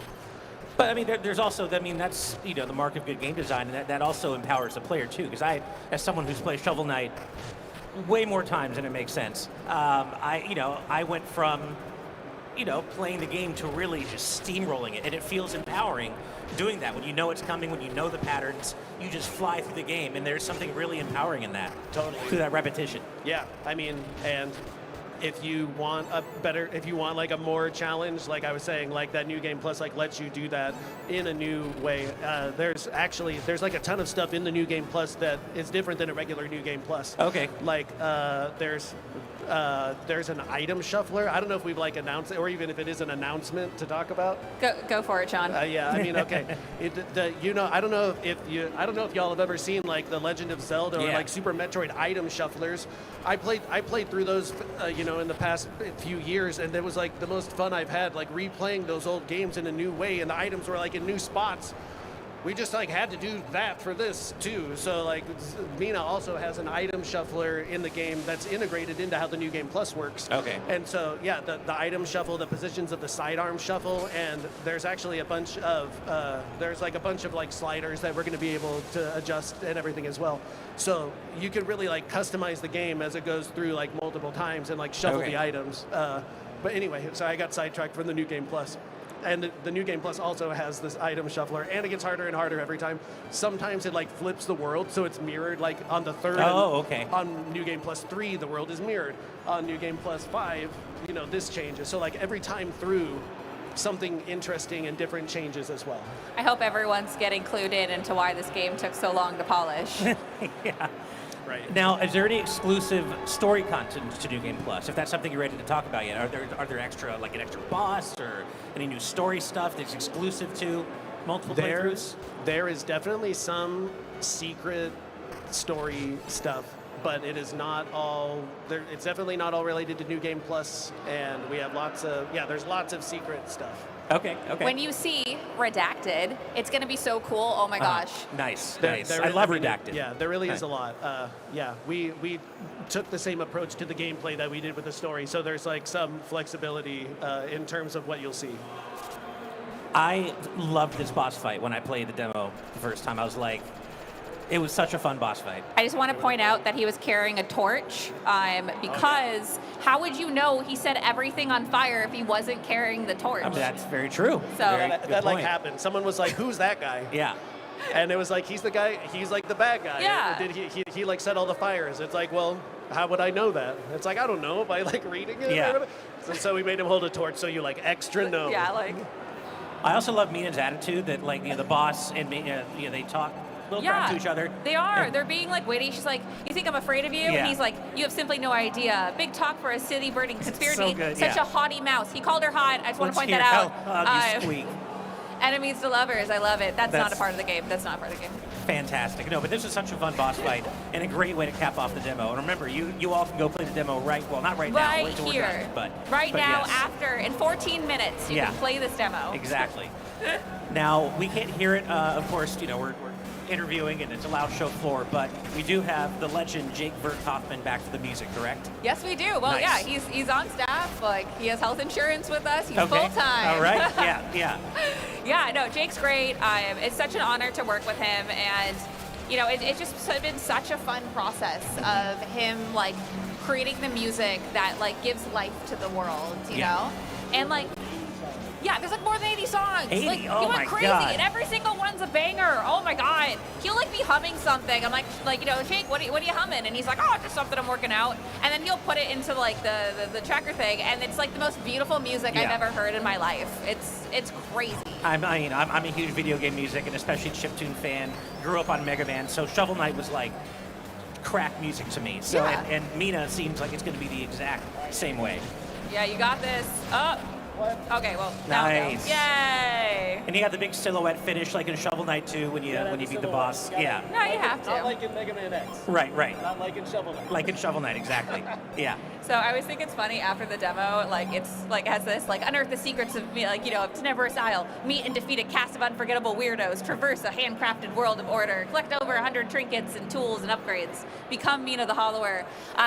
those are orders. It's not suggestions. Right. Like, Nice. it's Yeah, Look, threatening. these are like all the characters, and this is all the stuff you find in the Yeah. game. Like that's the combo capacitor, the cool. oozing organ, the Is that a comb? desperation bonnet, the vial pouch, the fly bait. I don't know. Oh, that whatever Dude. that was, that's not in the game anymore. The lice comb, lice comb. Dude. That's the lice comb. It's not in the game anymore because it used to be that you would like be able to apply lice I to was wondering, enemies, is that a and then they comb? would like Okay. take damage over time, Oh, like like a interesting. poison kind of thing. But we decided to cut it. Is there anything else? How about that? I don't recognize that. That's a used up. That's an intravenous vial. Those Okay. are secret. See, redacted. That's the bubble ring. Okay, that's like the flame guard, the electric guard, the spring Yeah, I know those, heals, I know the vial those. counter. That's just the whip. Yeah, those the are axe. sidearms. These are sidearms. Yeah. This is all. Spoiler alert! Everything in the game. It's all. Yeah, everyone close your eyes. No, Yeah. Secrets. I do want to zero in really quick on the unforgettable weirdos part, because one of my Yes. favorite parts of Shovel Knight were the NPCs Oh my and how weird they Should all are. Should we run it again? And it I mean, seems yeah. like that's back and 100%. forth here in Mina. Okay, so yeah, we have a bunch of unforgettable weirdos in this game. Well, it's the same weirdos that made the original, so like, of course, we're gonna have a lot of fun with that. Right. There are so many. I highly implore players to talk to as many NPCs as possible, because every NPC that was mine. Oh, yeah, do that one. Yeah. You don't want to go to Austin's court? It's done. No. So yeah, like it's like one of those things. Like we put so much of our humor into this game. So when you talk to NPCs, they're either going to tell you about the world, okay? They're going to hint for something that you have to do in the game, so it'll help you, or it's a silly pun that we thought was funny. So like those three things, it's what's in the game. It could also be a director for a day, right? Yes. Like that was one of the big things, Right. and like because we did this Kickstarter, we had dozens and dozens of ideas coming from the community of like, here's my director for a day, and it's like a pumpkin, and he has a big long tongue that he like walks on it and he licks the ground. We're like, that's okay, awesome. Let's put it in there. And so we got to like I love integrate. We got to like integrate it all. So truly, it's like it was like a collaborative effort. I would say one of my favorite NPCs is Clumpy the Clown. You Okay. guys will all love Clumpy the Clown. And that was like one of the director of the day things. It was like NPC, and it was like, oh yeah, and the clown's really funny, but also jump scares you. So Nice.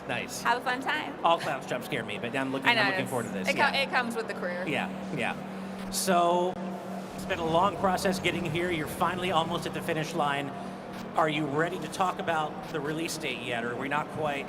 So spring 2026 is like the window that we're talking about. Okay. As Sean had mentioned, like submitting this game is imminent, and I know like everyone's like, okay, give us the date. But one of the reasons that we are holding off on announcing the date, but we're announcing the window, so we know where we're at, is that we need to make sure that this date is for reals this time. The delay in changing the date from what we initially announced was really upsetting to us, and obviously our community as well. And we want whatever we tell you next to be the date that is the real one, and that's what it's going to hit. But the thing is, though, is that, when submitting things, certain things can happen. We want to make sure that everything is locked in, and then we can pick the date. And then once I know the date, then you will know the date, and it'll be a great time. Right. But until then, spring 2026. So we're almost there. We're basically in spring now, so we're Yeah, almost there. no, literally, spring Yeah. is here. Yeah. And it's crazy. Like our Discord right now, it's doing a countdown. Like 88 days left to spring. There's a 1.16% chance of Mina the Hollower being announced right now, and it's not. I'm sorry, guys. Maybe Mina tomorrow. We'll find out. But it's just kind of like one of those things that once it's ready, then we'll give the date. So thank you for your patience. Like I was saying, what we're doing is playing the game until nothing comes up, and then once nothing has come up, then that's how we know we're done. So it's been an empty bug base, and things just like keep coming up as we finish with our parts of development as the different members of the team. Oh, I'm the pixel artist. I'm done. Okay, well now you're testing. I'm a level designer. I'm done. Okay, well now you're testing. So like we're all testing, and as long as we don't find anything, then it seems like we should be able to submit it like in the next week or two. And in case anyone's wondering, French is looking good. So Right, we got that Celia one looked checked off. through all of French. So I'm going to share a little personal anecdote really quick here. So clearly I'm very hyped for Mina. I wouldn't be here talking with you about it if I wasn't. I'm so hyped about it that I may have dreamt about it one time, just randomly actually dreamt about it. And I dreamt that I found a dev room, like in Chrono Trigger, like a secret dev room. So if that ends up being a thing, that's going to make for the best story going forward, if that ends up being a thing in the game. Duly noted. Yeah. Sean, we need to delay the game again. We need to add a dev room. Anyways. It wasn't my fault. I didn't do it. I didn't do it. Yeah, what was it like? Yeah. Actually, what did it look like? How many pixels? Like the Mina version of Chrono Trigger's dev room. Okay. Literally had that interesting, dream. Yeah. But no, so that, I'm just a little bit excited about this game, just a bit. Thank you. We appreciate it. Is there anything that we haven't talked about that maybe hasn't been revealed yet that we can exclusively reveal to the audience here today at PAX East? The shuffler is pretty cool. Remember the shuffler? That's cool. Remember when Sean talked about that? Yeah. So we did. Yeah, that's true. The shuffler was really, really cool. Like as Sean mentioned, New Game Plus. So the adventure just doesn't stop with one run through of the game. There's like 5 different weapons. I know in the beginning of the game you pick through 3. There's 5 that you can master in total. In addition to that, there's 2 different upgrades that you can find per weapon in the world. Oh, neat. Okay. And like for that, you can find it in the world. You also can just upgrade them. Bones are your money and your experience points. You can kind of choose what you want. In addition to that, they added a pawn shop in the game. Okay. So you can sell your things. If you don't use that trinket, you can just pawn it. Not only that, but you can sell like your initial health, your initial spark, and like your initial vials and your jewels. Like you can literally like take everything. You can pawn them all off. That's funny. So there's an achievement in the game for finishing the game with a negative completion percentage. Oh, that's so fun. Which means that you have to collect not a lot of things and also sell almost all of your stuff to Ponty before the final boss. Yeah, that's cool. That's cool. I mean, that's very cool. Yeah, so that's an announcement, guys. We haven't talked about that yet. Okay, nice. Pawn shop, sell your things. This may just be me, but when I saw the bone-up system and how it works originally, it made me think kind of Zelda 2. Was that an active inspiration for this game? Yeah. I mean, definitely. Okay. I can talk about Zelda 2 for a little bit. I had a feeling, we've talked about that in Shovel Knight reviews. We love, at Yacht Club, we love ripping off Zelda 2 being inspired by Zelda 2.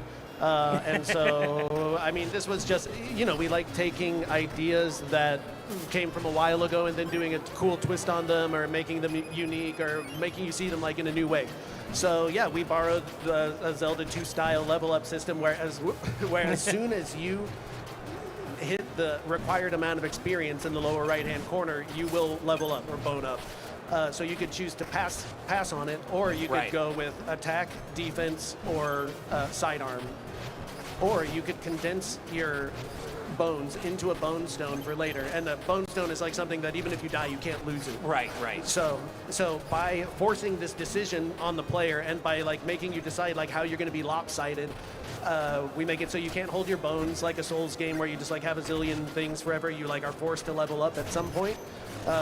And you can go very lopsided. Like you could be level 10 in attack and be like level 3 in everything else and be like very, very like overpowered. I think that's the way that players like our speedrunners can get through the game in 2 hours is by like being very, very, very lopsided. But like if you get hit once, then you're hosed. Yeah. So there's like a ton of flexibility, and that once again that's one of the things I'm most excited for, to see everyone playing it.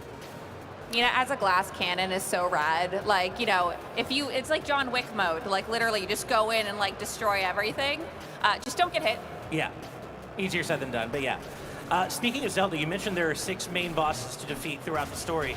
Are they preceded by 6 bespoke dungeons? Are they, kind of like Zelda style? Yeah, that's, this game doesn't exactly... It's not like you go into the dungeon and then you're, like... Well, no... It kind of is. Okay. But for instance, like Queensberry Crypt, which is one of the main areas. Like the crypt itself has an exterior graveyard, and it has a whole big lead up to it. Like there's an overworld area between the main area as well.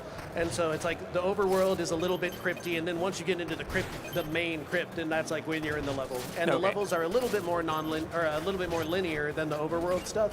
But even they have some degree of non-linearity, and you can like warp between some of the areas, and much like a Soulsborne or like a Zelda or like anything, it's all kind of like spaghetti together. Nice.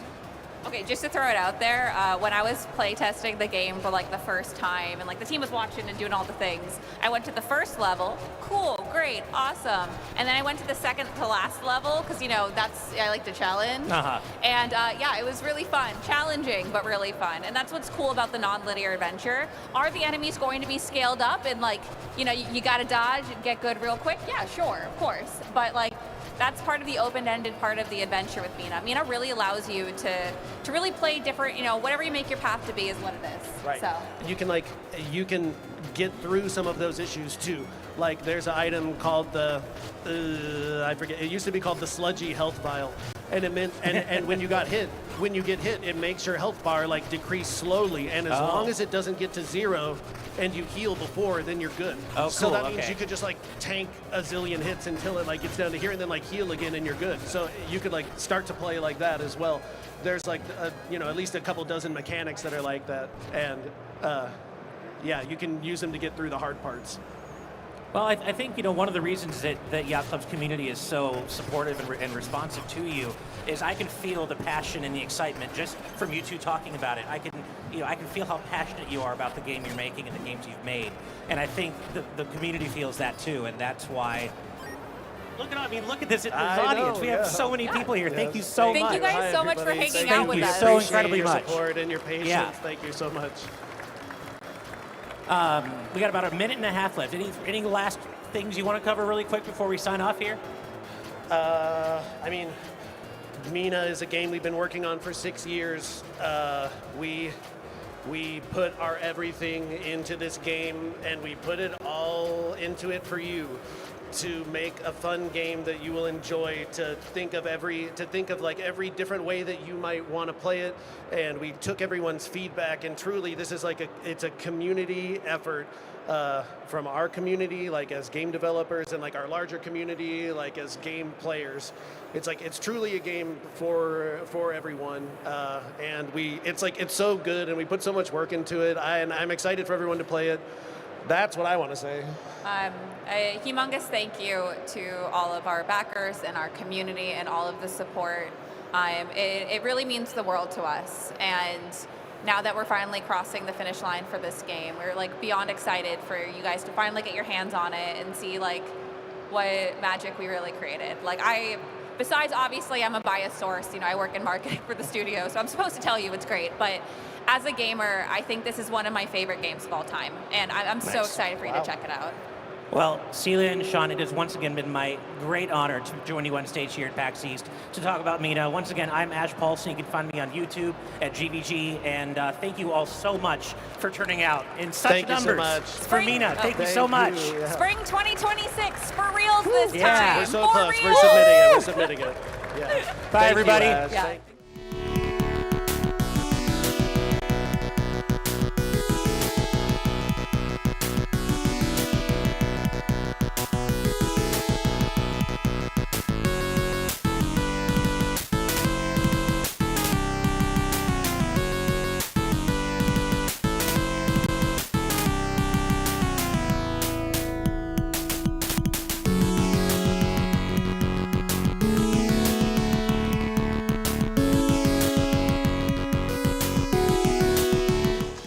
I used to have cable internet, but I'm 100% kind of guy. So I got Verizon Fios. It's 100% fiber internet. Super fast, really reliable, with ultra low lag. Let's up that incline to 7%. 7? How about 100?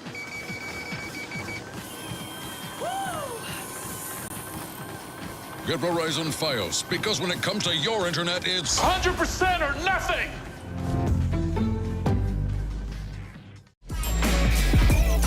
Happy birthday, little buddy!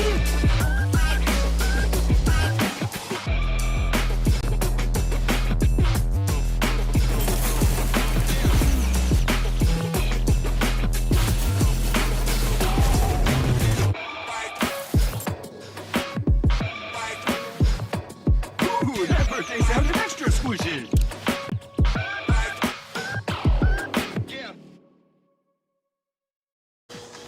I used to have cable internet, but I'm 100% kind of guy. So I got Verizon Fios.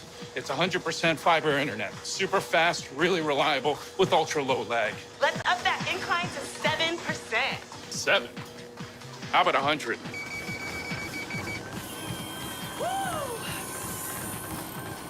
Get Verizon Fios, because when it comes to your internet, it's 100% or nothing!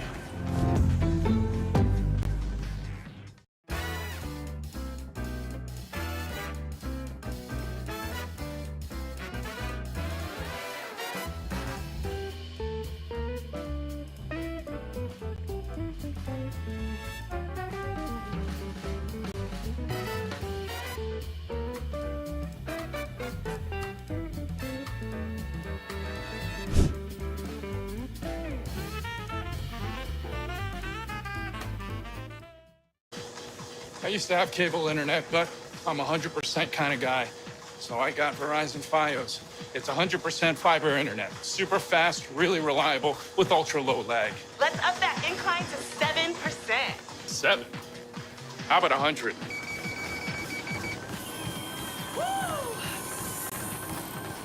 Get Verizon Fios, because when it comes to your internet, it's 100% or nothing! Whether it's sunglasses outside, blue light glasses inside, or night driving lenses in the dark, Zeni has affordable eyewear for everyone. Get 15% off with code PAX at Zeni.com.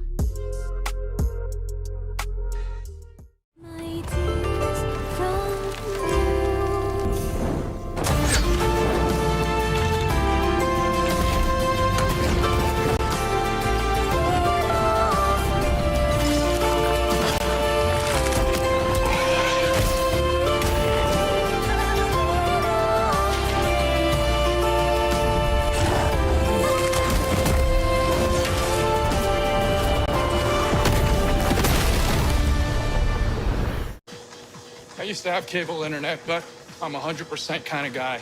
So I got Verizon Fios. It's 100% fiber internet. Super fast, really reliable, with ultra low lag. Let's up that incline to 7%. 7? How about 100?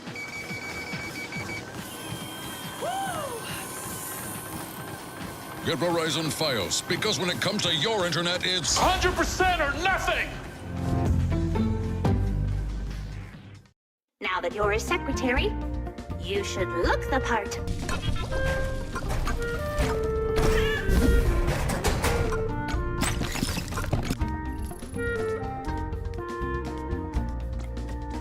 Salutations, Cat Secretary, and congratulations on your recent promotion.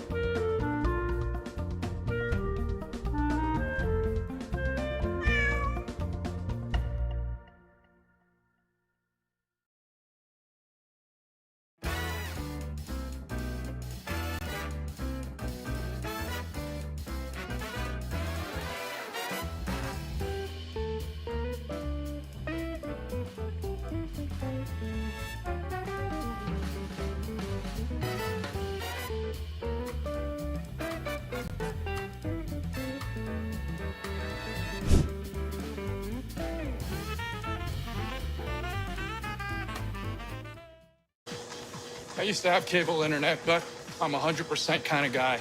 So I got Verizon Fios. It's 100% fiber internet. Super fast, really reliable, with ultra low lag. Let's up that incline to 7%. 7? How about 100?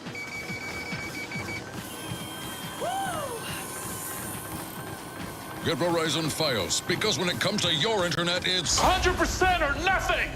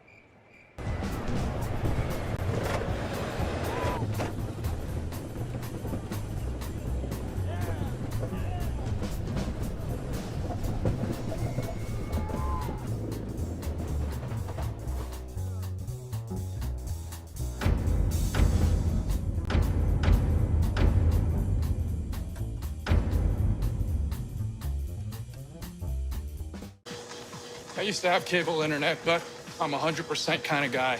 So I got Verizon Fios. It's 100% fiber internet. Super fast, really reliable, with ultra low lag. Let's up that incline to 7%. 7? How about 100?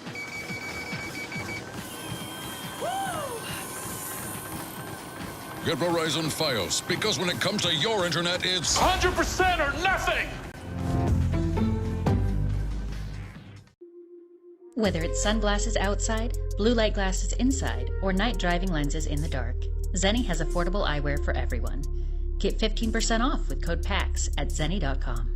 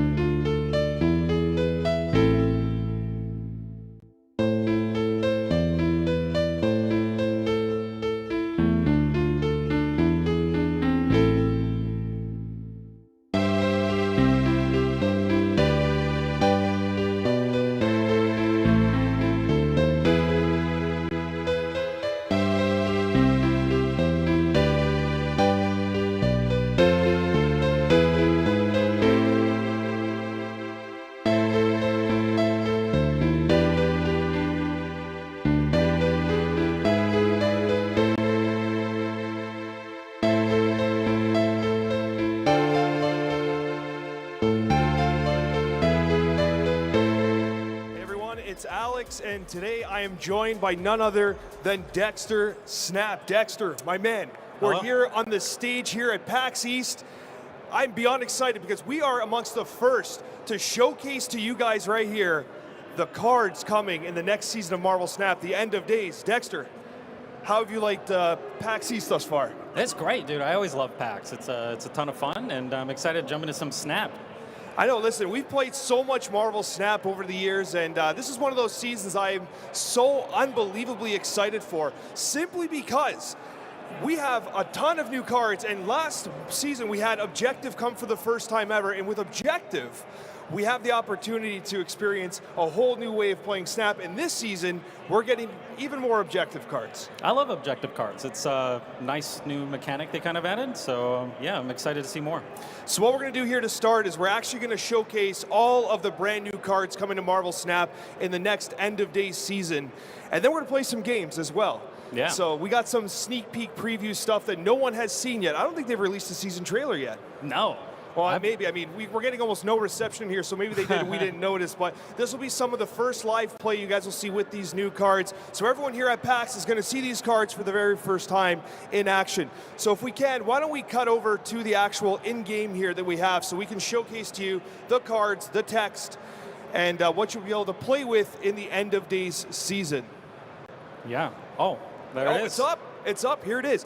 So first comes the season pass card, Strife. Strife is a 4/6. The objective reads, play 3 on reveal cards, and then you'll get to use the highest cost card on reveal in your hand. Dexter, what do you think? Seems pretty good. I mean, it's kind of my first time seeing the card, right? But it looks solid. Objectives are good. Playing a highest cost on reveal in your hand. Arnim Zola? Exactly, right? And the nice thing about it too is that, like, if you really want to proc this effect, you could play relatively inexpensive on reveals, right? Like Rocket Raccoons and Small Things, and then pull a much larger effect out of your hand. And when I was playing, I actually really enjoyed doing something as simple as playing relatively inexpensive on reveals and then hitting something like a Gwenpool in my hand. No, this can get pretty crazy, I feel like, yeah. Absolutely. I mean, Gwen, you're aiming kind of low. I mean, playing this on a Wong, hitting like an Arnim or something, it can get pretty crazy. A BP even? I know, you can get Black Panther's effect basically at turn 4 effectively if you've been playing the objective stuff. Yeah, Fing Fang Foom. Oh my gosh. So a potentially very powerful card coming to Marvel Snap, and this is going to be the premium season pass card. But that's not all coming, of course, because we do have the Techno-Organic Virus. Now this one's going to take some explaining. The Techno-Organic Virus is actually a skill coming to Marvel Snap. It's the super premium season pass card. And it's unique. It's a 1-cost skill. It reads on reveal, copy this to your hand with +2 cost. Infect your other cards here. What does infect do, Alex? You're asking all the right questions, Dexter. So infecting, essentially what it does is it wipes out the existing text of all the existing cards and gives them all this. ongoing, +1 power for each techno-organic virus you've played. So every single time you play this card when it returns to your hand, every single time, those cards infected will gain +1 power.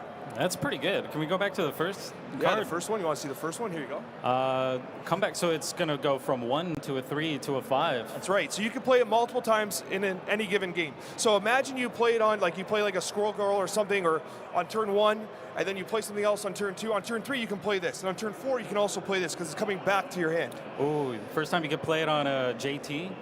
Joaquin, can you play it on the second time? I actually don't know. Here's the thing. Trigger, right? The key thing, and where I want to take a card like this, I'm actually really excited about this card because it's one of the first times we're able to just apply the ongoing effect to other cards. Imagine taking something like a Star Brand and wiping the text off it and then creating an actual positive ongoing effect, right? So with Techno-Organic Virus, I love the design here because it's literally going to just sweep through your cards. That's really, like the Red Skull, Typhoid Mary sort of stuff, off-going, I think they call it. I don't know. Yeah, off-going, exactly. Yeah, this would be great in there, actually. Yes. Yeah, this would be fantastic. So this is the super premium season pass card in Marvel Snap's end of days season. But that's not all here because we have, I jumped ahead by accident there. That was an accident. We have Polaris, the Horseman of Pestilence. It's an objective card. Now again, this season is going to be continuing the thread of objective. Cards in play that are reflected with -5 power, you get to put a card from your hand here. So players that have been playing Snap for a while, Dragon Lord, a common card being played right now in Rampant, etc. We have a similar effect here for Affliction and Toxic-based decks, where you're going to be pulling a card from your hand onto the battlefield.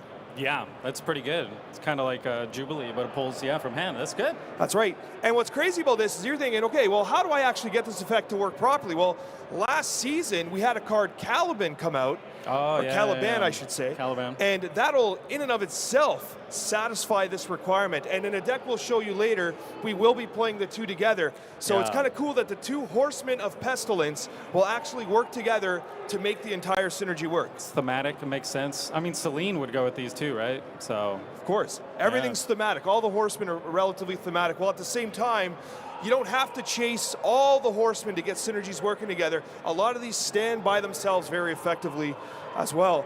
Archangel, the Horseman of Death. Do you want the honors on this one? Sure. It's a 2/3 with the objective. Your cards are destroyed 4 times, and then you get to resurrect 1 here with +4 power.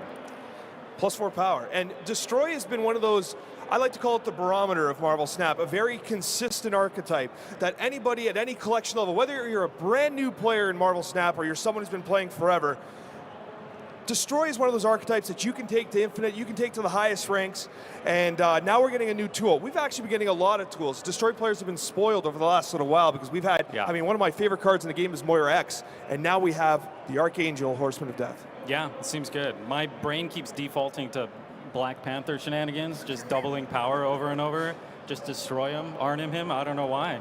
But it's also tricky too, though, for those that have been playing Snap for a long time. You'll know that some Destroy cards don't actually get destroyed. So like things like Deadpool, Wolverine, you can't play that there. Like that's not going to, well, no, sorry. Let me be clear. That'll count as a Destroy, but you can't resurrect. That's maybe good, though.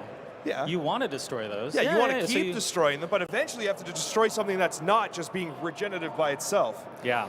So I bring this up because this is creative deck building, and that is when Marvel Snap is at its most fun. Ascani's Son. Dexter? Ascani's Son. 2/3 with Activate. Create a 1-cost card at another location. Increase the cost each time you're winning here as the turn starts.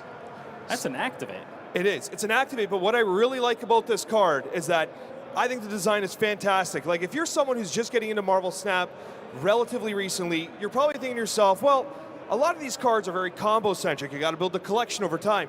This is a card that you get, and it is extremely pliable. You can put it in any deck as you're building your collection, starting your journey in Marvel Snap, and because it's constantly increasing every single turn, you have a choice to make. If you play it on turn 2, right, the longer you hold out, the higher the value of card that you get to generate. But maybe there's a specific 4 cost you want. Maybe you want to try to hit the Moon Girl. Maybe you want to hit something like a Shuri. So even though you could maybe carry it to 5 or 6 cost, you want to use it when it's at 4. Yeah. That's true. 4. You think 4 is best? I'm just throwing out examples. Oh, okay. Yeah, I feel like, yeah, just get them out early, keep winning the lane, maybe like Galactus First Steps sort of decks where you just want to keep focusing one lane, then you slam something down. That'd be kind of sick. Yeah, it would be. Just It activate absolutely them would at be. the end. It'll be Now- random. Next, we have Storm, the Horseman of Famine. Now, I know Storm is an iconic character in Marvel. And here we have a 3-1 objective. And 2 turns in a row with unspent energy. And then you get to give your other cards here and in your hand +2 power. So the ability to float energy in Marvel Snap has been a very consistent strategy. And now we have another tool. Star-Lord? More Star-Lord shenanigans is what you're suggesting? Possibly. I'm not suggesting, but it could happen, right? It could I don't definitely know. happen. Yeah. See, what I really like about Snap too, though, is that we're starting to see these iconic heroes get different variations, and I'm just excited to be able to play something like a Storm, because sadly, for anybody that's been playing Snap for a long time, we know the original Storm is kind of like off on the wayside. She used to be so good. She used to be so good, and then, Yeah. well, unfortunately, she was so good that she was toxic, and then something had to be done Oh, eventually. yeah. People do want to play their cards in Marvel Snap, it's fun. right? But we do have Storm, the Horseman of Famine, who's going to occupy the unspent energy here. And Ooh. talking about iconic characters, one of the most iconic of all, Wolverine, the Horseman of War. A 4/3 objective. This has 5 or more power, and once you accomplish that objective, give one of your cards at each location +3 power. It's not bad. It's pretty good. It's kind of a... Not bad? What, you think it's amazing? I'm not going to say it's amazing. You're going to put me on the spot like that. I'm going to tell you that it's really good, though. So I think that this is actually low-key. When you read this text, you're like, that's pretty good. It's all right. It's better than pretty good. I think that it is relatively straightforward to activate this, especially, my friend, we just had a recent update. Vision's been buffed. There are so many ways we can give additional power to cards now in Marvel Snap. And so as a result, something like Wolverine, the Horseman of War, is going to very often give +3 power to those other cards. Yeah, it's probably easy to do. I don't like looking at this in the Storm. Maybe there's like a hand buff sort of thing, or just like a buff deck you want to do. I don't know, Maverick stuff. Good call, actually, because Storm will actually buff Wolverine to that threshold. Yeah, but I don't know. I don't know if they actually go in the same deck because Storm has to go on 3. Wolverine, you need 2. I don't know. It could work. Just buff your hands, buff the board. Now, we talked about Ascani's son, but what we did not talk about was Mother Ascani. Now, this is going to be coming in a limited time game mode, Series 4. It's a 4/4, but this is some of the coolest text we've seen in a while. On reveal, give your leftmost card in your hand +2 power and -1 cost, and then copy it. Guys, and then copy it. So you're getting a replicated version of the card. Not only are you going to be buffing that card, but you're going to be getting an additional copy of it. So we were talking about Wolverine. You're going to give Wolverine +2 power, and then make an additional Wolverine at the 5 power, but at 3 cost. So Ascani, Mother Ascani alongside Wolverine, Horseman of War, you're starting to see the plan here. You're starting to see it all come together. Two it's Agathas. Phenomenal. 2 Agathas. You went to Agatha. Oh yeah, that'd be fun. I mean, it would be fun. I don't. We're going to pretend like that's good? Oh, it's not good, but it'd be funny. Okay. I mean, we're trying to talk about good cards. Oh, okay, yeah. I mean, there's a lot of cards you want to copy. I mean, Frigga stuff goes pretty good, right? So maybe hand. Yeah, It's adding a Victoria copy. Hand, Yeah, fantastic option there. But even without all that, I think that Mother Ascani might be a legitimate meta contender because we know that copying mechanics is remarkable in Marvel Snap, and I think it's going to continue with Mother Ascani. And once again, this will be accessible, as of recording at least, in a limited time game mode in Marvel Snap, which is going to be great. And we're back to Strife. I want to make sure we didn't miss anybody here because we're kind of, we didn't. Of these cards, which is the one, Dexter, before we get into a couple games here, a couple live games here, what is the card that really stands out to you? For me, I'm jumping ahead because it's on the screen. It's Techno-Organic Virus. I think that this card is going to be absolutely remarkable. I love the design of it. For me, this is the pick of the month. Yeah, no, I think this one's going to be really good, especially messing around with like the Sauron deck sort of stuff. I've been messing around with a lot of Sauron Nightmare decks, and I think this might actually take the place of Sauron. I think I would just take them out. This would be a lot of fun. I'm pretty excited about this one. All right, so what we're going to do now, so you're picking the same as me? I guess so. I think Mother Ascani might be one of the more busted ones.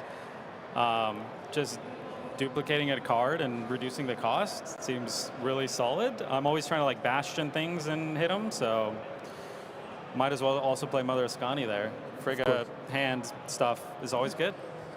All right, do you guys want to see these cards in action or what?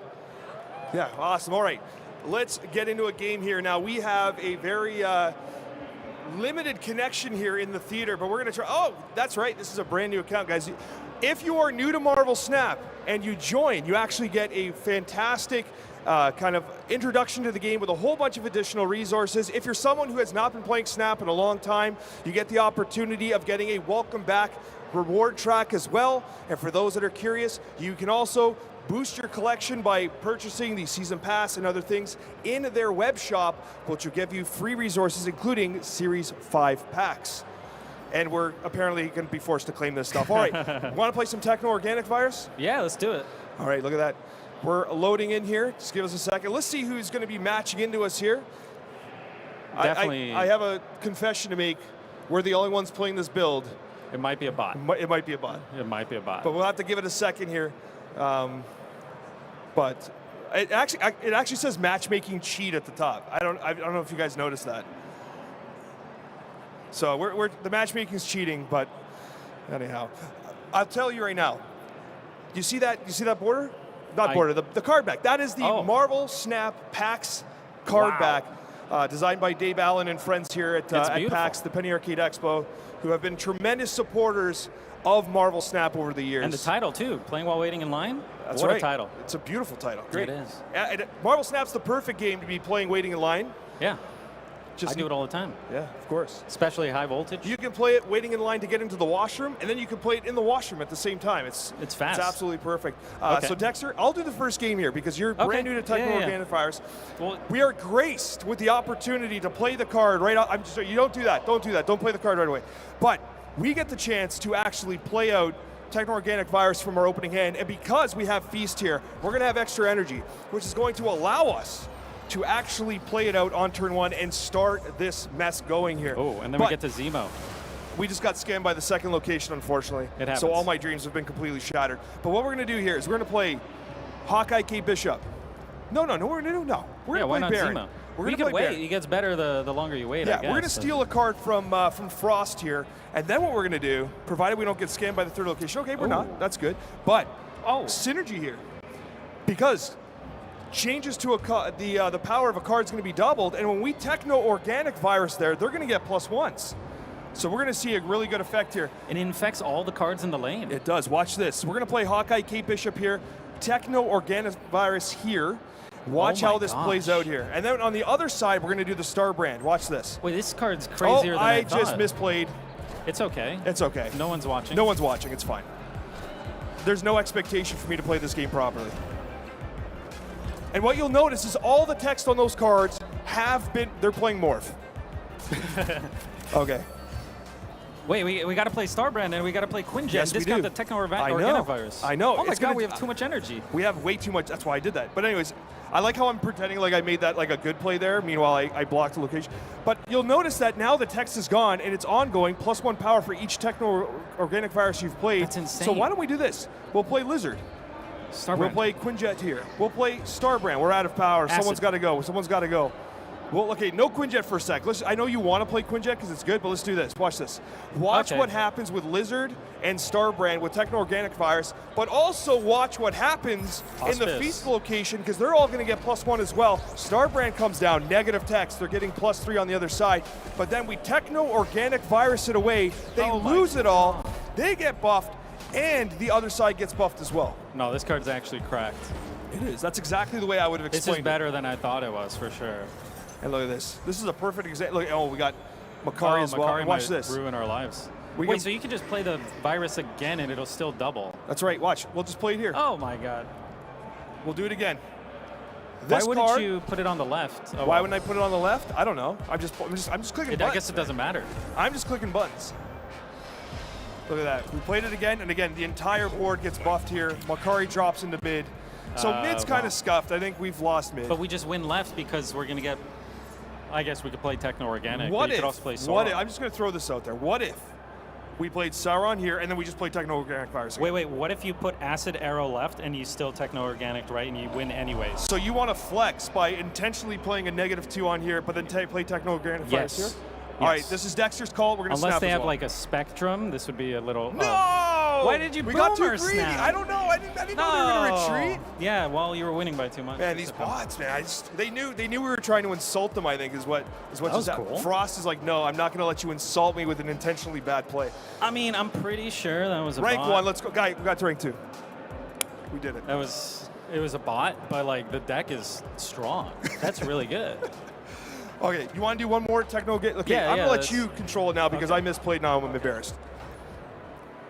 Are you gonna be? Do you want to switch sides? Yeah, Or- this is a little awkward. Maybe you should. Do you want to just sit in my lap? Did you just go to hand me the microphone? No, I was gonna get up. That was the most awkward switch of all time, but we did it. No, it was fine. It was good. How else do you I switch? can't believe the bot retreated on us. I can because you snapped It's them on the actually last turn. It's all right. Oh, jeez. What I will say as well, though, this season, I love the fact, this is the first time in Marvel Snap that we've ever had 2 consecutive seasons that are operating on very similar mechanics, where they almost feel like these 2 seasons are one big season working together to kind of bring a whole new keyword and a whole new way to play Marvel Snap as Yeah, well. that's a good point. I hope they keep releasing a Boom, lot we of match objectives. make. There it is. Okay.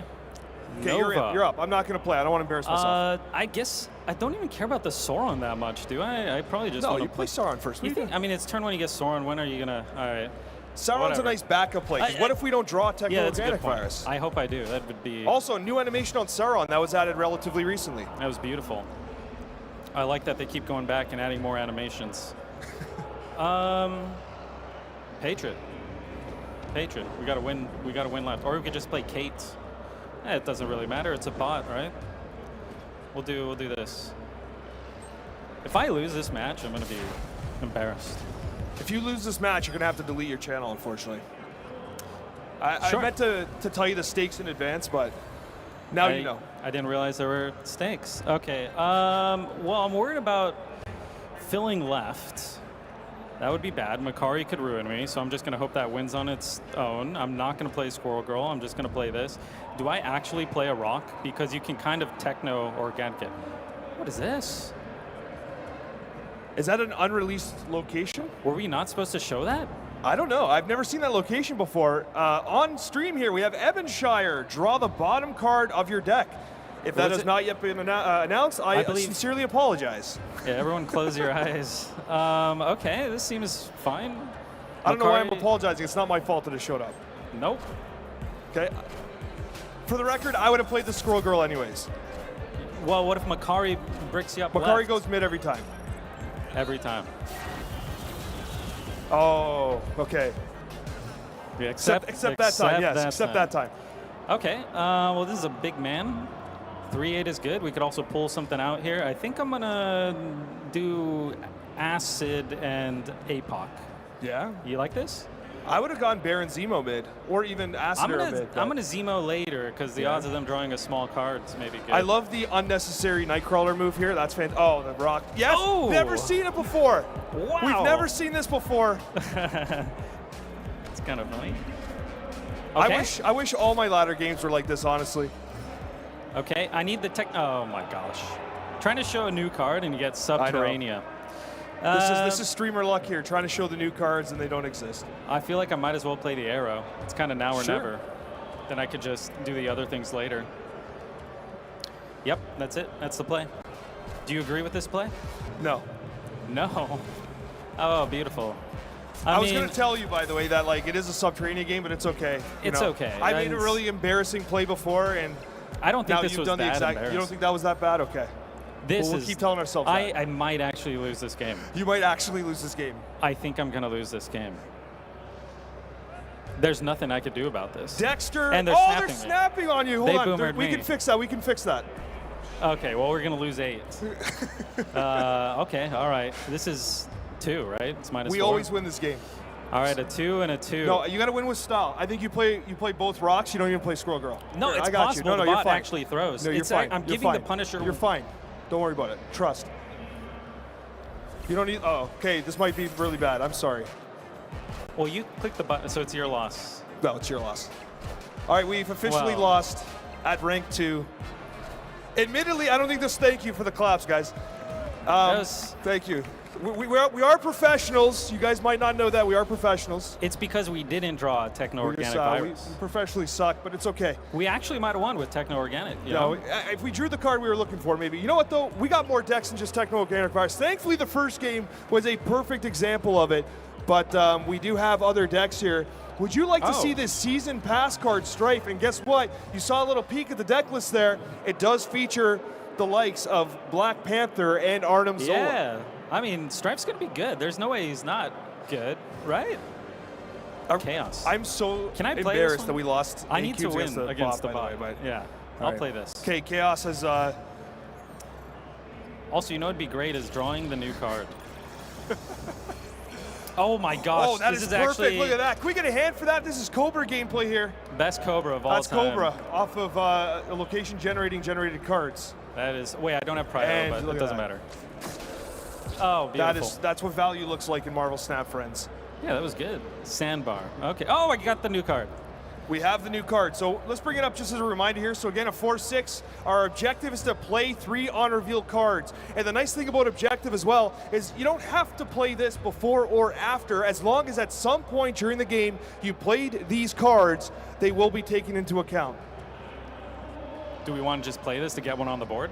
You just, yeah, that's not a crazy Well, idea. what's the line? You can do Grandmaster, you play Strife, you play BP. Okay, well, I guess we're going to do nothing. I'm actually going to do nothing.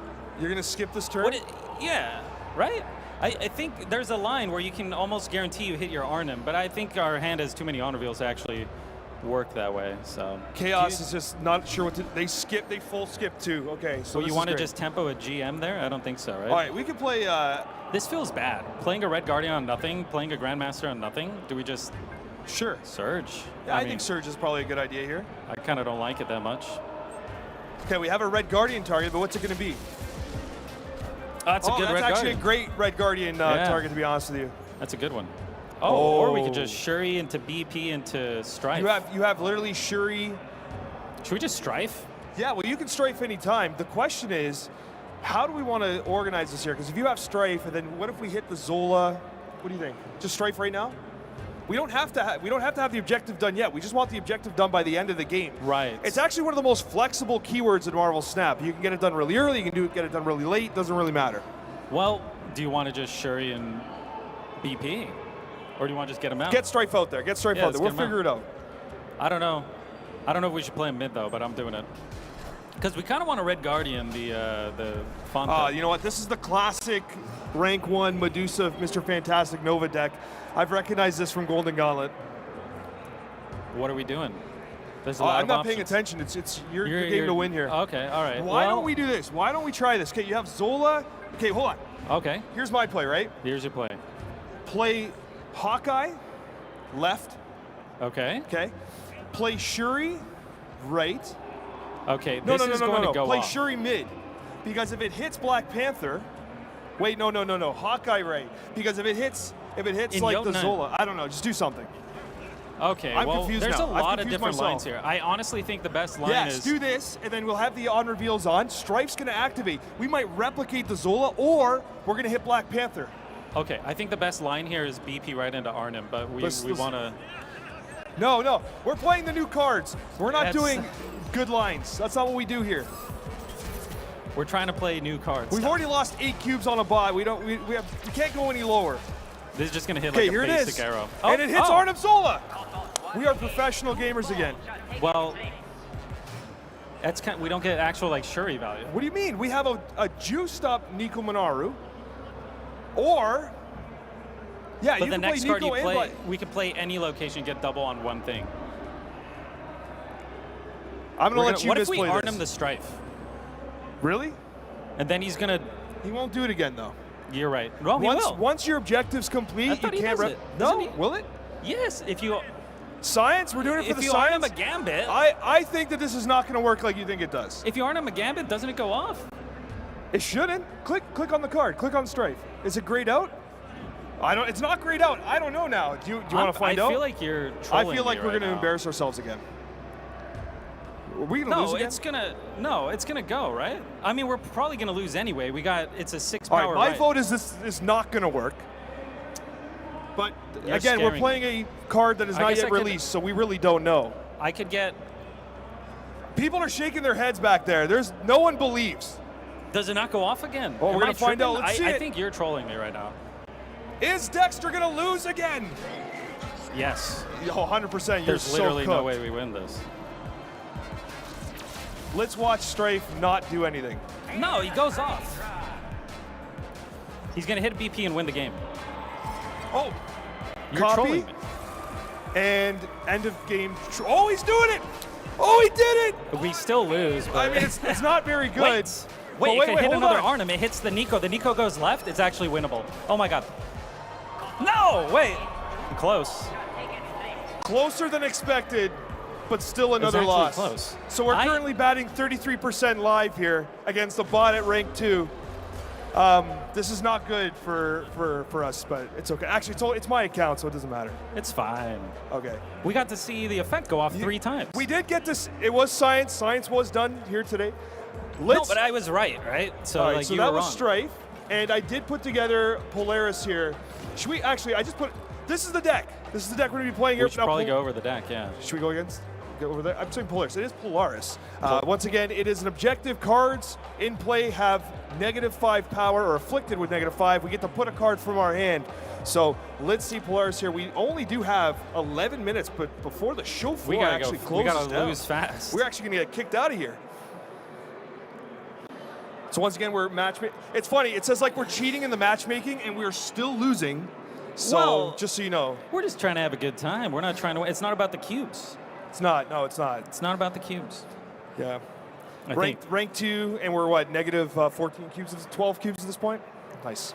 That's fine. Yeah. What it? Sorry, I was reading things. You see Well, that?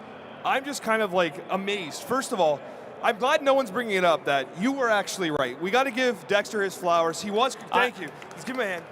He was correct. The interaction with Arnhem Zola did work in favor, and I'll tell you, almost everyone did not believe you were going to be correct. You know, we also didn't play the good line, which was just BP Arnhem. Oh, yeah, we 'cause technically were threw trying the to, game trying to play the new cards. We would have won if we played the good line. Okay, but we're I trying got to show great new news. card.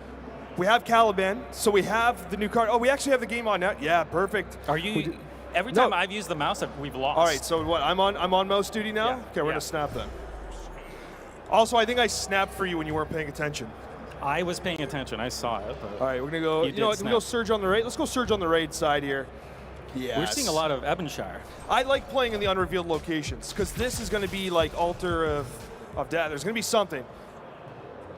Okay, it's nothing. It's really nothing. Imagine though. They're playing Aranya though. Yeah. All right, so what do you want to do? Oh. We got it. We got the card, And it it's surged. A Yeah. 1/3 objective card. Now, But do unfortunately, Caliban? we don't want to play objective cards in the Dark Dimension because of the way the game triggers. However, Yes. what we can do is we could play Polaris, and we can also play the Aranya, and maybe we can kick something into that Dark Dimension. We can kick Caliban into the Dark Dimension, and it'll still be face up. You're so smart. I am. You know what? Sometimes. I mean, I did Wait, lose this- 8 cubes to a bot like not even Well, 10 minutes ago, but it's fine. okay. It's fine.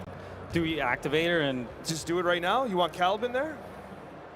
No. We Well, got to we don't want to play. The challenge too is we want to make sure that we afflict just need before -5 the end of the game. in general, Just need- right? Yeah, just Caliban going off once is going to be enough. So I want to get Caliban in there, but at the same time, Wait. You can Lofty suck 3, and then you just need to do 2 more, which you could do with Spider Woman. You're right. But we also, I guess, we want Caliban out there. But you should probably use all your energy. You know what? We can't lose again. No, you don't want to hit that middle though. You sure? Well, because This then has- the this has affliction's to not be a going card on. that's less than 3 What if power. you just don't activate it yet and you just play Man Thing left? All Wait, right, we Man probably Thing don't Mid? want to. No. Well, Yeah, Man Thing Mid's a great call. but it doesn't Oh, activate. you're right. It doesn't Oh, I work for the misplayed Polaris. again. It's okay. Why are you letting me do this? You hit end turn. Because it'll show at the end of the game. See, now we're going to throw again. All No, right. no. We got this. We you got have this? to Are you Lofty. sure? Okay, wait. Click Polaris again. Click Polaris. Click Polaris. Yeah. Cards in play. So it could be your own cards. So Yeah, you can but- just suck your own thing with Lofty at the end. Yes, you're right. So you probably want to, maybe you hit Spider-Woman Mid? Is that dumb? Yes, it is dumb. What we got to do is we got to do, okay, Laufey is going to allow us. Caliban Diamond. Yeah? Caliban, do you want to do Caliban right? Diamond But Caliban left? won't even activate. Yeah, You I know, we're don't- supposed to be better at this game than this, right? We're not going to play Caliban. No, we're not going to play Caliban. I thought you really wanted to because it's a new card. I thought it was going to be exciting. I think it's just, I mean, you could do... We could play Omega Sentinel, but it might I hit the see same the line. thing as Laufey. I see the line. It's what do we have middle again? This is a man thing that's going to effectively do nothing, actually. Okay, we do Ajax right. Ajax right? Yes. All right. That's Dexter's call. Ajax right. We probably should have... It's Ajax right! I called it. See, I was guessing their play as well as ours. Wait. We might actually get blessed. Are they playing a toxic deck? Wait. This bot is going to activate the Polaris effect for us. That's what I'm predicting. We just diamond back left with the Laufey. This is your play. Yes. This is enough. Yes, and This we is enough. just This we're is not. 5 We cards. should have activated Aranya on the. Well, activate her now. Is she going to hit Man Thing right? And then we're all in right and left. No, Laufey. I guess Yeah, this will work. All right. Did you activate? You're hitting Laufey mid. Oh, okay. Okay. I mean, what are they even wolfing? Yeah, we win. No, this was a beautiful line. Yeah, this is the best example we could have, because also it's going to make space for Polaris to actually put a card there. Imagine if we had forgotten to Aranya there, because this would have done nothing. Yeah, you're right. But it's Caliban that comes out. And will it does- actually? he's It not might gonna not do do the anything. activation though, because it's No. the objective end of game. So maybe not the best example in this Yeah. case. Oh, look at that man Well, thing! I'm so glad we played that no, man that thing. was good. And it is a casserole victory, Dexter. That was good. We have. Man, that thank was you. solid. Thank you. Yeah, that was thank good. you. That was a good play. Professional Marvel Snap gamers here. That was good. Putting on a show for the people. We can do another one. You want to do another? We got time Do for another one one. more. There's 6 minutes until the show floor is completely closed down. So Oh, Dexter, you that's know what? right. I'm gonna give you, look at this, rank 3. Oh. No, rank 6. Okay. Well, There we thank go. you. We're making progress. We're We're making flying. progress here today. Yeah, One this- more with Polaris. One more. If it loads. It's There it goes. thinking about it. All right. All right. But that was good. It was good. That was really good. It was not good. We should have been much better. Than that. They should have put something else right. They did nothing. In our defense, we have not played with these cards before, just like everyone else. We don't But need defense. We This have is played fun. Marvel Snap before. Oh, I don't like the name. I'm intimidated by Reaper The already. Reaper. Okay. All right, you're up. I'm up. You're All up. right, we're going to do nothing. And we do have Scorpion, which is a great call because it's going to just negatively impact everything. And they're playing Misty Knight here, so this is clearly a I very mean, we could just meta get this deck. out as well. You could, but why wouldn't you just do it on the last turn with the Lofty? Hazmat's I feel free like- too. Oh, yeah, this is great. Yeah, we're set up for some Polaris gameplay I'm here really today. liking the last turn Polaris Lofty line. You like that? I think that's pretty good. It was good. But it's like every time on your 6 energy True. turn. Yeah, That's pretty Laufey's good. going to activate it for sure. We even have magic. We can extend the game if we want. Why not? Let's extend the That's game. right. Let's make it so that they just pull the plug on us. I'm removing DC value from them. I don't like their deck. Okay. First of all, I want to say as we enter the twilight hour of both PAX East on Friday, of course, and this event here for Marvel Snap, thank you to everyone who is here to support the game, support the new season coming out. So, Dexter, what do you want to do here? I was talking about that line I really like. I don't think I'm going to do it. Or maybe I should just... I mean, No, no, I no. think you should play Caliban. I think we would like to see the Horsemen of Pestilence work together. Okay, but we got to play a lot of 4s after this. We do. We'll get there. I promise. Okay. Maybe. I don't like floating the 1 here. It feels weird. Well, see, they're playing cards. Like, Polaris is going to be free. We That's just got to true. make sure we activate. Okay, Man Thing is going to provide some value for our Caliban. Yeah, we're going to... Do we want to stick this I keep right or we saying want to... Caliban. It's Caliban. You say a lot of things wrong. I would. Yeah, It's it's okay. true. I would go. Well, you well go if we wherever you do want. this, I mean, it's plus. I'm only adding 3, but we get Starbrand for next Okay, this is turn. what we got. I don't want to snap, but we're gonna just end the turn here. You just use the trackpad. Actually, I used the trackpad. I overwrote you. Are as, you as trying the to make time me go ticks faster? down. Okay, all right, this is fine. We got this. Yeah, it's totally fine. Perfect. See, they don't get Starbrand value, and we do.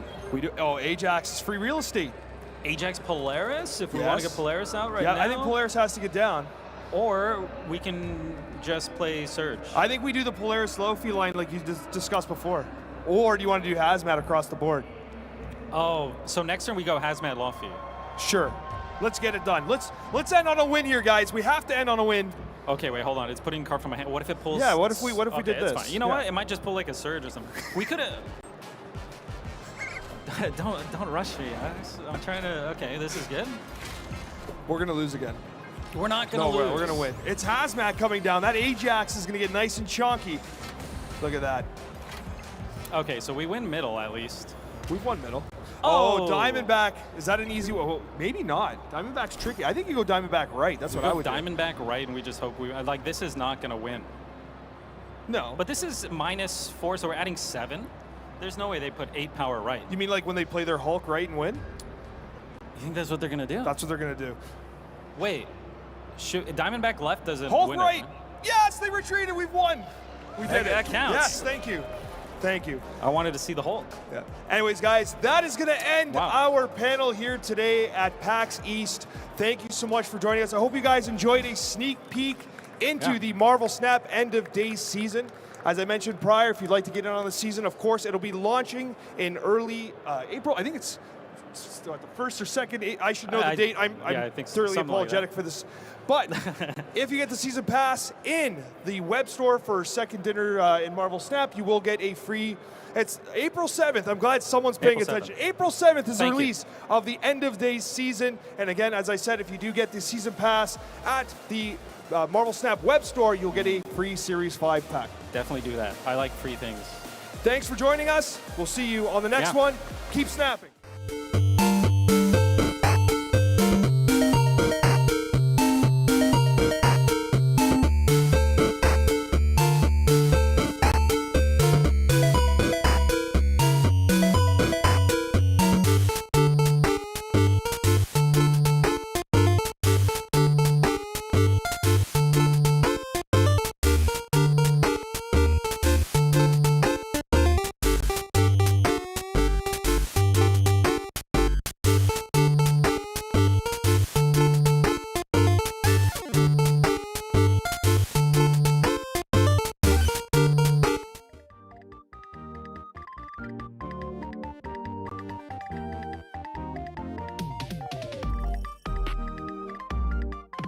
Hi, I'm Joe, one of the co-creators of Earthlings, here at our US launch at PAX East in Boston.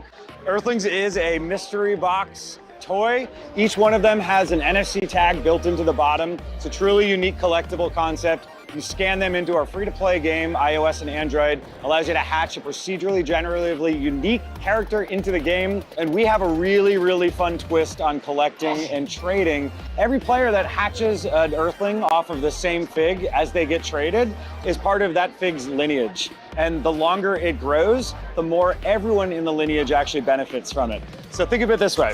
I have an Earthling, I've hatched one from it, I trade this Earthling with my friend. We both now each have an Earthling that's hatched off of that same fig.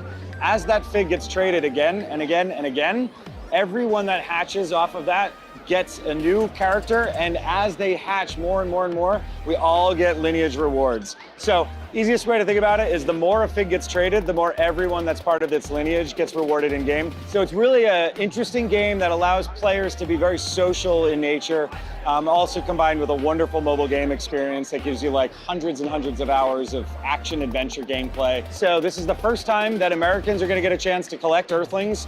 This is our Genesis collection. There are 24 different characters to collect inside here. We also have some special limited edition seed series that are only available at events like PAX. So we have some contests that we're running, the longest lineage contests. We have some of those with some special creators. Laserbeam, who did some really cool stuff with us, scanned in some special figs for us. Players at our booth are looking to get their hands on those Laserbeam figs. There's 3 of them here at the show today. And we're encouraging everybody to trade them as much as they can, because the longest Laserbeam lineage of the 3 will be the one that'll be eligible for prizes. And as you can see in our booth here, people are unboxing and trading with one another. We also have giveaways and cool stuff for people that actually unbox all the different Genesis Earthlings while they're here at the show, or get their hands on all the limited edition seed series. So we're having a lot of fun. It's our US launch. Come by and see us at the booth. Now that you're a secretary, you should look the part.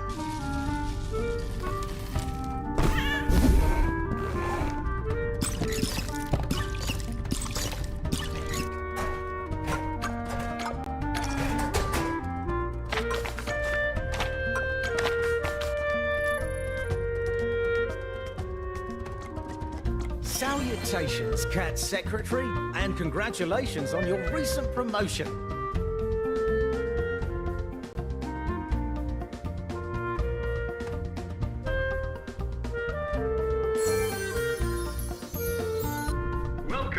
Nuts HQ's Lobby Museum.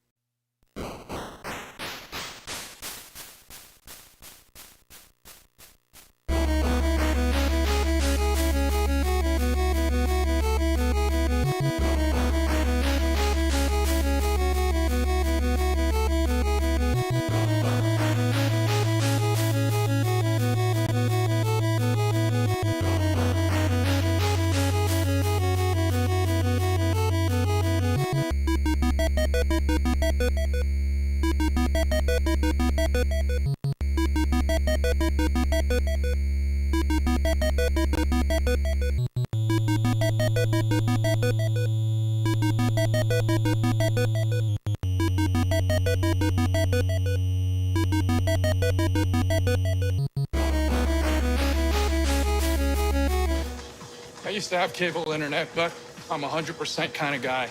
So I got Verizon Fios.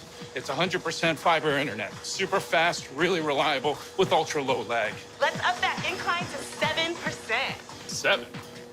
How about 100?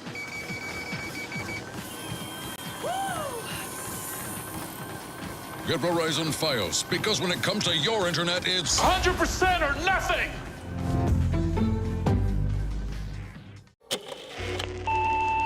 Remember, the painting isn't real. Nothing can hurt you.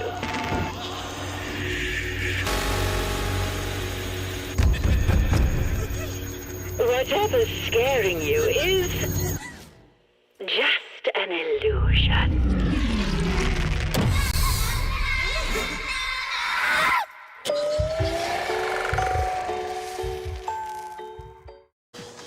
I used to have cable internet, but I'm 100% kind of guy. So I got Verizon Fios. It's 100% fiber internet. Super fast, really reliable, with ultra low lag. Let's up that incline to 7%. 7? How about 100?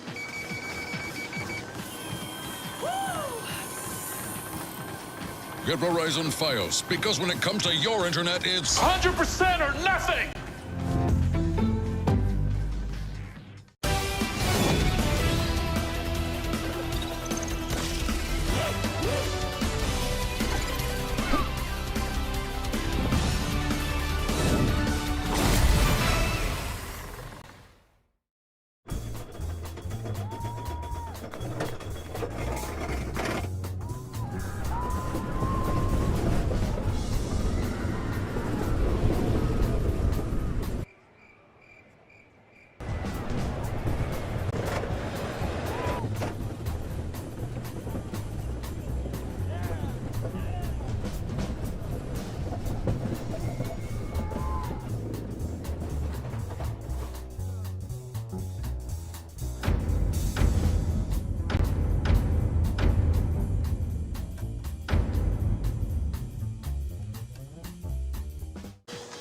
I used to have cable internet, but I'm 100% kind of guy.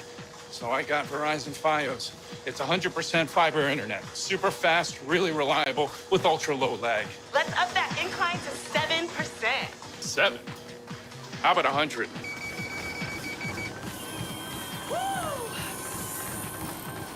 Get Verizon Fios, because when it comes to your internet, it's 100% or nothing! heroes arrived unnoticed, until it was too late. Slowly, time began to crumble. Watch among the fractured timelines. Fight until your last breath. And repeat.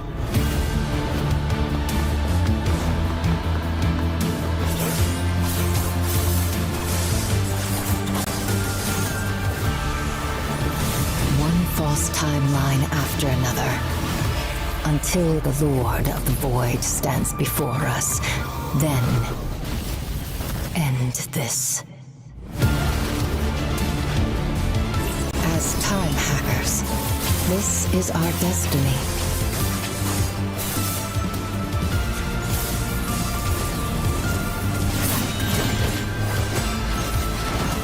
No matter how many times it repeats, I'll be here, waiting. Until you see the truth.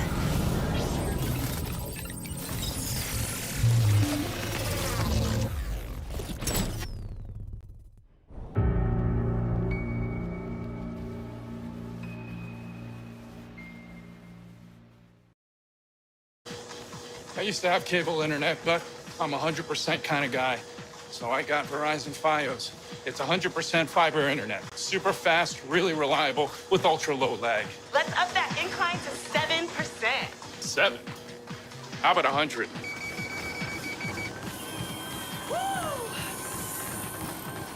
Get Verizon Fios, because when it comes to your internet, it's 100% or nothing!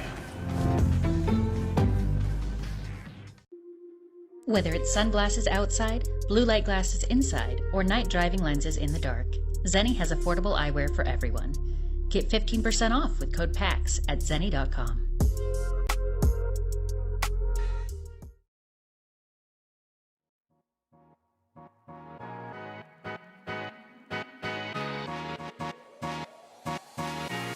Hi, I'm Liz Lambert. I'm a brand manager here at Wizards of the Coast for Magic the Gathering, and we are here at PAX East celebrating the release of Magic the Gathering Teenage Mutant Ninja Turtles. You can come down to our booth to play with our welcome decks or Turtle Co-op product. We also have retail available where you can buy the product itself and you can get a pizza bundle one day early. Kevin Eastman, co-creator of the Teenage Mutant Ninja Turtles, will also be here tomorrow, Friday, from 1 to 4 for signing. Regal Cinemas also has a special event this weekend only where you can go see Mutant Mayhem, get 1 free play booster after the movie, and redemption code for 3 boosters on Arena. Well, we got some turtle tapping, multiverse mashing, shell shocking, ninja-powered ideas for you. A catapult. Pizza catapult! Yes! Great idea. Strong bigger!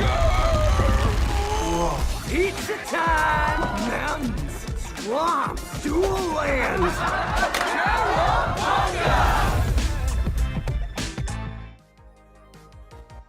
Today, we are celebrating the upcoming Secrets of Strixhaven set. We are here with a photo op that you can take. You can take our Magic Mirror quiz to pick a Strixhaven school, and we have a Crack-a-Pack challenge for participants. The debut for this set will be on March 31st at 10 a.m. Pacific, so you can tune in then, and the set will come out in April.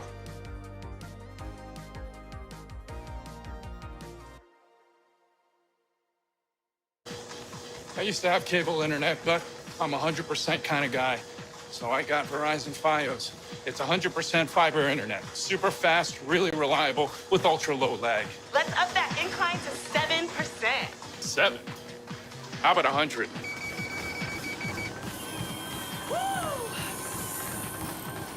Get Verizon Fios, because when it comes to your internet, it's 100% or nothing!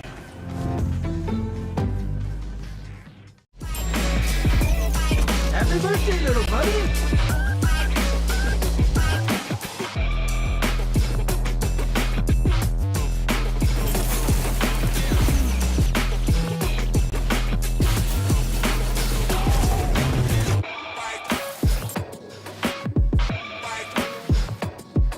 That birthday sounded extra squishy.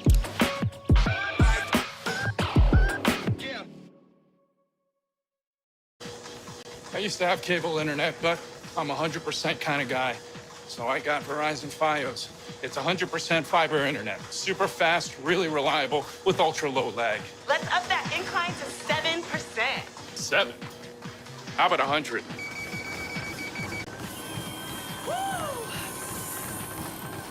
Get Verizon Fios, because when it comes to your internet, it's 100% or nothing!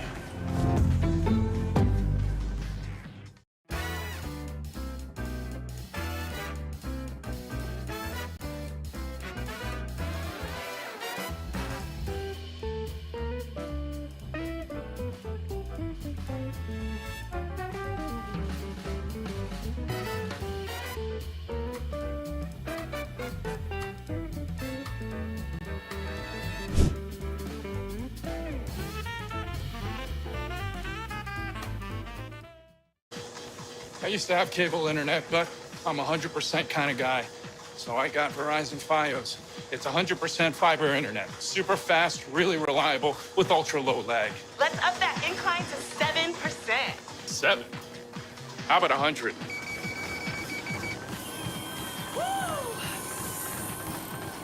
Get Verizon Fios, because when it comes to your internet, it's 100% or nothing! Whether it's sunglasses outside, blue light glasses inside, or night driving lenses in the dark, Zeni has affordable eyewear for everyone. Get 15% off with code PAX at Zeni.com.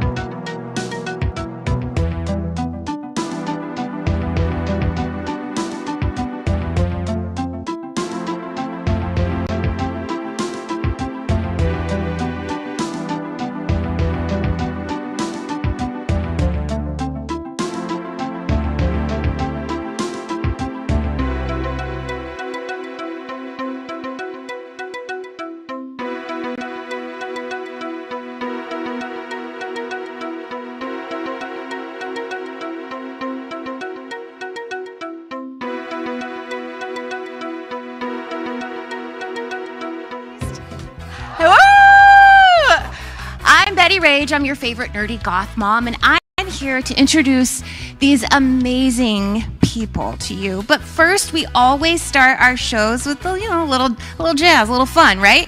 So let me introduce to you Anya Combs.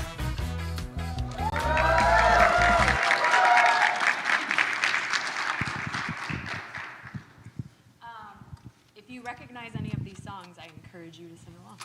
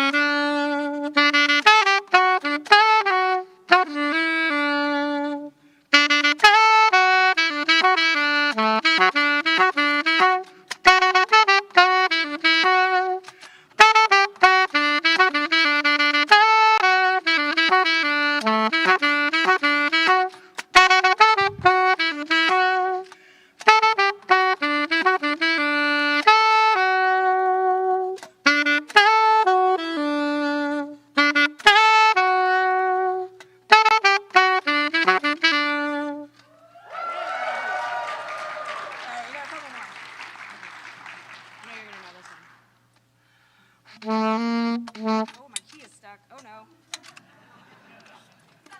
It's live theater, y'all. It happens.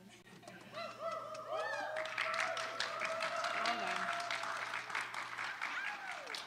Let's just try this again. There we go. Oh no, it's actually really stuck. All right.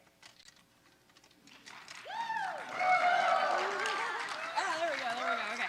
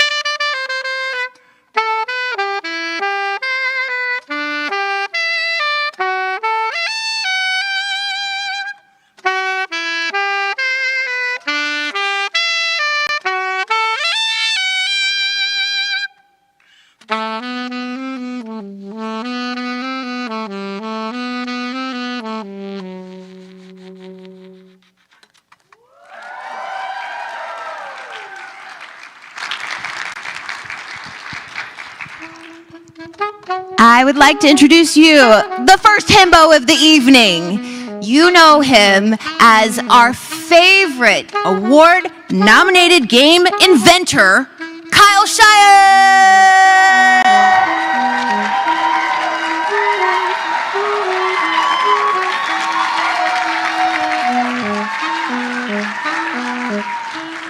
That's my boy. This is my baby.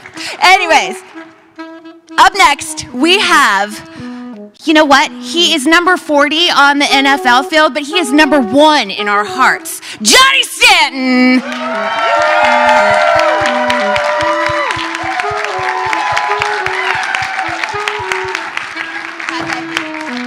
Mama loves you. And we have our resident Thembo with the voice of an angel, Omega Jones!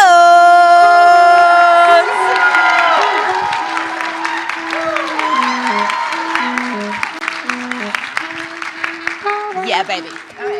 All right. And I might be a little biased because I'm totally married to him, but the best game master in all of history ever, Jay Foster!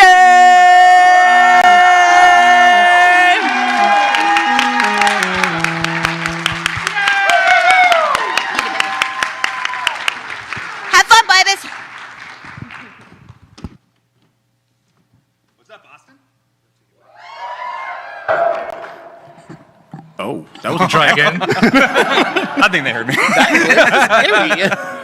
What is up, everyone? Thank you for coming to another one of our stupid little shows. How is everyone doing? You enjoying PAX so far? Yeah! Awesome. You know what? I'm feeling generous. What does that mean? I'm already stressed out. Generosity. Does that mean we get a couple of dice trays from Norse Foundry to give away? Yeah. Ooh. Who could be loudest?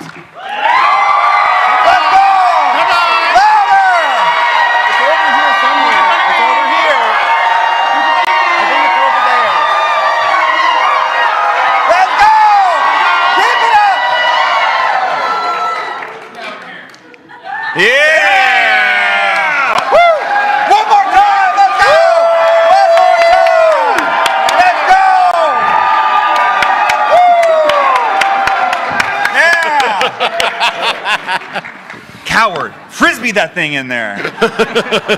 No insurance, so no. Good call, good call. Who else's first time is this at PAX East? It's mine. Who else? Raise your hand. Hell yeah. I'm having a time of my life. Let's go. Man, whose first himbos is this? That's a lot. We don't apologize. I am so sorry. I have had so many people come up to me after shows and been like, oh, you know, this is great. This is my first actual play. I'm like, they are not all. They're not all this horny. It's our first actual play. Guess what, honey? You're still waiting to see your first actual play. What happened? We have some... the chair reclines. We have some upcoming, yet to be... I don't like this at all. Can we play like this? I don't like it. Is this good for you guys? It's like the worst angle possible. We had some yet to be announced, unreleased merch that was worn by our mother of himbos, Bets, who, not congratulations. Let's all give a round of applause for Bets for that intro. And Anya for the saxophone. But in the elevator, Bets told us, like, yeah, we had somebody like looked at my piece of merch that I'm not going to reveal yet. Said, oh, himbos, I love it. It's like, oh my gosh, you know the show. Like, are you going to come tomorrow night? Like, what are you talking about? So it's okay to just like himbos. It's okay. It's just a fan of the brand. It's just a nice generic merch item. Exactly. I love your generic merch item. Where'd you get it? Alrighty. So before we get into whatever the fuck this is going to be, good old-fashioned Dungeons and Dragons. Yes, sure. Very serious D&D. I do have a shout out to tonight's sponsor, which is Start Playing. Woo! Tonight's show is brought to you by StartPlaying.com, the easiest way to find a D&D game and a group and a game master all in one place. So, we know the struggle. You want to play, you can't find a group, scheduling is a nightmare, forums fall apart, all of that shit. And don't laugh at my sponsor read. This is word for word. I believe it. It's not. And jumping in as a new player can feel really intimidating, but StartPlaying.com fixes all of that. All of it. Thank you. There you go. You can search by system, schedule, vibe, experience level, and join a game with a verified, reviewed... Do they have a vibe that says, oops, all himbos on it? Because then you can search for this exact experience? Yeah, there are 0 games in that category.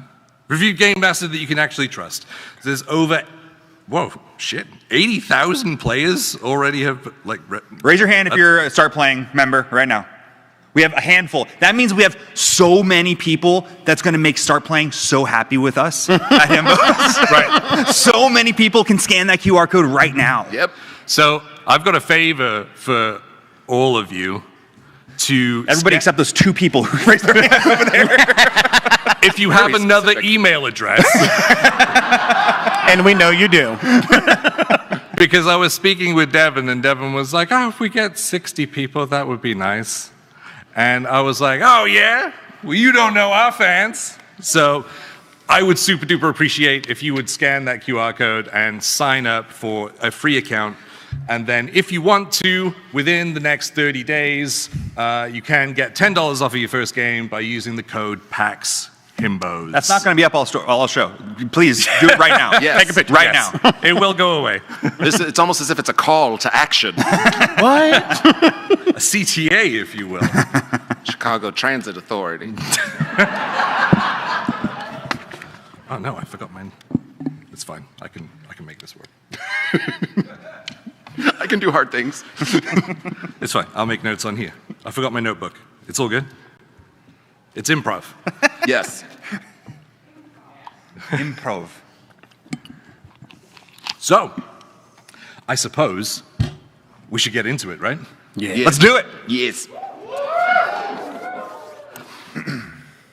So, we're going to open up on a fairly dilapidated strip mall. Roughly the year, we'll go 2004.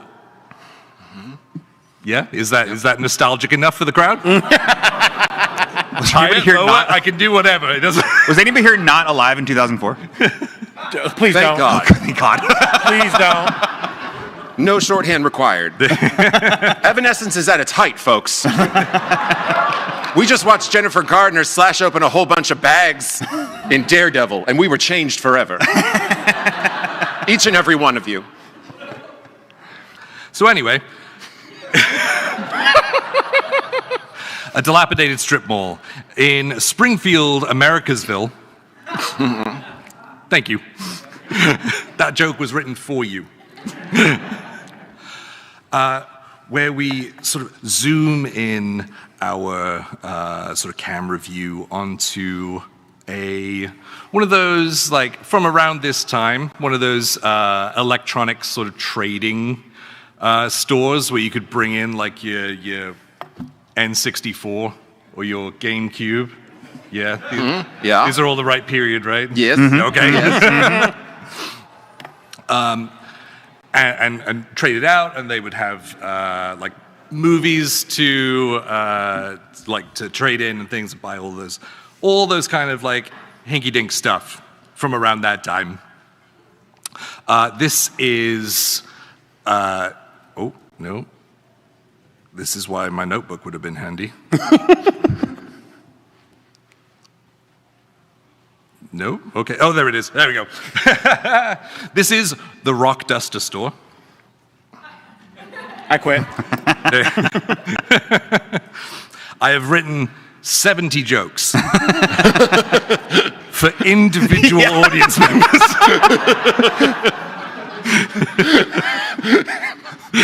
When your joke has occurred, you can leave the room. You're not going to get that kind of personal touch at other PAX shows, okay? So as we kind of go in through the doors and center on our clerk behind the counter, Wallace, or Law. Yeah. Why don't you introduce yourself? You all see about 6 feet of soft edges and misplaced confidence. He's built like a guy who almost played football, and then he opens his mouth and purses fall out. He's broad enough to suggest that football was on the table, but for gut reasons he said no. Brown hair that's sort of styled, or he just gave up. His glasses are slightly smudged, slightly foggy. He runs hot. It's just slightly misty, and he dresses like he's proving something to someone who isn't paying attention.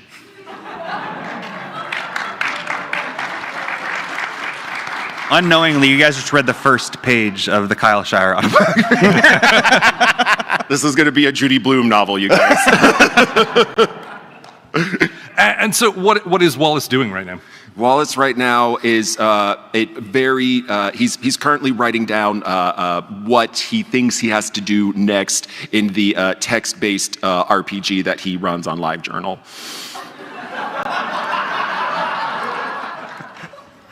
Bunch of nerds. Your niche humor seems to do better than mine. I over niche. I know her over niche.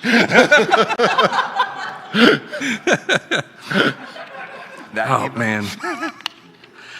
And I imagine sort of hanging off the side of the counter would be a regular and a friend of yours. Yeah, absolutely. Hugbert, I mean Hugo. Actually, it is Hugbert Ignatius Doricio Abernathy III, but you should call me Hugo.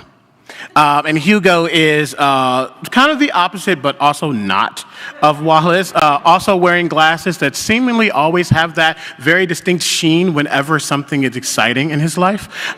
He wears what seems to be a button-up that's buttoned all the way up. Pants, nothing really special. Probably got it from the Goodwill, which is not a bad thing. It's just where he got it from. Suspenders, the like. The suspenders are down because he's heard that is cool.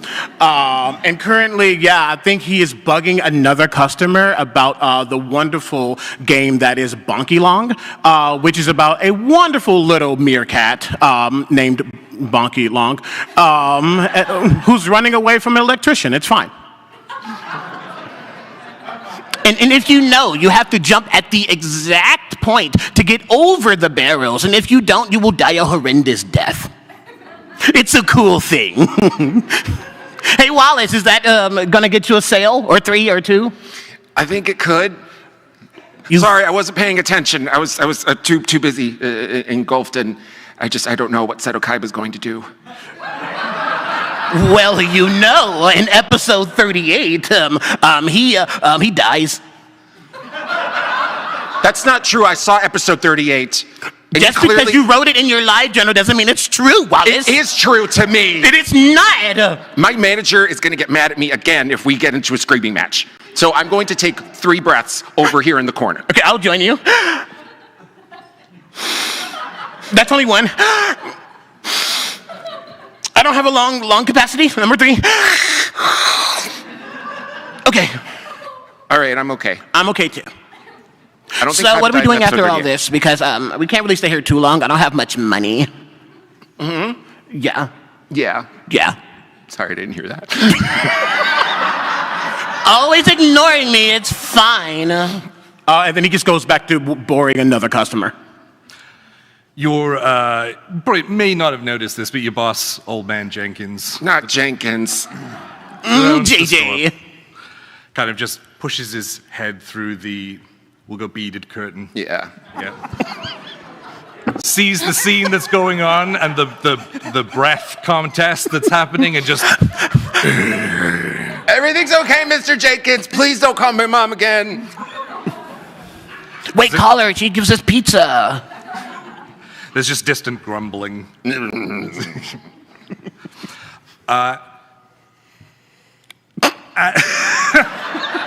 got it.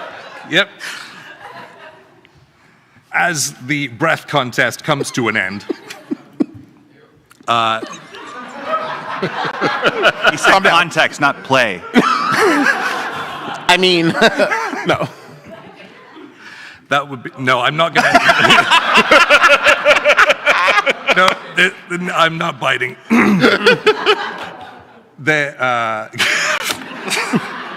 It's okay. You don't have to bite. We will. That's what they're for. Continue. Oh, thank you. We got 97 minutes left. We gotta fill this up. Just make a note. Not a note. What could it be? That one will come in handy for later. Anyway, as the third friend who had enough to say above table makes it through, and the bell of the door rings ding, ding, ding, ding, ding, as you come through, looking for a new computer to upgrade because of lagging frame rates, leaving you being useless in your party raids. Mm-hmm. In comes Mike.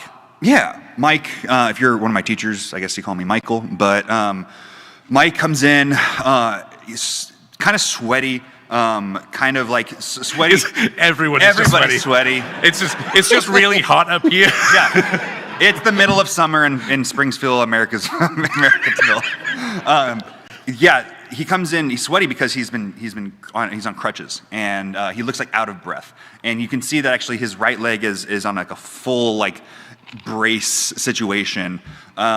He's wearing the Springfield High School like cutoff tee from like the football team, and he looks like he just got here from like class. Hey, guys, sorry. It took me way longer to get here than I expected. Right leg, can't drive, so I had a crutch here this whole time. Can you help me? My mom finally gave me the funds to buy the new computer, and I don't want to miss tonight's raid. You're gonna upgrade to the Adele? If that's what you guys say I should get, I don't want to be a liability to the team again. I know this is all new for me. You guys have a lot more experience at this, and I appreciate you guys. I'm trying to be coachable here. You know what I'm saying? This makes a lot of sense, and I think that you should really invest in what we see as the Computer 4 rating, which is, of course, Adele. And, dude, you're going to get it. Yeah, you're going to get the Skyfall edition, too. Okay, I mean, that is what Hugo said, and Hugo gets really mad at me when I don't do what Hugo says. Are you going to do Kel'Thuzad tonight? If that's what I'm supposed to do, yes. Have you done Kel'Thuzad before? I don't think he's done Kel'Thuzad before. No, he's never done it. You guys would know if I've done Kel'Thuzad before. I've only ever done this with you guys. That's fine. That's fine. You know what? We can help you, though. And I'm going to take You're not going to tell anybody, right? We're going to tell You're not going to tell anybody. I won't tell anyone. My teammates wouldn't let me hear the end of it if they knew I was hanging out with you guys. Well, they suck and we're better, so... I promise not to tell anyone. I roll with deception. I did roll a 19. Unbelievable. You know what? Trust you with my life log. I'm honored by your trust. I don't deserve it. How's your live journal going? It's going good. I was just wondering if maybe, I know Yu-Gi-Oh's maybe not your thing, but like, have you thought about maybe joining my Dark Angel one? It's James Cameron, Jessica Alba. James Cameron's Titanic, right? Yeah, but he also has a new show with Jessica Alba, and she has powers. And I have an RPG in it. One step at a time. I just stepped into this, man. I mean, but like, it's really cool. You don't have to roll any dice. You're just kind of like storytelling. It's like, never mind. I'm sorry. I mean, it's just like when you do your silly little plays on the football field. You just got to choose. They're not called plays for the last time. What are they called then? Okay, they're called plays, but not in the way that you were saying it. I want to learn. Hey, listen, you said that if I help you with your computer, you're going to make me the mascot. So I'm ready. I just need to know what the terminology and all that stuff is. As I've told you a million times, mascot tryouts are at the beginning of the school year. This is May. That's not fair. I was not mentally prepared. I remember you guys were going to figure out a way to dethrone the current mascot and install Hugo, from what I remember. It was going to be a whole conspiracy. So what happened? My knee got like this. Oh, it's all coming together. Yeah. Okay. Well, anyway, Kel'Thuzad, we're going to do it, right? Yeah, we just got to make sure he has all the specs. Yeah. And then I'll probably just start walking through and picking out like the best things for this computer for him. Don't ask me. I don't know technology. But Hugo does. As Hugo starts absolutely knowing what he's doing. 100%, yes. It's role play, it's fine. Yes. As you start going down the aisles and things, like picking out from the different sort of like PC parts and things, kind of looking for what you need. That's called a fatherboard. No, that's wrong. Sisterboard. Brotherboard. We'll figure it out. Continue. That's your cue.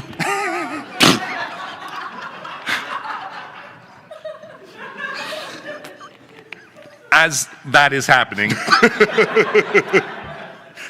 you hear a distant voice from down one of the dark aisles.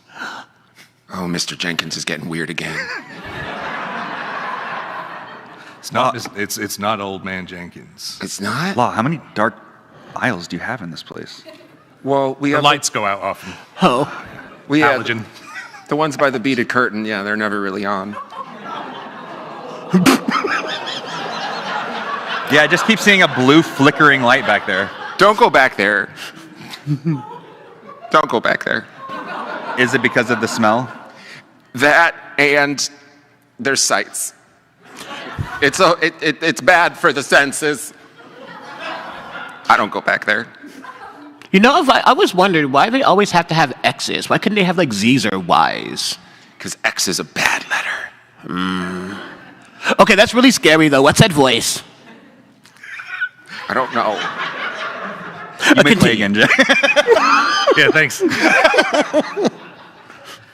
You hear a voice from down one of the 300 dark aisles that exist in this small strip mall store. It's a liminal space. It's okay. Liminal space. I can't spell liminal. If you're looking for good frame rates, you want to check this one out. And as you look down the sort of flickering light behind the silhouette of Mavis, the sometimes part-time employee. He's sometimes here part of the time. Mavis, I didn't know you were on the shift today. Neither did I. I thought you had a court date today. That's next Tuesday. Gotcha. Okay. Anyway, if you would like a good frame rate, I suggest this one here. And she takes her long nails and kind of wraps them along the top of this PC tower, which is all matte black.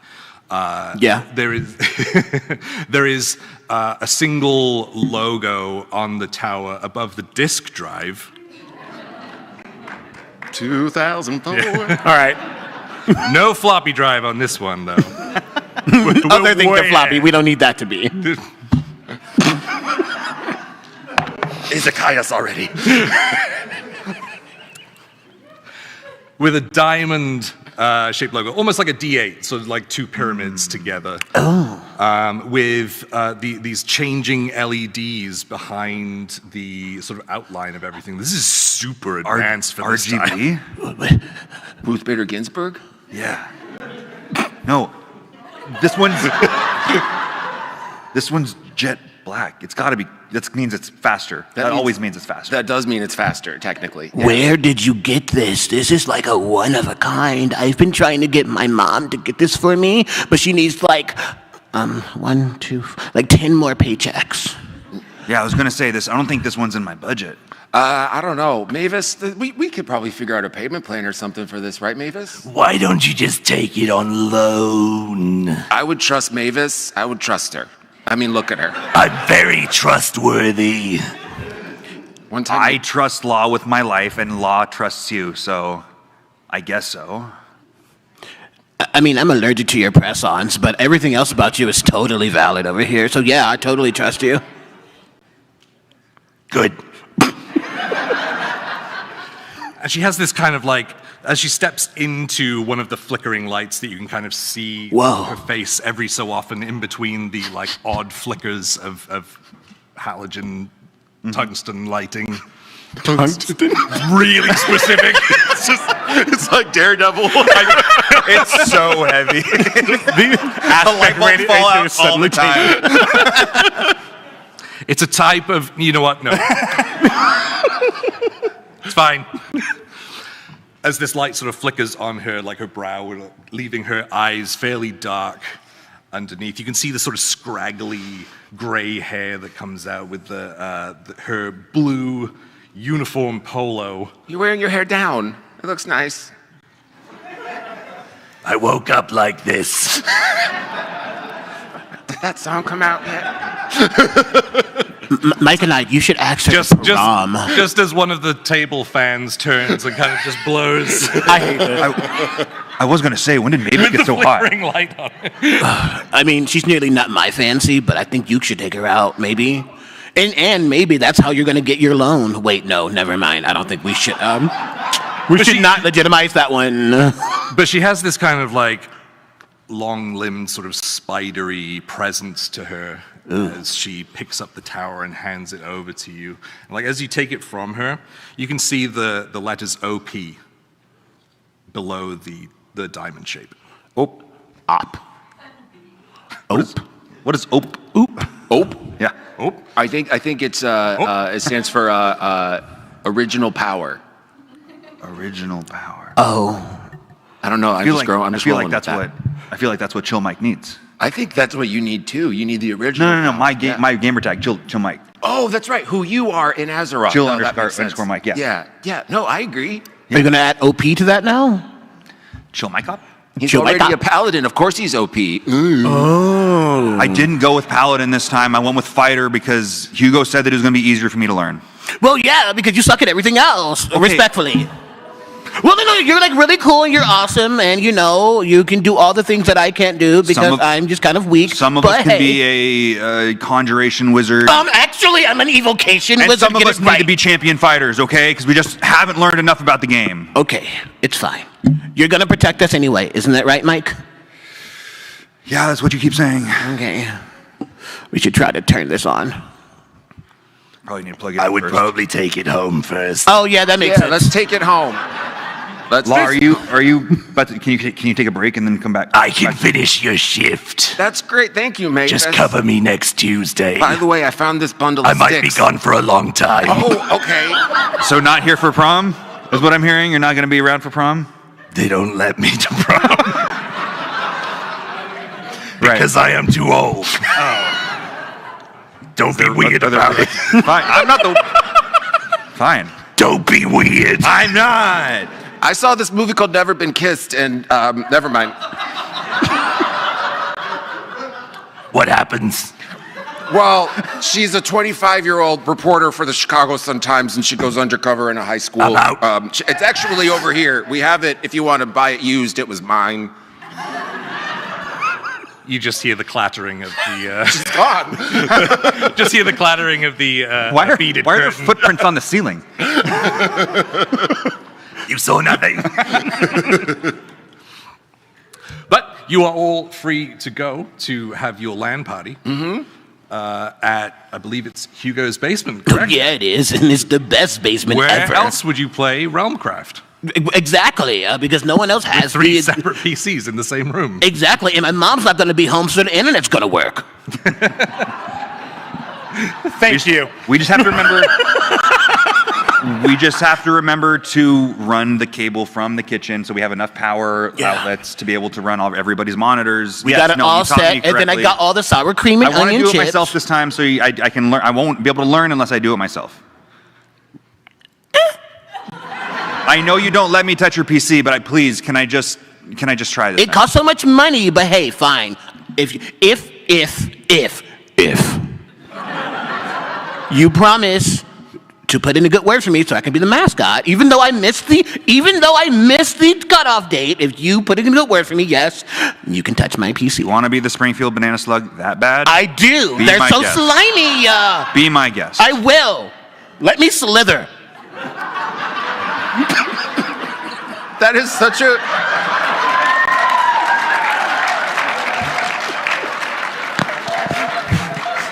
It's See, so you already weird got the that first cheer down. They're just like, slither, slither,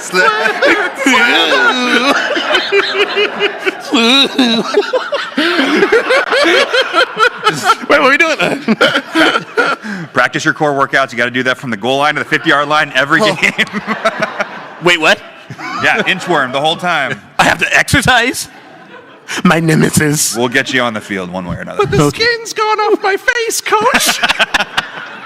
That's going to be the season that Law joins the team finally, right? I don't know about that. I'm scared of getting hurt. If I'm protecting you, you won't get hurt. Don't you worry. I got you. Okay, Yeah. chill, Mike.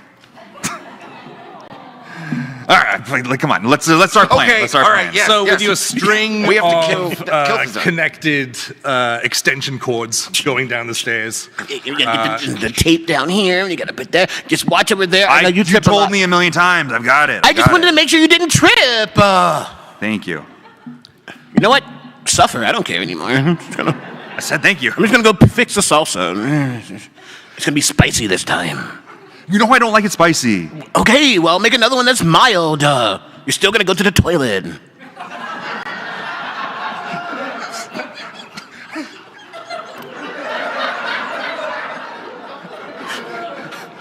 Welcome to Himbo. Why does this seem like a demand for being at Hugo's house? You will go to the toilet. But I went before I got here. We practice good bowel movement. It's 4 o'clock in the afternoon. It's for good slithering posture. Slither. With so much worse context. Oh my god. We're learning a lot of friend lore today. I'm sweating, okay? Not 4 p.m. Yeah, so as you get everything in order and you plug in the power cord into the back of the tower, it is in your hand, and you plug it into the 68th extension cord. Yeah. Praying it doesn't short. Oh, please, mom's gonna kill me. And it does that weird American thing with sockets that I've noticed where they spark. Just a small little spark. Just to let you know that it's working. What is that? Just to let you know it's working. You have no idea how fucking scared I was the first time that happened to me. It's been like that for so long, it's impossible to change it now. It's okay, just a little bit of trauma. It's fine. We can't update things like we do in Europe. Tim Allen. It doesn't spark, you're good. Okay. It's grounded. Okay. Unfortunately, we have to wait like 10 to 15 minutes just for the dial-up to finish. We'll skip ahead. Okay. Thank you. Yep, thank you. That was enough.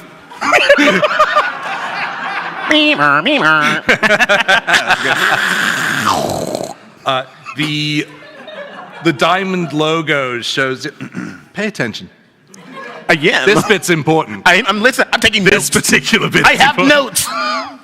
The diamond logo shows up on the monitor, and you can see as it starts to rotate that it is basically a D8, like two pyramids stuck together, and it's this matte black, like crystal shape. And as it's moving, there's sort of a prismatic light that comes through all of the edges of each facet. And as it does, it starts picking up in speed. Why is mine doing this and your guys' isn't? Why is mine doing this and your guys' isn't? This is so cool. Hold on. This is like one of a kind. A cool one. But then you get distracted by the other diamond logo with the OP initials that are on the tower, which then show the RGB LEDs going around in a circle. Never seen this before. Whoa, where did Mavis Some get good stuff. this? And as Did you put anything in this also? You can hear the... You just hear, you will go to the bathroom. You can hear the fans start to kick in as it starts like really revving up, and it gets louder and louder, the thrumming over and over and over again as you start to feel a little funny. As you start looking down at your hands and looking up at the screen sort of starts to move, almost like a Salvador Dali painting, as it sort of starts melting weirdly. And as you look down at your hands, I don't feel so good. Wait, was the salsa spoiled? Oh no. You notice as your fingers start stretching and twisting over one another, as your body starts to contort, as it's all dragged towards the monitor screen. What is happening? As you are all pulled inside. No. Into. There it is.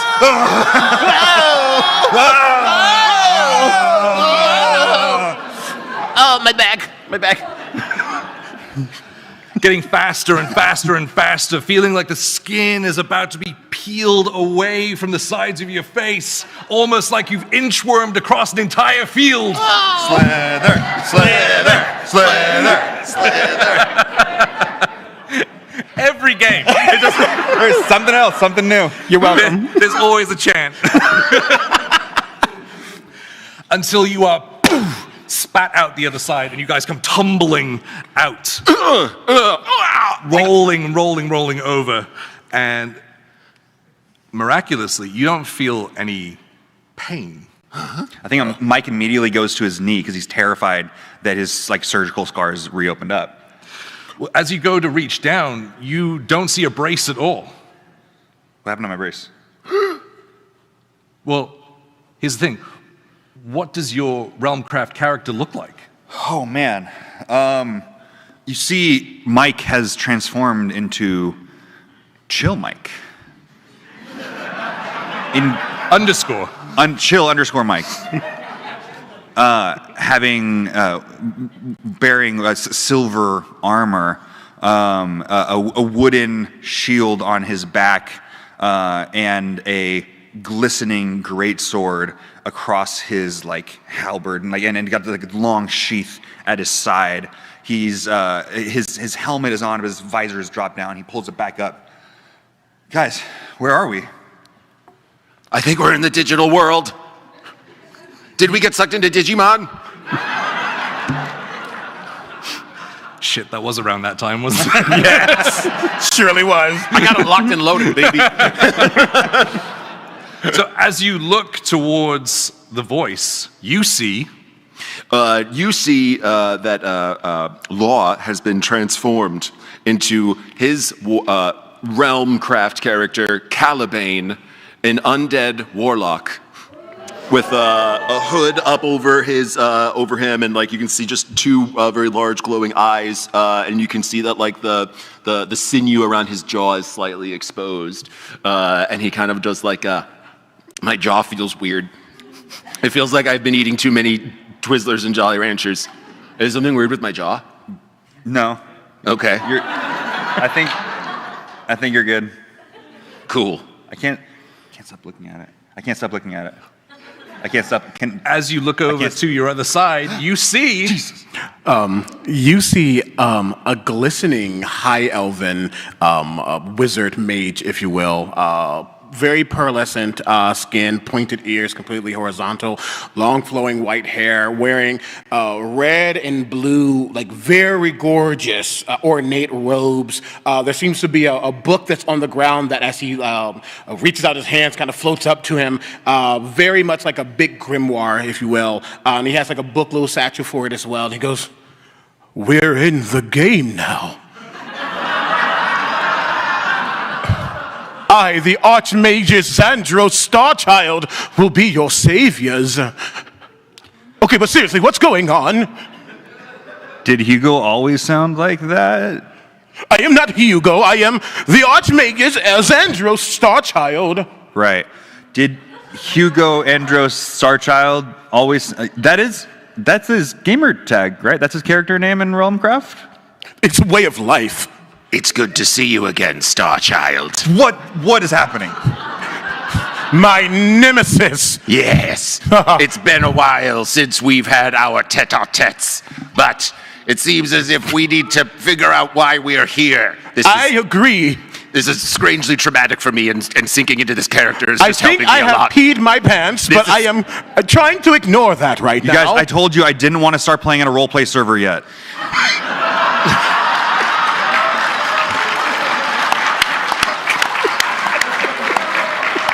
This is too weird for me already. Mike, you just have to get into the character. It's totally fine. Chill, Mike. You will be fine, young brave warrior. Do you want to be Lord Chill or Lord Mike? He has to actually beat the raid boss before he can be a lord. But yes, you will be able to choose once we are... Okay, seriously, what's going on? So as you look around, you see these like gigantic mushrooms. Like the size of like old redwoods, like huge mushrooms. That's what's going on. It's mushrooms. There's always one. You're actually sat on the toilet right now. Now, are they like tree-like mushrooms, or like what's the height, if you will? Like large redwood trees. Oh, whoa. Big.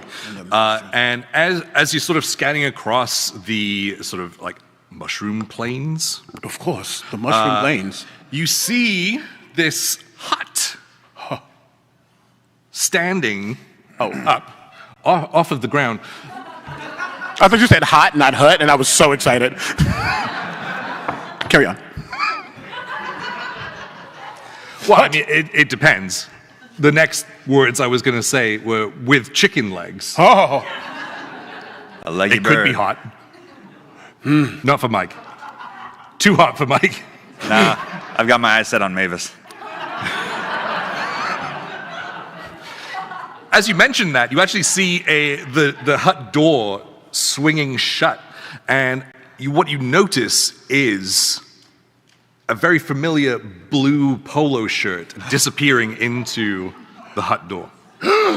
She's here.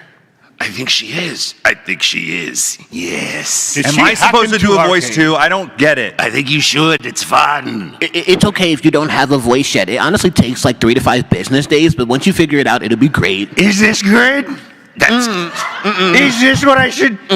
Is this the voice I don't. I'm allergic to that. What's try the another one story later. of Chill Mike? Is he, because like my character's a warlock and I have a void walker and I have all sorts of. I mean, he didn't really have to work for his magic. He just, gave his soul to an undead being or something. Whatever, it's fine. Yeah. I mean, you're cool and all. Jalapeno. You got like frost and fire. That's cool. And the stars, actually. Stars and stuff. That's why I'm the star child. And my sword. Oh.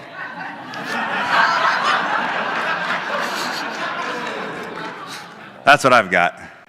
It's a good sword. Thanks. Perhaps we should check out this manor upon chicken legs. Perhaps it would have a good loot for me. And you all, but mostly me. If it's a purple cloth, I might roll for need.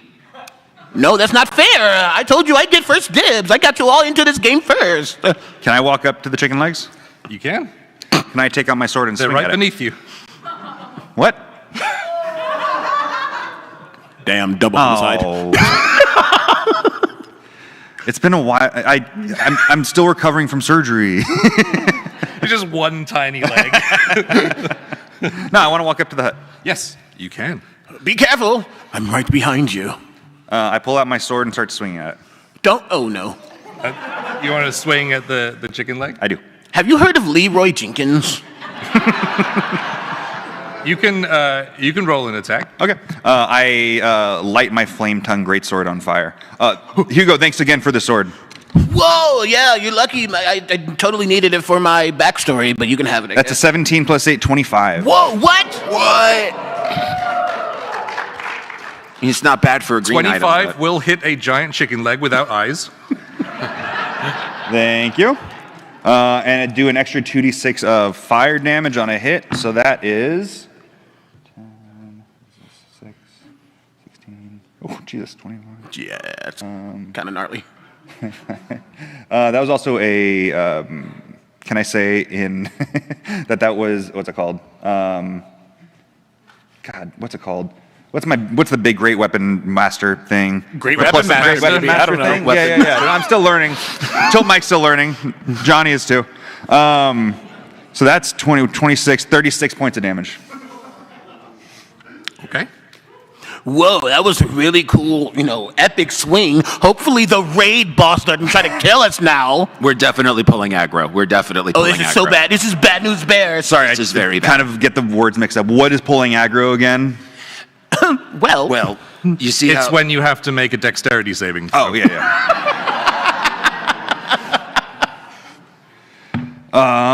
Another 17 with a different dice. Plus 2, 19. Is that a funny enough number for? Sure, yeah. It definitely works for me. All right. So, as you swing with your sword and cut into the leg of the chicken, I have a sword. I'm going to use it. Ugh. It recoils and instantly steps straight down on you, pinning you between the toes of the chicken foot. Oh no. This hurts a lot more than when we're doing it on the computer.